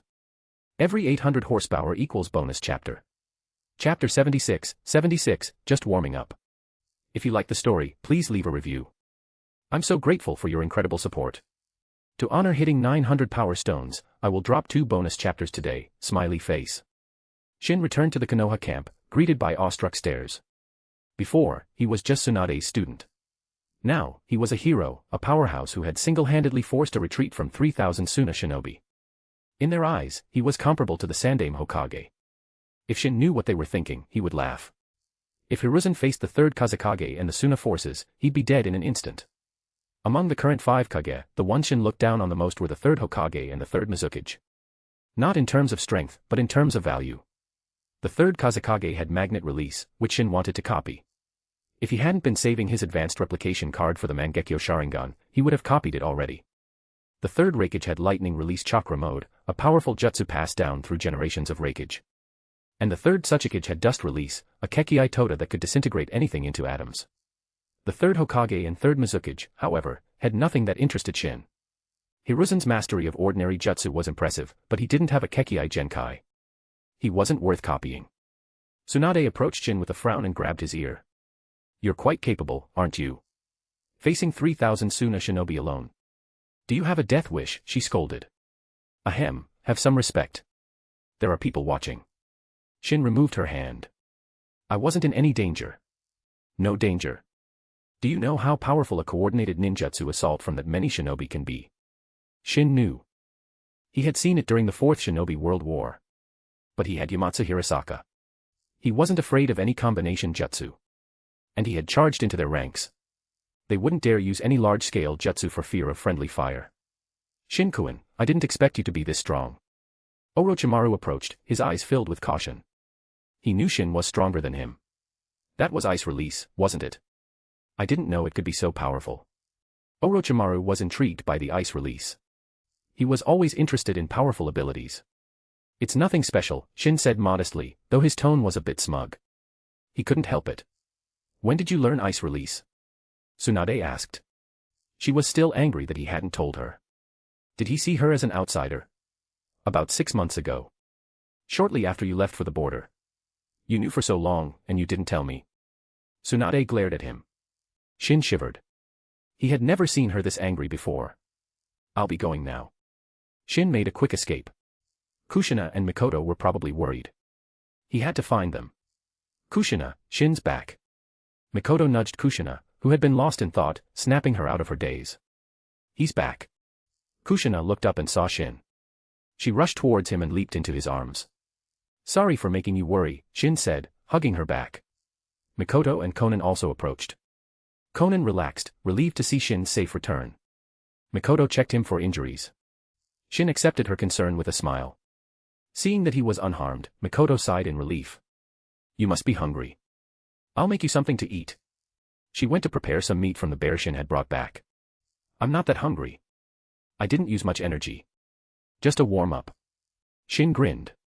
Tsunade, who had followed them, overheard his comment and rolled her eyes. A warm-up. His warm-up had resulted in hundreds of Suna shinobi dead. Don't brag. You must have used a lot of chakra, right? Tsunade asked. That ice release jutsu had frozen an entire kilometer, the chakra cost must have been immense. Chakra consumption. Shin shook his head. That was nothing to me. Have you forgotten how much chakra I have? Tsunade recalled his monstrous chakra reserves, rivaling those of a tailed beast. Right. I guess that wasn't much for you. She had thought her own chakra reserves were impressive, but Shin had put her to shame. She had the sage body, but hers was a weaker version. Shin's perfect sage body was the real deal. Push the story forward with your power stones. Every 800 horsepower equals bonus chapter. Chapter 77, Danzo arrives as reinforcement. If you like the story, please leave a review. I'm so grateful for your incredible support. To honor hitting 1,000 power stones, I will drop another chapter today, smiley face. 3 days later. Konoha's reinforcements finally arrived. Hiruzen had sent Danzo Shimura, leading 1,000 Konoha shinobi. Perhaps intimidated by Shin's display of power, Suna hadn't launched any further attacks in the past 3 days. But they hadn't retreated either. With Danzo's arrival, command of the Konoha forces naturally fell to him. Danzo immediately gathered the shinobi for a meeting, eager to announce his new position as commander. The men craved power. Orochimaru, you managed to hold back the third Kazekage. You're quite capable. Danzo said to Orochimaru, his tone laced with disdain. It was all thanks to Shin-kun. I had nothing to do with it. If it weren't for him, Suna would have already invaded the Land of Fire. Orochimaru glanced at Danzo. Shin-kun. Danzo frowned. Uzumaki Shin. Surely you know him, Danzo-sama. Orochimaru looked at Danzo pointedly. Uzumaki Shin. Danzo's face contorted in anger. He had lost 4 elite jonin and several other shinobi trying to capture that brat. He had been so furious that he couldn't eat for days. Orochimaru noticed his reaction. It seemed Danzo had a grudge against Shin. He wasn't surprised. Danzo was the type to make enemies easily. And judging from his expression, he had probably been on the losing end of their encounter. What does he have to do with this? Danzo pushed down his anger and asked Orochimaru. Uzumaki Shin was barely 10 years old. Danzo couldn't imagine a child playing a significant role on the battlefield. Shin-kun single-handedly repelled the 3rd Kazekage and forced the retreat of 3,000 Suna shinobi. Otherwise, we would have been forced to retreat, and Suna would have invaded the Land of Fire. Orochimaru explained, watching Danzo's reaction with amusement. Are you serious? Danzo shot to his feet. He couldn't believe it. Repelling the Kazekage and 3,000 Suna shinobi. Even Hashirama Senju couldn't have done that at that age. He suspected Orochimaru was lying. Why would I lie, Danzo-sama? You can ask anyone here. Danzo's expression flickered. He finally understood why the shinobi he had sent to capture Shin had never returned. It wasn't Hiruzen who had interfered. It was that brat Uzumaki Shin who had killed them all. After a moment of silence, Danzo changed the subject. Where are Tsunade and Jiraiya? Most of the Jonin and Elite Jonin were present, but Tsunade and Jiraiya were missing. Danzo-sama, Jiraiya-sama is severely injured and recovering. Tsunade-sama is busy treating the wounded, an Elite Jonin explained. Danzo snorted. He didn't care about Jiraiya's injuries, but he suspected Tsunade was deliberately avoiding him. He knew Tsunade disliked him. He then discussed strategies against Suna with the others. Finally, he said, summon Uzumaki Shin. Orochimaru looked at Danzo, curious about his intentions. At Shin's tent, a Chunin arrived. Shin-sama, Danzo-sama requests your presence. Shin emerged from the tent and looked at the Chunin. Danzo wants to see me. Yes, Shin-sama. I'm here to deliver the message. The Chunin was respectful. Shin might be young, but his strength had earned him respect. All the shinobi in the camp treated him with deference. I understand. You're dismissed. Shin sent the Chunin away and entered the tent. Just as I expected, Danzo wants to see me. He said to Tsunade, who was sitting inside. She wasn't busy treating the wounded, the medics could handle that. It was just an excuse to avoid Danzo. Danzo's summons are never a good thing, Tsunade said. Yeah, don't go, Kushina agreed. Good or bad, I'm not afraid of him. I'll go see what he wants. Shin decided to meet with Danzo. Tsunade didn't stop him. She didn't think there was any danger. He arrived at Danzo's tent. Several root agents stood guard outside. Shin could sense their presence with his heightened senses. He had encountered root agents before and was familiar with their chakra signature. He ignored them and entered the tent. They didn't stop him, Danzo must have given them orders. Inside, Danzo was waiting for him. This was the first time Shin had properly met Danzo. Their first encounter had been a brief one when Shin first arrived in Konoha. The current Danzo was different. He hadn't implanted all those Sharingan in his body yet. But his aura was still dark and sinister. It was different from Orochimaru's, but even more unpleasant. Shin disliked him instantly. He had tried to capture him and kill Tsunade. Shin had no good feelings towards him. Uzumaki Shin. Danzo looked up at Shin. Danzo-sama, what do you want with a Chunin like me? Shin smiled, but Danzo hated that smile. He had learned that his subordinates had been killed by Shin. He wanted to kill the brat. But he held back. He had investigated and confirmed that it was indeed Shin who had repelled the 3rd Kazekage and forced the Suna forces to retreat with his powerful ice release jutsu. To be able to defeat the Kazekage and repel the Suna forces alone. Although Danzo hated to admit it, he was no match for Shin. If you have nothing to say, I'll be taking my leave. Shin saw Danzo's hesitant expression and turned to leave. Wait. Danzo stopped him. He had summoned Shin for a reason. Push the story forward with your power stones. Every 800 horsepower equals bonus chapter. Chapter 78, bonus, what is root? If you like the story, please leave a review. Danzo-sama, if you have something to say, spit it out. I don't have time to waste. Shin said with a nonchalant air. Danzo glared at Shin, his arrogance infuriating. Despite addressing him with the proper honorifics, Shin's lack of respect was clear. Danzo was delusional. Expecting respect from Shin was like expecting Hiruzen to step down and hand him the Hokage hat. Uzumaki Shin, your strength is impressive. Would you be interested in joining Root? Danzo suppressed his anger and extended the invitation. If Shin joined Root, he would forget about the deaths of his subordinates. Shin was clearly more valuable. Root? What's Root? I've never heard of it. Is it some insignificant organization? Shin feigned ignorance. Danzo couldn't hold back anymore. His Kage-level chakra exploded outwards, his eyes narrowed dangerously. Why so worked up, Danzo-sama? Is this Root thing your creation? If so, I must criticize your marketing strategy. I've never even heard of it. Shin said with a straight face, though he was struggling to contain his laughter. If he laughed, Danzo would explode. He knew Danzo wasn't known for his patience. If that's all you wanted, Danzo-sama, then goodbye. I have no interest in some unknown organization. Shin didn't give Danzo a chance to respond and used the body flicker jutsu to disappear. Danzo's face was a mask of fury. Uzumaki Shin, I'll remember this, he snarled. Shin, of course, didn't hear him. And even if he did, he wouldn't care. He wasn't afraid of fighting Danzo. He was strong enough to escape even a full-on assault from a hidden village. With that kind of power, he didn't have to be cautious or play nice. If he wanted to keep a low profile, he wouldn't have attacked the Suna forces. That display had revealed a portion of his true strength. He had another reason for attacking, though, a system mission he had received a few months ago. The mission was to help Konoha win the Second Shinobi World War. The reward was a divine replication card. There was no penalty for failure. He didn't want to fail, though. A divine replication card was too precious. It was a choice-based mission. He could choose to help any of the 6 villages involved in the war, Konoha, Suna, Iwa, Kumo, Kiri, or Amigakure. The reward was the same regardless of which village he chose. He had chosen Konoha. Konoha was likely to win anyway, and he was a Konoha shinobi. Helping Konoha win the war wasn't a difficult task. He might not even have to do anything. But that was assuming there were no unexpected events. The timeline had already diverged, anything was possible. Regardless, Shin was determined to get that divine replication card. With it, he could copy the Rinnegan. Madara Uchiha's Rinnegan was currently with Nagato. Trying to steal it was out of the question. If Shin tried to take the Rinnegan, Madara would definitely intervene. Shin had never considered stealing the Rinnegan anyway. He preferred his own eyes. He wouldn't transplant someone else's. He could evolve his own eyes, there was no need for a transplant. And transplanted eyes were never fully compatible with the new host. Nagato couldn't even use the Rinnegan's full power. Even if Shin could use it better than Nagato, he probably wouldn't be able to match Madara. But the eyes copied with the system's replication cards were different. They would be perfectly compatible with him. You're back.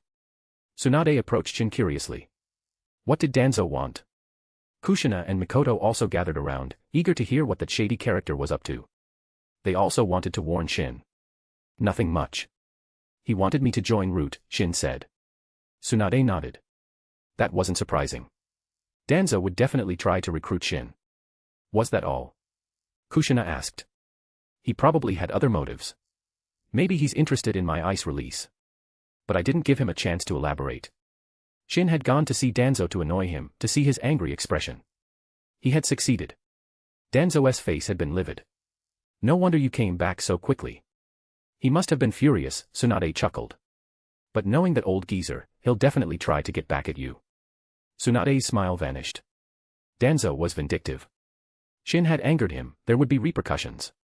It doesn't matter. Shin wasn't afraid of Danzo's revenge. If Danzo pushed him too far, he wouldn't hesitate to kill him. He glanced at Kushina and Mikoto. He wasn't worried about Danzo's revenge on himself, but he was worried about them. He thought of a solution, the transcription seal. He could seal his Mangekyo Sharingan abilities into their eyes, set to activate under certain conditions. Itachi had implanted the Amaterasu transcription seal in Sasuke's eye, set to activate if he saw Obito's Sharingan. Shin knew how to use the transcription seal, but he hadn't tested it yet. He didn't want to risk using it on Kushina and Mikoto without being sure it was safe. But that was easily solved. He just needed a test subject. And finding one was easy. They were in the middle of a war with Suna. He could just capture a Suna shinobi. Shin decided to do just that. He wondered which unlucky Suna shinobi would be his test subject. How's Conan's training coming along? Shin asked, patting Conan's head. Still refining chakra, Conan replied, nuzzling his hand. She seemed to enjoy his head pats. Push the story forward with your power stones. Every 800 horsepower equals bonus chapter. Chapter 79, One-Tail Jinchuriki, Bunpuku. If you like the story, please leave a review. At the Konoha-Suna battlefront, things had been quiet since Shin repelled the Suna forces. They seemed to be genuinely intimidated by him. Danzo, however, wasn't impressed by their timidness. He wanted to take advantage of the situation and earn some glory for himself, increasing his chances of becoming Hokage. So, he decided to launch a counterattack. No one objected to his decision. With the arrival of reinforcements, they outnumbered Suna. It was the perfect time to strike back. At the Konoha logistics base, Shin, Kushina, and Mikoto were busy with their assigned duties. Danzo had assigned them to the logistics department. Shin was happy with this arrangement. Logistics work was safe and relatively comfortable. Kushina, Mikoto, come with me. Shin called out to the girls, stepping out of the tent. They followed him, confused, to a secluded area. Mikoto, keep watch. If anyone approaches, chase them away. Kushina, sit down. What are you doing, Shin? Mikoto asked. Giving you some life-saving gifts. Shin used the transcription seal on Kushina, implanting his 2 Mangekyo Sharingan abilities into her eyes. Transcription seal, Tenmamai. It could rewind her personal time by 3 minutes. Shin set 2 activation conditions, manual activation with chakra, and automatic activation upon receiving a fatal injury. Transcription seal, Yamatsu Hirasaka. It could also be activated manually with chakra. The passive trigger was linked to Tenmamai. If she activated Yamatsu Hirasaka after Tenmamai, she would be transported to Shin's location. This meant that if Shin wasn't around and Kushina was in danger, she could use Yamatsu Hirasaka to teleport to him. After sealing the abilities into Kushina's eyes, Shin did the same for Mikoto. He then explained the transcription seal and its triggers to them. By the way, do you feel any discomfort? Shin had captured a Suna shinobi the night before and used him as a test subject. The experiment had shown no adverse effects, but he was still a bit worried. My eyes itched a bit when you were applying the seal, but I feel fine now, Kushina said. Me too, Mikoto confirmed. That's good. Let's head back. Shin's eyes suddenly narrowed. The supply depot was on fire. What's going on? Kushina stared at the blazing inferno. It must be a Suna attack. They've been quiet for days, and now they're targeting our supplies. Shin led Kushina and Mikoto towards the commotion. By the time they arrived, Konoha shinobi were already engaged in battle with Suna shinobi. Among them was a monk who stood out. The monk was powerful, controlling sand to attack. Even Jonin were no match for him. That chakra, is he the One-Tail's Jinchuriki? Shin recognized the monk. It was Bunpuku, the current One-Tail's Jinchuriki. Wasn't Bunpuku imprisoned? Did Suna release him out of desperation? Shin wondered. Engage. But be careful. Shin said to Kushina and Mikoto. They nodded. Mikoto activated her Sharingan. It had evolved to 3-tomo. She was not yet 11 and already had a 3-tomo Sharingan. But Shin had helped her awaken it through rather unpleasant means. Mikoto had been angry at him for days. Kushina, you assist me, Mikoto said. Hey, why can't you assist me? Mikoto ignored her and unleashed a massive fireball, engulfing a Suna shinobi. The shinobi was thrown back several meters, landing motionless, his body still burning. Kushina used the adamantine sealing chains to bind 3 Suna shinobi. Mikoto then threw 3 kunai, each a precise and fatal blow. Shin nodded approvingly. Kushina was controlling and protecting Mikoto, while Mikoto was the attacker. Their teamwork was excellent. Monk, you're not holding back at all, are you? Shin intercepted Bunpuku, the One-Tail's Jinchuriki. Bunpuku frowned at Shin. He couldn't attack a child. He's underestimating me. Shin could sense Bunpuku's disdain. He didn't waste his breath. He launched a kick at Bunpuku, the force of the blow creating a sonic boom. Bunpuku was sent flying, landing on his stomach, clutching his gut. He felt like his insides were twisting, the pain was unbearable. Underestimating your opponent comes at a price. But you're a Jinchuriki, you're quite durable. Bunpuku couldn't hear Shin anymore. The pain had overwhelmed him. As his consciousness faded, an ominous chakra enveloped him. Is that Shikaku? Is it coming out? Shin watched as Bunpuku was completely enveloped in the One-Tail's chakra. Then, a massive, tanuki-like figure emerged, a single tail swaying behind it. Shin recognized it instantly. Shikaku, the One-Tail's. Gahaha. I'm finally free. Shikaku roared. Shin, what is that thing? Kushina and Mikoto retreated to Shin's side. A tailed beast. But it's just the one tails. I hear the number of tails indicates their strength. The one tails is the weakest. Shin deliberately raised his voice for Shikaku to hear. Shikaku was enraged. Weakest. He couldn't tolerate that insult. Shin had only said that to provoke Shikaku. The one tails wasn't the weakest of the tailed beasts. It wasn't the strongest either. It was somewhere in the middle. To other shinobi, tailed beasts were a disaster. Their immense size and destructive power made them practically invincible.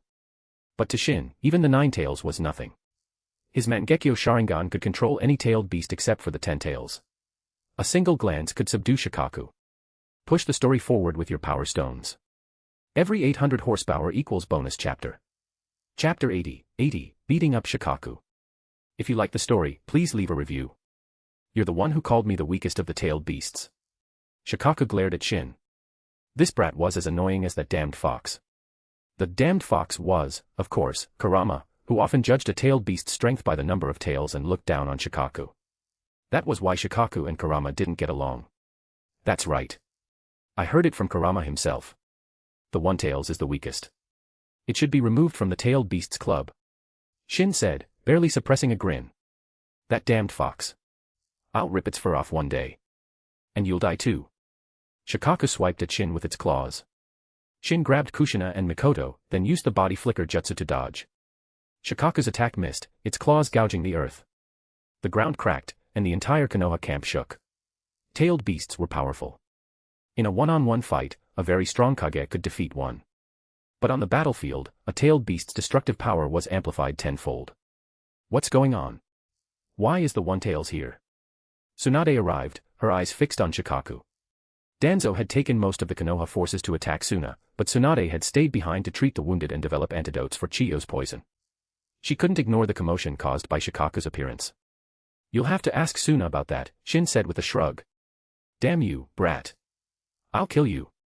Wind release, drilling air bullet. Shikaku opened its maw and unleashed a massive wind sphere.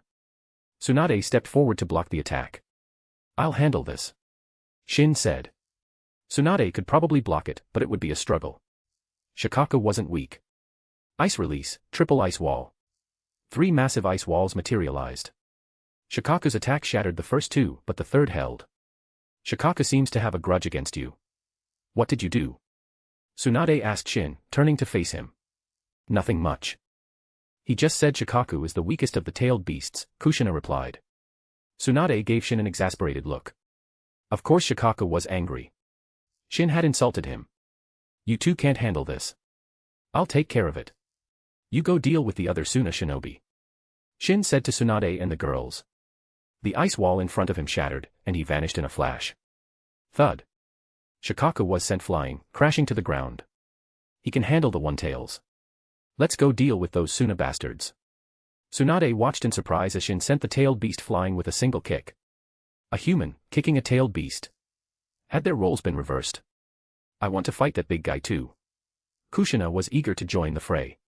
Mikoto held her back. Kushina, don't be reckless. Kushina glared at Mikoto. I'm not being reckless. That big guy is all bark and no bite. Tsunade smacked Kushina on the head. Mikoto's right. Don't be foolish. Even I'm no match for that thing. You're not a match for it. That doesn't mean I'm not either, Kushina muttered under her breath. Shin didn't hear their conversation. He was currently using Shikaku as a punching bag. He unleashed his taijutsu skills, a mix of kicks, punches, and throws, honed through years of training. He also used the strength of 100 seal, each blow carrying monstrous power. Each strike sent Shikaku flying. He was practically playing volleyball with the tailed beast. Damn you, little insect. I'll kill you. Shikaku roared, its voice filled with rage. Shin punched it in the jaw, shutting it up. He then launched it into the air with a powerful uppercut. Shikaku, you should thank me. I'm helping you achieve your dream of flying. As Shikaku fell from the sky, Shin leaped up and delivered a kick, sending it even higher. Wind style, Raisin Shuriken. He threw a massive Raisin Shuriken at the falling Shikaku. Shikaku screamed in pain. It might be a chakra construct, but it could still feel pain. That hurt. I'll kill you. Shikaku crashed to the ground, creating a large crater. One of its arms was missing, ripped off by the Raisin Shuriken. Shin was impressed. Even with a missing arm, Shikaku was still full of bluster. It might be weak and getting its ass kicked. But Shin soon understood why Shikaku didn't seem to care about its missing arm. The arm regenerated. The arm was back, but Shin noticed that Shikaku's body had shrunk slightly. He realized that Shikaku, while a living being, wasn't an ordinary one. It was a life form created by the Sage of Six Paths from the Ten Tails chakra, using Yin-Yang release. Even if it lost an arm, it could simply use chakra from other parts of its body to regenerate. But overall, its chakra had decreased, hence the smaller size. Surprised, aren't you? You think I'm that easy to defeat? Die, insect. Shikaku unleashed a barrage of drilling air bullets. You're all bark and no bite, Shin scoffed. He easily dispersed the wind bullets with his punches. Those attacks were only effective against those below Kage level. And those at Kage level could easily dodge them. Push the story forward with your power stones. Every 800 horsepower equals bonus chapter. Chapter 81, Danzo's defeat. If you like the story, please leave a review. Shikaku roared and attacked, but Shin easily dodged, treating the beast like a punching bag. Shikaku, I've helped you lose weight. Several times over. Aren't you happy? Shin taunted. Shikaku had indeed shrunk considerably and was no longer as arrogant. It didn't even dare to roar at Shin anymore. Sealing jutsu, adamantine sealing chains. Dozens of chakra chains bound Shikaku tightly, rendering it immobile. Let me go. Release me. Shikaku roared and struggled, but it was futile. These chains could even bind the Nine Tails. Be quiet if you don't want another beating. I'll kill you if you annoy me. Shin threatened. Even though tailed beasts could regenerate after death, that didn't mean Shikaku wanted to die. Regeneration took time, perhaps years, or even decades. It might not even be possible. Shikaku wasn't willing to risk it. Life inside a Jinchuriki might be unpleasant, but it was better than death. After restraining Shikaku, Shin was joined by Tsunade, Kushina, and Mikoto. You captured it. Kushina stared at the bound Shikaku. The chains were strong, Shin wasn't worried about Shikaku escaping. But he didn't want to stay here and hold it forever. He could use his Sharingan to control Shikaku, but he didn't want to reveal his Mangekyo Sharingan yet. He hadn't forgotten his rampage in Kirigakure. If he revealed his Mangekyo Sharingan, he would attract the attention of Kiri. They were currently very sensitive to the Mangekyo Sharingan. And it wasn't just Kiri. Hiruzen, Danzo, and the Uchiha clan, revealing his Mangekyo Sharingan would cause too much trouble. Those weren't major threats to him, but he didn't like complications. What do we do with Shikaku? Shin asked Tsunade. I can't just keep holding it here. I don't have the time. Tsunade looked at the massive beast, then her eyes lit up. Shin, you and Kushina know sealing jutsu, right? Can't you just seal it? We need a medium. And its Jinchuriki isn't. Its Jinchuriki isn't what? Why did you stop? Kushina asked, seeing Shin hesitate. I have an idea. Let's use its Jinchuriki as the sealing medium. Shin used the 4-symbol seal to seal Shikaku back into Bunpuku, also sealing Bunpuku's chakra. I can't believe that monster was inside him, Mikoto said, staring at Bunpuku in awe. Tailed beasts are fascinating. I wonder how they were created, Tsunade mused. The people of the shinobi world didn't know the origin of the tailed beasts. The creation of the One-Tails to the Nine-Tails had happened over 1,000 years ago. Only Black Zetsu and Madara Uchiha and Shin knew the truth. I've sealed his chakra, but he might still escape. Keep an eye on him. I'm not responsible if he gets away. Shin tossed Bunpuku to the other Konoha shinobi who had arrived. Where's Konan? Shin asked Tsunade. They hadn't brought Konan with them to the logistics base. She had stayed with Tsunade. She's with the medics. I wouldn't bring her here, it's too dangerous. Okay, we'll go find her then. You handle the rest, Tsunade. Shin left with Kushina and Mikoto. Tsunade sighed and started dealing with the aftermath. Danzo and Orochimaru weren't here, and Jiraiya was still recovering. She was in charge now. They went to the medical tent and retrieved Konan, then returned to their tent. They had wanted to go out and hunt for food, but the rain was getting heavier. What's with this weather? It never stops raining in the land of rain, Kushina grumbled. The occasional rain was nice, but constant rain was depressing. I don't like it either. It weakens my fire release jutsu, Mikoto said. It's just a local characteristic. You'll get used to it. Look at Konan. Shin smiled and patted Konan's hair. I hate this weather too. It's always raining, as if the sky is crying for the people of this country. Shin's expression turned awkward. As evening approached, the rain finally stopped. Danzo returned with the Konoha forces, his face grim, his body bearing several wounds. The shinobi following him were also dejected. It was clear they had suffered a major defeat. Suna had anticipated their attack and set a trap. Danzo had led them straight into it. He had also been defeated by the third Kazekage in their confrontation. But what angered Danzo the most was Hanzo of the Salamander. He had suddenly joined forces with Suna, attacking Konoha from both sides. Danzo had been forced to retreat, leaving hundreds of Konoha shinobi dead on the battlefield. They couldn't even retrieve the bodies. And then he received news that the supply depot had been attacked and half their supplies destroyed. Danzo was furious. He had brought supplies from the Land of Fire's daimyo. Now half of it was gone. The only good news was that they had captured Suna's one-tails Jinchuriki. It wasn't enough to make up for their losses, but it was something.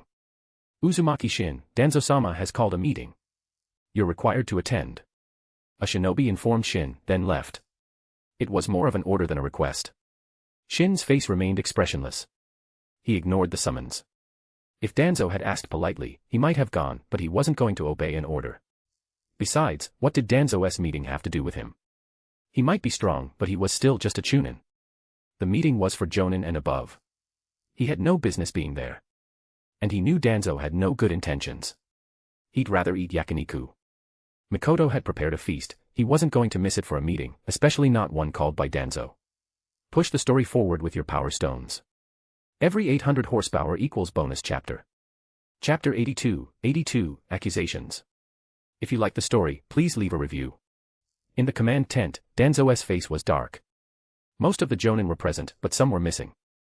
Tsunade wasn't there, and neither was Uzumaki Shin. Shin wasn't technically required to attend, but Danzo had sent someone to summon him. Their absence was a sign of disrespect. Danzo was furious. Tsunade remained at the base, and Suna attacked our supplies. She is responsible for this loss. Danzo didn't care if Tsunade was present or not. He threw the blame on her. Uzumaki Shin failed to protect the supplies. He is also responsible. He then blamed Shin. The other jonin exchanged uneasy glances. Blaming Tsunade was one thing, but blaming Shin. He wasn't even in charge of the logistics department. Shouldn't the head of the department be held accountable? Danzo-sama, perhaps this isn't appropriate, Orochimaru said. He looked at Danzo, knowing he was deliberately targeting Shin. Normally, Orochimaru wouldn't interfere, but Konoha was currently at a disadvantage. Suna and AIM had joined forces. This wasn't the time for internal strife. I'm not discussing this with you, Danzo said dismissively. Then I hope you won't regret this. Orochimaru didn't argue. Who will summon Tsunade and Uzumaki Shin for questioning? Danzo looked at the jonin. The jonin all looked away. No one wanted to volunteer for this task. Danzo's expression remained unchanged, but he was seething. He ordered one of his root agents to go. The root agent returned a while later, his face swollen and bruised. He hadn't brought Tsunade or Shin. What happened? Danzo demanded. Danzo-sama, Uzumaki Shin attacked me. Tisk, fine, I'll do it myself. Danzo's eyes narrowed. Shin had assaulted his subordinate. This was a slap in the face. Danzo stormed out, heading towards Shin's tent. The jonin looked at each other, then at Orochimaru. What should they do? Orochimaru ignored them and followed Danzo. The other jonin, seeing this, followed as well. At Shin's tent. You attacked Danzo's subordinate. He won't let this go. Tsunade sat next to Shin, enjoying the barbecue Mikoto had prepared. Shin rolled his eyes. Why didn't you say anything when I attacked that root agent before? He deserved it. Tsunade wiped her hands on Shin's shirt. Shin stared at the grease stains on his shirt, contemplating punching Tsunade. Looks like they're here. That was quick. Shin sensed Danzo's approach. His good mood evaporated. He set aside his food and stepped out of the tent. Tsunade, Kushina, Mikoto, and Konan followed. Danzo stood outside, his face a mask of fury. Shin felt a wave of disgust. Danzo-sama, to what do we owe the displeasure? Shin asked calmly. Uzumaki Shin, you are guilty. Shin's lips twitched. This sounded familiar. Should he say, guilty of what, or, I've been wronged? The supply depot was attacked. As a member of the logistics department, you are responsible for this loss. Danzo glared at Shin. Shin stared at him, incredulous. He knew Danzo would try to find fault with him, but he hadn't expected such a ridiculous accusation. If a chunin like me is responsible, then I can't imagine how much responsibility the commander should bear. And I hear you suffered a crushing defeat, Danzo-sama, resulting in heavy losses for Konoha. Perhaps you should apologize to the entire village. Shin smirked. Danzo, are you bullying my student? Tsunade glared at Danzo. Tsunade, you were left in charge of the base, yet you allowed Suna to attack our supplies. You are also responsible.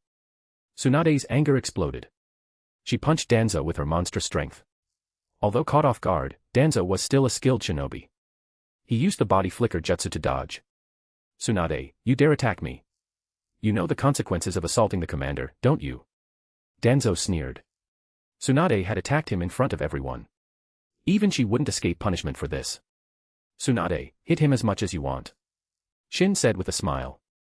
Tsunade looked at him, confused. She had acted out of anger, but attacking the commander was a serious offense. I'll have to show you how it's done.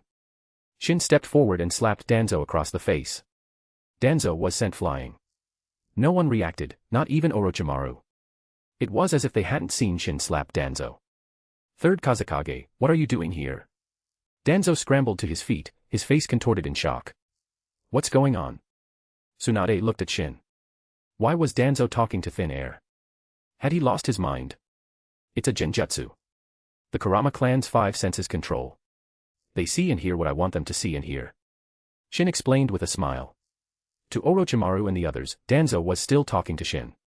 But to Danzo, the third Kazekage had suddenly appeared and attacked him. Tsunade looked at Danzo, who was now attacking the air with ninjutsu, then at Orochimaru and the others, who seemed oblivious. She gasped. The Kurama clan's Kekkei Genkai is that powerful. And how did you get it? Tsunade was curious, as were Kushina and Mikoto. Instead of asking questions, why don't we take this opportunity to teach Danzo some manners? I can't maintain this genjutsu for long. Strike while the iron is hot, Shin said with a shrug. Tsunade didn't hesitate. She had wanted to punch Danzo for a long time. Now was her chance. Push the story forward with your power stones. Every 800 horsepower equals bonus chapter. Chapter 83, Danzo captured. If you like the story, please leave a review. Tsunade looked at the defeated Danzo, satisfied. Now what? She asked Shin. They had given Danzo a good beating, but there would be consequences. Tsunade, didn't you notice that Orochimaru and the other Jonin have left? Shin pointed out. While Tsunade had been busy pummeling Danzo, the others had slipped away. And why had they left? Because Danzo had ordered them to. I was too focused on beating him up. But even if they're gone, dealing with Danzo won't be easy. By the way, what did you make him see? Tsunade asked. Oh, I showed him a female gorilla beating him up. Whoosh. Tsunade's fist narrowly missed Shin's face. I was just kidding. Don't get mad. Shin said hastily, dodging her attack. I used my 5 senses control to make him see the third Kazekage beating him up. Tsunade's fist relaxed, but she frowned. This is a Konoha base. The third Kazekage can't be here. When he wakes up, he'll realize something's wrong. He'll know he was under a genjutsu. She felt there was a flaw in Shin's genjutsu. Danzo would figure it out and suspect her and Shin, causing even more trouble. Shin chuckled. Tsunade, if you can figure it out, so can Danzo. But only he will know. Orochimaru and the others won't realize they were under a genjutsu. They wouldn't believe it was possible for so many of them to be caught in a genjutsu without noticing. Even Orochimaru wouldn't believe such a genjutsu existed. As for Danzo realizing he was under a genjutsu, that didn't matter. In fact, Shin had deliberately let him realize it. Danzo was a troublemaker. The only way to keep him in line was to intimidate him. After experiencing the power of Shin's genjutsu, Danzo wouldn't dare cause trouble, at least not until he found a way to counter it. Of course, if Danzo was an idiot, Shin would just kill him. As for the consequences of killing Danzo, he could always defect from Konoha. He wasn't that attached to the village anyway. Shin dragged the unconscious Danzo away, then returned to his tent to continue his barbecue. Danzo didn't make any moves for the next few days. Just as Shin had predicted, he was lying low. Danzo had realized he had been under a genjutsu, and so had all the other jonin present that day. That was why he was even more wary now. Only he knew how terrifying that genjutsu was. The others were oblivious. He wanted to kill Shin, but he held back. Confronting Shin now would be pointless. This genjutsu was different from any he had encountered before. Ordinary genjutsu could be dispelled by disrupting chakra flow or inflicting pain, but this one couldn't. The bruises on his body were proof that pain didn't work. Until he found a way to counter it, he wouldn't make a move. He didn't tell anyone how he got those injuries. And no one dared to ask. One day, Suna sent a messenger to negotiate with Konoha. They wanted to retrieve Bunpuku, the One-Tails Jinchuriki. Danzo used the Jinchuriki as leverage, demanding Suna surrender and compensate Konoha for their losses. But Suna refused. The negotiations fell apart. The next day, the third Kazekage led the Suna forces in an attack on Konoha. And it wasn't just Suna. Hanzo of the Salamander had joined forces with them. Danzo didn't know what Suna had offered to convince him. Hanzo was a powerful shinobi. And with his knowledge of the Land of Rain, few could defeat him there. With Hanzo's involvement, Konoha was outmatched. As for Shin, he was still assigned to guard the supplies. He didn't mind. It was an easy job, and he could use the free time to train. I'm so bored. Shin might be enjoying his job, but Kushina was restless. She wanted to fight on the battlefield. If you're bored, why not train? Look at Konan. She's more hardworking than you.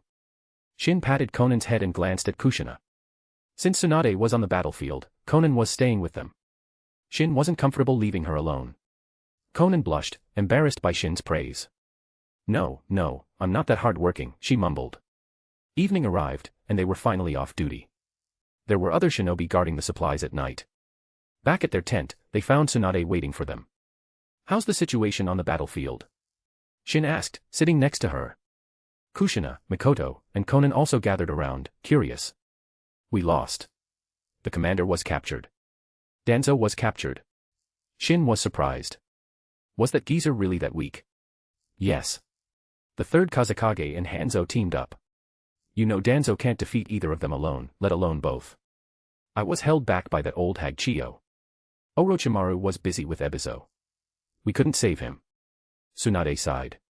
She disliked Danzo, but she didn't want him captured. This was a critical time for Konoha. Personal grudges had to be put aside. They captured him, not killed him. They probably want to use him to exchange for the One-Tails Jinchuriki. This was planned. Shin guessed. You're right. The third Kazekage gave us 3 days to hand over the Jinchuriki. Otherwise, they'll kill Danzo, Tsunade confirmed. Then let them kill him. He's useless anyway, Shin said dismissively. To Konoha, Danzo's death might actually be a good thing. He talked about protecting Konoha, but he had never done anything for the village. He only cared about his own interests. His death wouldn't harm Konoha. Push the story forward with your power stones. Every 800 horsepower equals bonus chapter.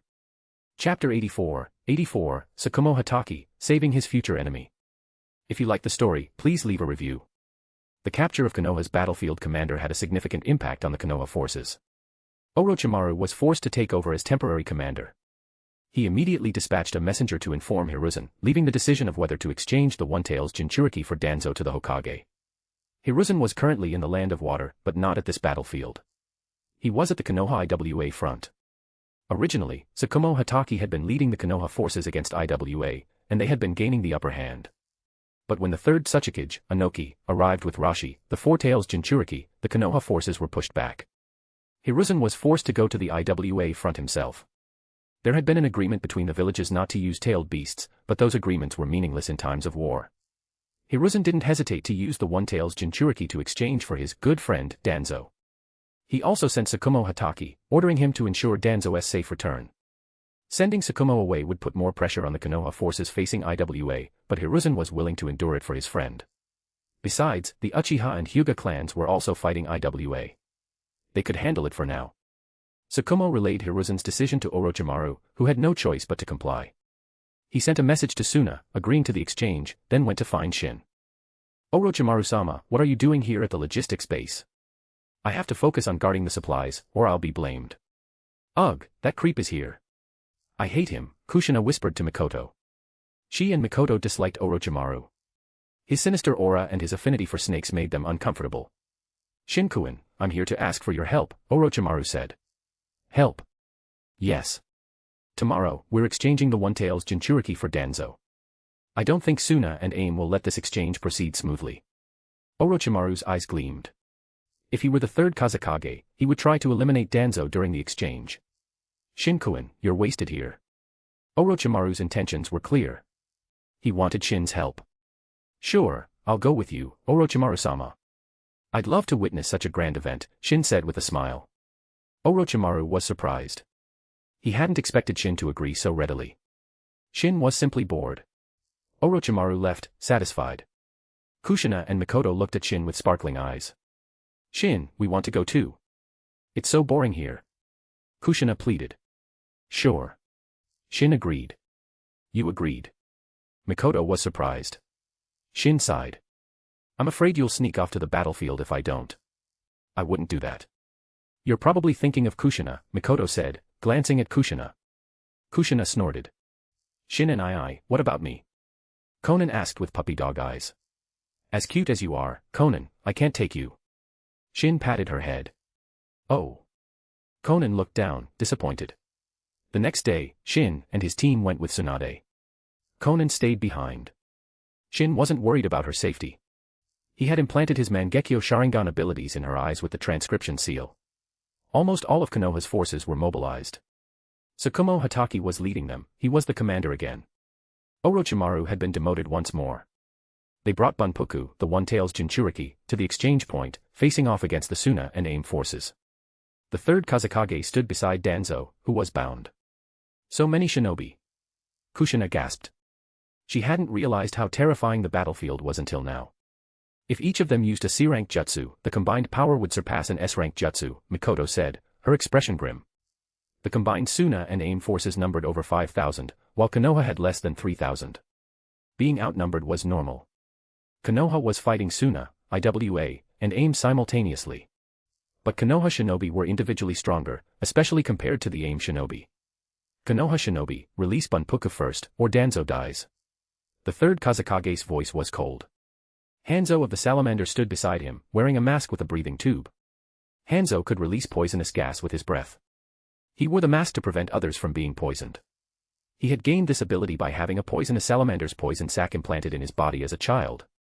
Tsukumo Hatake glared at the Kazekage. He wouldn't obey. What if they released Bunpuku and Suna didn't release Danzo? He might not like Danzo, but his mission was to ensure his safe return. We release them together. Tsukumo said firmly. The Kazekage didn't hesitate and agreed. He knew Konoha wouldn't release Bunpuku first. According to the intel, it was that Uzumaki Shin brat who had captured Bunpuku. The Kazekage wanted to tear Shin apart. Because of Shin, Suna had suffered heavy losses. And now, because of Shin again, they had been forced to use Danzo to exchange for Bunpuku. Danzo, go. The third Kazekage glared at Danzo. Danzo scowled and walked towards the Konoha forces. Bunpuku also started walking towards Suna. Tsukumo and the Kazekage watched closely, wary of any tricks. Danzo and Bunpuku met in the middle and passed each other. As Danzo was about to return to Konoha, the Kazekage looked at Hanzo. Hanzo formed hand seals, and the ground shook. A giant salamander emerged from the earth, grabbing Danzo and throwing him into the air. It opened its maw to swallow him whole. Danzo, his chakra sealed, was helpless. Just as the salamander was about to devour him, Tsukumo Hatake appeared beside him, using the body flicker jutsu. He had saved the men who would one day be responsible for his death. Push the story forward with your power stones. Every 800 horsepower equals bonus chapter. Chapter 85, The Great War Begins. If you like the story, please leave a review.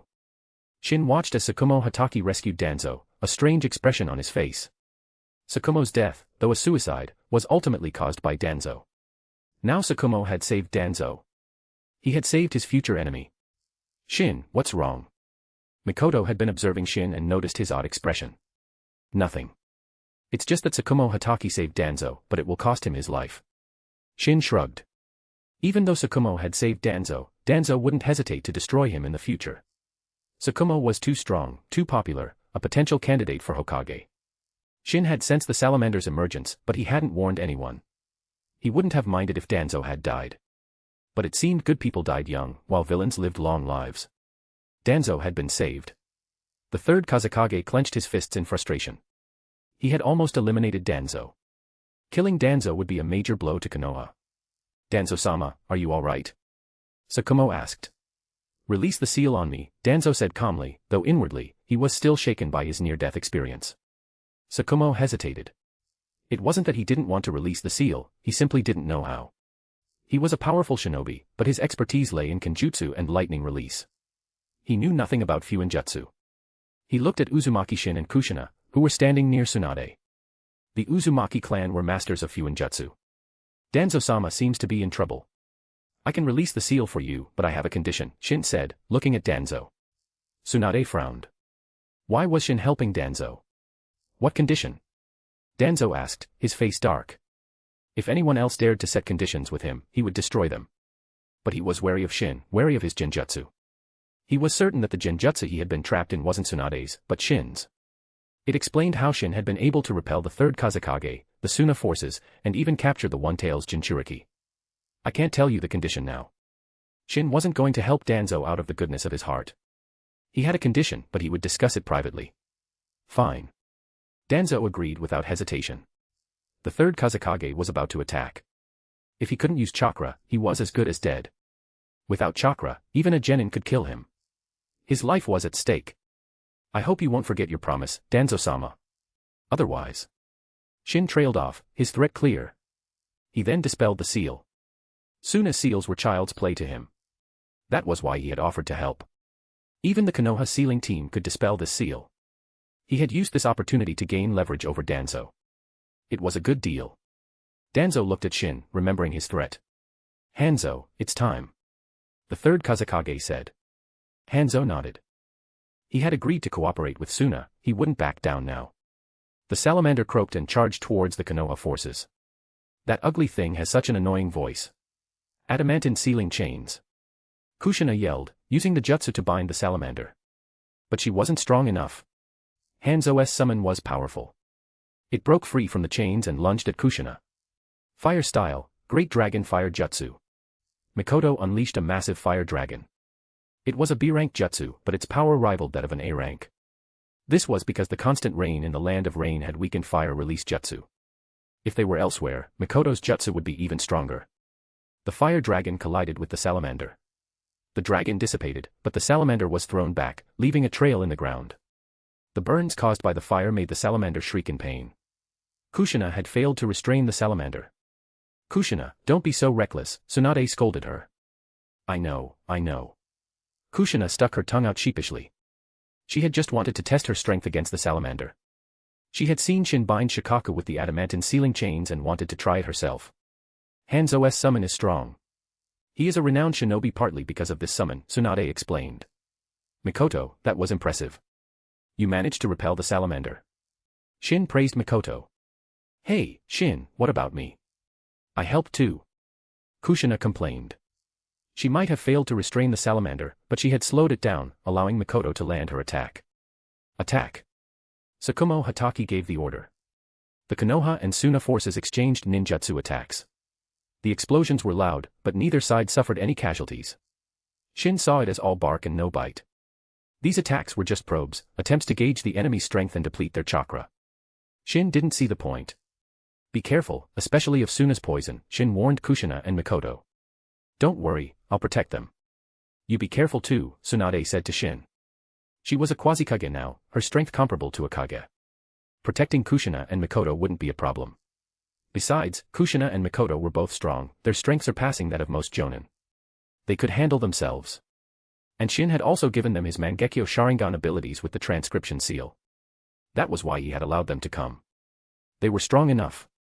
This battlefield experience would help them grow. The third Kazekage led the Suna forces in a charge. Tsukumo Hatake met him head-on. The two commanders clashed. Hanzo directed the salamander to attack the Konoha forces again. Chiyo also joined the fray with her repaired human puppet. The battle between the three villages had begun. Push the story forward with your power stones. Every 800 horsepower equals bonus chapter. Chapter 86, Shin vs Hanzo of the Salamander. If you like the story, please leave a review. Tsunade sent the giant salamander flying with a single punch, leaving all the shinobi present in awe. The Suna and AIM shinobi instinctively moved away from her, afraid of being hit. That punch could send a massive summon flying, if it landed on them, they'd be dead. Kushina, Mikoto, come help me deal with this salamander. And listen to my instructions.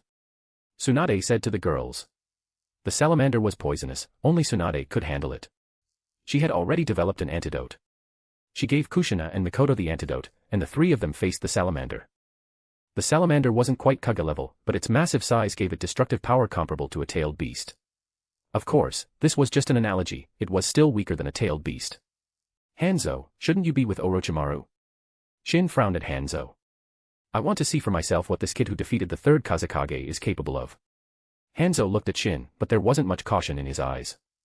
Hanzo was a cautious man, but he couldn't help but underestimate Shin. He knew Shin was barely 11 years old. Even the god of shinobi, Hashirama Senju, wouldn't have been that strong at that age. He compared Shin to an ordinary 10-year-old, assuming that even as a genius, Shin couldn't be that powerful. Geniuses were limited by their age. As for the third Kazekage and the Suna shinobi being defeated by Shin, they were just weak. He didn't know that Shin wasn't bound by the limitations of ordinary shinobi. He had cheats, and he had also trained diligently. His current strength was half due to the system and half due to his own efforts. Hanzo's underestimation would cost him. But even if he didn't underestimate Shin, he wouldn't stand a chance. Hanzo's greatest strength was his poison. But Shin had the perfect sage body. It was doubtful if the poison would even affect him. Kenjutsu, IAI/. Too slow. Shin used the body flicker jutsu to dodge. Is that really Kenjutsu? Shin questioned Hanzo's swordsmanship. Using a sickle wrapped in chains as a weapon and calling it Kenjutsu. Shin was speechless. Are you mocking me? You're fast, but I wasn't serious. Hanzo formed a single hand seal and appeared behind Shin in a flash, his sickle slashing downwards. His body flicker jutsu was fast. In the original story, he had been able to dodge Nagato's chakra rod attacks. Poof. The Shin that Hanzo struck turned into a puff of smoke and dissipated. Hanzo instantly knew that he had struck a shadow clone. A strong sense of danger came from behind him, like a needle prick. Hanzo twisted his body and blocked Shin's sword with his sickle. He was sent flying, crashing to the ground. Quick reflexes. Shin sheathed his Kusanagi sword. He had appeared behind Hanzo and attacked with incredible speed. But even so, Hanzo had reacted. It must have been instinct. After countless life-or-death battles, shinobi develop an instinct for danger. They can sense it before it happens. It's a sixth sense honed through experience. No wonder the third Kazekage warned me about you. I underestimated you. Hanzo got up, brushing off the minor injuries. But his hand, gripping the sickle, trembled slightly. Shin's strength was monstrous. A single blow had sent him flying. His arm was numb. That sickle of yours is made of special material, isn't it? Shin asked. To withstand the Kusanagi sword, it couldn't be made of ordinary steel. Hanzo looked at his weapon, noticing the deep gash. His expression turned grim. It was made from the hardest metal in the shinobi world, forged by a master craftsman from the land of artisans.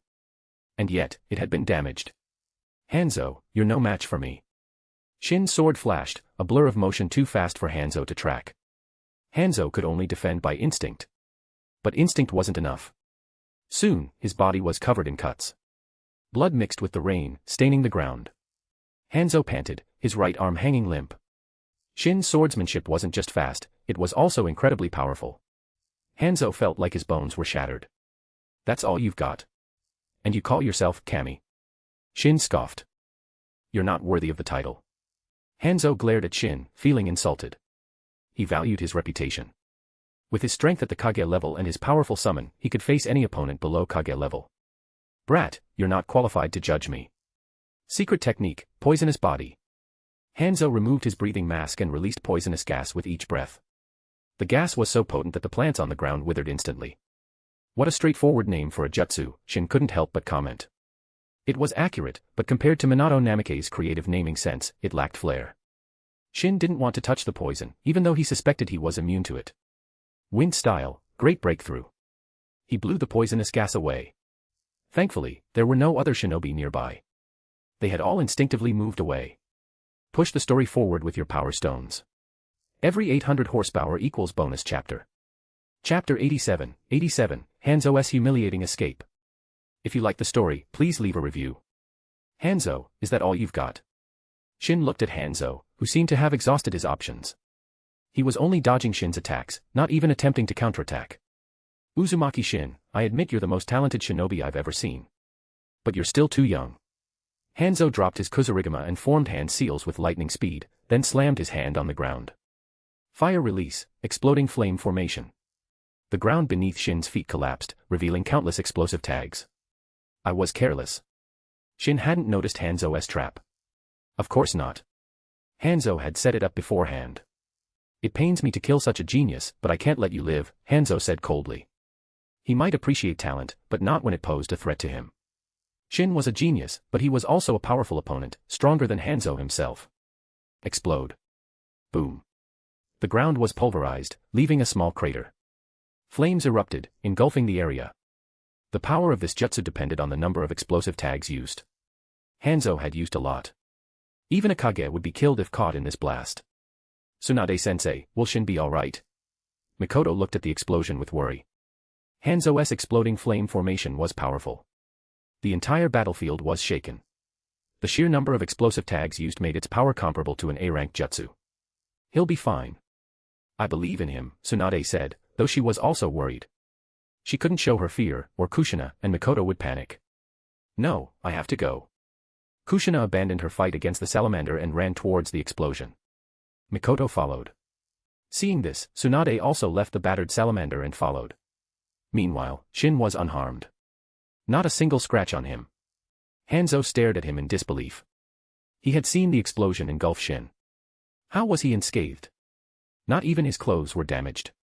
Surprised to see me in one piece? Shin asked calmly. The exploding flame formation was powerful, but it couldn't harm him if he wasn't within its range. He had used Yamatsu Hirasaka to escape the blast radius. How did you avoid my jutsu? Hanzo asked. You think I'd tell you? Shin scoffed. Was Hanzo that naive? Hanzo knew Shin wouldn't reveal his secrets. He decided to strike first. He lunged at Shin, his sickle aimed at a vital point. The sharp blade could easily cut through steel, let alone flesh. Clang. Shin blocked the sickle with his Kusanagi sword. A blue chakra sphere shot towards Hanzo. It wasn't Shin's Rinnegan, it was Kushina's. The Rinnegan, thrown from a distance, was aimed at Hanzo's face. If he didn't dodge, his head would be obliterated. Hanzo leaped back, narrowly avoiding the attack. He looked at Shin and the three girls who had arrived. Why are you here? Shin asked, surprised. We were worried about you. Are you okay? Kushina checked Shin for injuries. Do you really need to worry? You know I have ways to protect myself, Shin said. But he was touched by their concern. I'm glad you're all right. Hanzo looks a bit rough, though. Tsunade glanced at Hanzo. Hanzo's clothes were tattered, and his body was covered in cuts. He's just weak. Shin looked at Hanzo with disdain. He was weaker than Shin had expected. Perhaps with his summon, he might be a challenge. You're the one who's strong, Shin, Mikoto said. Indeed. Mikoto is right. Shin praised her. You're not humble at all. Tsunade rolled her eyes. Humility leads to stagnation, Shin said with a smile. Look. He's trying to escape. Kushina pointed at Hanzo, who was indeed fleeing. And he was fast. You think you can just run away? Who gave you permission? Shin gave chase. Hanzo was skilled with the body flicker jutsu, but he was no match for Shin's speed. Even without Yamatsu Hirasaka, Shin was faster. Shin swung his sword at Hanzo's back, but he suddenly sensed something approaching from underground. The salamander. He changed his target and slashed downwards, sending an air blade into the ground. The salamander emerged, colliding with the air blade. Its thick hide was sliced open, and it shrieked in pain. Hanzo winced and dispelled his summon. The salamander returned to the summoning realm. Then, it used the reverse summoning jutsu to summon Hanzo to its realm. This was a life-saving technique for summoners, but not all summons could use it. Shin hadn't expected that clumsy-looking salamander to be capable of such a jutsu. He had let Hanzo escape. Hanzo got away. Tsunade wasn't surprised. He is a legendary shinobi, after all. He had many tricks up his sleeve. I can't believe he had that trick. I let him escape. How embarrassing. Shin felt ashamed, but Tsunade was speechless. If this was embarrassing, what did that make her? She couldn't even defeat Hanzo. She might be stronger than her original counterpart, but she wasn't at her peak yet. She couldn't defeat Hanzo in a one-on-one fight. Push the story forward with your power stones. Every 800 horsepower equals bonus chapter. Chapter 88, Uzumaki Shin's Deterrent Force. If you like the story, please leave a review. After Hanzo's escape, Shin returned to the main battlefield. He had deliberately chosen a location away from the main fighting for his confrontation with Hanzo. Back on the battlefield, he found the Konoha forces struggling. They were outnumbered. Each Konoha shinobi had to face 2 or even 3 opponents. And in the battles between the top-tier fighters, Konoha was also at a disadvantage. Orochimaru was fighting Ebizo, barely managing to hold his own against the Kage-level shinobi. Danzo was facing Chiyo and was faring even worse. He couldn't even get close to her with her 10 puppets. His recent capture had weakened him. He had been mistreated during his captivity, deprived of food and water. He was relying on soldier pills to keep him going. It was no wonder he was losing to Chiyo. Chiyo was a powerful shinobi, especially with her 10 puppets. The human puppet, though damaged by Shin's attack, had been repaired. It might not be as strong as before, but it was still a formidable weapon. And in the battle between Tsukumo Hatake and the third Kazekage, the Kazekage had the upper hand. Tsukumo couldn't even use his sword. Magnet release could control metal. Tsukumo's white light chakra saber, though specially made, still contained metal. This meant Tsukumo couldn't use his swordsmanship. Unless he had strength like Shin's, his sword was useless. Shin had also faced the third Kazekage, who had tried to control his Kusanagi sword with magnet release, but Shin's strength had overpowered the Kazekage's control. But Tsukumo wasn't Shin. Shin was incredibly fast and strong, while Tsukumo's strength was only average. He was mainly known for his speed. Besides Kenjutsu, Tsukumo also had lightning release, but that was countered by the Kazekage's wind release. Only in terms of speed did Tsukumo have an advantage. That was why he was able to hold his own against the Kazekage. Wind style, Raisin Shuriken. Shin threw a Raisin Shuriken at the third Kazekage. He hadn't forgotten his mission to help Konoha win the war. The reward was a divine replication card. He had never obtained a divine replication card before. And its power was immense. With a divine replication card, he could do so much more, like copying Madara Uchiha's Rinnegan. He couldn't steal the Rinnegan, but he could copy it. But it was too early to think about that. He hadn't obtained the card yet. The third Kazekage sensed the incoming Raisin Shuriken. Magnet release, Iron Sand World Method. He encased himself in iron sand, a perfect defense. The Raisin Shuriken was powerful.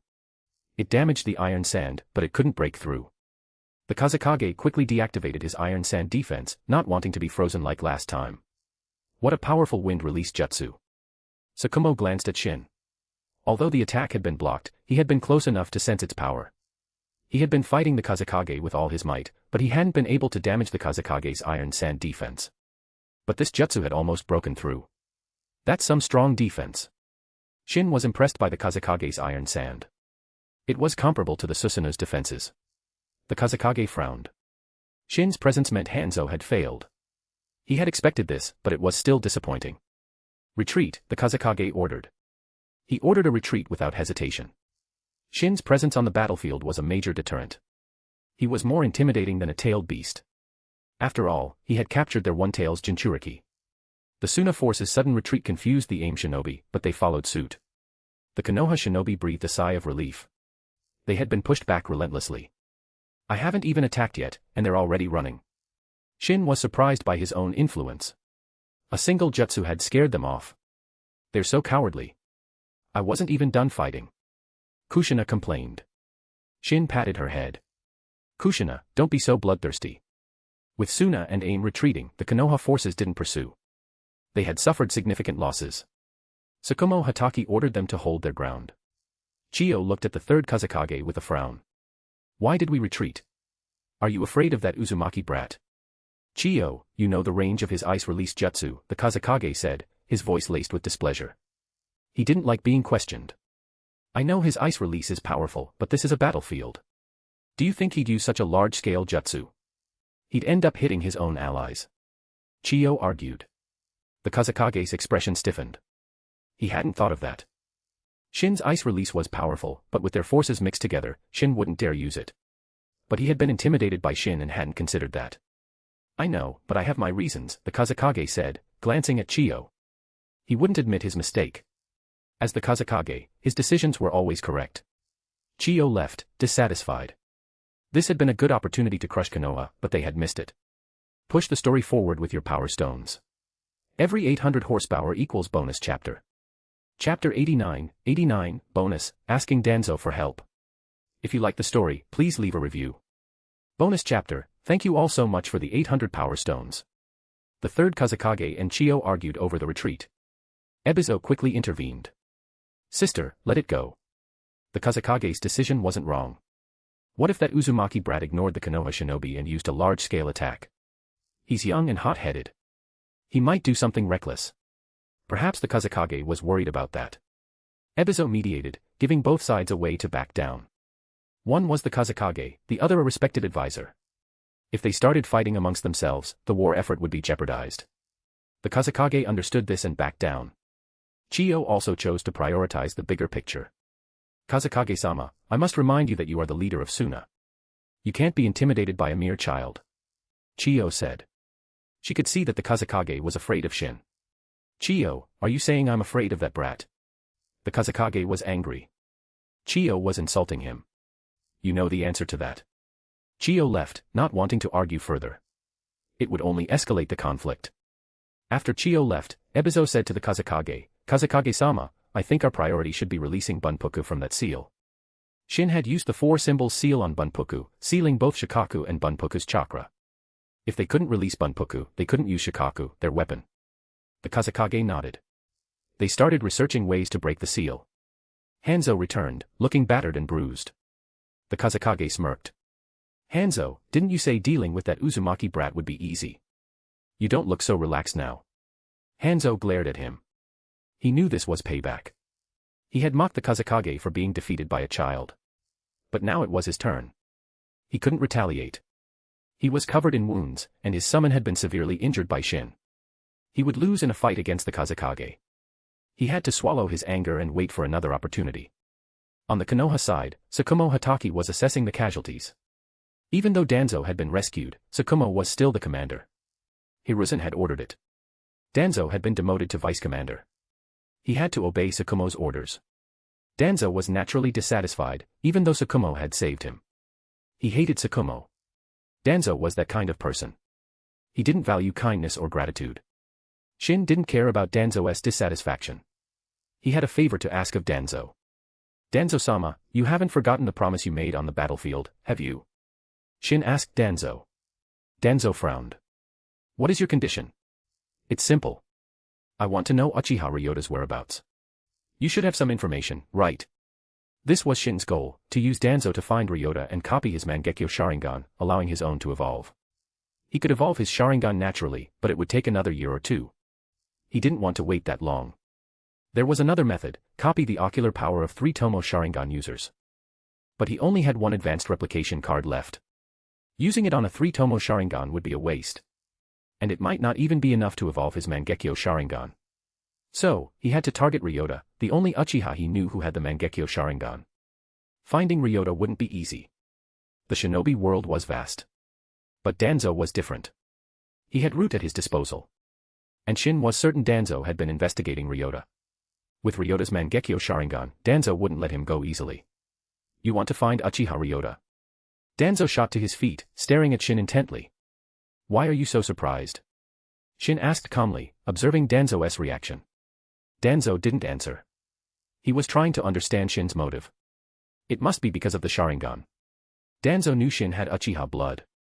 He guessed that Shin wanted to ask Ryota about the Mangekyo Sharingan. I want the information within 3 days. Don't disappoint me. Shin stood up to leave. He had said what he needed to say. And Danzo, keep your promises. Don't try to fool me with excuses. You have 3 days. You know the consequences. Shin turned back to look at Danzo, his 3 Tomo Sharingan activated. Danzo was instantly trapped in a genjutsu. Shin left, leaving Danzo with a warning. If Danzo didn't cooperate, Shin wouldn't hesitate to kill him. If he got the information, everyone would be happy. If not, Danzo would be sacrificed. Danzo snapped out of the genjutsu a while later, his face pale and covered in sweat. Uzumaki Shin. He clenched his fists, wanting to kill Shin. But he calmed himself down and considered whether to reveal Ryota's location. Push the story forward with your power stones. Every 800 horsepower equals bonus chapter. Chapter 90, Copying the Mangekyo Sharingan. If you like the story, please leave a review. Where did you go?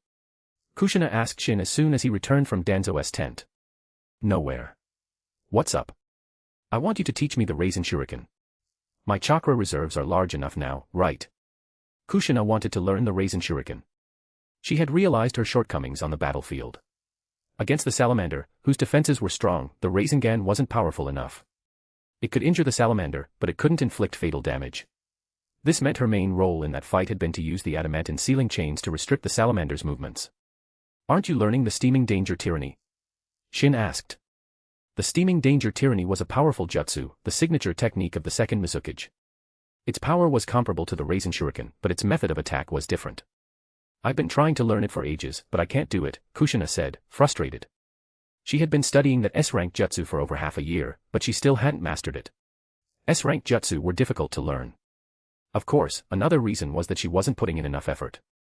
That just means you're dumb, Shin teased. Kushina glared at him. Have you learned it? Nope, Shin shrugged. Then how can you call me dumb? Kushina swatted his arm playfully. Kushina, I'm built different. I haven't learned it because I haven't tried.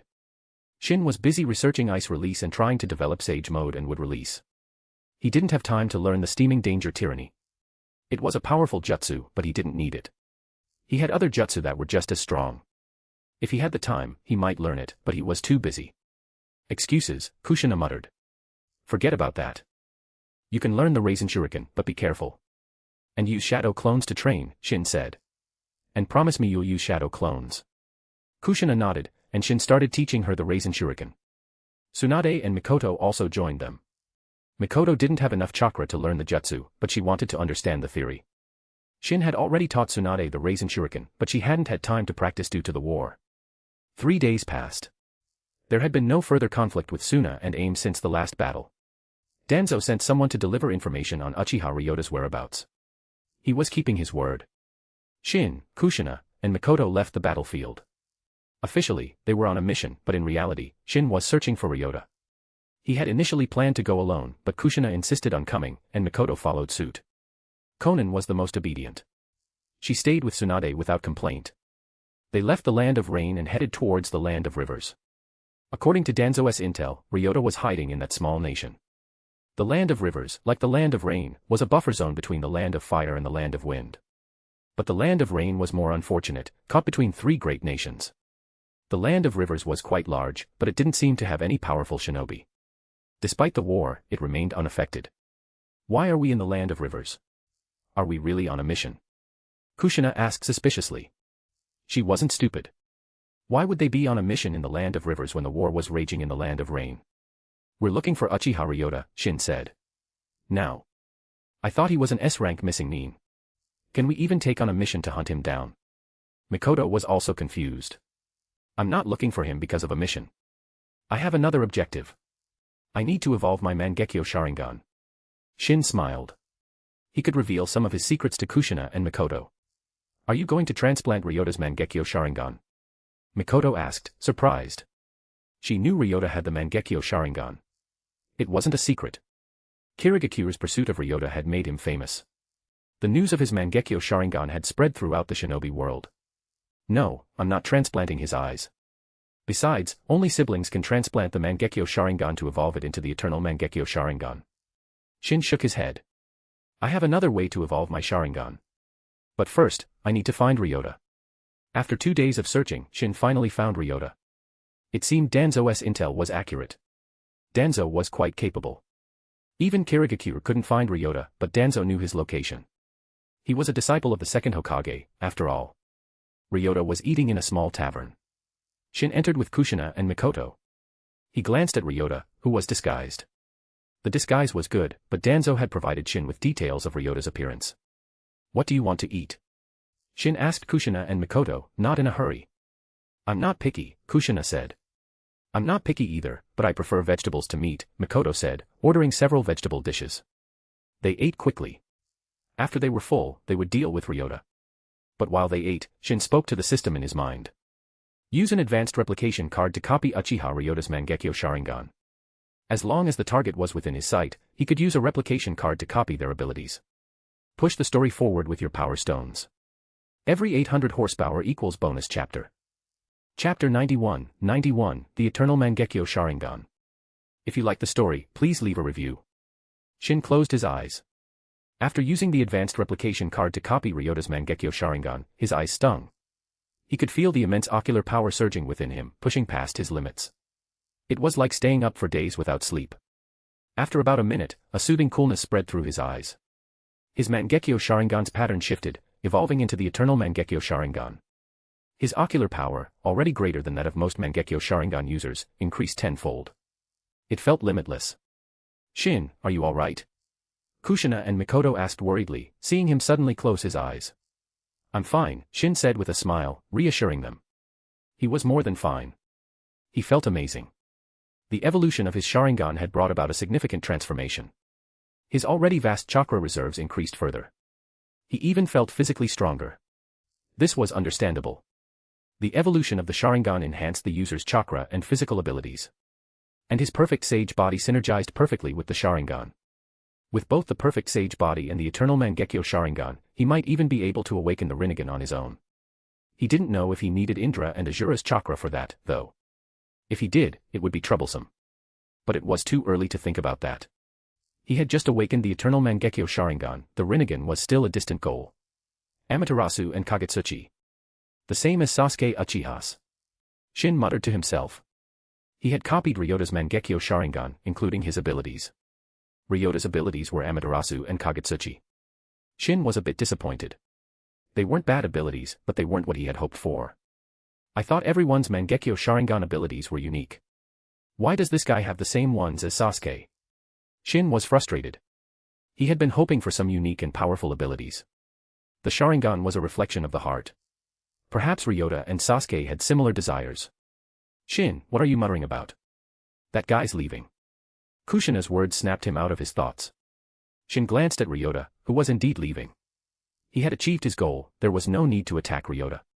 But he wasn't going to let Ryota go that easily. They had a history, after all. Shin had a good memory. Can't let him escape. Follow him. Shin said to Kushina and Mikoto. But we haven't finished eating. Kushina complained. We can eat later. We'll have something even better after this. Let's go. Shin dragged Kushina along, and Mikoto followed. Shin wasn't trying to hide, and Ryota, being cautious, noticed them. More flies buzzing around, huh? Ryota scoffed, then headed towards the forest outside the village. He was being hunted by many, he didn't want to cause a commotion. He would deal with them in the forest. Ryota waited in the forest. Shin didn't bother hiding. With the eternal Mangekyo Sharingan, there was no need to sneak around to deal with Ryota. That would be embarrassing. 3 brats. I think I've seen you before. Ryota glared at Shin, Kushina, and Mikoto. Shin, I want revenge, Kushina said. She hadn't forgotten how Ryota had intimidated her with his killing intent. She was vindictive. This was her chance for revenge. Okay, I'll help you, Shin agreed. Ryota's strongest asset was his Mangekyo Sharingan, but it was nothing to Shin. How effective could the Mangekyo Sharingan be when suppressed by the eternal Mangekyo Sharingan? Besides, Shin already knew Ryota's abilities.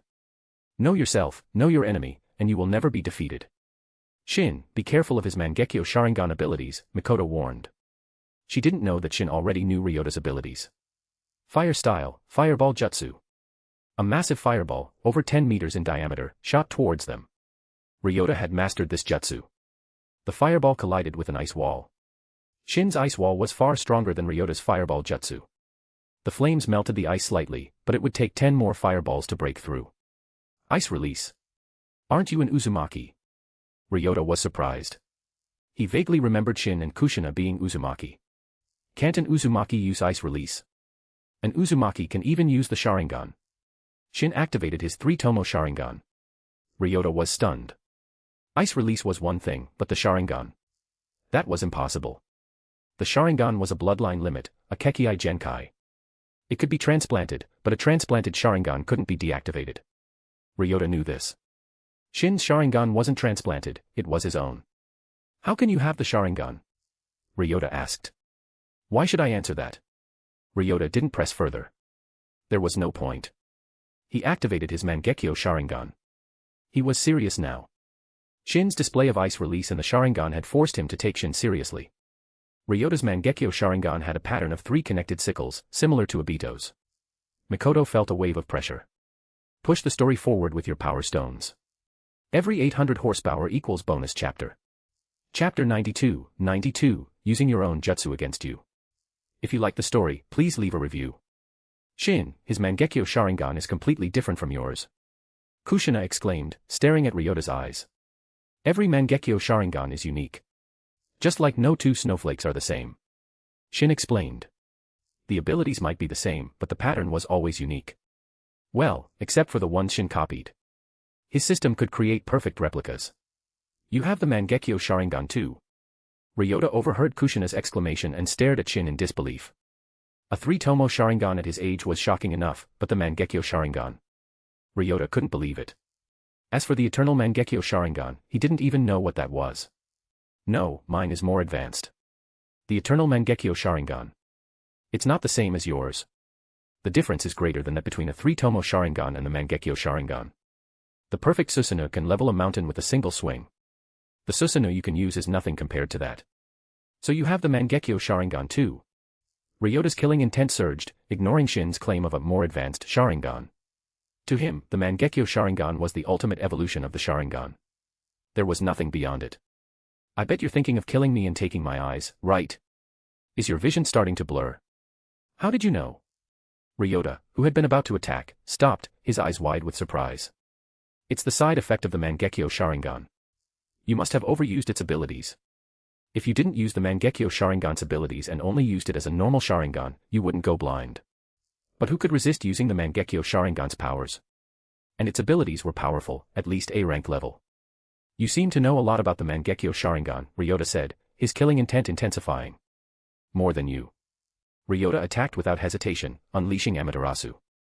Amaterasu created inextinguishable black flames.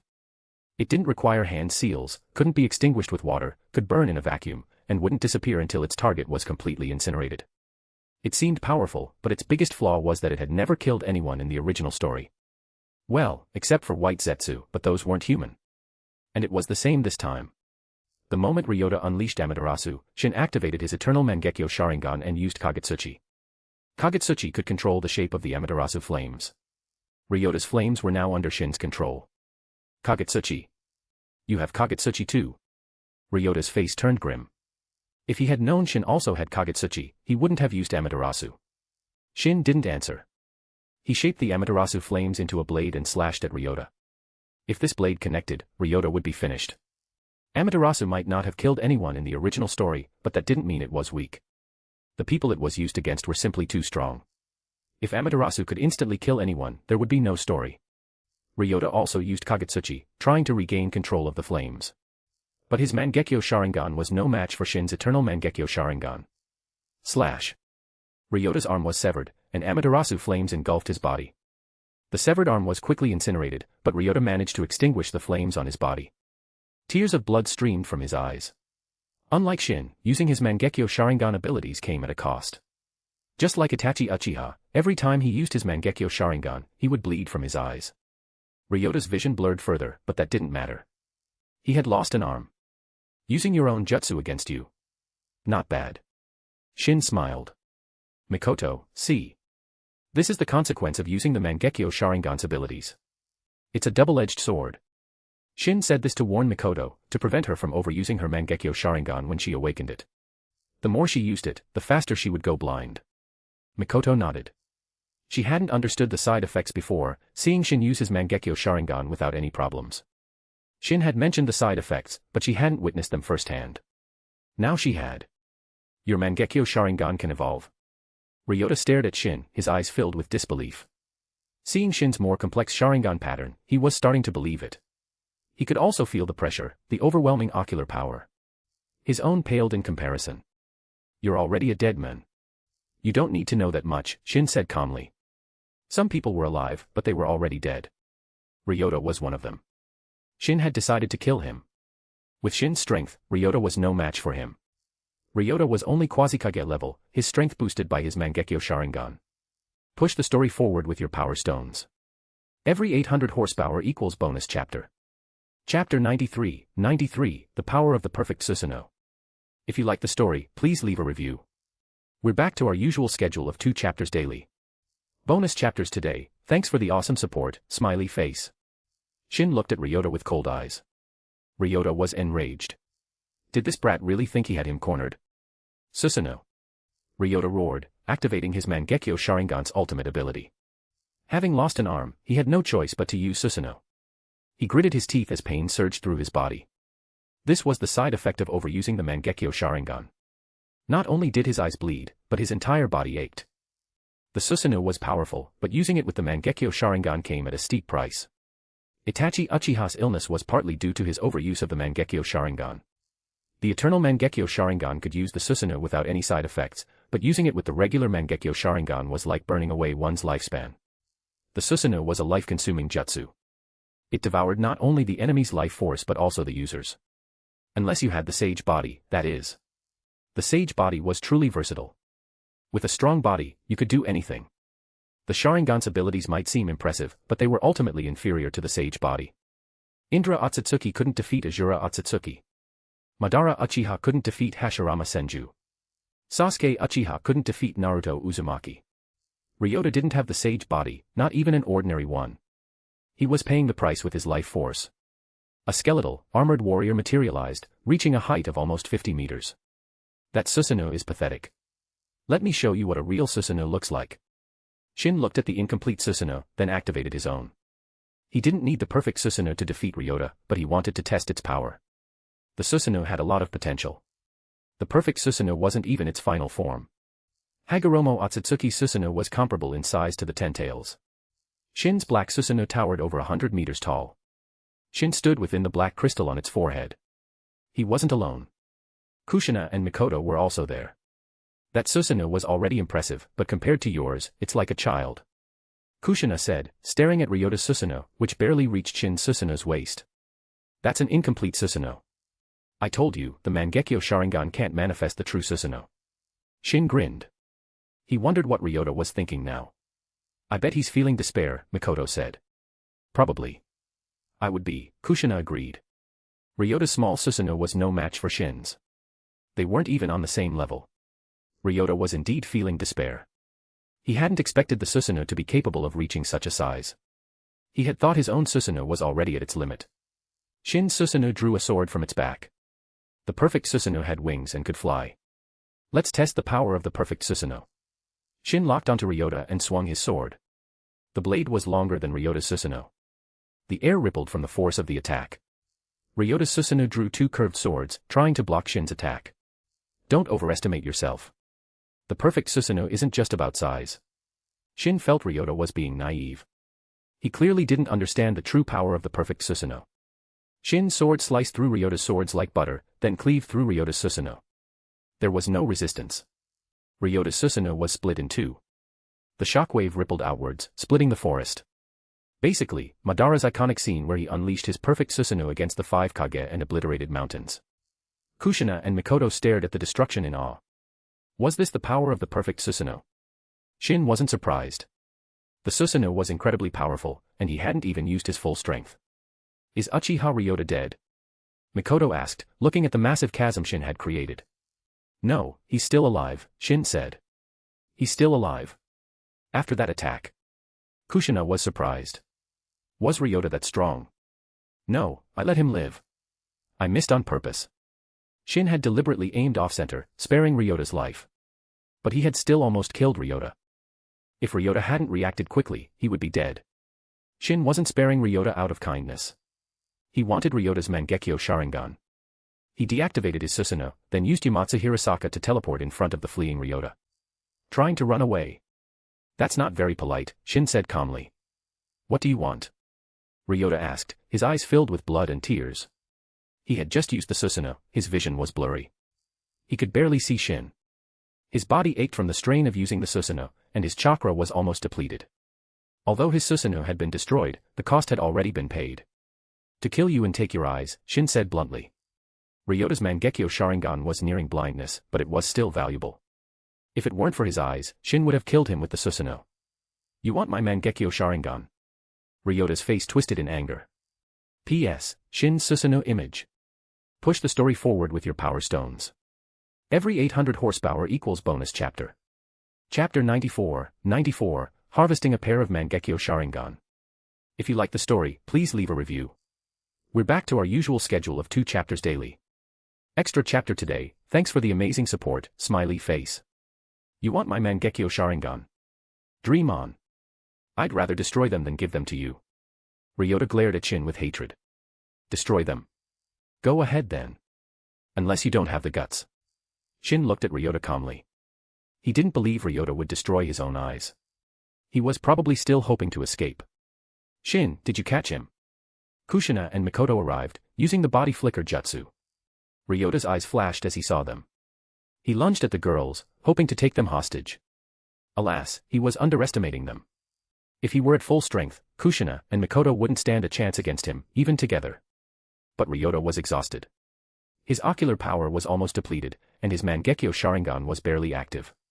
His chakra was also low from using the Susanoo. He had lost an arm and couldn't even form hand seals to use ninjutsu. His current strength was less than that of an average jonin. Kushina and Mikoto threw kunai at Ryota, each with an explosive tag attached. Boom. Ryota was forced back by the explosions. Fire style, Great Dragon Fire Jutsu. Mikoto unleashed a fire dragon, shattering the surrounding trees. Damn it. Ryota cursed. These kids were strong. At their age, he had only been a chunin. He couldn't use jutsu, so he dodged the fire dragon. But the attack's range was wide. He was caught in the blast, suffering burns and crashing to the ground. Rasengan. Kushina appeared before him, a Rasengan aimed at his chest. The Rasengan pierced through Ryota's body, creating a gaping hole. Blood splattered the ground. Ryota's eyes widened in shock. Kushina quickly retreated, wary of a last-ditch attack. That blow should have destroyed his heart, but she wasn't taking any chances.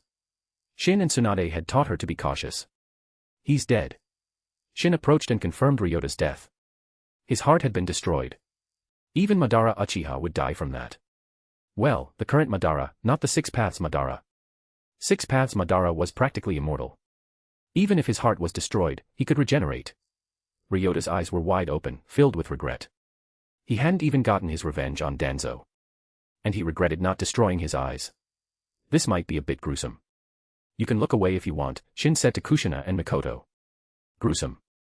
Kushina looked at him, puzzled. Yeah, his Mangekyo Sharingan might be almost depleted, but it's still valuable. Kushina and Mikoto understood. He was going to take Ryota's eyes. What's so gruesome about that? We'll watch. Kushina didn't think it was a big deal. They had seen worse on the battlefield. Fine. Shin didn't argue. He removed Ryota's eyes and placed them in a jar filled with saline solution. A pair of Mangekyo Sharingan. Shin was pleased. He wouldn't admit that this was one of the reasons he had killed Ryota. He looked at Ryota's mangled body, then sealed it in a scroll. You're not even letting the body go. Mikoto said, surprised. I'm not letting it go. I'm recycling. It might be useful later, Shin retorted. He had initially planned to incinerate the body, but he changed his mind. Ryota's body could be used for the Edo Tensei. The Edo Tensei required the target's DNA and a living sacrifice. It was a cruel jutsu, a testament to the second Hokage's ruthlessness. Let's go, Shin said. Shin, I killed him. I killed an S-rank missing nin. Kushina said excitedly as they left. Don't get too excited, Kushina. If Shin hadn't weakened him, you wouldn't have stood a chance, Mikoto said. Mikoto, shouldn't you be praising me? Kushina glared at Mikoto, then asked suspiciously, are you jealous? There's nothing to be jealous of. I'm just trying to keep you grounded, Mikoto said. Mikoto, do you think I'm the type to get a big head? Yes. Shin answered before Mikoto could. I'm not talking to either of you anymore. Kushina stomped off ahead, leaving Shin and Mikoto behind. Shin and Mikoto exchanged amused glances. Kushina, seeing this, slowed down and walked between them. Are we going back now? Mikoto asked Shin. Yeah, we came here for Ryota. Now that he's dealt with, let's go back. Back to the Land of Rain. I don't like that place, Kushina grumbled. The gloomy weather was depressing. Even the people of the Land of Rain hated it. Push the story forward with your power stones. Every 800 horsepower equals bonus chapter. Chapter 95, bonus, return to the battlefield, discussion between Hanzo and the third Kazekage. If you like the story, please leave a review. Bonus chapter, smiley face. 2 days later, Shin and his team returned to the Land of Rain. Since the last battle, there had only been minor skirmishes between Konoha and the Tsunaime forces. These skirmishes involved small teams of shinobi disrupting supply lines and assassinating key personnel. Danzo had left the Suna front and gone to the IWA front, where Hiruzen was struggling. Hiruzen, despite his strength, was having a hard time against the third Tsuchikage, Inoki. Inoki, despite his small stature, was a powerful shinobi. He also had the Kekkei Tota, Dust Release, which could disintegrate anything it touched. And he had the support of Rashi, the Four Tails Jinchuriki. Rashi and Inoki might not get along, but they were united against Konoha. Hiruzen couldn't handle it, so he had sent for Danzo and put Tsukumo Hatake in charge of the Suna front. Shin and his team didn't see Tsunade or Konan when they returned. They must be at the medical tent. At the medical tent, Shin found Konan. Shin and you're back. Konan's eyes lit up, and she ran towards Shin. She only sees Shin. How heartless, Mikoto said with a pout. I even taught you how to refine chakra, Konan. You're so ungrateful, Kushina added. Mikoto Nichin, Kushina Nichin. Konan greeted them sweetly, then went back to Shin, making Kushina even more jealous. You're back. What mission were you on? Tsunade emerged from the medical tent. Shin hadn't told her where he was going. Nothing much. Just dealt with a missing nin. Anything happen here? Nothing major. Suna and AIM have only been sending small teams to harass us. No major battles. Tsunade shook her head, then looked at Shin curiously. He had time to deal with a missing nin. Since I'm here, I might as well practice my medical ninjutsu. Shin said. He hadn't had a chance to use the mystical palm jutsu since learning it from Tsunade. Now was the perfect opportunity. There were plenty of injured shinobi here. Don't do anything reckless, Tsunade warned. Don't worry. You don't think I'll kill them with the mystical palm jutsu, do you? 2 months passed. Shin celebrated another birthday, he was 11 now. The system gifted him a common replication card, which he used to copy the physique of a taijutsu master, further enhancing his physical abilities. Shin had a dream, to defeat 6 Paths Madara with taijutsu. With the system's help, it wasn't just a dream, it was a real possibility. Perhaps in the future, he would find this dream too small. During those 2 months, there were dozens of skirmishes between Konoha and the Tsunaim forces. Konoha won every time. And Hanzo was practically traumatized by Shin.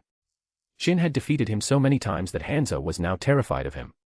Suna was still holding on, refusing to surrender. The cost of surrender was too high. As for Amage Cure, if even Suna couldn't afford to surrender, they definitely couldn't. But thanks to their alliance with Amage Cure, they had the advantage of familiarity with the terrain. Do you have a plan? We don't want to die with you. Hanzo confronted the third Kazekage. His tone was harsh.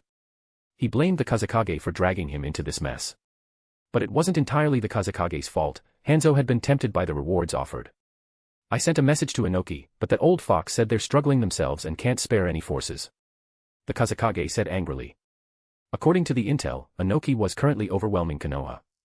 They were far from struggling. He simply didn't want to help Suna. Their alliance was just a verbal agreement, it could be broken at any time. Hanzo glared at the Kazekage. This Kazekage was too naive. He shouldn't have joined this war for a bit of profit. Now he was stuck. Don't you have any other plans? Hanzo asked. If the Kazekage couldn't come up with a viable plan, Hanzo would have to prepare for Amage Cure's withdrawal. Our sealing team has finally released Bunpuku from that seal. He can rejoin the battle now. Do you think one Jinchuriki can defeat Konoha? Have you forgotten how he was captured in the first place? Hanzo's frown deepened. This Kazekage was unreliable. Ebizo has sent a letter to Kumogakure, inviting them to join us. If Kumo joins the war, Konoha will be forced to divide their forces. Hanzo hadn't expected the Kazekage to try and enlist Kumo's help. But would it work? The Kage weren't idiots. Could Suna really convince Kumo to attack Konoha? The third Raikage wouldn't do it without a good reason. What could Suna possibly offer? How confident are you that you can convince the third Raikage? Hanzo asked. This was important. It would determine his next move. I'm 80% sure I can convince Kumo to join the war. The Kazekage said confidently. Hanzo was skeptical, but he chose to believe him for now. After Hanzo left, the Kazekage sighed. 80%. He didn't even have 20% confidence. But he knew that if he told the truth, Hanzo would have second thoughts. So he had to act confident. He had successfully deceived Hanzo for now. But after Hanzo left, the Kazekage started to worry. Defeating Konoha was proving to be difficult. He didn't have any good options. Chapter 96, Practicing Sage Mode. If you liked the story, please leave a review. Nawaki, what a surprise to see you on the battlefield. Shin was surprised to see Nawaki at the logistics base. It had been a while. I'm here to escort supplies. I'm so jealous of you, getting to stay on the battlefield. Nawaki looked at Shin with envy. What's there to be envious about? Don't you know how dangerous it is? People die every day. Go take a look at the medical tent. It's full of injured shinobi. Shin was speechless. What was there to be envious about? If he wasn't strong, he would avoid the battlefield at all costs. Nawaki, on the other hand, was weak and yet eager to join the fight. Nawaki, why are you doing this kind of mission? Escorting supplies is dangerous, maybe even more so than fighting. Shin was friends with Nawaki, and they were practically family, considering Tsunade. He didn't want Nawaki to die like in the original story. Shouldn't a shinobi grow through trials? What's a little danger? Nawaki said. That's a good attitude, but you should save that speech for your sister. Shin pointed at Tsunade, who was approaching with a frown. Nawaki, what are you doing here? Tsunade demanded. You guys talk. I'm going to train. Shin ignored Nawaki's pleading look and left. He'd rather train than watch Tsunade lecture Nawaki. He went to the forest where he usually trained. Kushina, Mikoto, and Konan were already there. Shin didn't disturb them. He created 1,000 shadow clones and sent them to practice ninjutsu. Some were practicing the jutsu they already knew, while others were developing new ones. Shin himself started researching Sage Mode. To learn Sage Mode, he had to be able to sense natural energy. This wasn't difficult for him. His perfect sage body made it easy to sense natural energy. He had sensed it within half an hour. But it had been a month since then, and he still hadn't mastered Sage Mode. Do I really need to go to one of the 3 Sage regions to learn this? Shin frowned. Without guidance, relying solely on self-study, it was proving to be difficult. And he couldn't practice recklessly. Sage Mode training was dangerous. To master Sage Mode, he had to balance 3 energies within his body: physical energy, spiritual energy, and natural energy. Each energy had to occupy 1/3 of his total energy to activate Sage Mode. If natural energy exceeded 1/3, he would be consumed by nature. If it was less than 1/3, he couldn't activate Sage Mode. This delicate balance was difficult to achieve, and he couldn't use shadow clones to practice. Even he was struggling, his clones wouldn't be able to do it. He carefully absorbed natural energy, afraid of being consumed. His perfect sage body had a natural affinity for natural energy, so absorption wasn't the problem. The challenge was in balancing the 3 energies. Shin focused, trying to merge the 3 energies. He failed. He hadn't absorbed enough natural energy. I'll have to take a risk. He created a shadow clone and instructed it to wake him up if he started to lose control. He had been hesitant to absorb too much natural energy before, but now he was willing to take the risk. As long as he stopped in time, he wouldn't be consumed by nature. And as a precaution, he had a shadow clone watching over him. He tried again and failed. This time, he had absorbed too much natural energy. Thankfully, he stopped in time and wasn't affected. But he had learned something valuable. He realized that even if he failed, as long as he stopped in time, there was no danger. He continued experimenting, learning from his mistakes. Finally, before nightfall, he successfully entered Sage Mode. But his Sage Mode was still flawed. It took him 3 minutes to gather enough natural energy to activate it. And he couldn't maintain it for long. It was a far cry from Hashirama Senju Sage Mode, which could be activated instantaneously and maintained indefinitely. I'll refine it later. Sage Mode was powerful, worth the effort. Senjutsu and the 6 Paths power were probably the strongest forces in the shinobi world. The fact that Senjutsu was effective against the Ten-Tails Jinchuriki was enough to motivate Shin. Unlike Naruto, who struggled to absorb natural energy, Shin found it easy. Perfecting Sage Mode would be easier for him. Shin, dinner's ready. Kushina called out. Coming. Shin dispelled his clones. The influx of memories and experiences made his head spin. He instinctively activated his eternal Mangekyo Sharingan. I can't create that many clones anymore. It's too much. After a few minutes, he recovered, but he felt mentally exhausted. The Shadow Clone Jutsu was a great way to train in ninjutsu, but it wasn't for everyone. Shin felt he was strong enough now. There was no need to push himself so hard. His current strength was undoubtedly beyond Kage level. He might not be as strong as Hashirama Senju, but he was probably close to Madara Uchiha without the Rinnegan. With this strength, he could dominate the entire shinobi world. Chapter 97, Discouraging Nawaki. If you like the story, please leave a review. This is a feast. Looks like Konoha sent some good supplies this time. Shin was surprised by the spread Mikoto had prepared. There were 8 dishes in total. What are you talking about? Mikoto and I found these ingredients in the forest with Konan after training, Kushina said. Oh, that's impressive. Here, have some more meat. Shin placed some meat in their bowls. Where's Nawaki? Did he leave already? Shin asked Tsunade. No, his team went to see their sensei. Tsunade shook her head. Nawaki had gone to see Orochimaru. She could guess his intentions, he wanted to stay on the battlefield. But that was impossible. She was sure Orochimaru wouldn't allow it. Shin nodded, then dropped the subject. After dinner, he went to rest. Using shadow clones to train in ninjutsu was mentally exhausting. He needed to recover. Perhaps because his Sharingan had evolved into the eternal Mangekyo Sharingan, his mental recovery speed had increased. After a night's sleep, he felt refreshed. He ate the breakfast Mikoto had prepared, then decided to continue his training. But just as he was about to leave, Nawaki came looking for him. Seeing Nawaki's ingratiating smile, Shin took a step back. Nawaki, do you need a favor? Yeah, how did you know? Nawaki looked at Shin in surprise. It's obvious. It's practically written all over your face. What is it? Nothing too difficult, though. I can't help with that. If it was a simple request, he would help, but if it was complicated or troublesome, he'd have to refuse. I want you to convince Sis. I went to see Orochimaru-sensei yesterday, and he said he'd let me stay on the battlefield if Sis agrees. I can't do that. Sorry.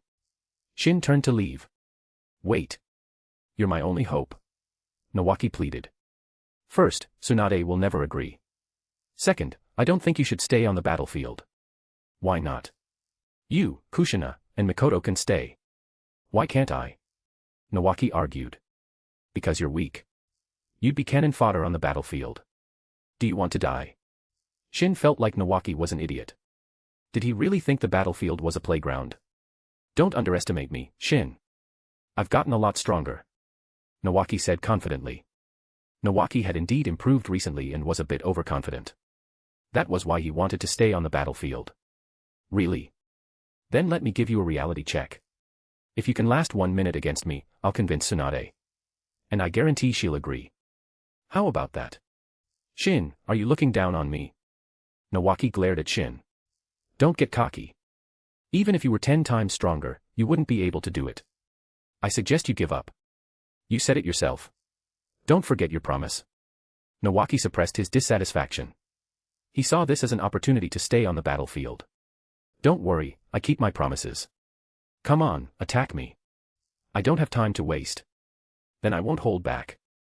Nawaki immediately started weaving hand seals. Too slow. I could have killed you a dozen times by now. Shin grabbed Nawaki's wrist and twisted it. Nawaki couldn't even form hand seals anymore. Trying to use ninjutsu at close range. Don't you know taijutsu is more effective? Shin, let go of me. You're going to break my arm. Nawaki gritted his teeth. Shin released him. Go back, Nawaki. This isn't the place for you. No. That doesn't count. Let's do it again. Nawaki, I don't have time to play with you. But Nawaki had already attacked, throwing a punch at Shin. Shin could see that Nawaki hadn't trained much in taijutsu. His punches were clumsy and predictable. Before Nawaki's fist could connect, Shin sent him flying with a kick. He hadn't used much force, but it was still enough to hurt.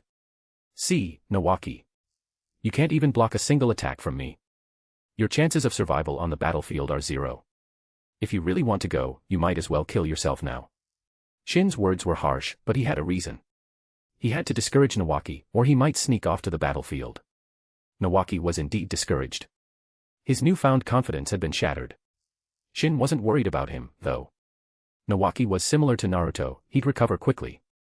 Nawaki got up, dusted himself off, and left dejectedly. What happened to him? Kushina and Mikoto had just arrived and saw Nawaki's dejected figure. He wanted to stay on the battlefield and asked me to convince Tsunade. I gave him a reality check. He should give up on that idea for now. Shin shook his head, then went to their usual training spot with Kushina and Mikoto. Konan wasn't with them. She had gone to the medical tent with Tsunade. Shin had finally mastered Sage Mode yesterday. He tried activating it a few times. 3 tomo appeared on his forehead, and red markings spread across his face. He felt like he was entering Sage Mode faster now. Was it just his imagination? He practiced Sage Mode, Taijutsu, and Kenjutsu, while his shadow clones focused on developing and practicing ninjutsu. Time flew by. It was soon lunchtime. Back at the tent, they found Nawaki and his teammates, Hayashi and Kai, waiting for them. Shin, we came to say goodbye. We're returning to Konoha, Nawaki said. That's good. Nawaki, come here. I have something for you. Shin called Nawaki over and used the transcription seal on him. This was to prevent him from dying like in the original story. Chapter 98, Kirigakure joins the war. If you like the story, please leave a review. Nawaki left the battlefield, but the stalemate between Konoha and the Tsunaime forces continued. Konoha had the upper hand, but only because of Shin. Without him, they would be losing. So, the situation remained tense. Konoha didn't dare attack, and neither did Tsuna and Aim. Meanwhile, at the Konoha IWA front, the situation had stabilized after Danzo's arrival. But then, another disaster struck. Kirigakure, the hidden village in the Land of Water, declared war on Konoha. Hiruzen almost tore his hair out when he heard the news. Konoha was already facing 3 villages, 2 great villages and Amigakure. Now Kiri was joining. Konoha couldn't handle this. While Hiruzen was panicking, the 3rd Kazekage, the 3rd Tsuchikage, and Hanzo were ecstatic. Hanzo even went to the Kazekage to ask if he had invited Kiri to join the war. The Kazekage's answer was vague, neither confirming nor denying. Shin was surprised when he heard the news. In the original story, Kiri hadn't participated in the Second Shinobi World War. Was this another butterfly effect caused by him? He was right. Kiri's involvement was directly related to him. He had infiltrated Kirigakure, rampaged with his Susanoo, killed hundreds of their shinobi, stolen their forbidden scroll, and even made off with a large sum of money. Although Kiri had identified the culprit, they couldn't capture Uchiha Ryota. This caused unrest within the village. The 3rd Mizukage was desperate. He decided to divert attention by declaring war on Konoha. He claimed it was to force Konoha to hand over Ryota, but his true motive was to shift the focus away from his failure to protect the Forbidden Scroll. If he didn't do something, his position as Mizukage would be in jeopardy. And with Konoha facing multiple enemies, it was the perfect opportunity to take advantage of the situation. As expected, after he declared war on Konoha, no one cared about the stolen Forbidden Scroll anymore. The Mizukage personally led a force of 4,000 Kiri shinobi to attack the Land of Fire. Hiruzen was forced to send reinforcements to defend against them. He sent Hamura Mitokado and Koharu Yudatane, the 2 elders. They weren't as senile as Danzo yet and were still capable fighters. With their leadership, the Konoha forces managed to hold back Kiri's attack for now. This is putting a lot of pressure on Konoha. And Kumogakure hasn't even made a move yet.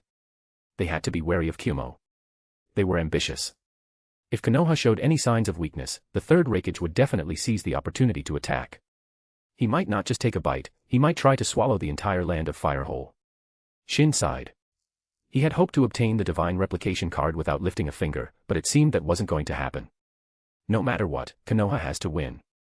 His mission was to ensure Konoha's victory. The reward was a Divine Replication card. If he failed, he wouldn't get the card. He couldn't be complacent anymore.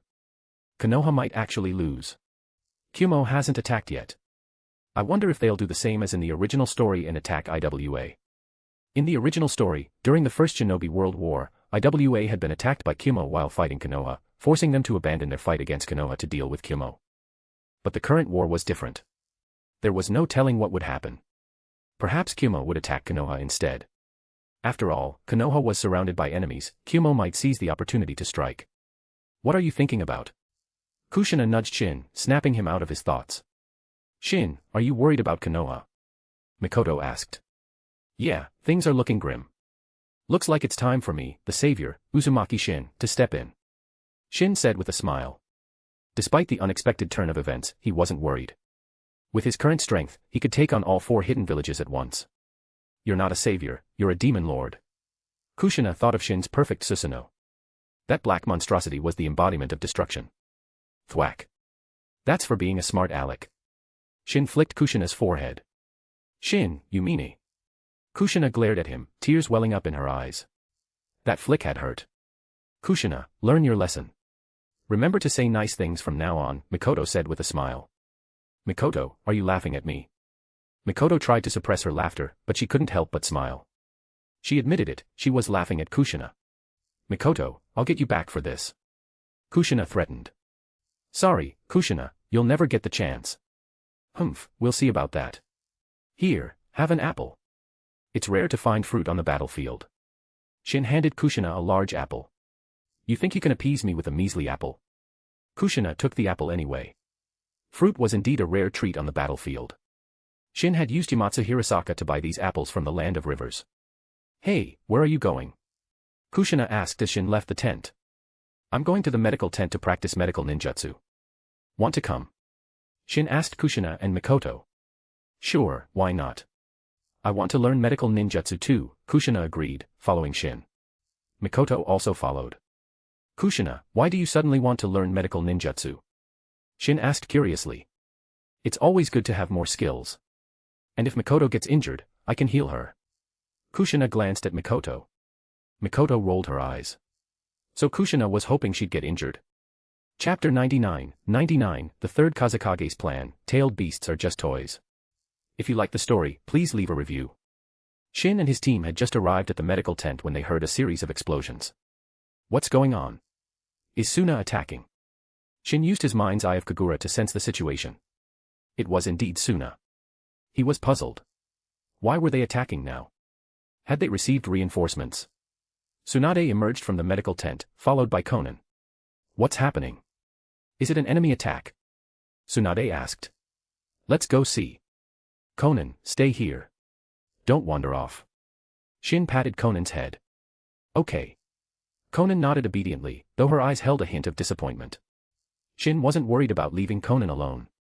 He had implanted his Mangekyo Sharingan abilities in her eyes with the transcription seal. He and Tsunade arrived at the edge of the Konoha encampment.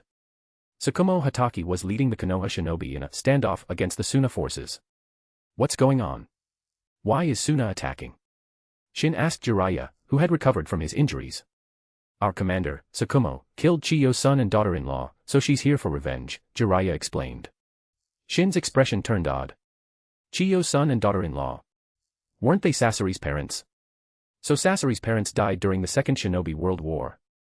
Tsukumo Hatake. I'll kill you.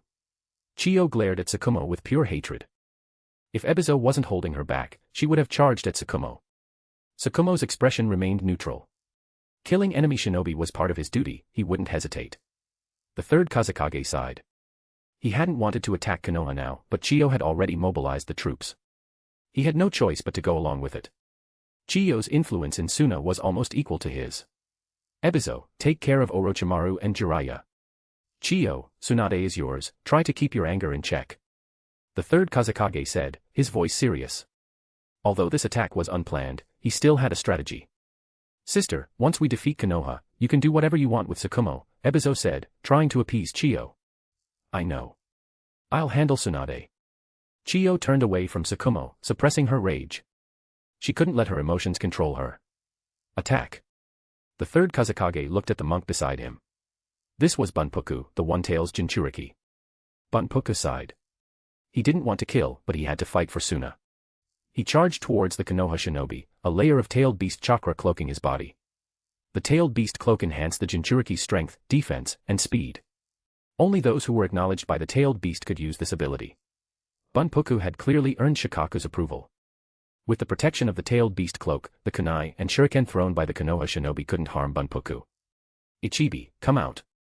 Bunpuku communicated with Shikaku in his mind, then let the tailed beast take over. Shikaku's massive form appeared on the battlefield, causing fear among the Konoha shinobi. That damned Tanuki again, Kushina muttered, glaring at the beast. I'm surprised to see Shikaku here, Shin said. He had sealed Shikaku into Bunpuku with the four-symbol seal. Shikaku shouldn't be able to break free on its own. He suspected Suna had broken the seal. He was right. Suna had spent a long time researching ways to forcibly break the four-symbol seal. It wasn't a gentle release, Bunpuku had suffered. Attack. The third Kazekage, seeing Shikaku's appearance, immediately targeted Tsukumo. Magnet release, iron sand drizzle. He unleashed a torrent of iron sand, forming thousands of senbon that rained down on the Konoha shinobi. Tsukumo drew his white light chakra saber and deflected the senbon, then charged towards the Kazekage. His sword now had a special coating that negated the effects of magnet release. Ebizo also attacked, facing Orochimaru and Jiraiya alone. Orochimaru and Jiraiya were only at Quasi-Kage level. Ebizo could handle them both. Chiyo, following the Kazekage's plan, attacked Tsunade with her puppets, occasionally targeting other Konoha shinobi as well. These puppets are so annoying. Tsunade punched a puppet, destroying it, but another one immediately took its place. Tsukumo was occupied with the third Kazekage, Orochimaru and Jiraiya with Ebizo, and Tsunade with Chiyo. And now Shikaku had appeared. Only Shin could handle it. Furthermore, Hanzo hadn't appeared yet. This was the third Kazekage's plan, to keep Konoha's strongest occupied while Hanzo led the AIM shinobi in a sneak attack from behind and destroy their supplies. Shikaku, haven't I beaten you up enough? Still baring your teeth at me. Shin looked at Shikaku, who clearly showed fear in its eyes. It wasn't completely unafraid of him. Shin had indeed given it a thorough beating last time. I'll kill you. Shikaku, feeling insulted, opened its maw and formed a tailed beast bomb. A tailed beast bomb. You can use that too. I thought you didn't have enough chakra. Shin was surprised. But it made sense. All tailed beasts could use tailed beast bombs. Just because Shikaku had less chakra than the others didn't mean it couldn't use it. But it was taking a while to charge. That was understandable, though. It was a powerful attack, capable of destroying an entire village. That was the destructive power of a tailed beast. That was why, even if someone was individually stronger than a tailed beast, their impact on the battlefield was less significant. For example, Hiruzen could defeat Shikaku, but Shikaku's destructive power was far greater. The yin and yang chakra mixed and compressed within Shikaku's mouth, then finally fired outwards. Shikaku felt a sense of satisfaction. It could finally kill this annoying brat. But it was too optimistic. As the tailed beast bomb approached, Shin used his Sharingan. The attack vanished before it could even reach him. After evolving into the Eternal Mangekyo Sharingan, his abilities had become even stronger. Yamatsu Hirasaka consumed less chakra and was more potent. He could open portals at will. Tenmamai could now affect other objects and people, and the time rewind wasn't limited to 3 minutes anymore. Shin had experimented and found he could rewind time by an hour within a 100-meter radius. But the cost was immense. It would deplete all his ocular power and chakra. He could also choose to rewind the time of a single object or person, and the duration would be longer. The length of the rewind depended on how much chakra and ocular power he used. Perhaps with enough chakra and ocular power, he could even rewind time by 1,000 years. But that was just speculation. He had used Tenmamai on the tailed beast bomb, rewinding its time by 3 minutes. 3 minutes ago, the tailed beast bomb hadn't even been formed yet. So it simply vanished. Compared to its previous limitations, Tenmamai was far more versatile now. In a battle against a true powerhouse, he could use Tenmamai to negate their attacks. But for now, Shikaku was confused. It rarely used tailed beast bombs, but it didn't expect its attack to be completely nullified. It quickly realized that the human brat must have done something.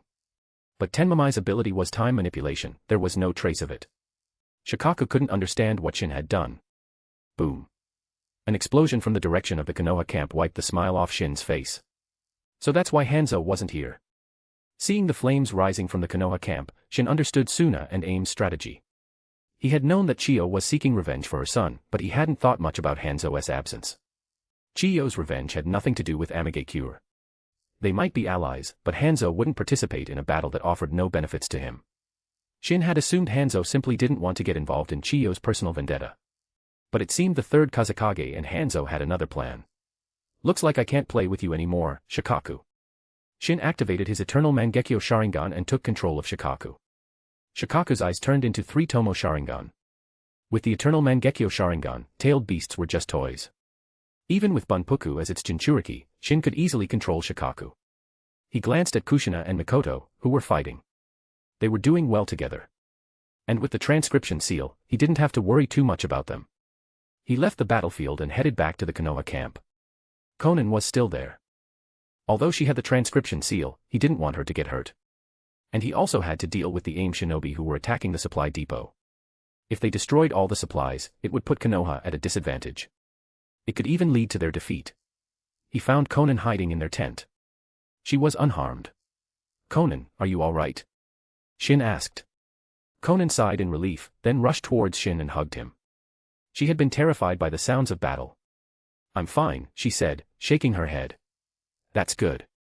Shin took her hand and left the tent, his Kusanagi sword in his other hand. There were no AIM shinobi here. They were all at the supply depot and the medical tent.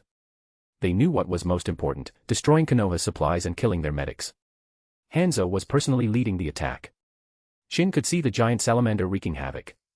Konan, are you scared? Shin asked. No. Konan shook her head firmly. She had been scared when she was alone, but now that Shin was here, her fear vanished.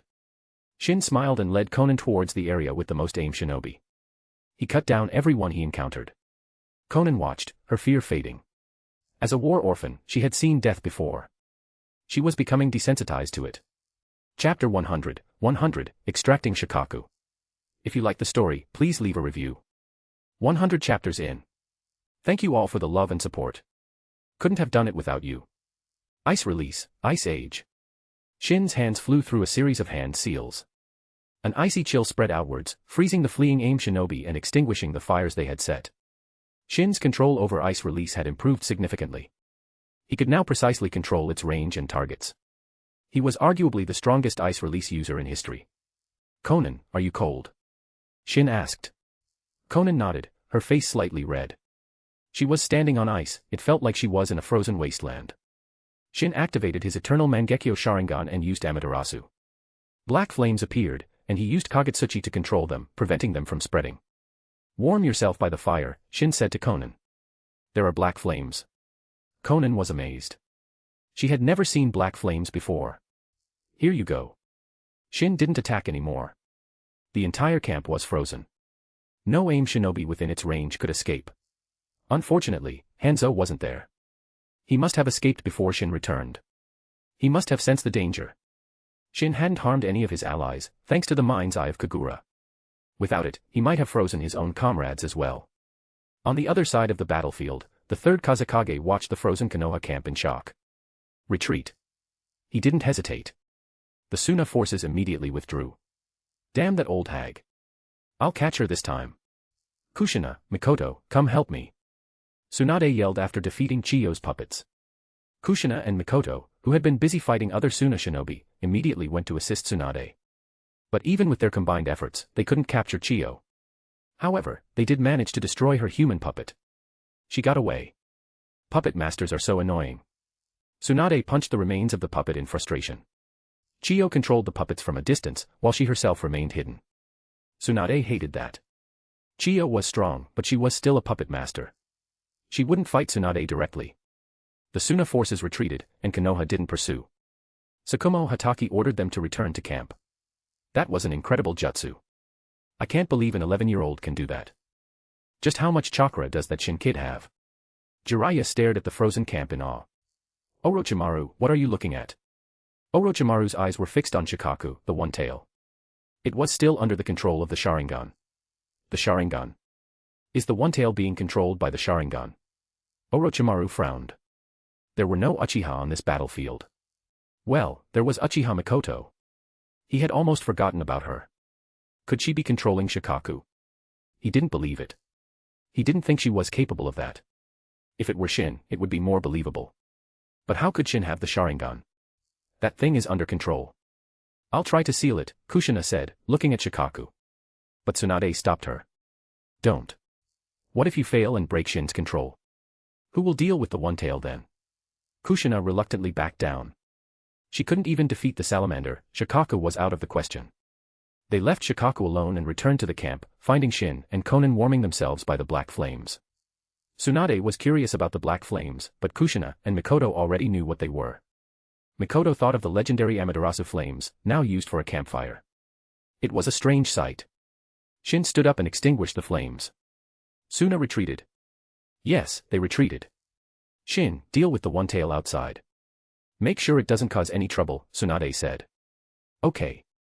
Just as Shin was about to leave, Tsukumo Hatake arrived. "Shin, can you undo your jutsu?" "Are you kidding me, Tsukumo-san? How can I undo a jutsu that's already been cast?" Shin said, exasperated. "Can't you melt the ice? Our supplies are frozen. I can't do that now. Maybe when my control over ice release improves." Shin said.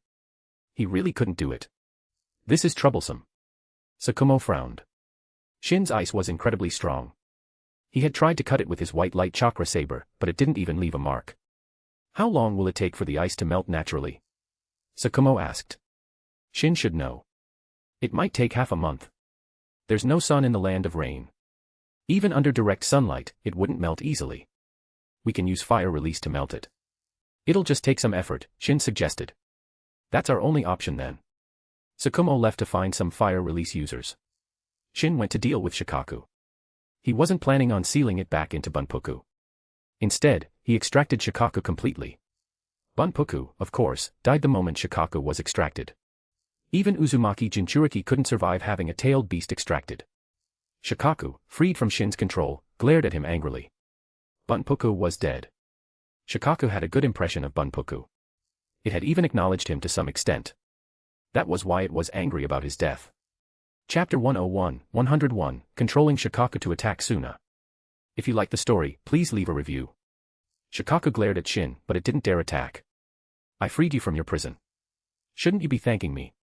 Shin said to the angry Shikaku. Shikaku suddenly realized it was free. Its anger vanished. It had some respect for Bunpoku, who shared similar ideals with the Sage of Six Paths, but that didn't matter now.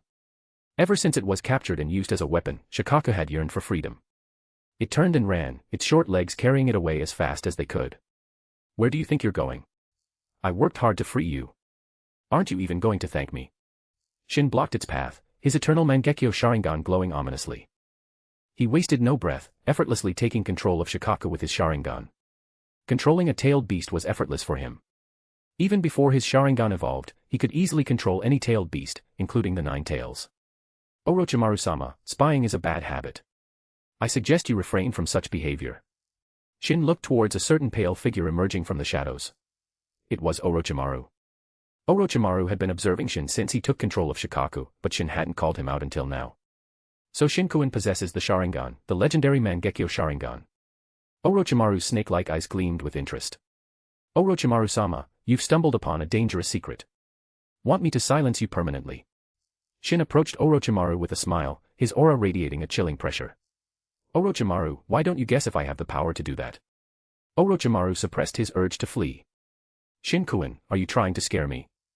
You're not afraid of exposing your Sharingan, he asked calmly. He knew the answer, though. If Shin were afraid, he wouldn't be using it so openly. Many had witnessed Shikaku being controlled by the Sharingan. Looks like I didn't scare you. Shin withdrew his killing intent, and Orochimaru sighed in relief. Shin's aura had been suffocating, even more oppressive than Hiruzen's. Shin-kun, why do you have the Sharingan?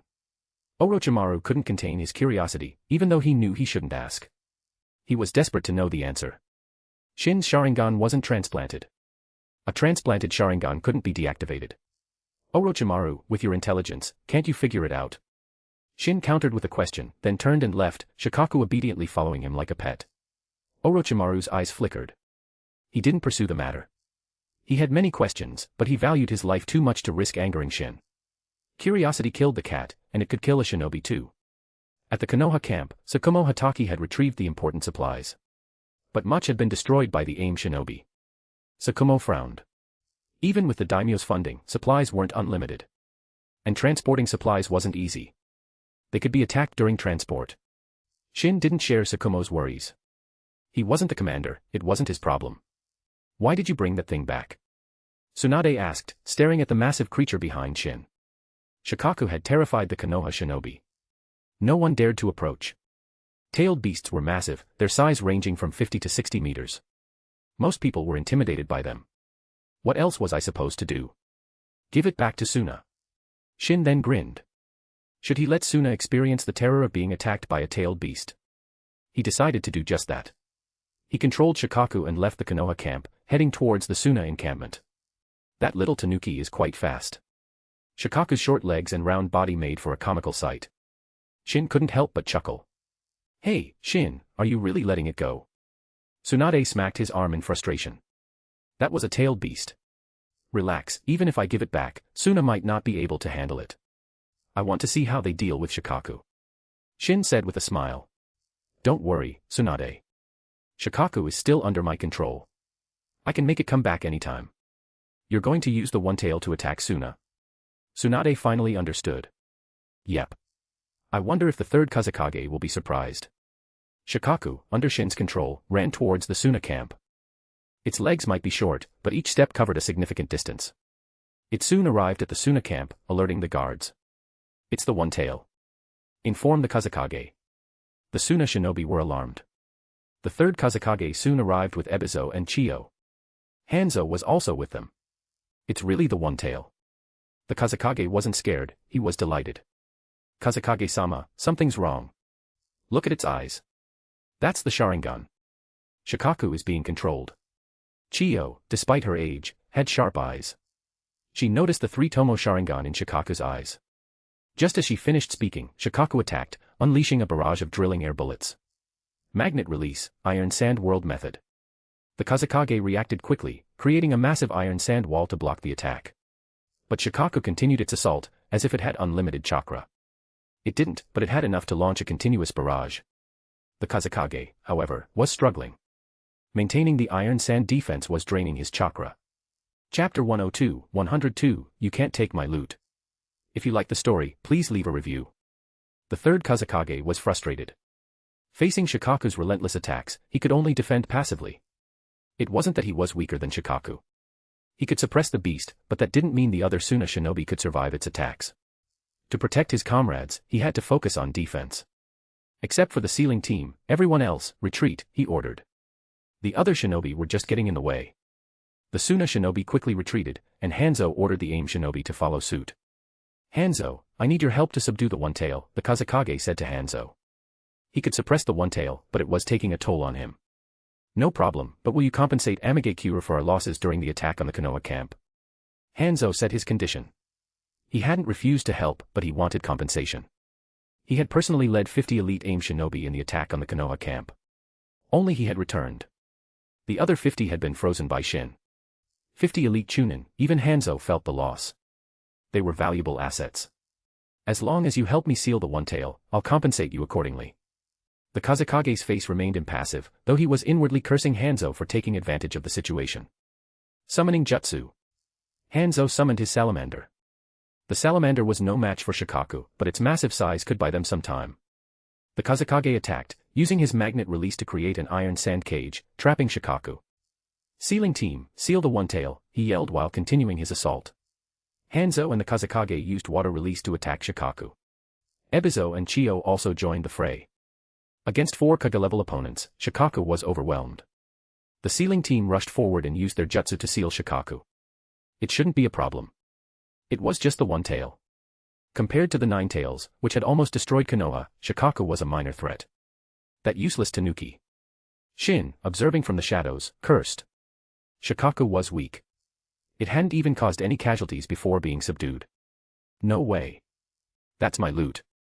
You can't take it from me. Shin appeared on Shikaku's head in a flash, looking down at the third Kazekage and the others. They stopped attacking and stared at Shin. Uzumaki Shin, are you controlling the One-Tail? The Kazekage asked. Take a guess. There might be a reward if you get it right, Shin said with a smirk. The One-Tail is being controlled by the Sharingan. It's not Uzumaki Shin. But with him here, sealing will be difficult. Chiyo said grimly. To seal the One-Tail, they had to deal with Shin first. That was a problem. Shin's strength terrified them. They had never imagined they would fear a child. We have to retrieve the tailed beast. And Uzumaki Shin must die. The Kazekage's eyes hardened. Shin was already this strong at such a young age. In the future, he might even surpass Hashirama Senju. Hashirama Senju, the god of shinobi, had pacified the world and brought peace to the shinobi nations. When he was alive, no village dared to act rashly. The first shinobi world war had only started after his death. If Shin reached that level of power, it would be a disaster, not just for Suna, but for the entire world, including Konoha. No one wanted to be under someone else's thumb. We can eliminate him if we work together. Attack. Don't hold back. The Kazekage said, looking at Hanzo pointedly. He wasn't worried about Ebizo and Chiyo, they would definitely attack with full force. But Hanzo was unpredictable. Of course. Hanzo's eyes gleamed with murderous intent. He had almost killed him several times. He hated Shin. He wouldn't hesitate to kill him. You want to kill me? How arrogant. Shin chuckled. They were underestimating him. You're the arrogant one, Uzumaki Shin. You're just a child. How can you act recklessly? Chiyo sneered. Old hag, you couldn't even protect your own son. Shut up. Shin's words enraged Chiyo. Uzumaki Shin, I'll kill you. She charged at Shin. Ebizo couldn't stop her, so he followed, afraid for his sister. Poor Chiyo, you've lost your family, puppets. Reduced to fighting with your own hands. Shin drew his Kusanagi sword and unleashed an incredibly fast slash, cutting through the iron sand cage holding Shikaku. Shikaku roared and escaped. Under Shin's control, it formed a tailed beast bomb. Yin and Yang chakra mixed in a ratio of 2:8, forming a powerful sphere that shot towards the Suna camp. The Suna shinobi had retreated, but destroying their camp would still be a major blow. The Kazekage paled. He wouldn't try to block a tailed beast bomb. Even his strongest iron sand defense would struggle to withstand it. The tailed beast bomb was a devastating attack, more powerful than most S-rank jutsu. Only an idiot would try to block it head-on. Boom. The Suna camp was obliterated.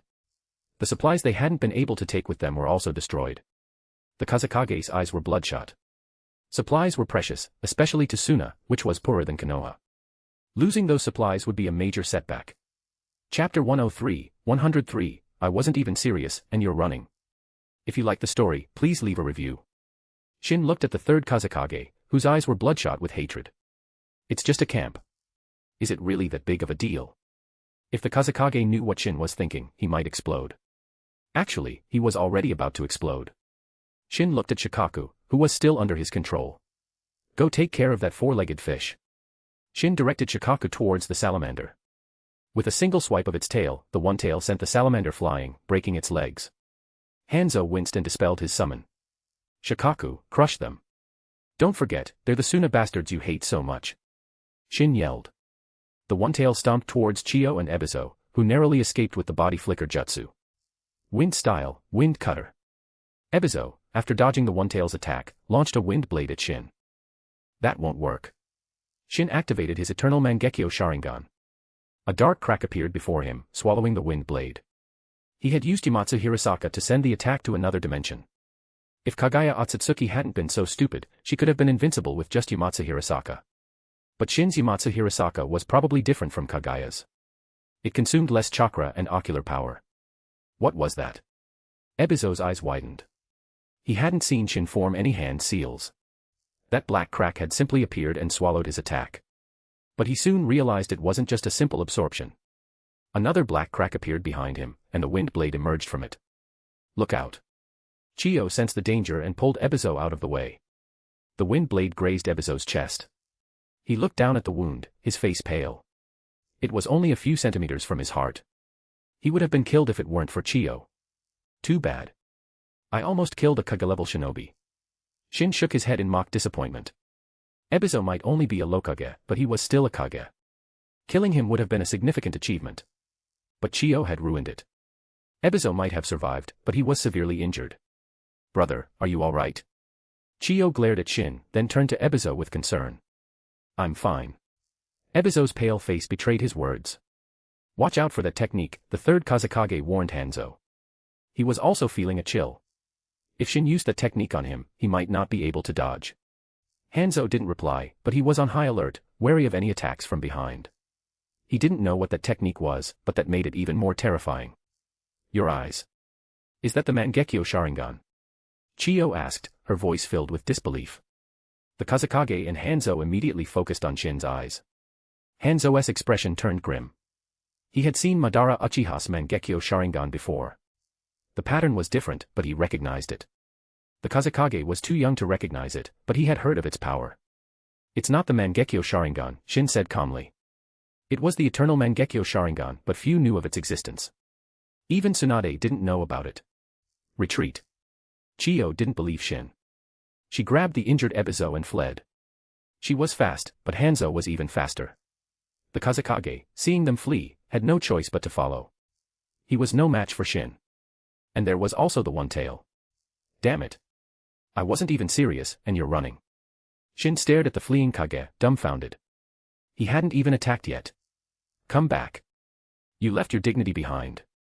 Don't you want it back? Shin yelled after them. But they were already gone. Shin sighed and decided not to pursue. He had to get back for Mikoto's dinner. He climbed onto the one-tail's head and directed it back to the Konoha camp. He had let them escape because he didn't want to kill them. If they died, Konoha might actually destroy Suna. Shin didn't want that. Konoha needed external enemies. Without them, internal conflicts would arise, and he might get caught in the crossfire. His strength was a threat to Hiruzen's position. Shin wasn't interested in becoming Hokage, but he didn't want to disrupt the balance of power. The third Kazekage and the others ran for a long time before finally stopping. Seeing that Shin wasn't pursuing them, they sighed in relief. I know the Mangekyo Sharingan is powerful, but did we really have to run like that? The Kazekage grumbled. He hadn't wanted to retreat, but Chiyo and Hanzo had fled. He was no match for Shin alone. And there was also the one tail. Chapter 104, 104, heading to the Kiri front. If you like the story, please leave a review. Shin returned to the Konoha camp, where Tsukumo Hatake was overseeing the reconstruction. The camp had been frozen solid, they had to build a new one. Phew, you're finally back. Kushina sighed in relief. Where's that Tanuki? Don't tell me you lost it. She hadn't seen Shikaku. No, I didn't bring it here. The Konoha shinobi were afraid of the one-tail, so Shin had left it in a nearby forest. Aren't you worried Suna will steal it back? Mikoto asked. They don't have the guts. Besides, Shikaku is under my control. If Suna tries anything, I'll know. Shin said. He didn't think Suna would dare try anything after their humiliating retreat. Several days passed. Suna and Aim remained quiet, avoiding any conflict. They outnumbered Konoha, but they were forced to stay on the defensive. They were afraid of Shin's large-scale ice-release jutsu. Konoha had the advantage on the Suna front, but the overall situation was still dire. At the IWA front, with Hiruzen and Danzo, they had managed to achieve a stalemate. But Konoha was also facing Kirigakure. And on that front, Konoha was losing. Kiri had even reached the heartland of the Land of Fire. The daimyo was panicking, sending messages to Hiruzen demanding an explanation. But those messages were useless. The daimyo could only provide financial support, he couldn't help militarily. He did have an army, but it was composed of ordinary humans. Against shinobi, they were cannon fodder. Shin was currently on his way to the Kiri front, accompanied by Kushina, Mikoto, and Konan. The Sandaime Hokage had issued a special order, promoting Shin to Jonin and sending him to the Kiri front. Shin had no objections. He had a mission to complete, help Konoha win the war. He couldn't let Konoha lose. Kiri was practically at their doorstep. Even if Hiruzen hadn't sent him, he would have found a way to deal with Kiri. Will Konoha be able to handle Suna and Aim without us? Mikoto asked Shin. I'm not sure, but they won't lose. Shin wasn't confident that Tsukumo Hatake could defeat Suna and Aim. He should have dealt them a heavier blow before leaving. But if Tsukumo really couldn't handle it, he could always return. For now, dealing with Kiri was the priority. They were almost at Konoha's doorstep. That was why Hiruzen had sent him. Shin, can you make this Tanuki run a bit slower? I'm getting dizzy, Kushina complained. Just endure it for a bit longer. We'll be there soon, Shin said. 2 hours later, they arrived at the Kiri front. The Konoha shinobi were desperately defending, but they couldn't hold back Kiri's attacks. The third Mizukage was personally leading the assault, slaughtering Konoha shinobi. Hamura and Koharu, the Konoha elders, were cowering at the back. It was a pathetic sight. They're both elders of a hidden village. Why are they so much weaker than Chiyo and Ebiso? Shin scoffed, spotting them hiding. But even if they joined the fight, it wouldn't make much difference. They were only Quasi-Kage level at best. And after years of inactivity, their combat skills were probably rusty. Shikaku, it's your turn. Fire a tailed beast bomb. Shikaku's 3-tomo Sharingan spun. Yin and Yang chakra gathered in its mouth, forming a sphere that resembled a giant Rasengan. But its power was far greater. The tailed beast bomb shot towards the Kiri shinobi. Caught off guard, they couldn't defend in time. Boom. The tailed beast bomb obliterated hundreds of Kiri shinobi. It might be a weaker tailed beast bomb, but it was still a tailed beast bomb. Too bad they're so spread out. If they were all together, one tailed beast bomb would have sent them all back home. Shin shook his head in mock disappointment. After 2 tailed beast bombs, they couldn't hide anymore. The one tail was massive. If the Kiri shinobi hadn't been focused on the Konoha shinobi, they wouldn't have been able to launch a surprise attack. Damn it. The Mizukage cursed and abandoned his attack on a Konoha jonin, turning to face the one tail. The other Kiri shinobi also charged towards the one tail, their eyes filled with rage. They had been attacked from behind while fighting Konoha. And the tailed beast bomb had killed many of their friends and family. They wanted revenge. With Kiri turning their attention to the one tail, the Konoha shinobi sighed in relief. So many of them. No wonder Hamura couldn't hold them back. Shin observed the approaching Kiri shinobi. There were at least 2,000 or 3,000 of them. Kushina and Mikoto looked at the horde, their hearts pounding. Can you handle them, Shin? They asked. What are you worried about? Look at Konan. She's so calm. You should learn from her. I was just speechless from shock. Konan mumbled, blushing. Ice release, ice human technique. Shin created a massive ice giant, almost as tall as his perfect Susanoo. Even the one tail only reached its waist. See that ice giant? Feel safe now. Shin grinned. This was a new ice release jutsu he had developed, based on the wood release, wood human technique. It wasn't just ice release, it was a combination of ice release and yang release. The ice giant had been given life by yang release. That's also ice release. Kushina, Mikoto, and Konan stared at the giant in awe. Even Kushina and Mikoto, who had seen the perfect Susanoo, were stunned. It is ice release, but not ordinary ice release. It's like the Shodaime Hokages would release. Shin explained. Chapter 105, 105, Heavy Losses for Kiri. If you like the story, please leave a review. The Kiri shinobi, who had been charging towards Shin, stopped in their tracks. Even the third Mizukage halted his advance. The one-tail's size was intimidating enough, but this ice giant was even more so. They were scared. I knew they'd chicken out. Shin wasn't surprised. If I were facing that ice monster, I'd be scared too, Kushina said, rolling her eyes. Mizukage-sama, what should we do? A Kiri shinobi asked. They had been blinded by rage, but the sight of the ice giant had brought them back to their senses. They were hesitant to continue. This giant could crush them with a single step. Don't be afraid. It might just be a bluff. Attack with ninjutsu. The Mizukage quickly formed hand seals, 5 seals per second. A water dragon roared towards the ice giant. The other Kiri shinobi followed suit, unleashing a barrage of water-release jutsu. The sight was spectacular. Kushina and Mikoto were nervous, and Konan hid in Shin's arms. Shin remained calm. He knew his own jutsu. The ice giant was made of solid ice, harder than steel. Even S-rank jutsu would struggle to break through its defenses. And even if it was damaged, it could regenerate, though that would consume Shin's chakra. But that didn't matter. He had plenty of chakra. The water jutsu struck the ice giant, creating small cracks, but they vanished instantly. After the barrage ended, the ice giant was unharmed. It took a step towards the Kiri shinobi. The ground trembled under its weight, leaving deep footprints. Its movement seemed slow due to its size, but it was actually quite fast. Within moments, it reached the Kiri shinobi. It raised its massive foot and stomped down. The quick-witted Kiri shinobi used the body flicker jutsu to dodge, but the slower ones were crushed. Damn it. What is that monster? The Mizukage's face was grim. He recognized the one-tail, but this ice giant was new. Is that really a jutsu? He couldn't believe it. Mizukage-sama, watch out. The ground is freezing. An elite jonin warned him. The Mizukage looked down and saw frost spreading rapidly across the ground. This was one of the ice giant's abilities, it could freeze anything that came near it. Shin could control this effect, though. If he were standing on the ice giant, he wouldn't be affected. The ice giant roared, releasing a wave of icy air, similar to Shin's Ice Age jutsu. Retreat. The Mizukage used the body flicker jutsu to escape. He didn't even bother with the other Kiri shinobi. Some of them, who were further away, managed to escape, but the others were frozen solid. The ice giant stomped its foot, shattering the frozen ground and the Kiri shinobi trapped within. The Mizukage watched in despair. They had lost almost 1,000 shinobi, including those killed by the tailed beast bomb. Kirigakure barely had 10,000 shinobi, most of them genin. Losing a tenth of their forces was a devastating blow. This was the greatest loss in Kirigakure's history. And he would be remembered as the most disgraceful Mizukage. He had lost the Forbidden Scroll and led Kiri to a crushing defeat. The villagers would probably demand his resignation. He looked at the ice giant, then turned and fled with the remaining Kiri shinobi. They're retreating. Mikoto was surprised.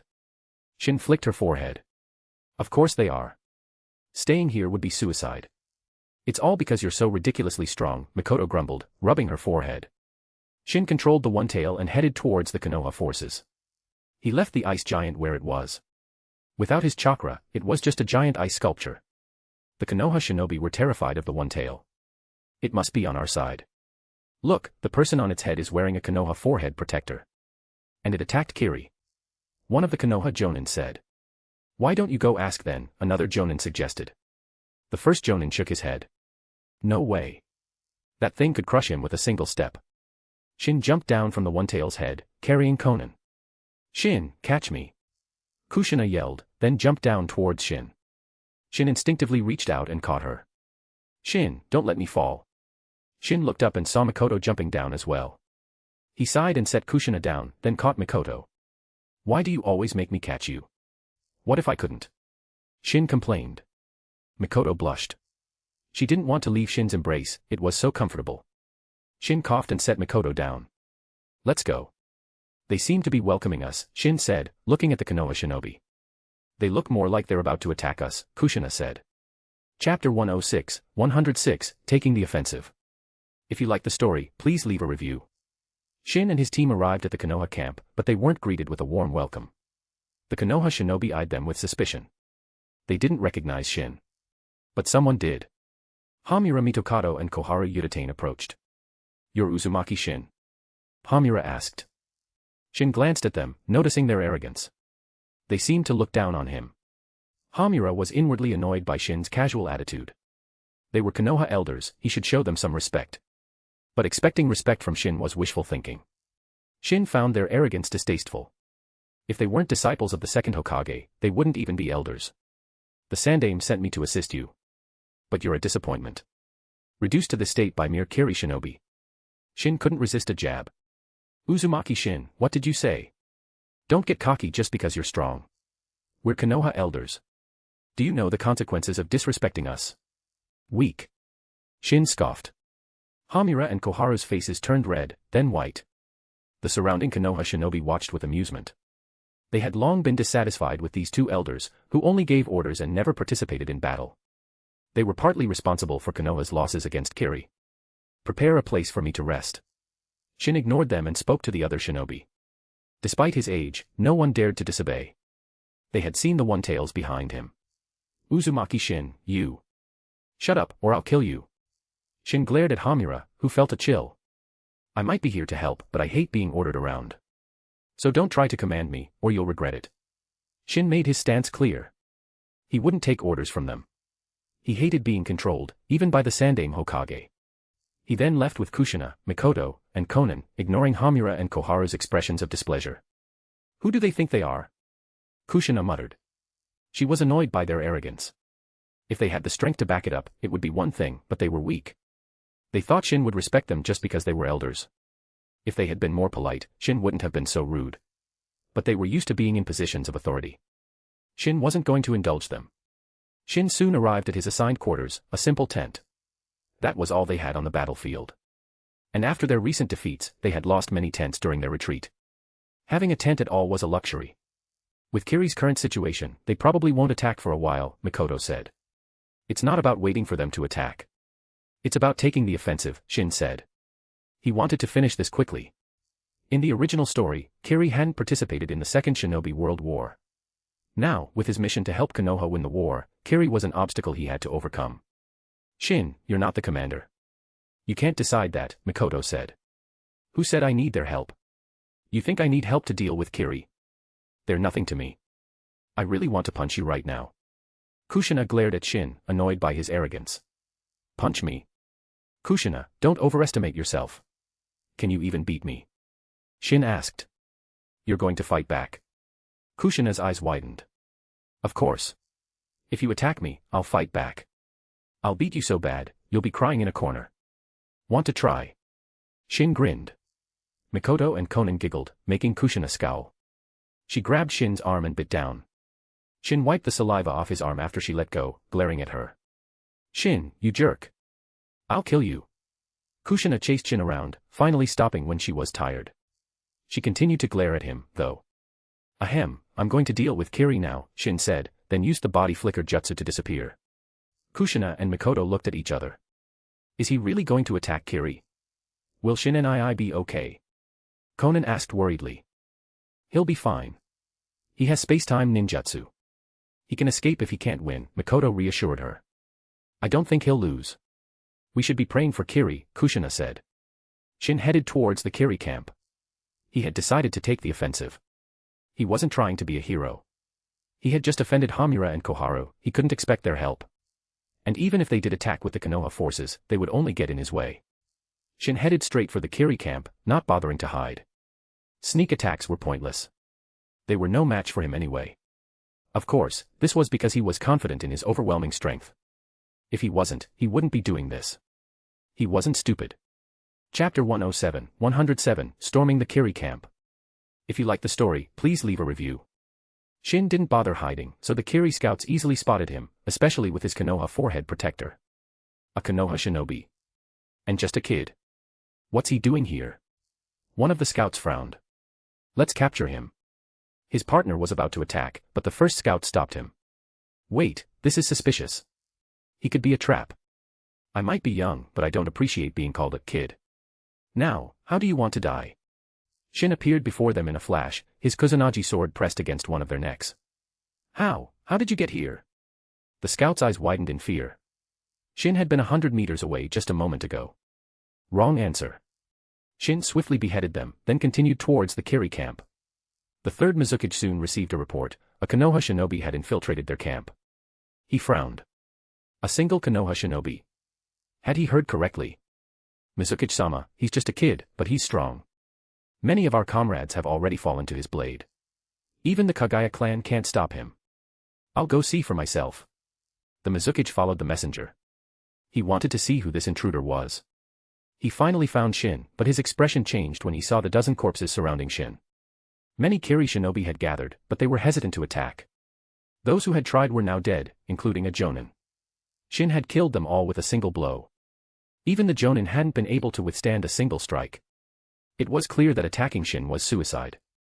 It was a comical sight, Shin, alone in the Kiri camp, surrounded by Kiri shinobi, and yet they were afraid to attack him.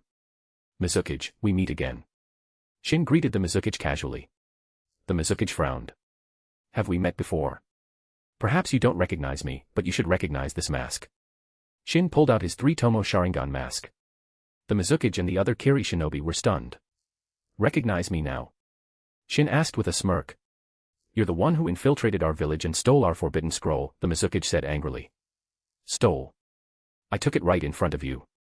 So you have our forbidden scroll? The Mizukage's eyes narrowed. Yes, but your jutsu are all garbage. What a disappointment.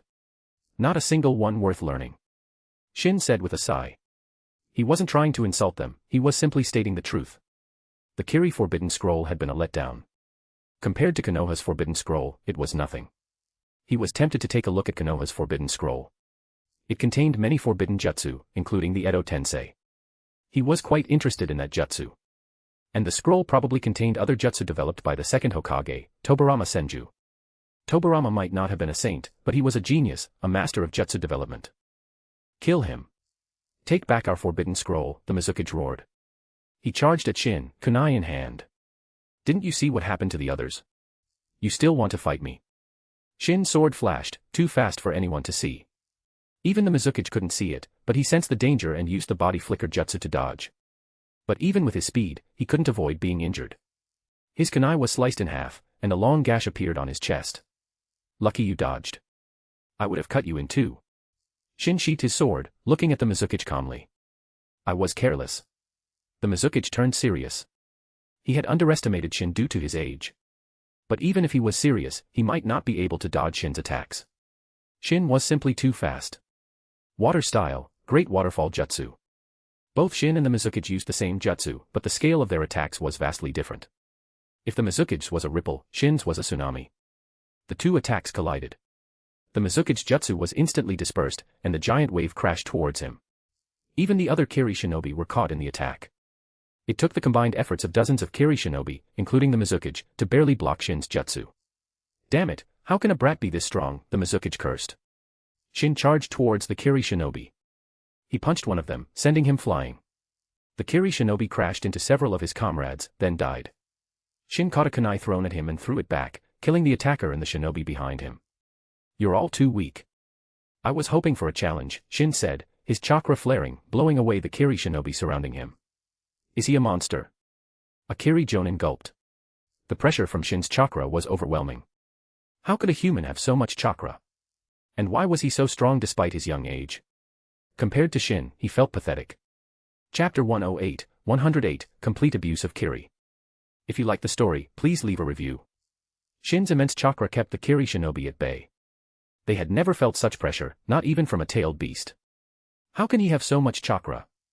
The third Mizukage was shocked. Having a lot of chakra isn't that unusual, Shin said casually. They then noticed his red hair.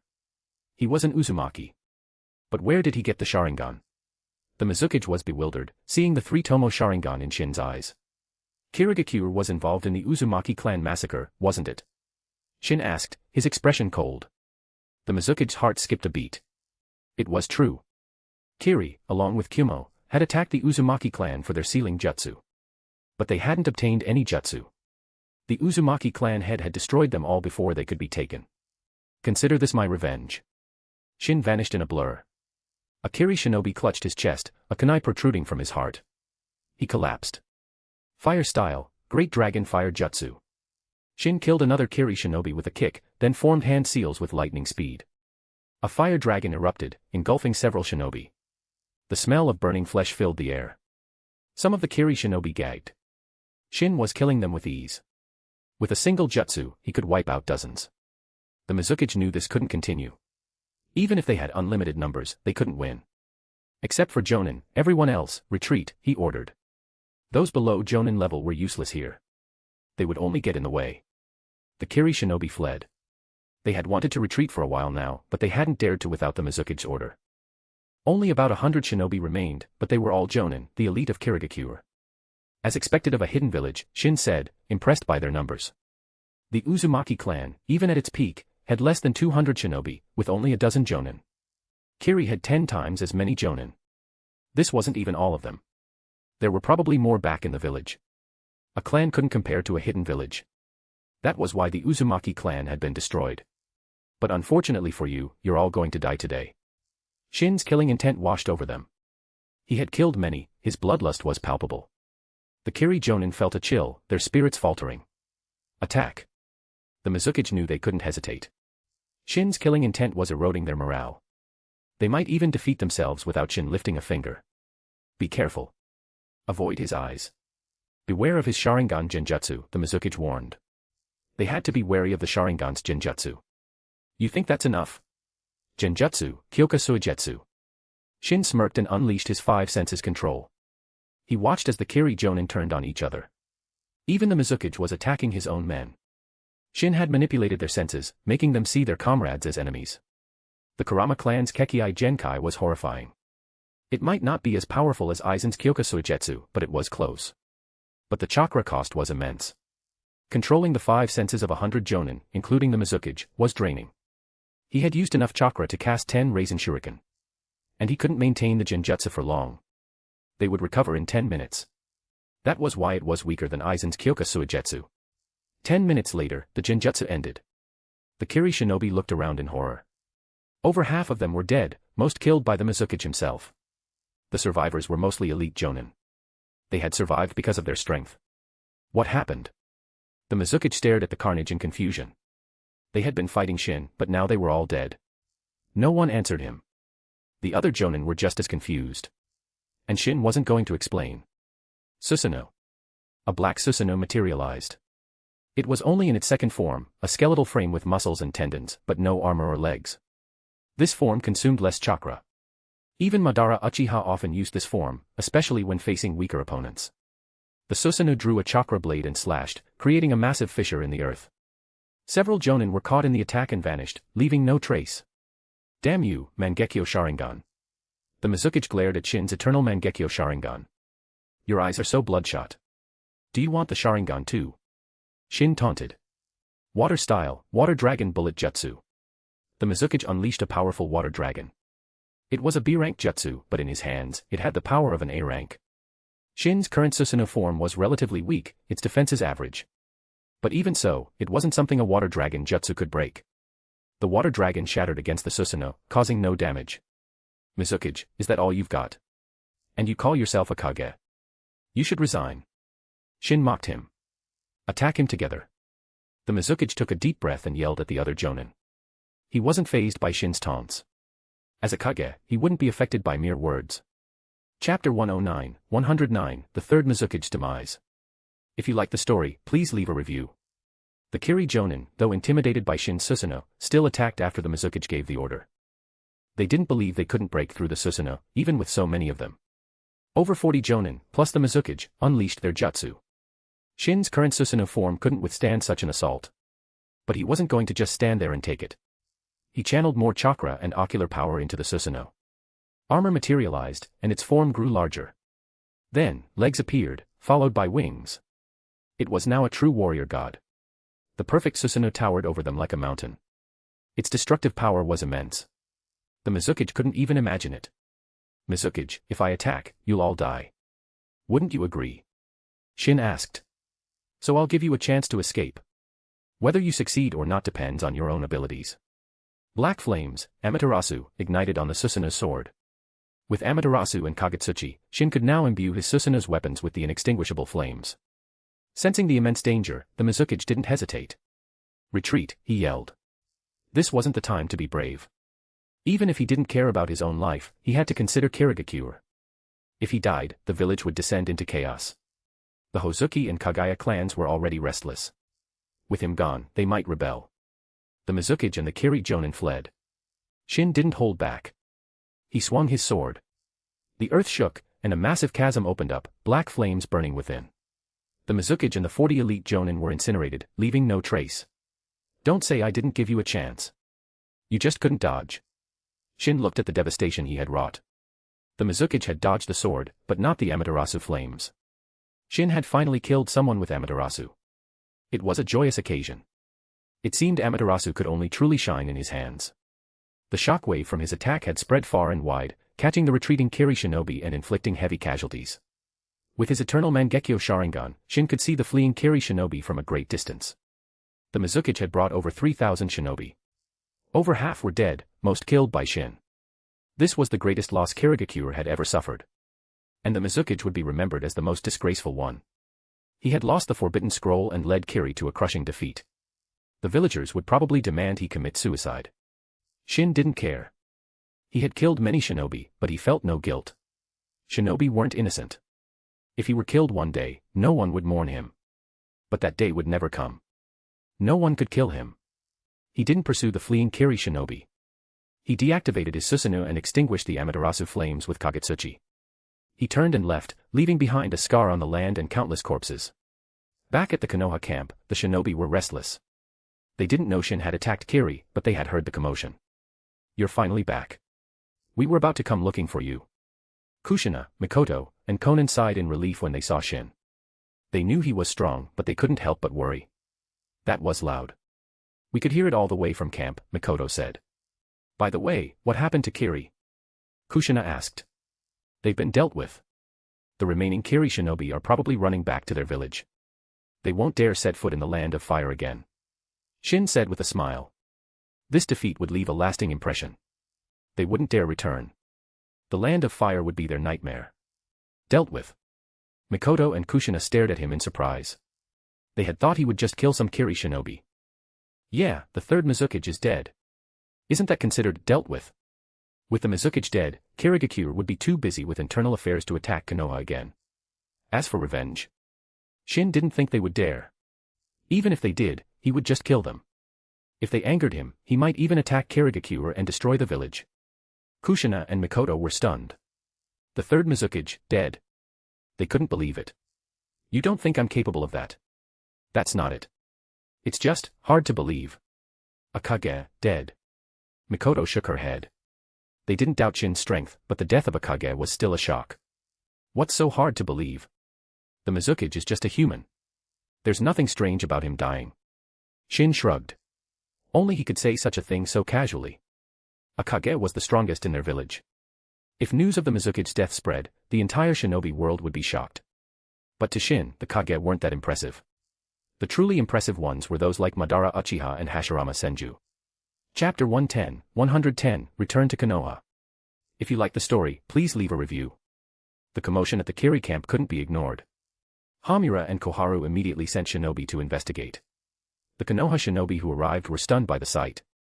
A massive chasm split the earth, the ground stained with blood. What happened here? One of them asked in a daze. How should I know? But remember that black warrior we saw earlier? I think it's related. They had seen Shin's perfect Susanoo from the Konoha camp. Regardless, this is good news for us. Let's report back. The scouts returned to Hamura and Koharu. The two elders were silent. They had seen the black Susanoo, they knew what it meant. The other Konoha shinobi might not know, but they did. It was the Susanoo. And it had appeared in the Kiri camp. They could imagine what had happened to Kiri. Hamura, do you think it's related to Uzumaki Shin? Koharu asked. Hiruzen and the other Konoha higher-ups knew Shin had the Sharingan. After all, he had used it to control Shikaku. News traveled fast. That's impossible. Uzumaki Shin couldn't be that strong, Hamura frowned. They didn't want to believe Shin was that powerful.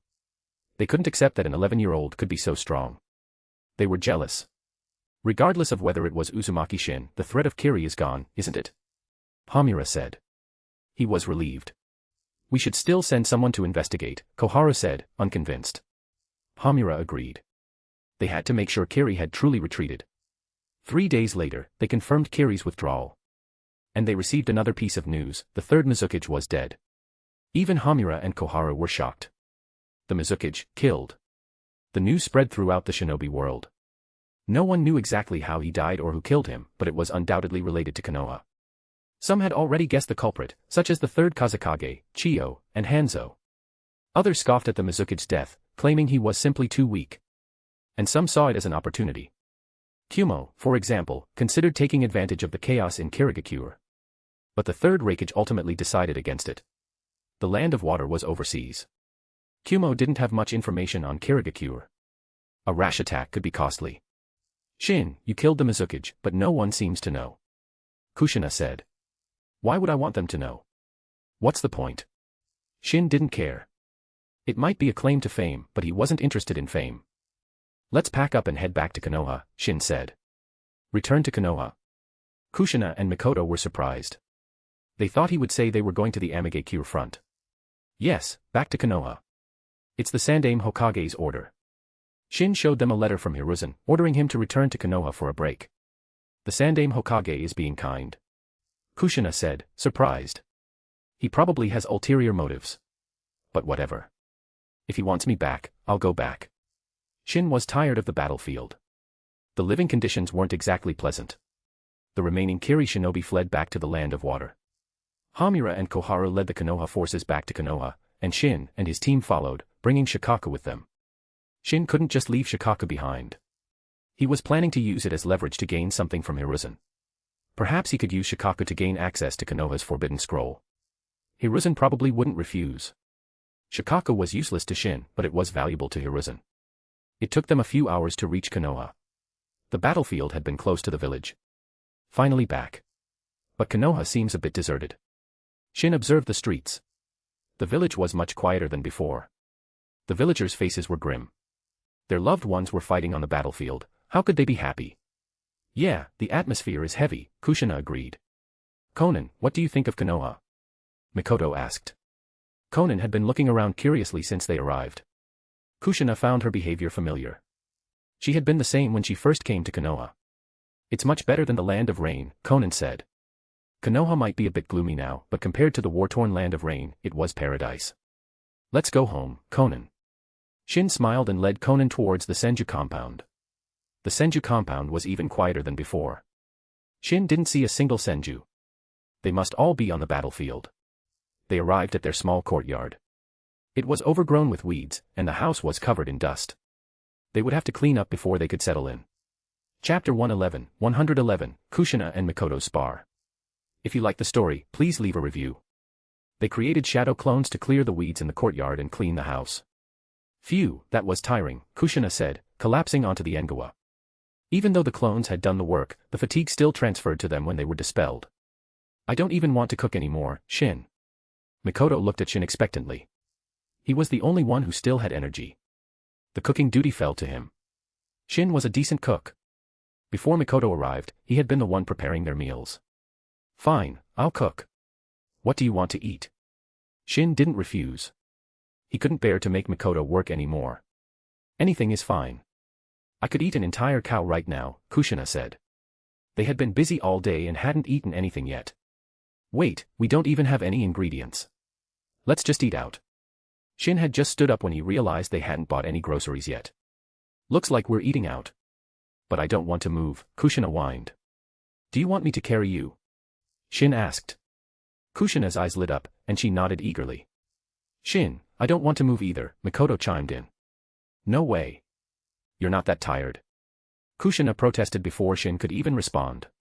Kushina, you have the sage body, you should recover faster, Mikoto argued.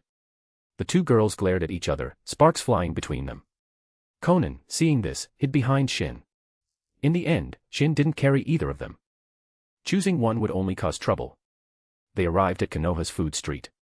It was usually bustling, but due to the war, it was deserted. They entered a yakiniku restaurant, ordered some meat and vegetables, and ate hungrily. This is so good. Konan exclaimed. Then eat more, Konan.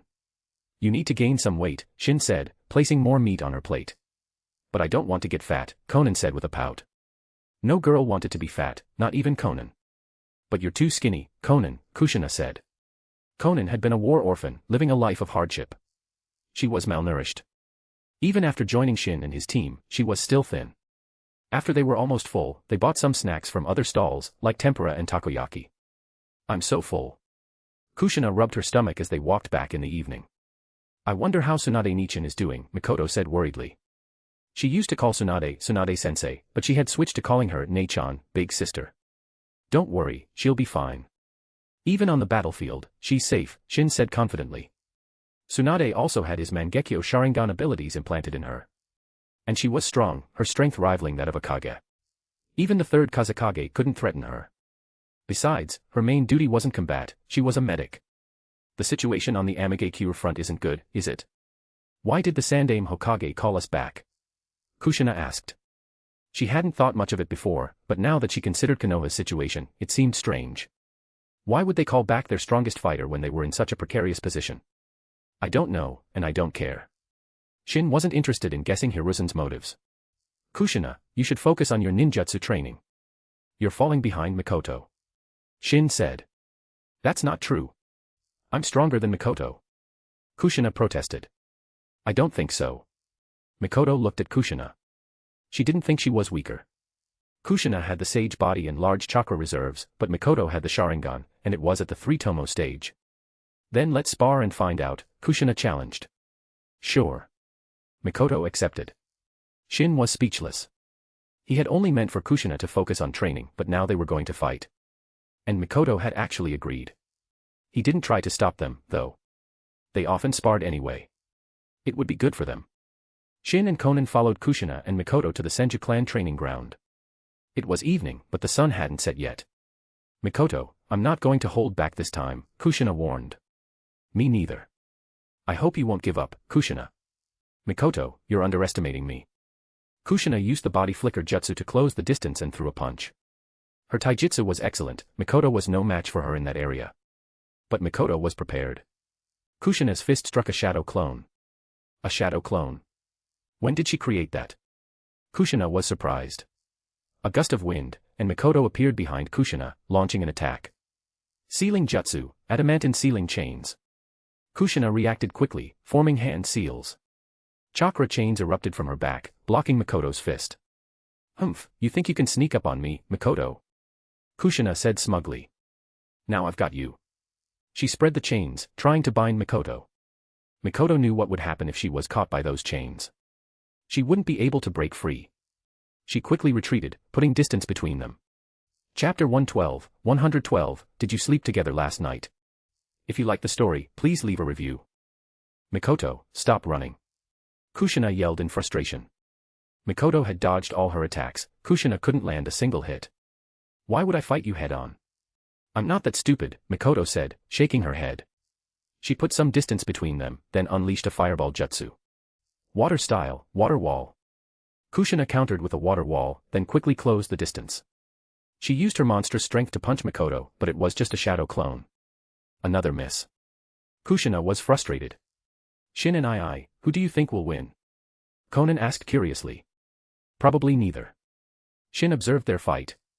In a direct confrontation, Kushina would win, but Mikoto wouldn't fight her head-on.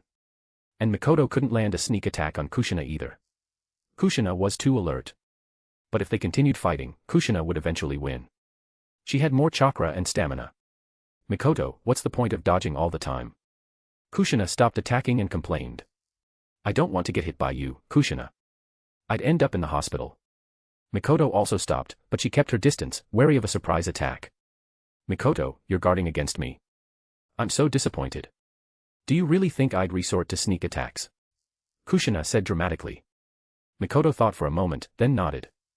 Yes, Kushina, that's exactly what I think. Ouch. Kushina, your reputation isn't very good, Shin chuckled. Even Konan giggled. Shut up, or I'll hit you. Kushina threatened Shin. Shin wisely shut his mouth.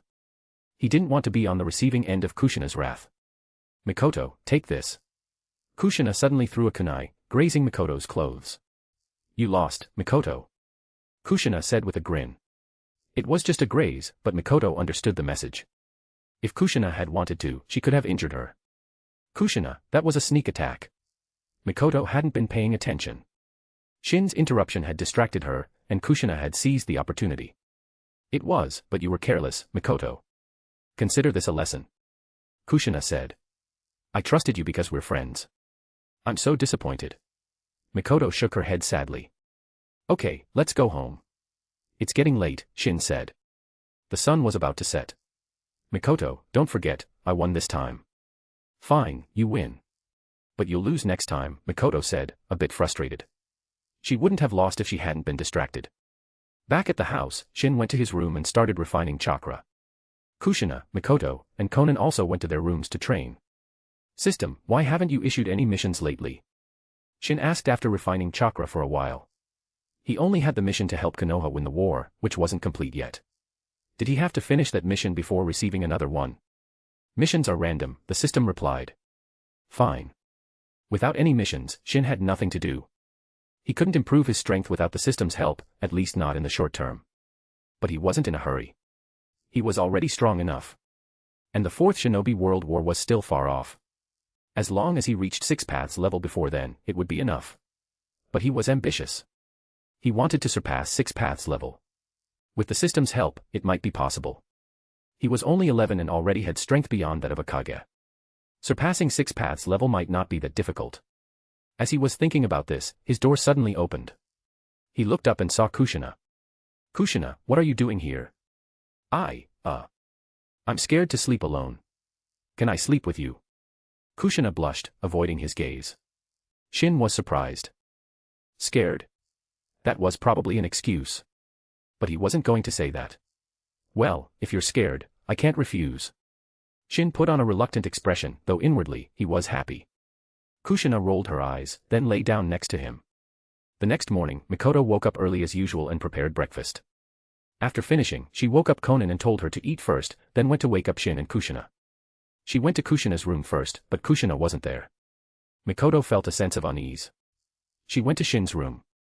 Shin didn't usually lock his door. Mikoto opened it and saw Shin and Kushina sleeping together. What's going on here?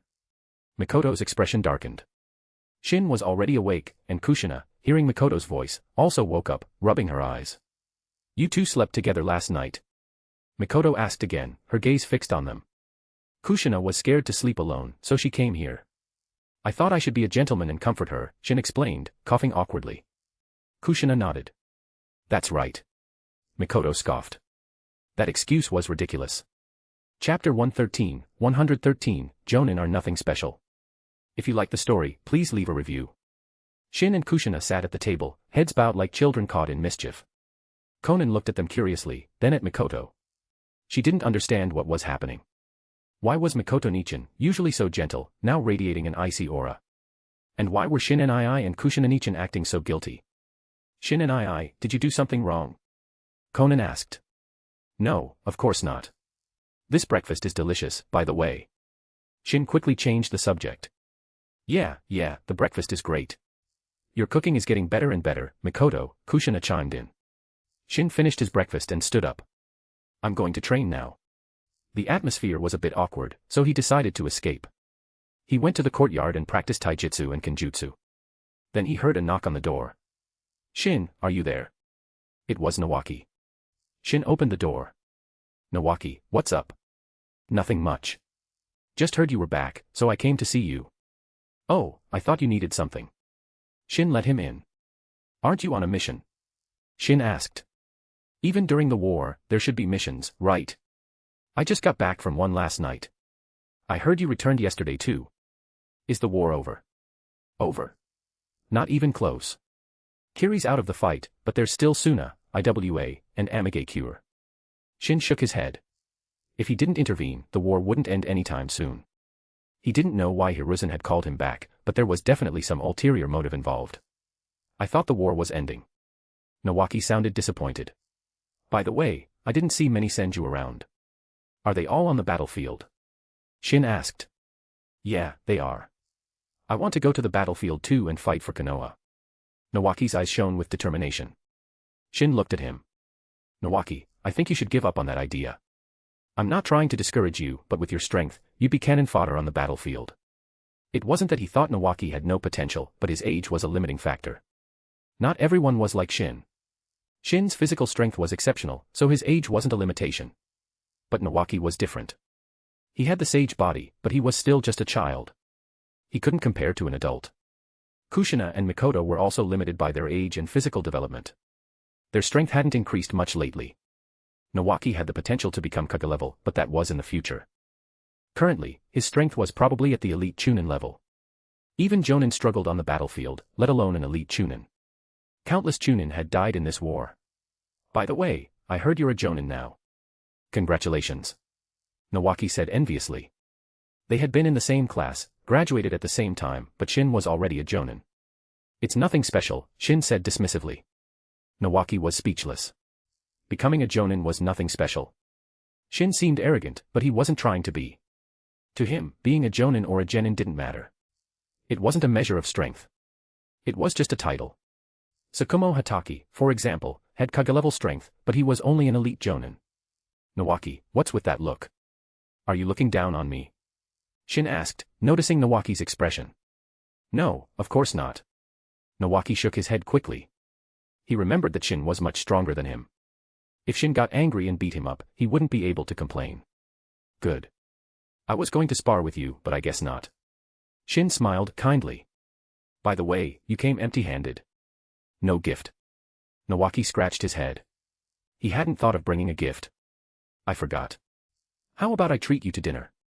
Nawaki offered, wincing slightly. He knew Shin had a huge appetite. Sure, I won't refuse a free meal. But is your wallet up to the task? Shin asked. I've saved up some money from missions.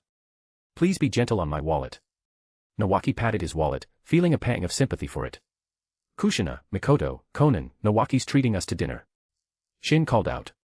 Kushina, Mikoto, and Konan emerged. Mikoto was still frowning. Nawaki looked at Mikoto's expression and nudged Shin. What's wrong with Mikoto? Ahem, don't ask too many questions, Shin said. Fine, keep your secrets. Nawaki was curious, but he wasn't that nosy. Nawaki, when did you become so generous? Treating us to dinner. Kushina asked, surprised. When was I ever stingy? Nawaki grumbled. Are we going now? We just had breakfast. We're not hungry yet. How about at noon? Come train with me until then, Shin said. He decided to give Nawaki some pointers. Not just because of Tsunade, but also because they were friends. Chapter 114, Guarding the Thief. If you like the story, please leave a review. Shin spent the morning instructing Nawaki, but now he had a headache. He swore he'd never teach anyone again. It was mentally exhausting. He hadn't felt this tired when teaching Kushina and Mikoto. Was Nawaki just that dumb? No, that wasn't it. He was simply more patient with girls. With boys, he was less patient. Thank you, Shin, Nawaki said gratefully. Shin had taught him several jutsu. No need for verbal thanks. Just treat me to a good meal, Shin said. Sure, anything you want. Then I want a roasted toad from Mount Mayaboku. Can you catch one for me? Shin teased. Where's Mount Mayaboku? Tell me, and I'll go catch one. Nawaki looked at Shin seriously. Just kidding. You'd be lucky if you weren't eaten by the toads there. Shin was just joking. Besides, he didn't know where Mount Mayaboku was. Let's go eat. Shin went inside and called Kushina, Mikoto, and Konan, then they left with Nawaki. Nawaki, what are you treating us to? Don't tell me it's just cheap ramen, Kushina said suspiciously. Of course not. I'm treating you to something good. Anything you want. Nawaki declared. He couldn't take them for ramen after Shin had taught him so many jutsu. Konoha ramen might be good, but it wasn't fancy. Speaking of which, Ichiraku ramen didn't exist yet. Tucci probably hadn't opened his shop yet. Then let's have yakiniku. We had it yesterday, but I still want more, Kushina said. Shin nodded. I know a new yakiniku place. The food is better than any other place I've been to. It's a bit far, though, Nawaki said. Really? Shin didn't know. He hadn't been in Konoha for over half a year. You'll see. It's not just delicious, it's also cheap. Nawaki led the way. It really is far, Shin complained. They had been walking for half an hour. Nawaki said it's cheap, right? It's probably because it's so far from the center of the village, Mikoto said. Probably. But I wonder how the food is. Shin looked at Nawaki. If the food wasn't good, he'd spar with Nawaki. The restaurant was nicely decorated. And the prices were indeed cheap, about a third of what they usually paid. The marinated meat arrived. They could grill it themselves or have the staff do it. They chose to grill it themselves. Shin, how's sis doing on the battlefield? Nawaki asked with concern.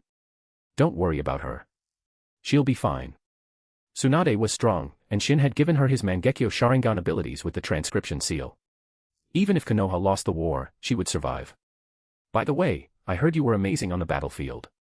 That you defeated the third Kazekage. Nawaki's eyes held a hint of doubt. He couldn't believe Shin could defeat a Kage. Nawaki, are you doubting me? Want to spar? No, thank you. Nawaki quickly shook his head. He had sparred with Shin before and knew the difference in their strength. He didn't want to be beaten up. Shin, it's ready. Come eat. Mikoto placed some grilled meat on Shin's plate, followed by Kushina. Shin, try this. I grilled it myself. Shin looked at the meat Kushina had grilled. It was covered in chili powder. He almost refused, but seeing her expectant gaze, he took a bite. He took a sip of water, his face expressionless. However, he wouldn't be eating that again. Kushina, don't waste food. Even if Nawaki's treating us, we shouldn't waste it. Shin said. He wasn't trying to be mean, he just didn't want to encourage Kushina. If he praised her cooking, she might make more. Humph, it's delicious. Kushina huffed. Kushina-nichan has no self-awareness, Konan whispered. Her voice was soft, but they all heard her. They burst out laughing. Even Mikoto, who had been in a bad mood, couldn't help but giggle. After over an hour, they finally left the restaurant. The food had been delicious, better than what Shin had eaten the night before, and cheaper. But even though it was cheap, Nawaki still clutched his wallet with a pained expression. Oh, I almost forgot something important, Nawaki suddenly exclaimed. What is it? Shin asked. I haven't collected my mission reward yet. I'll be going now. Nawaki hurried off. Shin shook his head, then took Kushina, Mikoto, and Konan for a stroll through Konoha. He mainly wanted to show Konan around. They returned home in the evening. Mikoto kept a close eye on Kushina. Wherever Kushina went, Mikoto followed.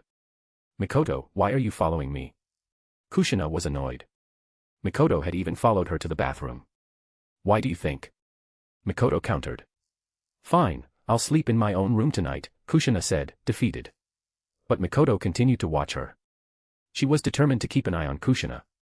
Fine, follow me if you want. But don't come into my room. Kushina entered her room and shut the door, locking Mikoto out. She wouldn't let Mikoto in. Being watched constantly was uncomfortable. Mikoto smiled and left. But she didn't go to her own room. She headed towards Shin's room. Kushina didn't understand the concept of guarding the thief. Chapter 115, Battlefield Situation and Collision. If you like the story, please leave a review. Shin stared at Mikoto, dumbfounded. So, only Kushina is allowed to come to your room at night? Mikoto asked, sitting beside him.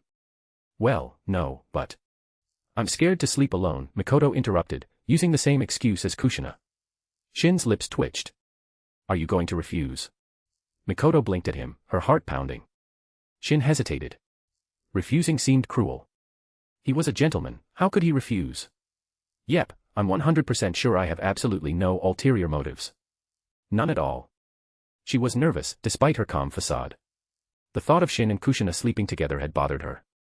She couldn't stand the imbalance. So, after tricking Kushina, she had come to Shin's room. But now she was worried. What if Shin rejected her? What if he didn't like her? Ahem, of course I wouldn't refuse a lady. If you're scared, Mikoto, you can stay here. I'll protect you. Shin said, trying to sound reassuring. Mikoto's pale face regained its color. She was relieved, then lay down on the tatami mat. Aren't you going to sleep, Shin? She asked, then blushed slightly. Why did she sound like a doting wife? Shin had been planning to refine chakra, but he couldn't focus now. He lay down next to Mikoto. What if Kushina finds out tomorrow? He asked. If Kushina found out, she might attack him with a kitchen knife. Don't worry, Kushina sleeps late. She won't find out, Mikoto whispered. The night passed peacefully. Mikoto woke up early and prepared breakfast. After finishing, she went to wake up Kushina. Seeing Kushina rubbing her eyes sleepily, Mikoto felt a pang of guilt, but also a thrill. Mikoto, what are you thinking about? Kushina asked, noticing her expression. And nothing. Mikoto quickly shook her head. She couldn't let Kushina know, or she might not talk to her for days. Kushina looked at Mikoto, sensing she was hiding something, but she didn't ask. Half a month passed. Shin had been back in Konoha for a while now. He had also learned about the situation on the battlefields. Things weren't looking good for Konoha. They were losing ground on the Suna front. Suna and AIM, who had been on the defensive, were now pushing back. The Konoha forces had been driven out of the Land of Rain. The defeat on the Suna front had even affected the IWA front, where Konoha was also losing ground. In the original story, Suna and AIM hadn't joined forces. Amigakure had been enemies with everyone. But now, Amigakure was allied with Suna and IWA, putting Konoha at a disadvantage. Amigakure might be a small village, but it was the strongest besides the 5 great villages. Shin had suppressed Hanzo before, but without Shin, Hanzo was a force to be reckoned with. He had single-handedly overwhelmed Tsukumo Hatake on the battlefield and almost killed him several times. With his summon and his own strength, Tsukumo was no match for him. With Tsukumo occupied, the third Kazekage was free to focus on Orochimaru and Jiraiya. And Tsunade had to deal with Chiyo. Thankfully, Ebizo was still recovering from his injuries. But enough about Konoha's predicament. Shin was also in a difficult situation. He had a full house tonight. Kushina and Mikoto were both in his room. Mikoto had arrived first, and Kushina had snuck in later. Seeing Mikoto in Shin's room, the atmosphere had become incredibly awkward. Kushina, if I said Mikoto came here to ask me about ninjutsu, would you believe me? Shin asked with a stiff smile. Yes, I came to ask Shin about ninjutsu, Mikoto lied, blushing slightly. It was the first time she had ever lied. Hey, you think I'm stupid? Asking about ninjutsu in bed. Kushina scoffed. She was furious. Mikoto, I thought we were best friends. Kushina glared at Mikoto. She should have known better than to trust her. You jerk. Kushina punched Shin. Wait, Kushina, I have something to say. Shin said, grabbing her fist. What are your last words? I'll let you say them, then I'll send you to your grave. Kushina glared at him. I don't think I deserve to die, Shin said. Still arguing. Die. Kushina punched Shin again, but her punches were weak. Kushina, you can't bring yourself to hurt me, can you? Shin chuckled. You're still laughing. Kushina punched a hole in the nearby table in frustration. She was angry, but she couldn't bring herself to hurt Shin. Humph, Mikoto, you owe me an explanation. Kushina glared at Mikoto. Mikoto felt a chill. What kind of explanation, Kushina? You know what I mean. Kushina was fuming, her jealousy growing. Mikoto lowered her head, admitting her guilt. Chapter 116, Teaching the Sage Mode. If you like the story, please leave a review. Kushina and Mikoto left Shin's room. Shin watched them go, worried they might start fighting. He decided to check on them, but Kushina pushed him back as he reached the door. Don't get involved. Go back to sleep. She closed the door and dragged Mikoto to her room. Kushina glared at Mikoto, who remained silent. Mikoto, don't you have anything to say to me? Kushina asked, seeing Mikoto's silence. What do you want me to say? Tell me how many times it happened. Kushina looked at Mikoto, certain it wasn't just once. Mikoto, tell me the truth. Don't lie to me, or I'll be angry. If I tell you, will you not be angry? Mikoto asked. Kushina considered this. I'll try not to be. You promised, Kushina. Don't get mad. Just tell me. Half a month, Mikoto confessed, lowering her head. Kushina's face froze, then she jumped up, her eyes wide. What? You slept with Shin for half a month. Mikoto looked at Kushina's angry expression and quickly said, you promised not to get angry. I did, but I can't help it. Kushina headbutted Mikoto in frustration. Silence filled the room as both girls clutched their heads and crouched on the floor. Ow. Kushina rubbed her head. The impact had hurt. I'm hurt more than you. Mikoto felt a large bump forming on her head. Humph, you still have the nerve to complain. Mikoto, I really misjudged you. No, from tomorrow onwards, I'm sleeping in Shin's room. Kushina declared. Mikoto, ignoring her headache, immediately objected. Why not? Kushina glared at her. Mikoto had slept with Shin for half a month, and she hadn't even noticed. Kushina wanted to bang her head against the wall. Mikoto was speechless, but she still opposed Kushina's declaration. I'm sorry, Kushina, but I can't agree to that. You're only saying that now. Kushina glared at Mikoto, who lowered her head in shame. The next morning, Shin woke up to find Kushina already awake. This was the earliest he had ever seen her up. Kushina glared at him, then turned away, refusing to acknowledge him. She was jealous. Ahem, Kushina, how about I teach you some ninjutsu today? Shin asked, trying to appease her. Not in the mood, Kushina said coldly. Then how about sage mode? Interested. What's sage mode? Kushina's curiosity overcame her anger. This. Shin spent half a minute gathering natural energy and entered sage mode. 3 tomo appeared on his forehead, and red markings spread across his face. Did you draw that on yourself? Kushina poked the markings on his forehead. Shin's eye twitched. Did she really think he could draw those on himself in an instant? This is the sage mark. You get it when you enter sage mode, Shin explained. Sage mode enhanced the user's ninjutsu, taijutsu, and genjutsu. Enhanced. Kushina's eyes lit up. Shin smiled. He had successfully diverted her attention. He had planned to teach her sage mode later. He hadn't perfected it yet. He could activate it in 30 seconds now, much faster than the 3 minutes it used to take, but it was still too slow. In a battle against a strong opponent, he wouldn't have that much time. So, want to learn it? Shin asked. Kushina nodded eagerly. I'll teach you after breakfast, Shin said with a smile. Kushina wasn't as angry anymore. It seemed his plan had worked. After breakfast, Shin started teaching Kushina and Mikoto sage mode. Kushina would have an easier time learning it. The more chakra you had, the easier it was to learn sage mode. Mikoto, as an Uchiha, had decent chakra reserves, but she couldn't compare to Kushina. Kushina's chakra reserves were several times greater than Mikoto's. That was the advantage of the sage body. A month passed. Kushina and Mikoto spent their days practicing ninjutsu and training in sage mode. Kushina was making progress, but Mikoto was still struggling to even sense natural energy. Shin couldn't help her with that. She had to do it on her own. After teaching Kushina and Mikoto, Shin still had to teach Konan and do his own training. He was exhausted.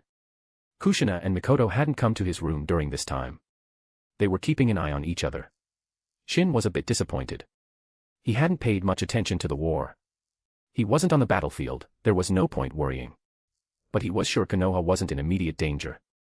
If they were, the village wouldn't be so peaceful. And he didn't have any sources of information. Even if he wanted to know what was happening, he had no way of finding out. Chapter 117, An Invitation from the Uchiha Clan. If you like the story, please leave a review. On the battlefield, Hiruzen Sarutobi's brow was furrowed with worry. The situation wasn't looking good. The third Tsuchikage, Anoki, was a formidable opponent, his strength rivaling Hiruzen's. And Danzo was struggling against Rashi, the Four-Tails Jinchuriki.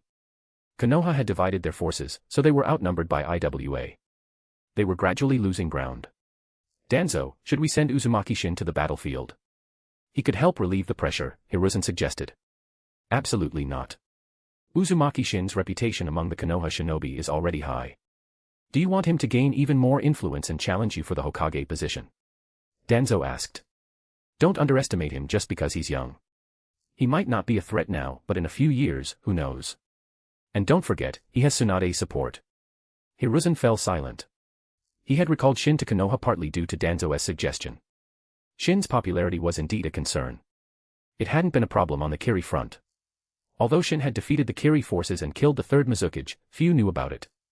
No one had witnessed it firsthand. The Konoha higher-ups had kept it a secret. But on the Suna front, Shin's reputation surpassed even Tsukumo Hataki's. They had witnessed his strength, his ability to overwhelm Kage and freeze an entire battlefield. People admired strength, especially shinobi. Shin might be young, but age didn't matter when it came to power. Hiruzen felt threatened. Shin was young, but with the support of the Konoha shinobi, he could potentially challenge Hiruzen's position. The war had caused heavy losses for Konoha. The families and friends of the fallen shinobi were grieving and angry. That anger would be directed not just at the enemy, but also at Hiruzen. Even though Hiruzen hadn't started the war, some villagers might lose their composure and demand his resignation. And if a popular shinobi emerged at that time, Hiruzen might be forced to step down. Shin's age was a factor, but as Danzo had said, in a few years, when Shin was older and even more powerful, someone might try to make him Hokage. And sometimes, youth was an advantage. It represented potential. Some believed Shin might become the next god of shinobi, surpassing even Hashirama Senju. After much deliberation, Hiruzen decided against sending Shin to the battlefield.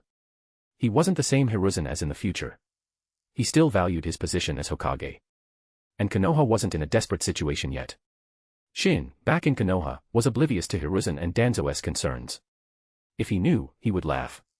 He had never wanted to be Hokage. The position might be tempting to others, but to Shin, it was just a hassle. He hated trouble, and being Hokage meant a lot of trouble.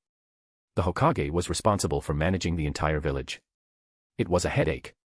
Why would he burden himself with such a troublesome position when he could live a carefree life? He valued strength, not political power. Even if people begged him to become Hokage, he wouldn't be interested. He was currently fishing with Kushina and Mikoto by a river. Conan sat beside him, watching. Why are we fishing? I'm not interested in this, Kushina complained. It's a form of training. Fishing requires patience, just like training. Otherwise, you'll never master Sage Mode, Shin said. Learning Sage Mode required a calm mind, which was a challenge for Kushina. So Shin had brought her fishing to help her improve patience. After an afternoon of fishing, Shin and Mikoto had caught several fish, while Kushina hadn't caught a single one. She was frustrated, especially with Conan's amused glances. Let's go. It's getting late, Shin said, carrying the bucket filled with his catch. As they returned to the Senju compound, they saw an Uchiha shinobi waiting for them. The Uchiha handed Shin an invitation, then left without a word. Shin looked at the invitation, confused. What does it say? Kushina asked curiously. It's an invitation to the Uchiha clan compound. Shin handed the invitation to Kushina. The Uchiha clan's invitation wasn't unexpected. After all, Shin's Sharingan was no secret now. What was surprising was that they had waited so long to invite him. It must be because of your Sharingan, Mikoto said. Shin, what are you going to do? Are you going? Kushina asked. I think you should be careful, Mikoto said. As an Uchiha, she understood their personality. They were prone to extremes. This invitation could be a trap. Shin smiled. He wasn't afraid of the Uchiha clan, no matter their intentions. He wasn't even afraid of a hidden village, let alone a single clan. Besides, most of the Uchiha were on the battlefield. There couldn't be that many left in the village. I'll go. I want to see what they're up to. Mikoto didn't try to dissuade him, but she reminded him to be careful. Although he had decided to go, it wouldn't be now. It was almost dark. And he wanted to make them wait. He didn't care if they were offended. Chapter 118, Your Uchiha clan is too poor. If you like the story, please leave a review. A few days later, Shin headed towards the Uchiha clan compound. The Uchiha clan's territory was still located in the center of Konoha.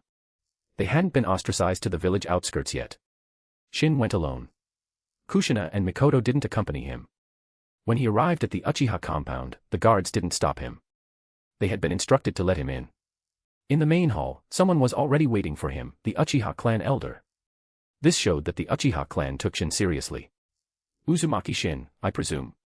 I am Uchiha Taijima, the elder of the Uchiha clan. The elder stood up and greeted Shin. Ah, the renowned Uchiha Taijima-san. It's an honor. Shin said with a smile. Uchiha Taijima paused, then asked, You've heard of me? Nope. Shin shook his head. He didn't even know who the current Uchiha clan head was, let alone the elder. But this guy's name was Uchiha Taijima, wasn't that similar to Uchiha Madara's father, Uchiha Taijima? Uchiha Taijima's expression flickered. Uzumaki Shin, I sent you an invitation several days ago. Why are you only coming now, he asked, his tone laced with displeasure. Shin glanced at him. I've been busy. Is there a problem, Taijima-san? Uchiha Taijima's face darkened. Busy.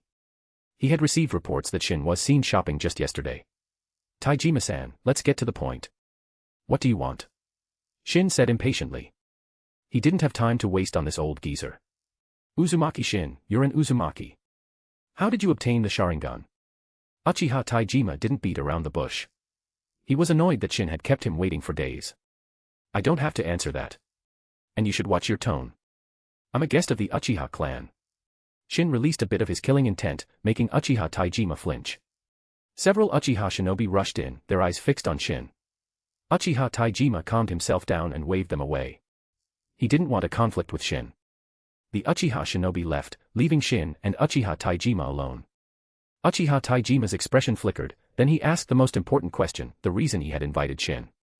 How did you awaken the Mangekyo Sharingan? Shin chuckled. I can tell you, but don't you think you should offer something in return? What do you want? Uchiha Taijima stood up, his eyes gleaming with excitement. If he could learn how to awaken the Mangekyo Sharingan, he would pay any price.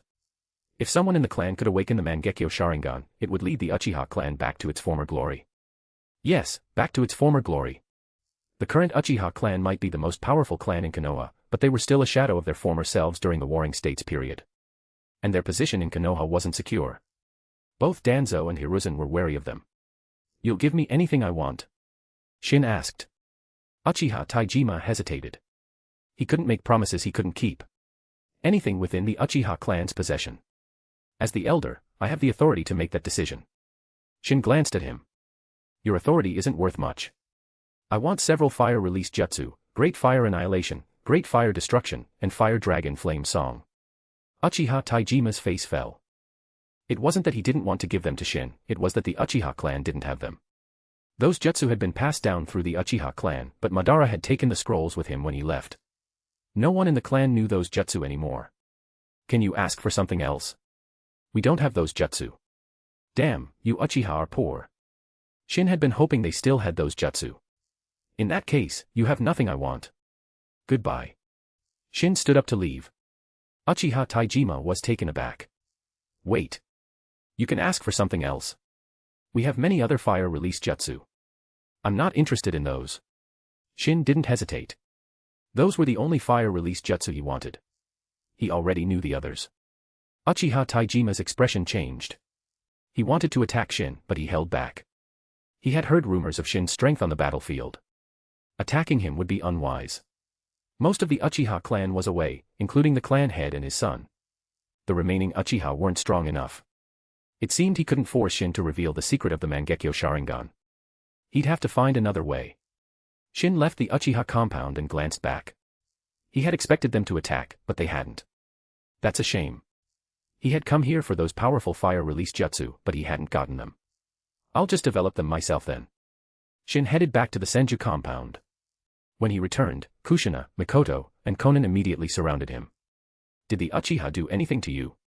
Mikoto asked. "No, which is surprising." "That's good." Mikoto was relieved. Chapter 119, Hiruzen Sarutobi's Concerns. If you like the story, please leave a review. Shin, why did the Uchiha clan invite you? What did they want? Kushina asked curiously. Are you curious, Kushina? Shin looked at her. She practically had, "I'm curious," written all over her face. Yes, I am. But what if I don't want to tell you? Shin grinned. If you don't tell me, you'll regret it. Kushina threatened playfully. Tell us, Shin. I'm curious too, Mikoto pleaded, tugging on Shin's arm. Slap. Kushina swatted Mikoto's hand away. She glared at Mikoto. Seeing them about to argue, Shin quickly changed the subject. You want to know why the Uchiha clan invited me? I'll tell you. They wanted to know how to awaken the Mangekyo Sharingan. Did you tell them, Shin and I? Konan asked. Of course not. Unless they offer something I want in exchange, I won't tell them. Shin wasn't running a charity, he wouldn't give away information for free. But even if he did tell them, few would be able to awaken the Mangekyo Sharingan. The requirements were harsh. Even if you knew the method, you might not want to do it. Uzumaki Shin suddenly visited the Uchiha clan. You've received the report, haven't you? Koharu Yuditane asked Hamura Mitokado. Yes, just now. Hamura's expression was grim. Shin's visit to the Uchiha clan was concerning. They had to understand his motive and the Uchiha clan's intentions. They didn't believe Shin would visit the Uchiha clan without a reason. What do you plan to do? Koharu asked. She didn't know what to do, so she sought Hamura's advice. Send a message to Hiruzen. Let him decide. Hamura decided not to get involved and leave the decision to Hiruzen. He sent a message to Hiruzen, who received it the next day. Hiruzen was troubled. He went to Danzo to discuss the matter. Hiruzen, what do you want? Danzo asked with a frown. I have something to tell you. Hamura just sent a message. Uzumaki Shin visited the Uchiha clan. It seems they invited him. Humph, those Uchiha bastards are still scheming. They're probably trying to recruit him, Danzo sneered. In that case, Hiruzen, I have a suggestion. During tomorrow's battle with IWA, make the Uchiha clan the vanguard. Danzo was ruthless. He wanted to use the war to weaken the Uchiha clan. Hiruzen frowned. Hiruzen, are you still showing mercy at a time like this? The Uchiha clan is Konoha's greatest threat. We have to eliminate them for Konoha to prosper. Danzo scoffed. Danzo, you want to make the Uchiha the vanguard? Do you think they'll agree? Konoha is struggling. Don't create more problems. Hiruzen said. Danzo lacked foresight. This wasn't the time to target the Uchiha clan. Even if they wanted to, they should do it during peacetime. If they pushed the Uchiha too far, they might rebel, and Konoha might be destroyed. The Uchiha clan was powerful. If they rebelled during the war, Konoha would be in grave danger. Danzo remained silent. He might be extreme, but he understood Hiruzen's point. This wasn't the right time. Do as you see fit. Danzo left, leaving Hiruzen to worry alone. He wasn't the Hokage, why should he worry? After Danzo left, Hiruzen sighed. He was worried about Shin and the Uchiha clan forming an alliance. Shin had Uchiha blood, it wasn't impossible. If Shin was weak, Hiruzen wouldn't care, but Shin was strong. He couldn't ignore him. I hope Uzumaki Shin doesn't join forces with the Uchiha clan. There was nothing he could do now, though. He was on the battlefield and couldn't return to Konoha. He could only send a message to Hamura and ask him to keep an eye on the situation. Shin, of course, didn't know his visit to the Uchiha clan had caused Hiruzen so much distress. But Shin was also troubled. He had been teaching Kushina Sage Mode, but she wasn't making any progress. Kushina, maybe you're not suited for Sage Mode, Shin said. Really? I'm not suited for it. Then I wasted over a month of training. You have to compensate me. Kushina demanded. It's not that I'm not teaching you, it's that you can't learn it. How am I supposed to compensate you? Shin said innocently. That means you're a bad teacher. Kushina scoffed. Heh, why don't you just admit you're dumb? Mikoto hasn't learned it either. Are you saying she's dumb too? Kushina glared at Mikoto. It's different. It's 10 times easier for you to learn Sage Mode than for Mikoto. It's normal for her to struggle. And it's also normal for you to struggle. Sage Mode isn't easy to learn. Shin felt there was a reason Kushina hadn't mastered Sage Mode yet. They weren't in a Sage region. The environment was different. And without any guidance, it was naturally more difficult. But you said I wasn't suited for it. Kushina glared at him. I was just kidding. If you work hard, you might be able to learn it in 2 or 3 months. Shin estimated. Whether his estimation was accurate or not depended on Kushina's effort. If you're interested, you can read 17 advanced chapters. Chapter 120, 120, Kumo joins the Second Shinobi World War. If you like the story, please leave a review. Shin current image. Time passed relentlessly, and Shin celebrated his 12th birthday. Birthdays weren't a big deal, but he did receive another replication card, an advanced one this time. He wasn't as excited as he used to be. As his strength increased, advanced replication cards became less useful. He had mastered Sage Mode during this time, able to activate it instantaneously and maintain it indefinitely. He could even continuously absorb natural energy during battle, theoretically maintaining Sage Mode forever. Kushina had also learned Sage Mode, but Mikoto hadn't yet. Perhaps she would in the future. Shin, dinner's ready. Come try my cooking. Kushina called out. Shin's face stiffened. I'm not hungry. You guys eat first, he said without turning around. Kushina had been acting strangely lately, spending a lot of time in the kitchen with Mikoto, trying to learn how to cook. But all she produced were culinary disasters. Even with his perfect sage body, Shin couldn't stomach her creations. He'd rather starve. Liar. You just said you were hungry and asked Mikoto to make dinner. Kushina accused. Did I? I don't remember. Shin denied it. He still remembered the taste of the food Kushina had forced him to try yesterday.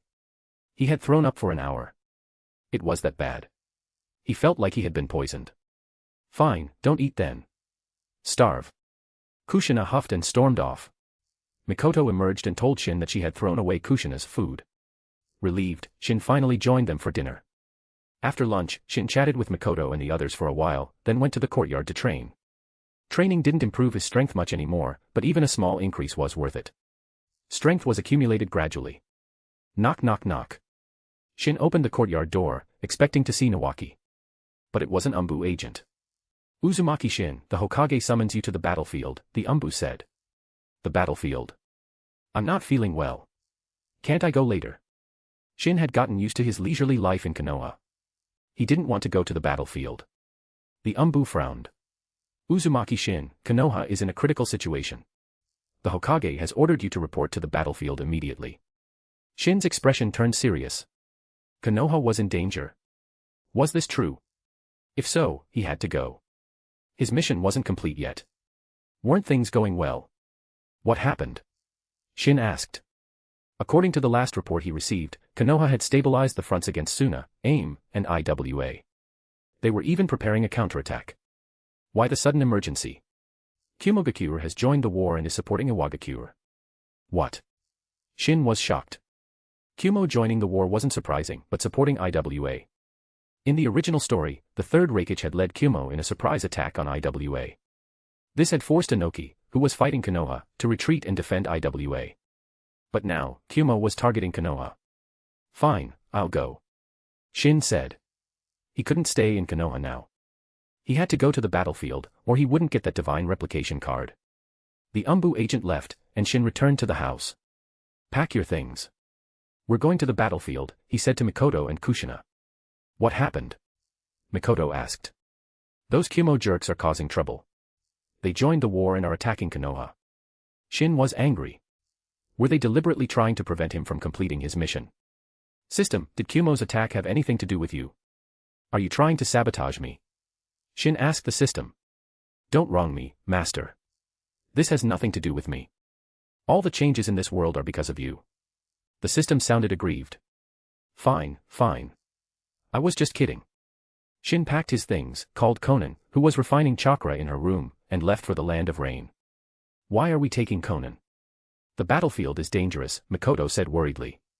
The battlefield is dangerous, but Konoha might not be safe either. I'm not comfortable leaving Konan alone. And Konan, you don't want to stay, do you?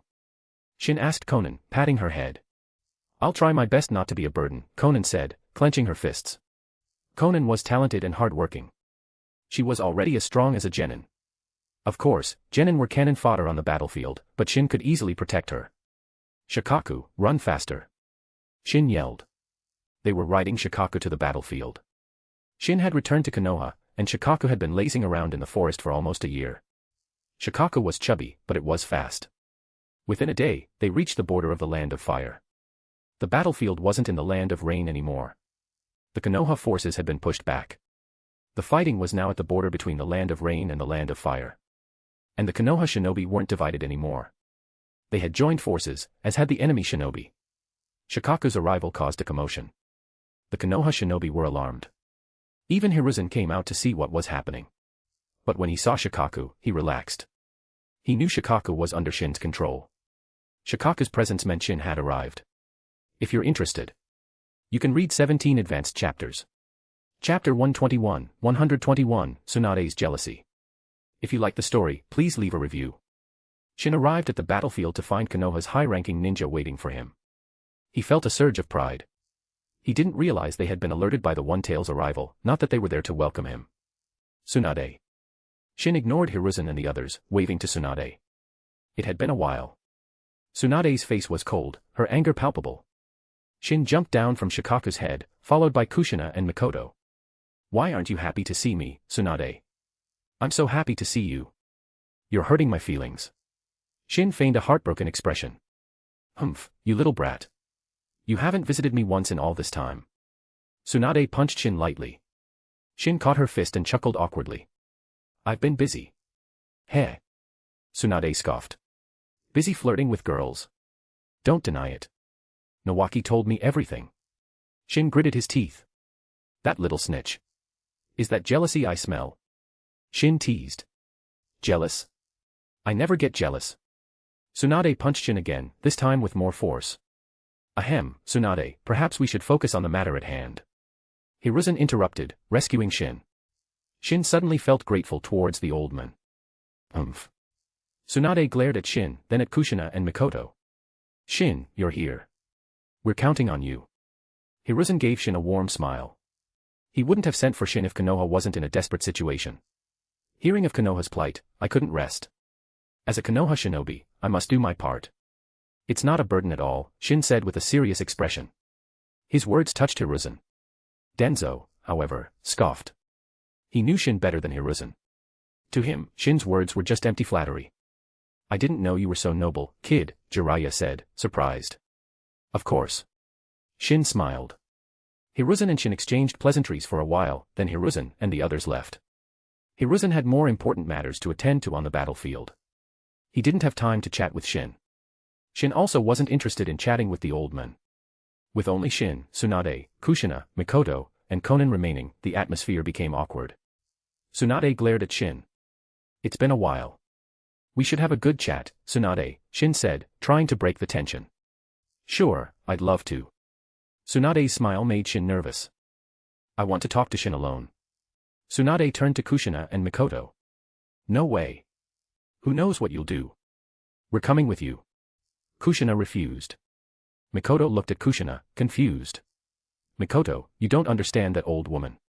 She's been trying to seduce Shin for ages, Kushina whispered to Mikoto. What? Mikoto gasped, then glared at Tsunade. Kushina, what did you tell her? Tsunade frowned. She hadn't heard what Kushina said, but Mikoto's sudden hostility was a bad sign. I was just saying how long it's been since we last saw you, Tsunade-nichan.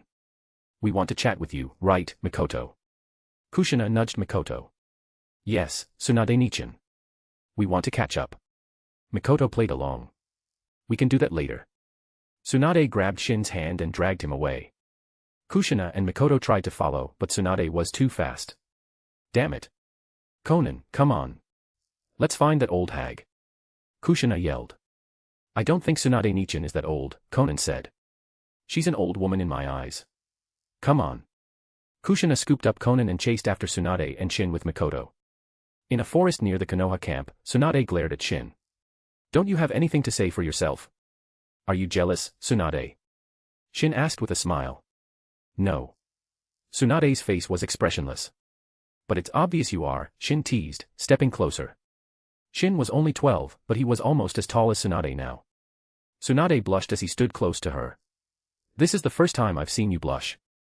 I didn't think you were capable of it, Shin chuckled. What's that supposed to mean? Tsunade scowled. Ahem, Tsunade, you said you wanted to talk. What do you want to talk about? Shin changed the subject. You've been having fun with Kushina and Mikoto, haven't you? Forgotten all about me. Tsunade's voice was laced with jealousy. Of course not. How could I forget about you, Tsunade-sama? I'd be dead if I did, Shin said with feigned fear. Tsunade giggled, then remembered she was supposed to be angry. She put on a stern expression. Just as she was about to continue, Kushina and Mikoto finally found them. Old hag Tsunade, you haven't done anything to Shin, have you? Kushina asked, glaring at Tsunade. Kushina, what did you say? Tsunade was furious. She hated being called old. She was only 22. If you're interested, you can read 17 advanced chapters. Chapter 122, Kushina in Sage Mode. If you like the story, please leave a review. Ahem, looks like it's about to rain. Let's head back. Shin tried to change the subject. Tsunade and Kushina were about to start a catfight. Little girl, you're getting a bit too cocky. Tsunade glared at Kushina, cracking her knuckles. Humph, old hag, you think I'm still afraid of you? Kushina was being reckless, provoking Tsunade. But she had a trump card now, Sage Mode. With Sage Mode, her strength would increase dramatically. She might even be able to defeat Tsunade. As for the time it took to activate Sage Mode, that was easily solved. Mikoto could stall for her. Kushina was confident Mikoto could hold Tsunade back while she entered Sage Mode. Very well. I'll teach you some manners today, little girl. Tsunade was determined to put Kushina in her place. Even Shin wouldn't be able to stop her. I'm not little. Kushina protested. Tsunade looked her up and down. Oh really? Then tell me, where do you measure up to me? Damn it, don't be smug. I'll surpass you one day. Kushina glared at Tsunade, though she wasn't entirely confident. In some areas, Tsunade was indeed well endowed. Even in the future, Kushina doubted she could compete. Alright, that's enough. Let's go back. Shin grabbed Tsunade and Kushina, preventing them from fighting. Let me go. I want to duel that woman. Kushina struggled. You're being too rowdy. I'll have to knock you out. Shin raised his hand threateningly. Wait. Kushina yelled in alarm. Shin chuckled, about to tease her further, when he suddenly sent several chakra signatures approaching. He released Tsunade and Kushina and turned towards the source. What's wrong? Tsunade asked, her anger forgotten. 12 shinobi approaching. Judging by their chakra, they're at least Jonin level. Shin said. They couldn't be Konoha shinobi. They must be enemies. What bad luck. Enemies. Tsunade prepared for battle. Kushina was excited. She could finally show off her strength, especially in front of Tsunade. She closed her eyes and started gathering natural energy. Although she had learned Sage Mode, she couldn't activate it instantly. It took her 5 minutes to gather enough natural energy. And she could only maintain it for 3 minutes. Her Sage Mode was still a bit weak. What's she doing? Tsunade looked at Kushina curiously. Entering Sage Mode. What? Kushina learned Sage Mode. Tsunade was shocked. As the granddaughter of the Shodame Hokage, she knew about Sage Mode. They're here, Shin announced. Tsunade and Mikoto looked and saw 12 figures approaching rapidly. They weren't from the same village, judging from their forehead protectors. They wore the symbols of IWA, Suna, Kumo, and Amage Cure. They also stopped when they saw Shin and his team, their faces filled with surprise. We've been discovered. The mission's a failure. One of the Suna shinobi said grimly. They had a mission, but now that they had been discovered, it was a failure. They might not even survive this. What else can we do? Kill them and retreat. 3 Kumo shinobi drew their swords and charged towards Shin and his team. Shin looked at them, many questions swirling in his mind. But he decided to deal with them first, then ask Tsunade for answers. Shin, let me handle this. Kushina opened her eyes. Sage markings appeared on her forehead, the corners of her eyes, and her cheeks. All right. Shin wanted to see how much stronger she was in Sage Mode.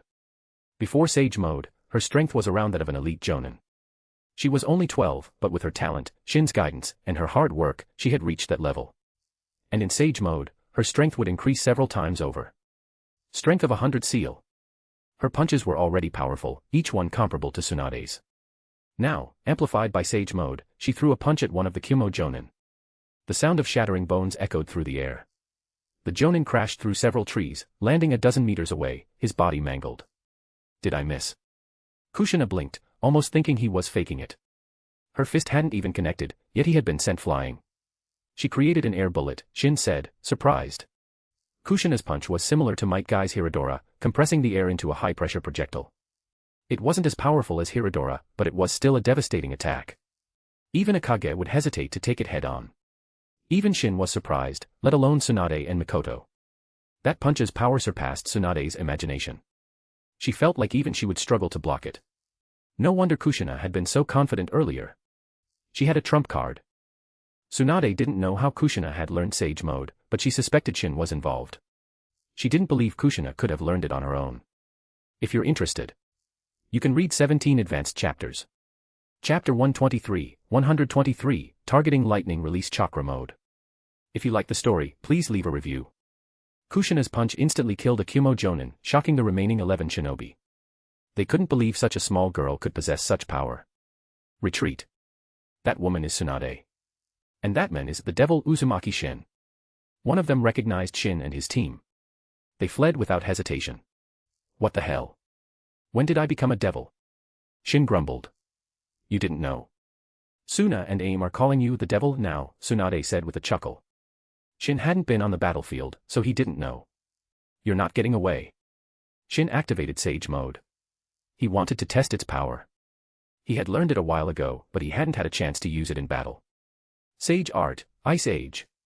The entire forest, spanning several kilometers, was frozen solid. And this wasn't even his full power. If he went all out, he didn't know how far he could freeze. He was probably stronger than Kazan from One Piece. The 11 shinobi, trapped in the frozen forest, were killed instantly. Hey, I was supposed to be the one fighting them. Kushina complained. Kushina, can you guarantee you won't let any of them escape? Shin asked. Kushina fell silent. She couldn't guarantee that. If they split up and ran, she wouldn't be able to catch them all. Her Sage Mode had a time limit. If they could outlast it, they might escape. Let's go. Don't you feel cold? Shin led them away from the frozen forest. It was a beautiful sight, but he wasn't interested in sightseeing. He had used a large-scale jutsu like Ice Age to finish the fight quickly. It was overkill, though. Back at the Konoha camp, Shin saw some shinobi heading towards the frozen forest to investigate. He ignored them and went to Tsunade's tent with Kushina and Mikoto. Why were those Kumo shinobi here? Shin asked Tsunade. I know they're Kumo shinobi, but why are they at the border between the Land of Rain and the Land of Fire? Shin had been wondering the same thing. Even if Kumo was at war with Konoha, they shouldn't be here. To get here, they would have had to travel through the Land of Frost, the Land of Hot Water, and the Land of Grass. It was a long detour. They could have attacked from other smaller countries. I don't know. The Sandaime sent people to investigate. They said Kumo traveled by sea to the land of Earth, then came here from there. What? Shin was even more surprised. Anoki had allowed Kumo shinobi into the land of Earth. Was he that bold? I was also surprised. Perhaps Iwa and Kumo made some kind of agreement. Even Hiruzen had been shocked. Whatever. It doesn't matter to me. Shin wasn't interested in the details. Kumo was Konoha's enemy, regardless of their motives. Tsunade, want to spar? Kushina asked. Call me Nei-chan, Tsunade said, glancing at Kushina. No way. Even Shin doesn't call you that. Kushina refused. She used to call Tsunade Nei-chan because she was weaker than her, but now she felt she had the power to challenge Tsunade. Tsunade looked at Shin, who avoided her gaze. I don't have time to teach you some manners, but I will later. I'll beat you so bad, you'll be crying and calling me Nei-chan. Tsunade left the tent to report the incident with the 12 shinobi to Hiruzen. She didn't know what their motive was, but she had to inform the Hokage. She said she'd make me cry and call her Nei-chan. She's underestimating me. Kushina fumed. Even with Sage Mode, you'd probably lose to Tsunade, Shin said. Sage Mode made her stronger, but she needed time to activate it. And she could only maintain it for 3 minutes. She might be able to match Tsunade during that time, but after that, she'd be defenseless. Shin, where are you going? Mikoto asked as Shin left the tent. I have something to do. I'll be back soon. Don't worry. Shin left the Konoha camp and headed towards the Kumo encampment. He had a goal, the third Reikage lightning release chakra mode. The third Reikage was known as the strongest spear and the strongest shield. He could fight the Eight Tails barehanded.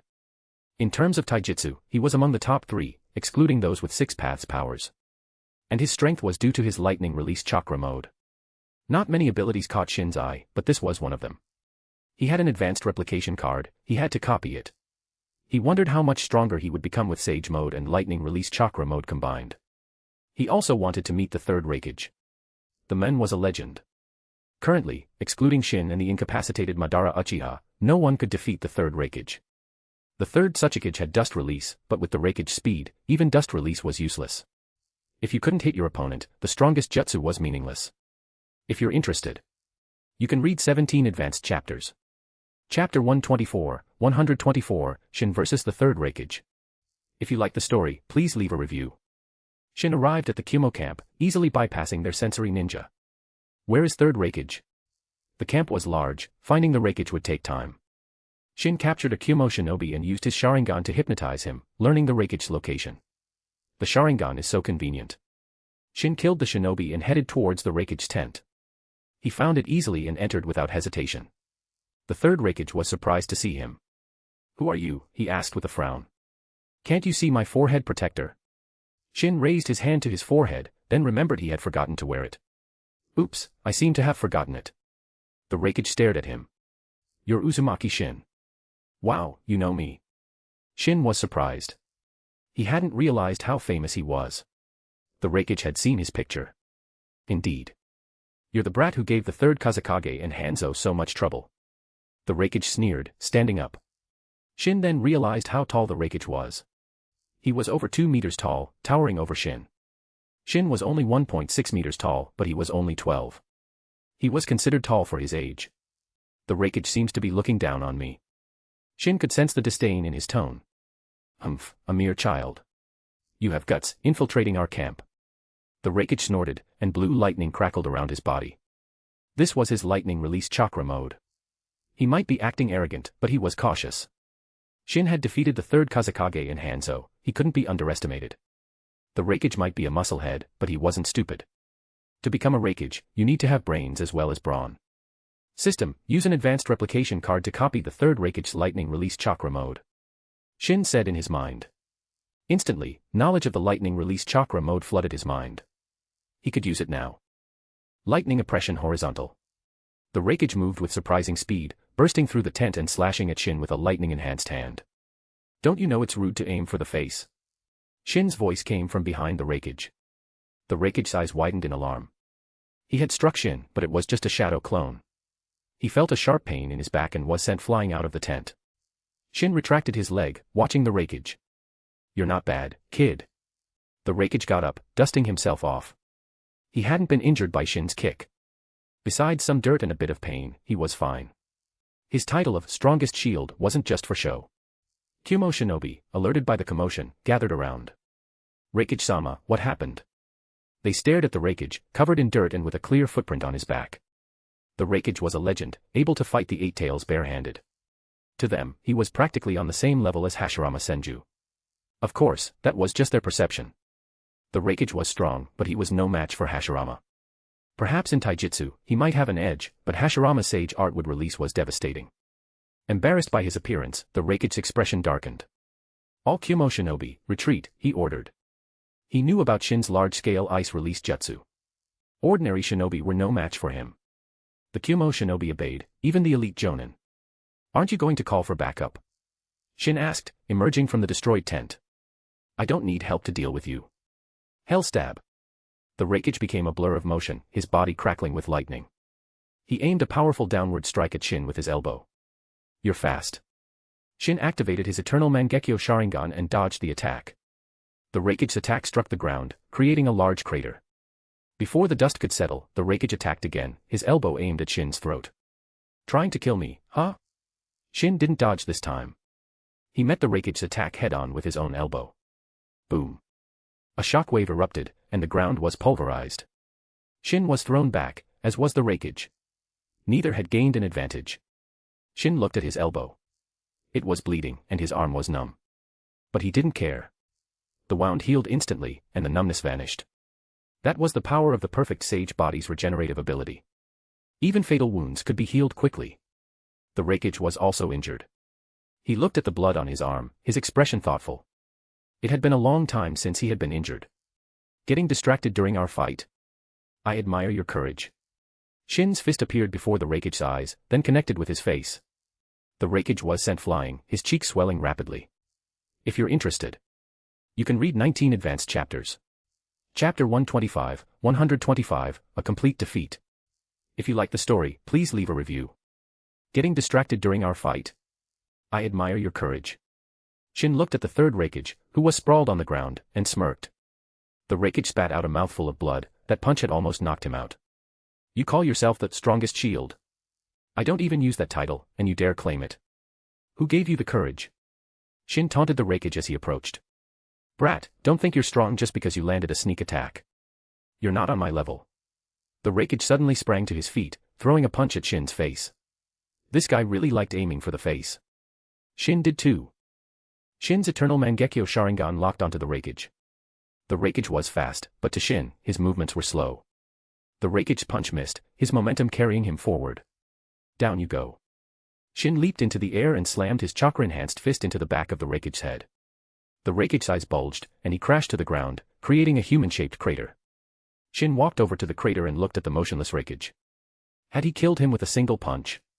Even with the lightning-release chakra mode, the back of the head was still a vulnerable spot. I didn't mean to kill you, but if you die from this, don't blame me. Your defense is just too weak. Shin said to the unconscious Reikage. Uzumaki Shin, you think that can kill me? The Reikage struggled to his feet, his head spinning. He fought to stay conscious. Shin's chakra-enhanced punch to the back of his head had almost knocked him out, even with the lightning-release chakra mode. As expected of the third Reikage. You're one tough bastard. I, Uzumaki Shin, acknowledge you as the most durable. Hell stab, four-finger Nukite. The Reikage suddenly unleashed his ultimate attack, charging towards Shin. Lightning-release chakra mode. Shin's body crackled with lightning. He could feel his cells becoming more active, his reflexes sharper. His speed and strength increased. Let's see whose attack is stronger.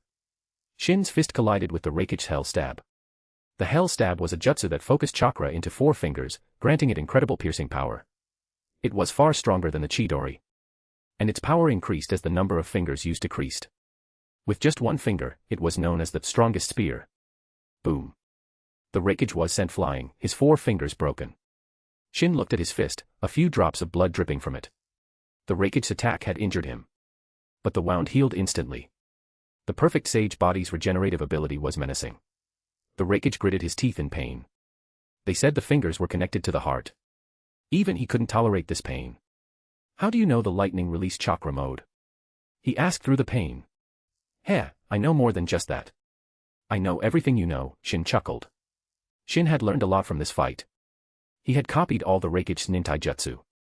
The core of the Rekige's nintai jutsu was the lightning release chakra mode.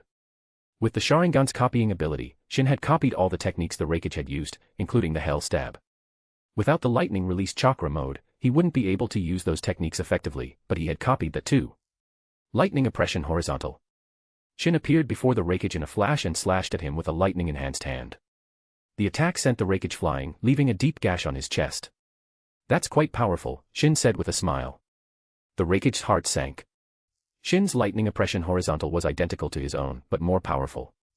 Shin's taijutsu was already comparable to his without the lightning release chakra mode. With it, he was even stronger. Thank you for your generous instruction. Goodbye. Shin could kill the Reikage now, but he didn't. Reikage, I'll spare you this time, considering all I've learned from you. But I suggest you take your Kyumo shinobi and leave. Killing you would be too easy. Shin opened a Yamatsu Hirasaka portal and stepped through it, leaving the Kyumo camp. He wasn't boasting. Killing the Reikage would be child's play. He had only used taijutsu in this fight. He had many other abilities he hadn't used. He could kill the Reikage instantly with Genjutsu. And there was also Ice Release, the Susanoo, his Mangekyo Sharingan abilities, and Sage Mode. He spared the Reikage because he had his reasons. If the Reikage was foolish enough to continue fighting, he would end up like the third Mizukage. After Shin left, the Kyumo shinobi returned and saw the injured Reikage. Reikage-sama, are you alright? I'm fine, the Reikage said, standing up. But the blood in his trembling hand betrayed his words. Medics. Treat the Reikage's injuries, a Kyumo jonin yelled. Several medics rushed over to examine the Reikage, who didn't refuse. He might be putting on a brave face, but his injuries needed treatment. Especially his fingers. If he didn't treat them properly, he might not be able to use the Hell Stab anymore. If you're interested, you can read 20 advanced chapters. Chapter 126, 126, if you encounter Uzumaki Shin, you may abandon the mission. If you like the story, please leave a review. Reikage-sama, are you alright? A Kyumo jonin asked the medic after he finished examining the Reikage. His other injuries are minor, but his fingers are fractured. He shouldn't move them for a while. The medic replied. The Reikage had a deep gash on his chest, but his finger's injury was more severe. How long will it take to heal? The Reikage asked. It depends on your recovery ability, Reikage-sama. The medic couldn't give him an exact time frame. Everyone's body was different. But with medical ninjutsu, it shouldn't take too long. Reikage-sama, who injured you? Dodai asked. Shin hadn't been present when the Reikage ordered the Kyumo shinobi to retreat. They hadn't seen who he fought. And even though the fight had been loud, they hadn't come to check. They had absolute faith in the Reikage. They believed he could defeat anyone. They hadn't expected him to be injured. The Reikage looked at Dodai. It was Uzumaki Shin, he said. He wouldn't hide his defeat. What? The Kyumo shinobi were shocked. Uzumaki Shin. Shin's reputation had spread due to Suna and Aim's propaganda. Even Kyumo had heard of him. But they hadn't taken him seriously. He was just a 12-year-old brat. How strong could he be? We underestimated Uzumaki Shin. From now on, if you encounter him on a mission, you are permitted to abandon the mission and flee, the Reikage said. Is he really that strong? Dodai couldn't believe the Reikage would give such an order. He is.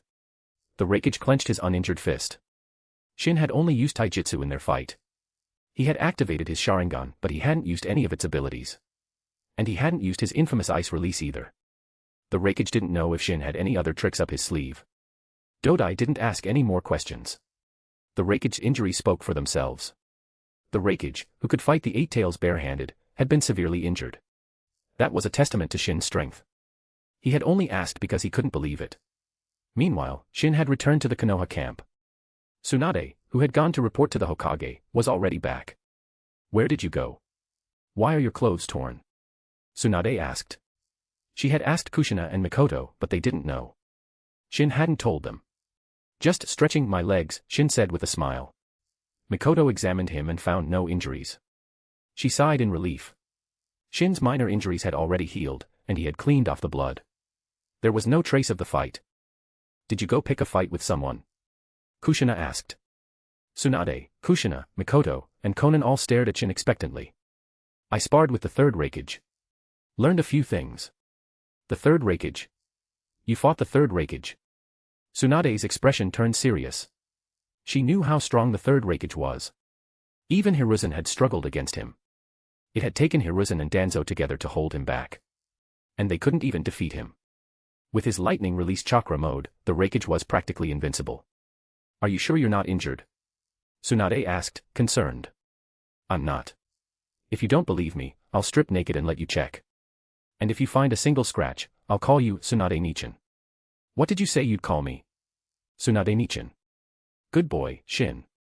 Tsunade patted Shin's head, a smug grin on her face. Shin realized he had been tricked. Conan giggled, then quickly covered her mouth when she saw Shin looking at her. Conan, can you tell me what you were laughing about? Shin asked, pinching her cheeks playfully. She's probably laughing at you for being so easily tricked by Tsunade. You're not very smart, are you? Kushina said mercilessly.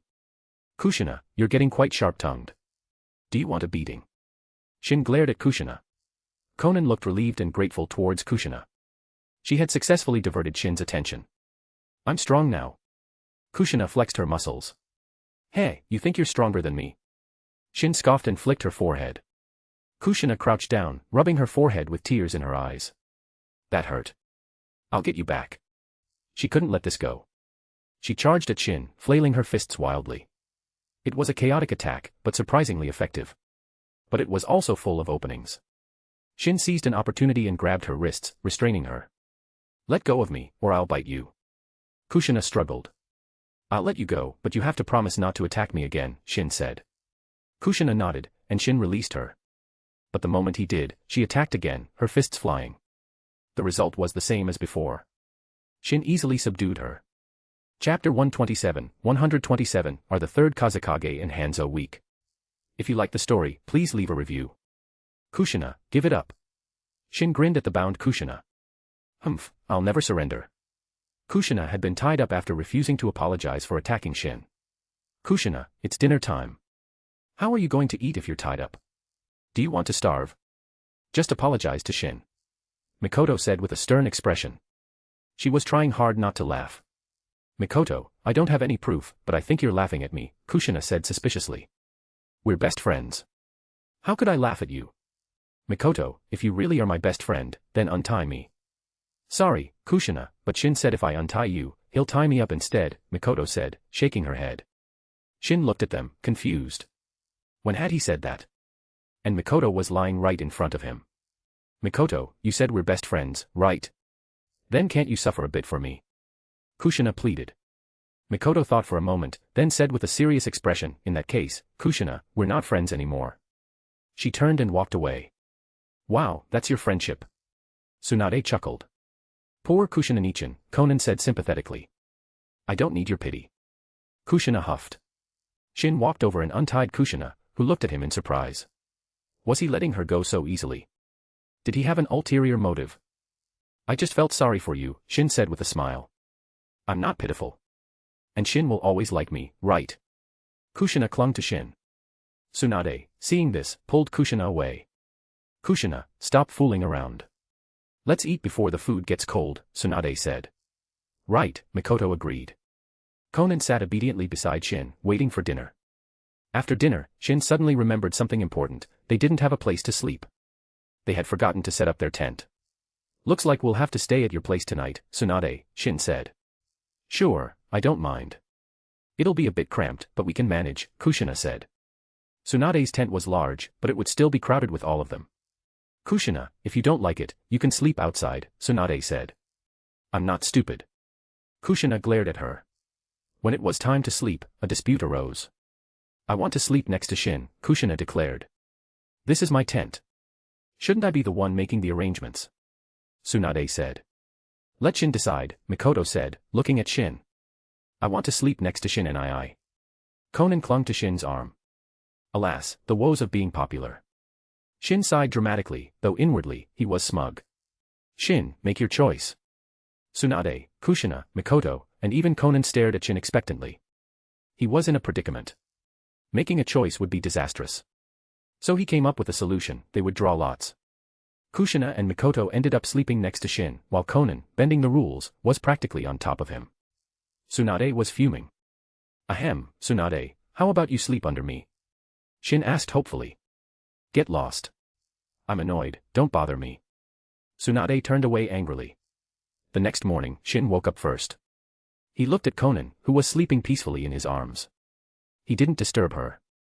Mikoto was on his left, and Kushina was on his right. It was a pleasant feeling. Wait a minute. Shin turned to his right. It wasn't Kushina, it was Tsunade. And Kushina was on the other side of Tsunade. When had they switched places? Tsunade opened her eyes and met Shin's gaze. What are you looking at? She asked, rubbing her eyes. I don't remember it being like this last night. Yeah, Kushina wanted to switch places with me in the middle of the night. So here I am, Tsunade said. Shin didn't believe her for a second. Mikoto and Konan also woke up and were surprised to see Tsunade next to Shin. Tsunade shushed them and pointed at Kushina, signaling them not to wake her up. She had switched places with Kushina while she was asleep. She couldn't let Kushina know, or she might start a fight. She wasn't afraid of Kushina, but Kushina was persistent. I'll make breakfast. Mikoto got up and went to the kitchen. Konan also got up and started refining chakra. Konan is so hardworking, Tsunade said, watching her. With that kind of dedication, she would achieve great things. Yeah, if you were half as hardworking as Konan, you wouldn't be so weak, Shin said, glancing at Tsunade. Shin, you think I'm weak? She was probably the only one who thought she was weak. To me, you're not that strong. Average, I guess. You probably can't even defeat the third Kazekage or Hanzo. Tsunade was speechless. She wasn't confident she could defeat them, but were they weak? One was known as the strongest Kazekage, the other as Kami. Shin seemed to be underestimating them.